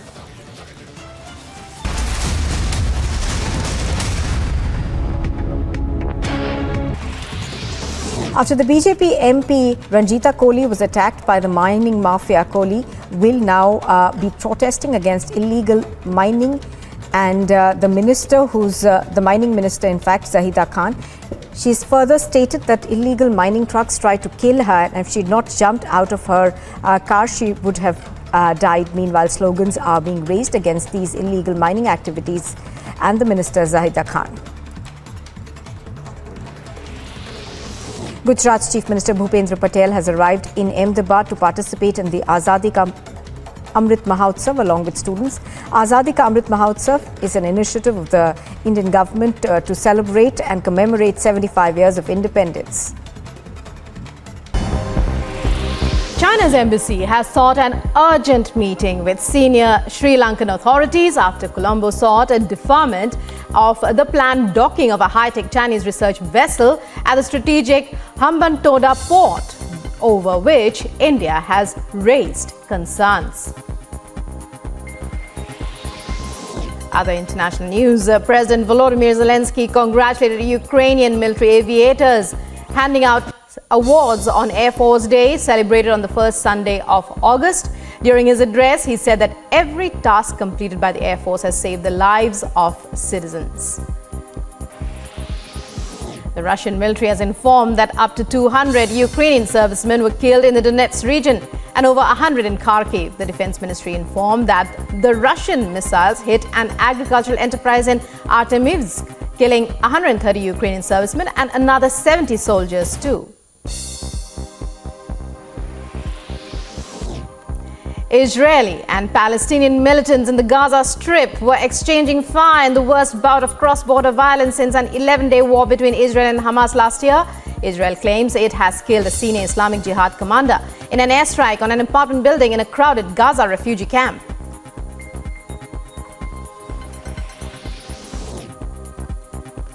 And funeral of Khalid Mansour, senior commander in the Palestinian militant group, and 6 other people were killed in the airstrikes on Rafah city as thousands mourn the Islamic commander. In a shocking incident coming into light from Uttar Pradesh's Mainpuri, Samajwadi Party leader Devendra Singh Yadav's car was hit by a truck. The car was later dragged for more than 500 meters. Police authorities have informed that further probe is underway. Mainpuri Samajwadi party के जिलाध्यक्ष देवेंद्र सिंह यादव जी आज अपनी Brezza गाड़ी से कहीं जा रहे थे, तो मैनपुरी में करहल चौराहे के निकट भदावर हाउस के पास उनकी ब्रेजा गाड़ी हरियाणा नंबर के एक ट्रक से दुर्घटनाग्रस्त हो गई। पुलिसकर्मियों द्वारा तत्काल चालक And a VVIP racism incident that has come to light from Thanjavur district of Tamil Nadu. The visuals on your screens as well, where the VVIP racism is on full display. This is as a result of this is because an ambulance that was made to wait because a VVIP's convoy was passing by this area. We understand it was a school education.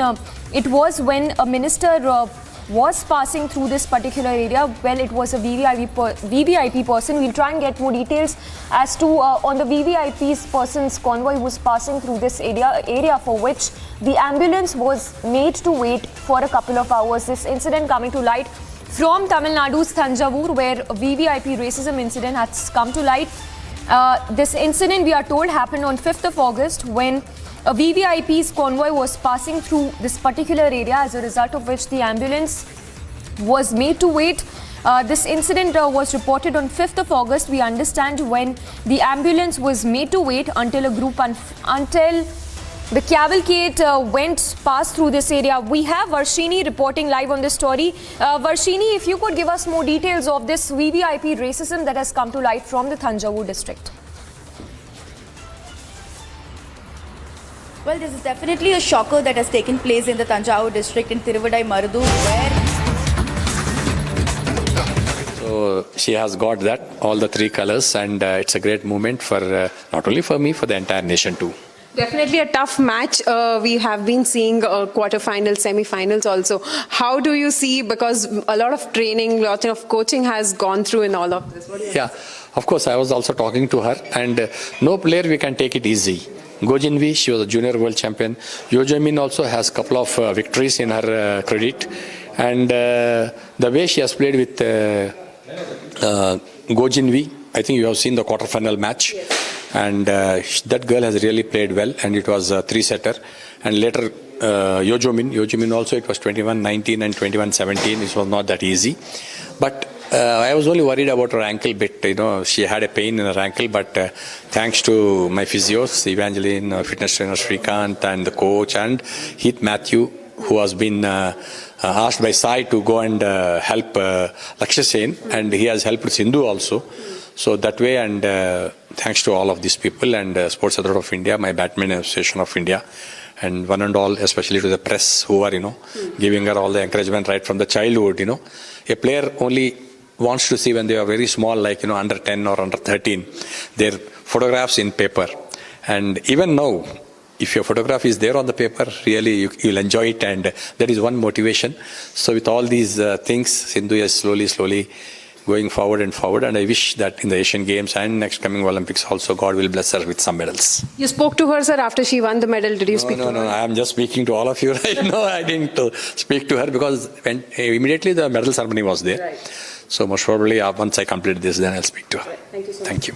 That was PV Sindhu's father speaking to us on Republic TV, and says a lot of happiness, and also earlier as PV Sindhu had won bronze, silver, and now this is gold for PV Sindhu at the Commonwealth Games, where she has clinched the gold in badminton women's singles. This is So Aneri there reporting as PV Sindhu bags a gold at the Commonwealth Games. In 2021, she won a bronze at the Tokyo Olympics. In 2019, she won a gold at the World Championship. Well, so a lot of reactions, congratulatory posts also pouring in for PV Sindhu. In 2018, as I was mentioning, she won a silver at the Asian Games. In 2018, she also won a silver at the Commonwealth Games. And now, from a silver, she has now, in 2018 to now, it's to a gold now at the Commonwealth Games.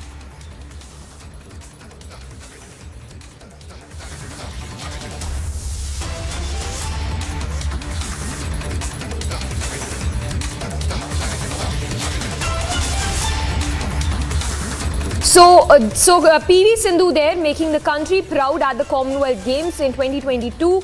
This year she has won a gold. He has made the country proud.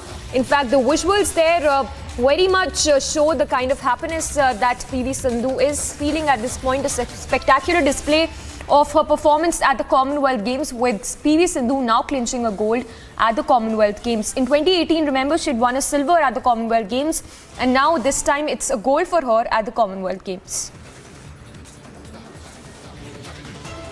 As PV Sindhu clinches gold at the Commonwealth Games in badminton women's singles, well, now the family is very much happy and says it's a proud moment as PV Sindhu has won gold at the Commonwealth Games. We'll be right back after a short break. Keep watching Republic TV.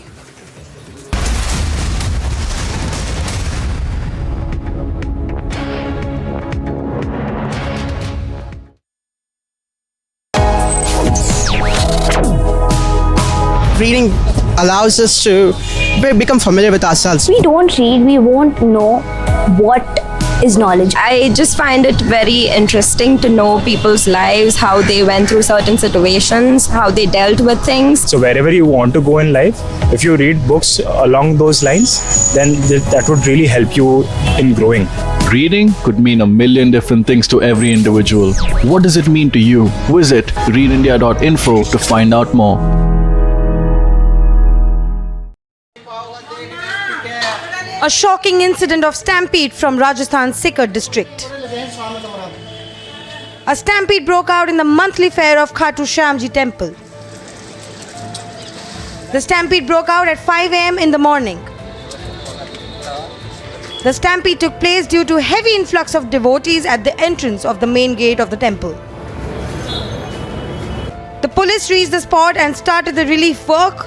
All the injured have been admitted to a nearby hospital. According to the reports, the CCTV camera of the entire Khatu Sham temple in and outside is also being intervened and also being investigated in this entire incident of 3 killings of women and the injured people as well. The injured are receiving proper treatment at Jaipur Hospital. Rajasthan government is also looking into the matter. In the Khatu Sham temple incident, the investigation has started and is being carried out by Rajasthan administration. Along with video journalist Manish Harshatanwani reporting for Republic TV. These protesters have blocked the main ITO road. Nancy Pelosi lands and she's coming down now. Nancy Pelosi.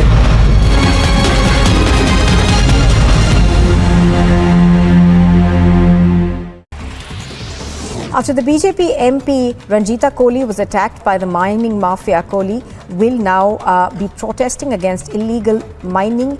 And the minister, who's the mining minister, in fact, Zahida Khan, she's further stated that illegal mining trucks tried to kill her, and if she'd not jumped out of her car, she would have died. Meanwhile, slogans are being raised against these illegal mining activities and the minister, Zahida Khan. Gujarat's Chief Minister Bhupendra Patel has arrived in Ahmedabad to participate in the Azadi Ka Amrit Mahotsav along with students. Azadi Ka Amrit Mahotsav is an initiative of the Indian government to celebrate and commemorate 75 years of independence. China's embassy has sought an urgent meeting with senior Sri Lankan authorities after Colombo sought a deferment of the planned docking of a high-tech Chinese research vessel at the strategic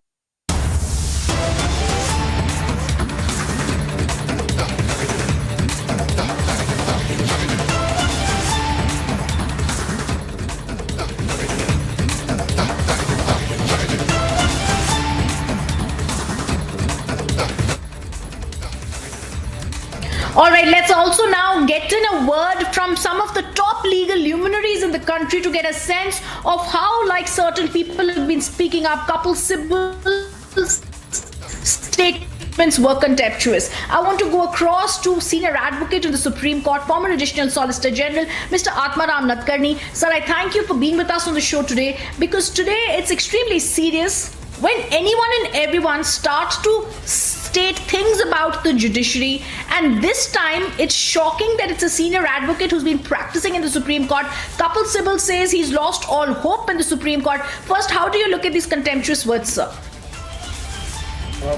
Well, Ridham, at the outset, I must tell you that everybody has a right to criticize the judgment of the Supreme Court or any other court for that matter. But then when you use certain words, like lost complete faith in Supreme Court, or I have to hang my head in shame because of the Supreme Court judgments, those are really strong words and they are uncalled for, because with that you paint the whole institution. See, don't forget, the country as such has tremendous faith in the judiciary, and especially in the High Court and Supreme Courts, which are constitutional courts. And look at the mounting areas in the court. There are lakhs and lakhs of cases pending. That's because the people have faith in the Supreme Court. And in Supreme Court, people get relief day in and day out. It may be that the Supreme Court has dismissed certain matters. It may be that the judgment is a wrong judgment. Doesn't matter. You have it as an individual, you have a right to criticize the judgment. But you cannot paint the whole institution with one brush, saying that I've lost the hope in Supreme Court, etc. And especially Mr. Kapil Sibal is a very well-respected lawyer. He's a senior advocate. He has been the Additional Solicitor General. He has been the Law Minister of the country. So someone like him of his stature says it is something which is a matter of great concern. But at the same time, what he has said is not about one judgment as such, but then he speaks about the institution as such. To that, personally speaking, I feel it is completely out of context and it's uncalled for. And it's a statement which requires to be approbated in the strongest terms, because you can't paint the whole institution. Yes. And I think that is what he has actually done here, sir. You have been a part of the Supreme Court. You've been a law officer in the Supreme Court. You know the decorum that has to be maintained in the highest corridors of the top court of this country. What shocks me is he makes these statements in two cases when he was the petitioner's lawyers in both the cases. So it's obvious that these words come from a place of prejudice, and keeping in mind that there are several other cases I've seen Mr. Sibal make such statements, whether it was the Ayodhya case in December, when I remember there was a lot of pressure being put on the judiciary and the judges who were hearing the case to postpone the hearing after the elections.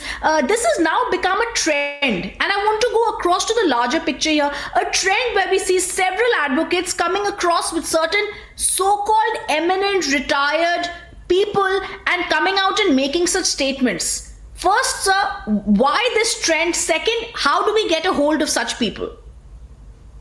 It's unfortunate. If you go to the social media, the way they make comments on judges or whatever oral observations have been made in certain cases, etc., it's most unfortunate. And it's like, people having they feel they have a license to paint the whole, the institution as such. This is very unfortunate because, this institution, Supreme Court of India, has been having the last word insofar as, and it's the guardian of fundamental rights and the civil liberties of the citizenry of this country. So one should not make such statements. Now, I do not know in what way the media can be controlled, etc. Basically, if you ask me, it's by dictate of your own conscience. There can't be a law. It can't be. The contempt is a matter which is not. The Supreme Court has firmer rootings, actually, because the Supreme Court has a great credibility. And the Supreme Court, it may be that you have something to say about one judgment or two judgments. You criticize those judgments, criticize on a point of law, say that they are wrong judgments, file a review, file a curative petition. All that is open to you. But you can't paint it all over the country. That statement has gone viral. And especially coming from a person with the stature, because Mr. Sibal holds a good stature in this institution.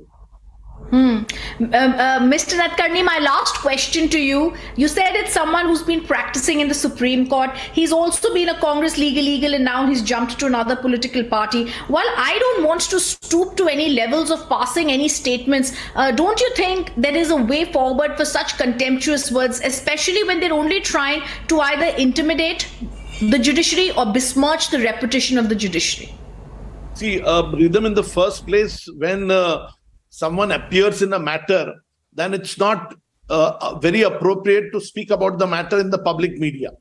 Maybe that you are a person from the public realm, that you are a political person, etc. But that does not give a license to anybody to paint the whole institution as such.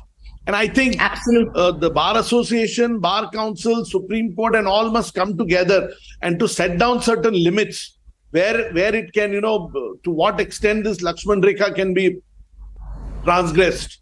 But all said and done, with great respect to my friend Mr. Kapil Sibal, his statement is completely uncalled for. Absolutely. I thank you, Mr. Nadkarni, for being a part of an understanding to tell our viewers what really he said and how it needs to be looked on. I completely agree. There needs to be limits and a Lakshman Rekha that needs to be set, and this is something we shall go to. Viewers, Mr. Nadkarni has spoken out about it. We've also seen senior advocate in the Supreme Court, Mr. Mahesh Jethmalani, an MP in the Rajya Sabha, speak about it. Let's take a look at those reactions coming in. I know he must be speaking for himself and for a small band of people who expect the Supreme Court to give decisions only in the manner that they want, to give decisions favorable to them, in other words. So this is, grapes are sour and then you abuse the institution. And the name you've taken is a very senior lawyer. I have a lot of respect for him, so I'm very surprised he should come out and say this.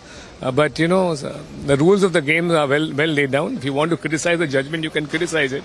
But I don't think you should denigrate the entire institution. I think that's doing great disservice to an institution which you have been a part of, which has served you well and which has served the country well. Present opposition are very bad losers. And they are frustrated. And they are doing this out of great disservice to an institution which has served, including the present members of this institution, have served the nation very well.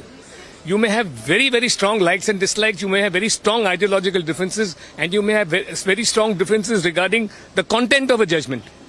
But you hold the institution in the very highest esteem. That is your duty both as a lawyer and as a parliamentarian. The statement of former Union Minister for Law and Justice, Mr. Kapil Sibal, lamenting that he has lost hope in the Indian judiciary is contemptuous. The courts decide cases by applying law to the facts presented by cases before them. They owe allegiance to the Constitution of India and none else. Criminal cases which were instituted by the then governments as a political witch hunt, where detailed investigations have been carried out but failed to disclose any evidence, had to be given a burial. And if that had happened, no fault can be found with the judicial system. Courts are not to deliver judgments hanging people just to assuage the feelings of a certain community. The robust system is insulated from statements that is influenced only by the law. Kapil Sibal is a seasoned senior advocate and has been the president of Supreme Court Bar Association. वो वरिष्ठ हमारे आगेवान भी है, उनको समझना चाहिए कि न्यायालय का सम्मान करना चाहिए और जिस तरह वो टीका टिप्पणी कर रहे उनको शोभा नहीं देती और ऐसी टीका टिप्पणी उनके लिए भी अच्छी नहीं है, क्योंकि आप जिस तरह बातें करते हैं वो हमारी पीढ़ी को आप क्या मैसेज देना चाहते हो, और इस तरह का आप जो बिहेव है वो कतई माफ करेगी नहीं भारतीय जनता पार्टी और सभी जनता कभी माफ नहीं करेगी उनको। ये बड़ा ही दुखद है, खासकर वो व्यक्ति जो भारत का कानून मंत्री रहा हो, एक बहुत बड़ा सुप्रीम कोर्ट का लॉयर है और ये कहे कि सुप्रीम कोर्ट के निर्णय पर उनको भरोसा नहीं है। वो किस पर भरोसा करेंगे? आखिरकार सुप्रीम कोर्ट ही ऐसा है जिसको पूरा देश भरोसा करता है और उनको इस तरह की बात नहीं कहनी चाहिए और उनको दोबारा बयान देना चाहिए, क्योंकि इससे एक गलत मैसेज जाता है और सुप्रीम कोर्ट का जो निर्णय है वो पूरे देश के लोगों को मानना होता है। कोई ये नहीं कह सकता कि हमें उस पर भरोसा नहीं है।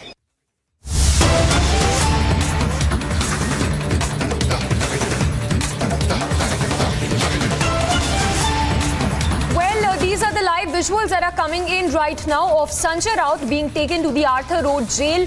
So now he's been taken to the Arthur Road jail as we speak. Remember, a 14-day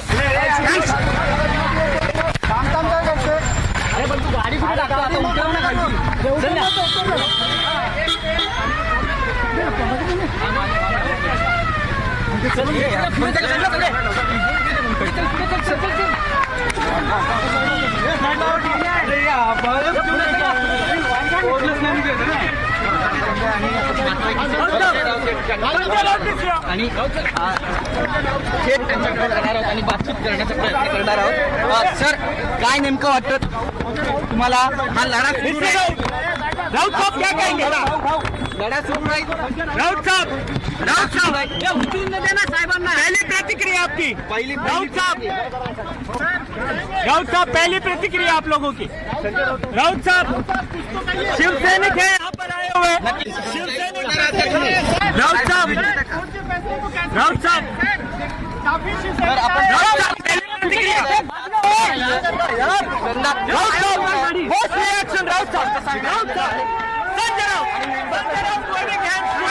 जय महाराष्ट्र, जय महाराष्ट्र. आपण पाहतोय की जे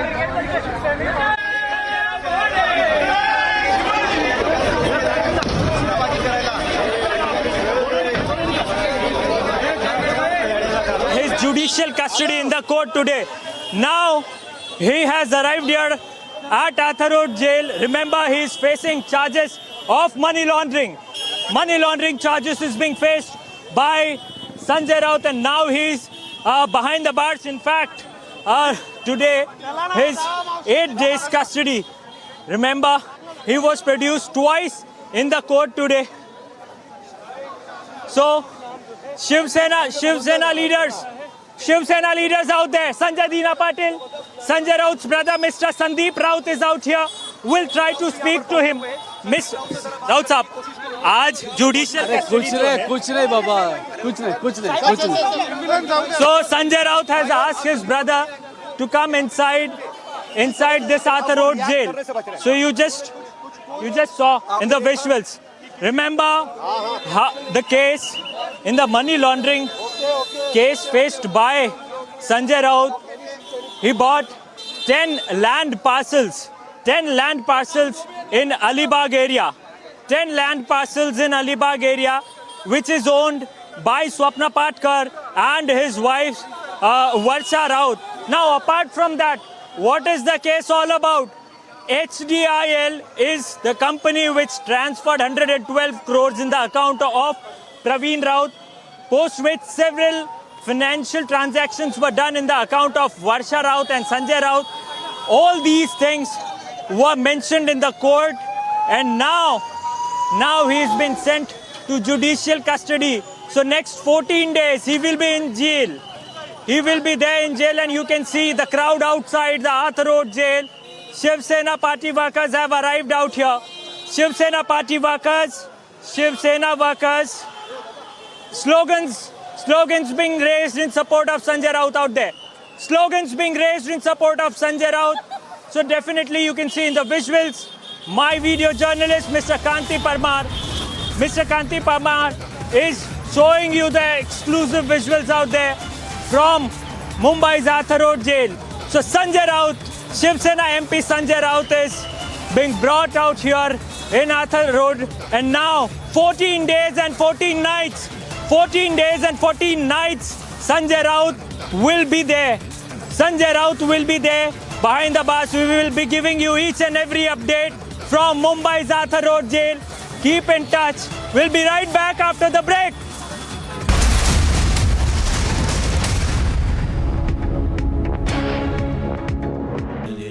Amity has been ranked India's #1 not-for-profit private university for 9 years, with top 10 ranked institutions in management, engineering, biotech, law, masscom, telecom, hospitality, fashion and more.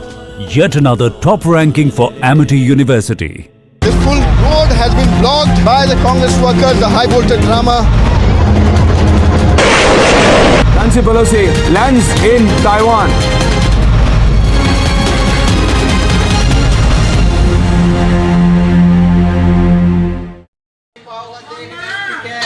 A shocking incident of stampede from Rajasthan's Sikar district. A stampede broke out in the monthly fair of Khatu Shyamji temple. The stampede broke out at 5 a.m. in the morning. The stampede took place due to heavy influx of devotees at the entrance of the main gate of the temple. The police reached the spot and started the relief work. All the injured have been admitted to a nearby hospital. According to the reports, the CCTV camera of the entire Khatu Sham temple in and outside is also being intervened and also being investigated in this entire incident of 3 killings of women and the injured people as well. The injured are receiving proper treatment at Jaipur Hospital. Rajasthan government is also looking into the matter. In the Khatu Sham temple incident, the investigation has started and is being carried out by Rajasthan administration. Along with video journalist Manish Harshatanwani reporting for Republic TV. These protesters have blocked the main ITO road. Nancy Pelosi lands and she's coming down now. Nancy Pelosi.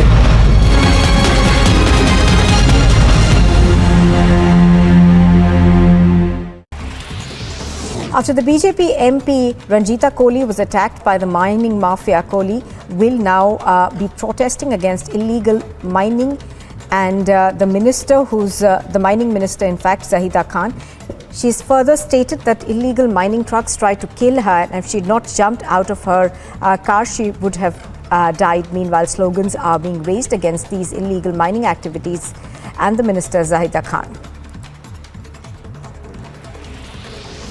Gujarat's Chief Minister Bhupendra Patel has arrived in Ahmedabad to participate in the Azadi Ka Amrit Mahotsav along with students. Azadi Ka Amrit Mahotsav is an initiative of the Indian government to celebrate and commemorate 75 years of independence. China's embassy has sought an urgent meeting with senior Sri Lankan authorities after Colombo sought a deferment of the planned docking of a high-tech Chinese research vessel at the strategic Hambantota port, over which India has raised concerns. Other international news, President Volodymyr Zelensky congratulated Ukrainian military aviators, handing out awards on Air Force Day, celebrated on the first Sunday of August. During his address, he said that every task completed by the Air Force has saved the lives of citizens. The Russian military has informed that up to 200 Ukrainian servicemen were killed in the Donetsk region and over 100 in Kharkiv. The Defense Ministry informed that the Russian missiles hit an agricultural enterprise in Artemivsk, killing 130 Ukrainian servicemen and another 70 soldiers too. Israeli and Palestinian militants in the Gaza Strip were exchanging fire in the worst bout of cross-border violence since an 11-day war between Israel and Hamas last year. Israel claims it has killed a senior Islamic Jihad commander in an airstrike on an apartment building in a crowded Gaza refugee camp.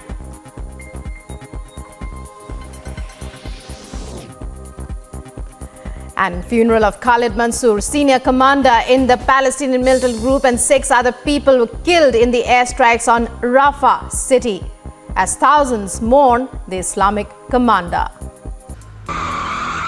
In a shocking incident coming into light from Uttar Pradesh's Mainpuri, Samajwadi Party leader Devendra Singh Yadav's car was hit by a truck. The car was later dragged for more than 500 meters. Police authorities have informed that further probe is underway.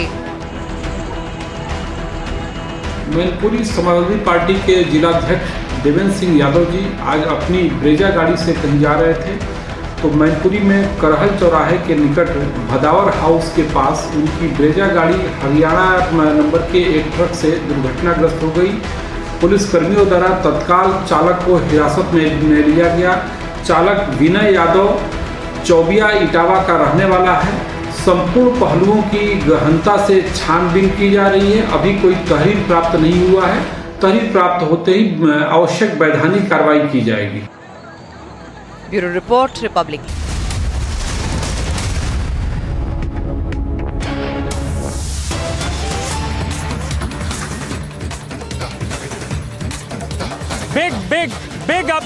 Big update from Mumbai's Zata Road jail. Sanjay Raut to move for bail application. Sanjay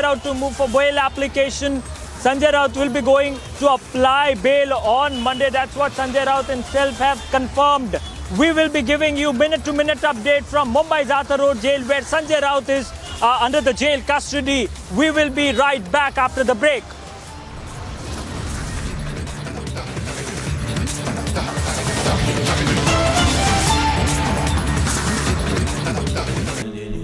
Amity has been ranked India's #1 not-for-profit private university for 9 years, with top 10 ranked institutions in management, engineering, biotech, law, masscom, telecom, hospitality, fashion and more.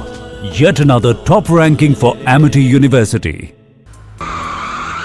In a shocking incident coming into light from Uttar Pradesh's Mainpuri, Samajwadi Party leader Devendra Singh Yadav's car was hit by a truck. The car was later dragged for more than 500 meters.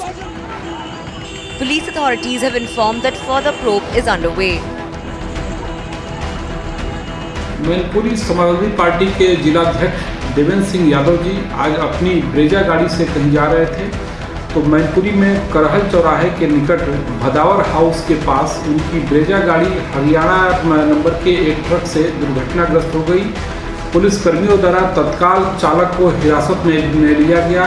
चालक विनय यादव चौबिया इटावा का रहने वाला है। संपूर्ण पहलुओं की गहनता से छानबीन की जा रही है। अभी कोई तहरीर प्राप्त नहीं हुआ है। तहरीर प्राप्त होते ही आवश्यक वैधानिक कार्रवाई की जाएगी। Bureau report, Republic TV.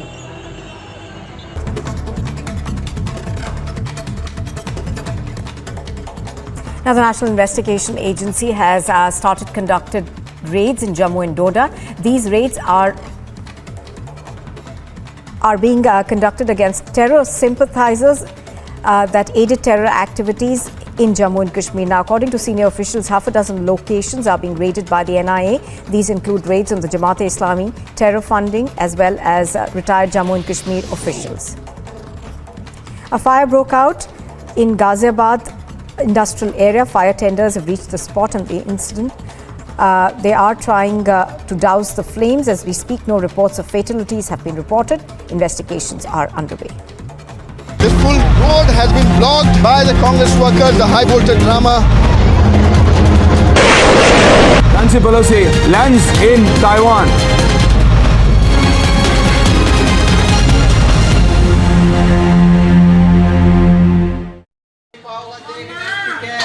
A shocking incident of stampede from Rajasthan's Sikar district.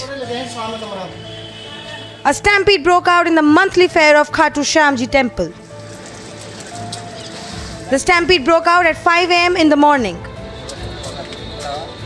The stampede took place due to heavy influx of devotees at the entrance of the main gate of the temple. The police reached the spot and started the relief work. All the injured have been admitted to a nearby hospital. According to the reports, the CCTV camera of the entire Khatu Sham temple in and outside is also being intervened and also being investigated in this entire incident.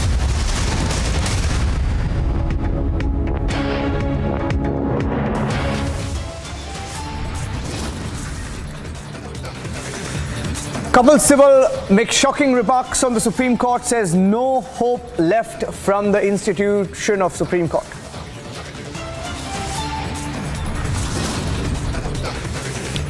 Top legal luminaries hit out at Kapil Sibal over his remark criticizing the Supreme Court. Full set at the Commonwealth Games. Bronze in 2014, silver 4 years ago, and Raji struck gold. India shines bright at the Commonwealth Games. Sindhu smashing gold for India at Birmingham.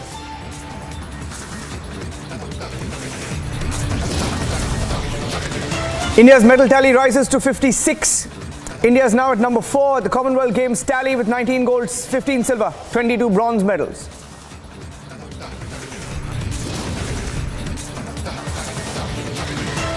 As Yogi hammers and bulldozes the arrogance of a leader called Shrikant Tyagi, sources suggest he could be surrendering next in a court in Noida.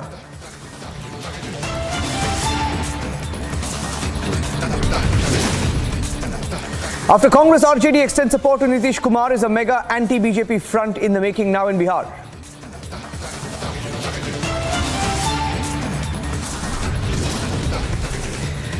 ED tightens news against Sanjay Raut. He's packed off to Arthur Road jail. He's locked up till the 22nd of August.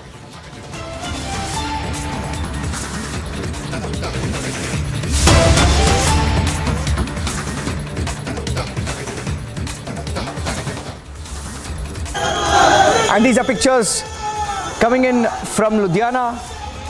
You're getting the breaking news pictures on your screens right now of a youth Congress protest in Ludhiana.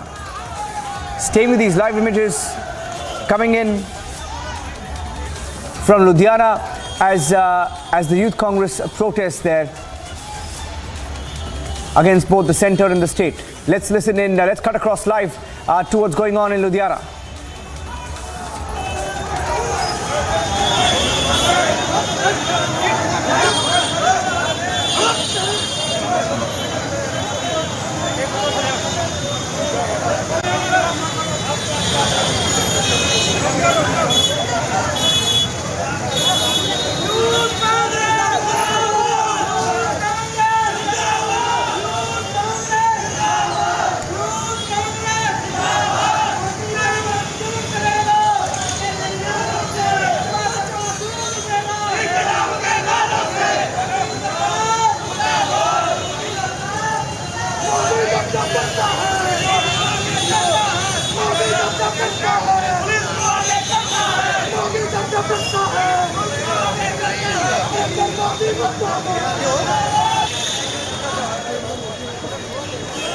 Okay, the youth Congress protesting in Ludhiana against inflation, protesting against the centre. Live pictures that are coming in. We'll keep a close track on the developments. Let's move on and get to the other big story this Monday evening. The biggest controversy, as Kapil Sibal says, he has no faith left in the institution of Supreme Court. He says he's been an advocate in the Supreme Court for 50 years. And he says after 50 years, he has no hope left in Supreme Court. That's Kapil Sibal. And as he runs down India's judiciary and the highest court, many angry reactions coming in. Union Law Minister Kiran Rijiju also responding to the statement made by Kapil Sibal. Let's listen in.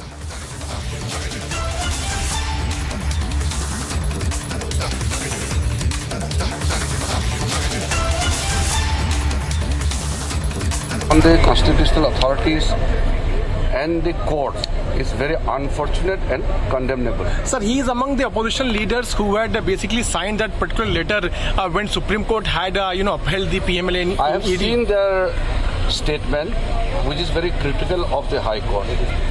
If the High Court or Supreme Courts are attacked like that, the way these people have criticized the Supreme Court judgment, that poses danger to the system itself. They don't believe in any kind of rule of law which is prevalent in a country. They are so used to it. Congress party has been attacking the constitutional authorities from before. They disregard any kind of freedom or independence enjoyed by the constitutional authorities. Thank you, sir.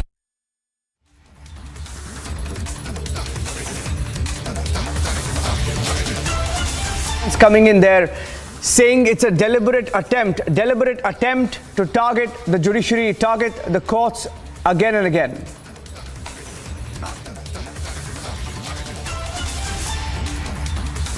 On the constitutional authorities and the courts is very unfortunate and condemnable. Sir, he is among the opposition leaders who had basically signed that particular letter when Supreme Court had upheld the PMLA. I have seen their statement, which is very critical of the High Court.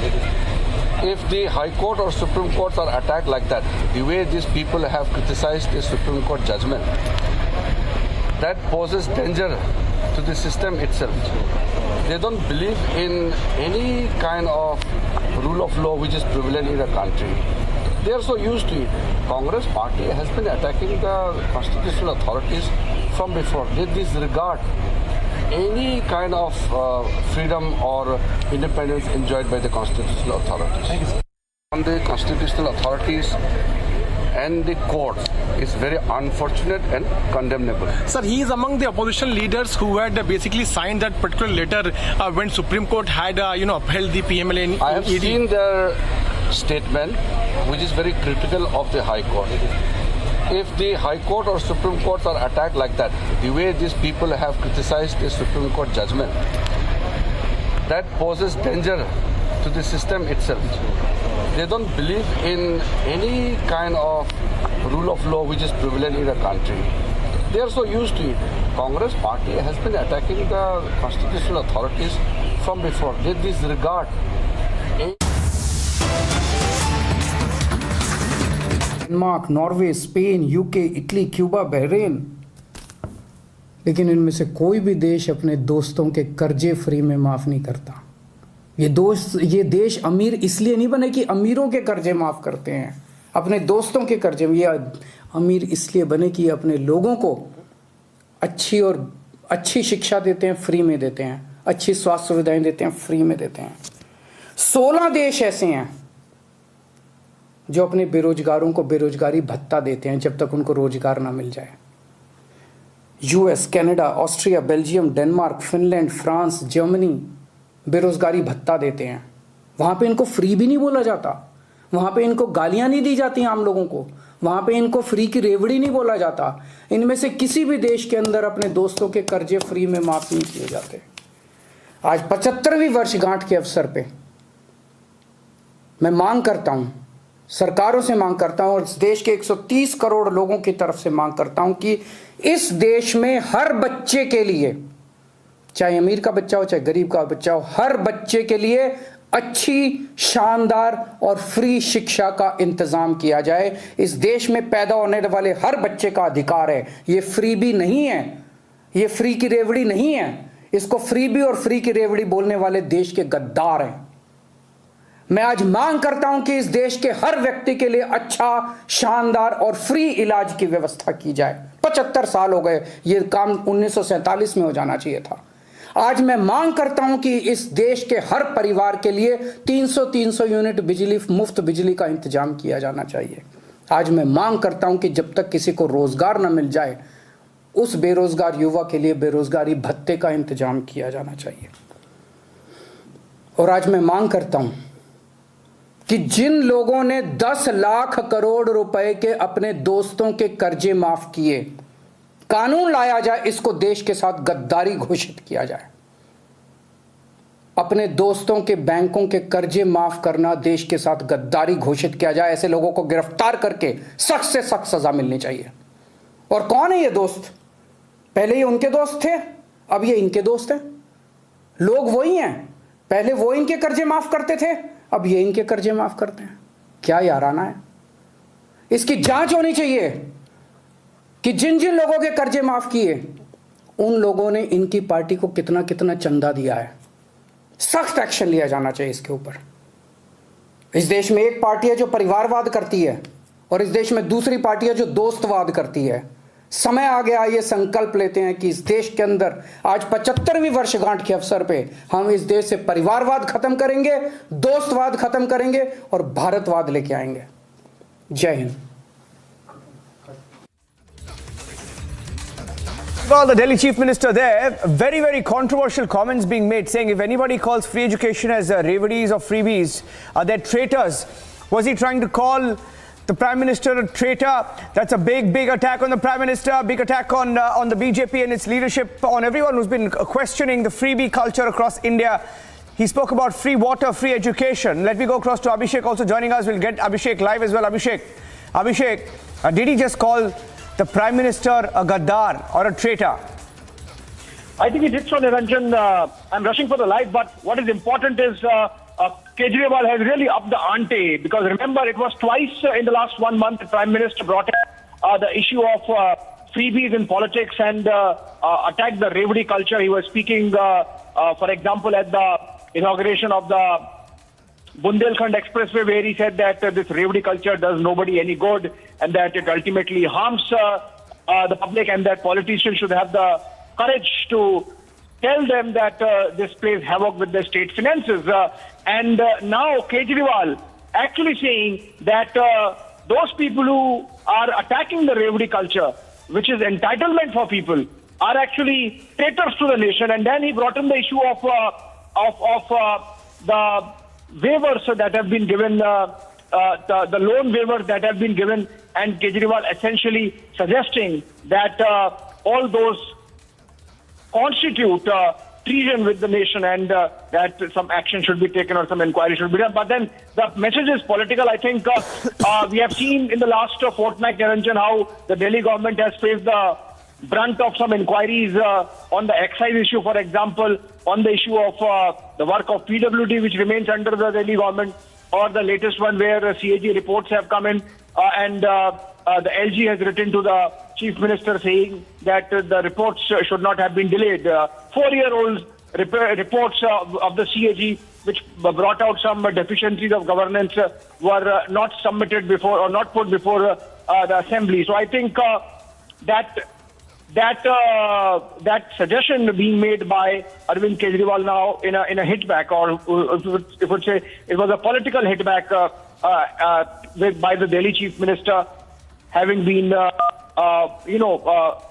perhaps he's feeling a little cornered by all the actions that are being taken, which question the decisions taken by his government. So essentially, Delhi Chief Minister Arvind Kejriwal upping the ante on the issue of freebie culture comment that was made by the Prime Minister.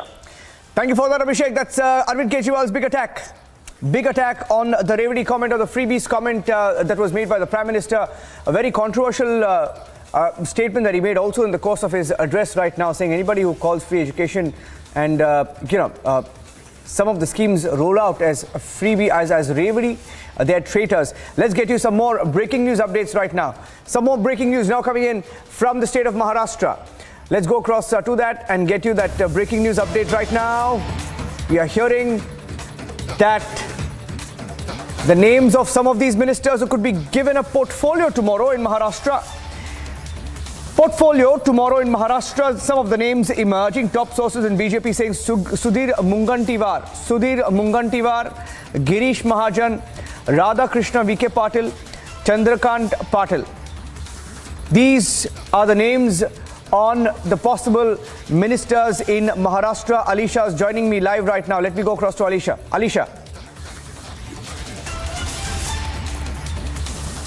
Well, yes, Nilanjan, what we got to know that there are 4 BJP senior leaders, that is Sudhir Mungantiwar, Girish Mahajan, Radhakrishna VK Patil and Chandrakant Patil are among those who are going to take oath as the minister tomorrow. We know that finally that cabinet expansion is going to happen tomorrow at 11 a.m. in Raj Bhavan, and this is after where a meeting that held between Deputy Chief Minister Devendra Fadnavis that visited Chief Minister Eknath Shinde resident, and finally the date has been finalized, that is tomorrow. It is even important to point out that the Maharashtra Assembly session that is going to held from 10th of August till 18th August, and Maharashtra Assembly Secretariat has already issued a notice to all the workers, all the officials from the Vidhan Bhavan has clearly mentioned that the leaves, the week offs has been cancelled from 10th of August till 18th of August, which clearly gives an indication that Maharashtra Assembly that was pending since many days, and they were actually waiting for the Maharashtra government to expand their cabinet, and finally it's happening tomorrow. And what we got to know from the top sources in BJP, there are 4 BJP senior leaders, that is Sudhir Mungantiwar, Girish Mahajan, Radhakrishna VK Patil and Chandrakant Patil is going to take oath as a minister tomorrow. Yes, okay. That's the big breaking news update. We were told of a 90-minute meeting that took place, or perhaps more or less around that time. A meeting between Devendra Fadnavis and Eknath Shinde. There were reports that there were some disagreements. Were there any disagreements, or is everything okay, Alisha, on the cabinet expansion, on the constituents of this cabinet? Well, Nilanjan, everything is fine as what we have been told by our sources, because it's very important to know that there will be 12 MLAs who is going to take oath as a minister is what we have been told, but we will still wait for an official, release that is going to be given out, that will be issued by Chief Minister Office, how many MLAs or how many leaders who are going to take oath as the minister. But this is something is confirmed from our top sources in BJP that there are 4 senior leaders, which include Girish Mahajan, Sudhir Mungantiwar, Chandrakant Patil, Radhakrishna VK Patil, who is going to take oath as a minister tomorrow at 11 a.m. in Raj Bhavan is what decided. Of course, that was a meeting that was very important, because we even saw it's been 39 days and there was no cabinet expansion, and that issue has been something raised by the opposition leaders as well. There were many questions that was raised, and it was also giving an indication that some of the either way Eknath Shinde and Devendra Fadnavis was actually waiting for the Supreme Court to deliver its verdicts. But this is something has been already clarified by Devendra Fadnavis, even yesterday speaking to the media, that this decision while making a cabinet expansion has to do nothing with the Supreme Court order, and they have no limitations over the cabinet expansion, and this is something going to happen soon. But moreover, the first order that was issued by Maharashtra Assembly Secretariat giving a directions to all the official administration that their leaves has been cancelled from 10th of August till 18th of August, because the monsoon session is going to commence from 10th of August, and before that, that is on 9th of August, that is tomorrow, where the cabinet expansion is going to happen in Raj Bhavan. And there are moreover what we have been told that 12 leaders who is going to take an oath as a minister, but will still wait for an official. But this is something very important to know, that there are 4 names has already been finalized in the BJP, where the 4 ministers, the senior leaders, is going to take oath as the minister tomorrow. Alisha, tracking the latest details on the Maharashtra cabinet expansion.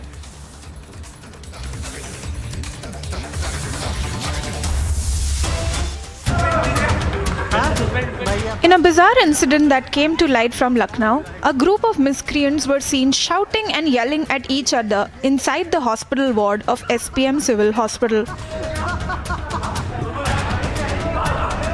Take a look at this video that went viral of shocking scenes at a hospital in Lucknow.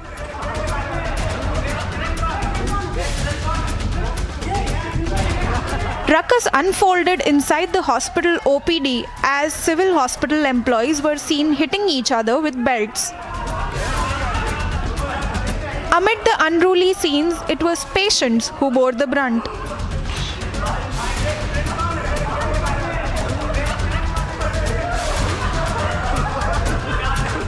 Taking stock of the situation, a probe has been ordered into the incident.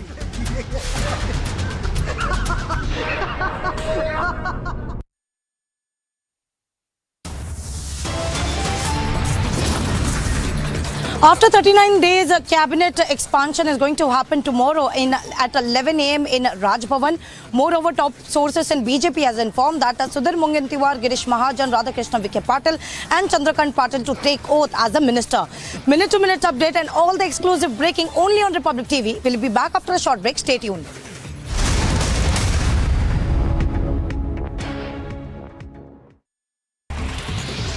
After the BJP MP Ranjita Kohli was attacked by the mining mafia, Kohli will now be protesting against illegal mining, and the minister, who's the mining minister in fact, Zahida Khan, she's further stated that illegal mining trucks tried to kill her, and if she'd not jumped out of her car, she would have died. Meanwhile, slogans are being raised against these illegal mining activities and the minister Zahida Khan. Gujarat's Chief Minister Bhupendra Patel has arrived in Ahmedabad to participate in the Azadi Ka Amrit Mahotsav along with students. Azadi Ka Amrit Mahotsav is an initiative of the Indian government to celebrate and commemorate 75 years of independence.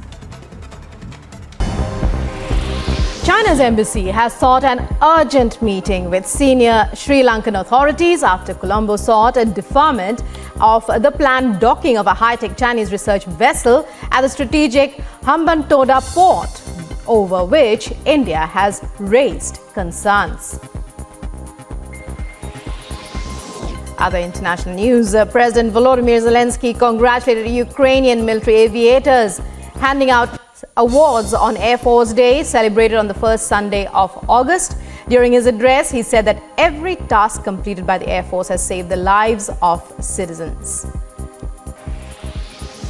The Russian military has informed that up to 200 Ukrainian servicemen were killed in the Donetsk region and over 100 in Kharkiv. The Defense Ministry informed that the Russian missiles hit an agricultural enterprise in Artemivsk, killing 130 Ukrainian servicemen and another 70 soldiers too. Israeli and Palestinian militants in the Gaza Strip were exchanging fire in the worst bout of cross-border violence since an 11-day war between Israel and Hamas last year. Israel claims it has killed a senior Islamic Jihad commander in an airstrike on an apartment building in a crowded Gaza refugee camp.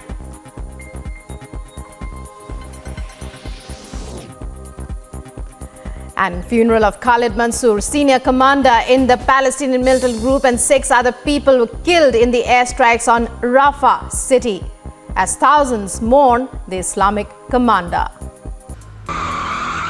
In a shocking incident coming into light from Uttar Pradesh's Mainpuri, Samajwadi Party leader Devendra Singh Yadav's car was hit by a truck. The car was later dragged for more than 500 meters.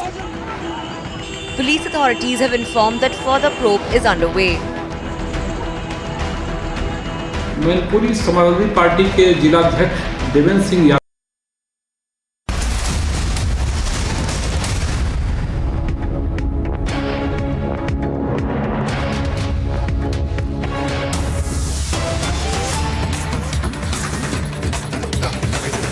खाने के लिए पूछने गए थे, हमारी कोई incentive नहीं थी, हमें मुल्जिम बनाया जा रहा है, राजनीतिक तहत हमें मुल्जिम बनाया जा रहा है, ये याद रखिएगा, ठीक है? ये एंट्री करा के लीगली तरीके से गए हैं। आप बताइए सर, आपको शर्मिंदगी नहीं हो रही? आपने क्या था भाई साहब? हमने गलत क्या करा? गलत क्या करा? इन्होंने गलत किया, इन्होंने क्या गलत किया? बच्चों को खाना देना गलत है, बच्चों को खाना देना गलत है क्या? कोई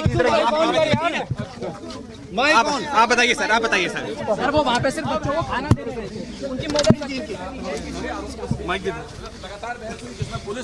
So here you can see that, when these accused were confronted by Republic reporter, they started shouting at us. So you can understand the brazenness by which, these accused are now trying to, support these brazen supporters of Shrikant Tyagi, are trying to, intimidate even the Republic media reporter. You can see the visuals very clearly where these people were seen shouting at the Republic media reporter when they were confronted with very uncomfortable and very tough questions. With video journalist Bhishma, this is Piyush Ori reporting for Republic TV. Piyush Ori is joining me live right now. Let's go across to Piyush Ori.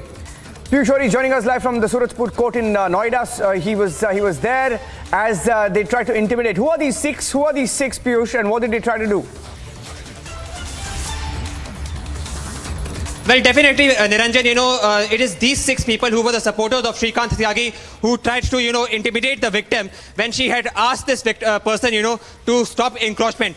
Now, on both occasions, when they came to the Surajpur court, the Republic TV, confronted them hell-bent, asking them why did they come to intimidate the victim. And, on both occasions, these 6 accused, the supporters of Shrikant Tyagi, tried to intimidate us, saying that, they did no wrong. First, when they first came to the court, when we asked them very brazenly, we asked them very straightforwardly that why did they come to intimidate the victim who actually did the right thing of confronting Shrikant Tyagi, of saying that why illegal encroachment was being done at the Grand Omak Society where they were living.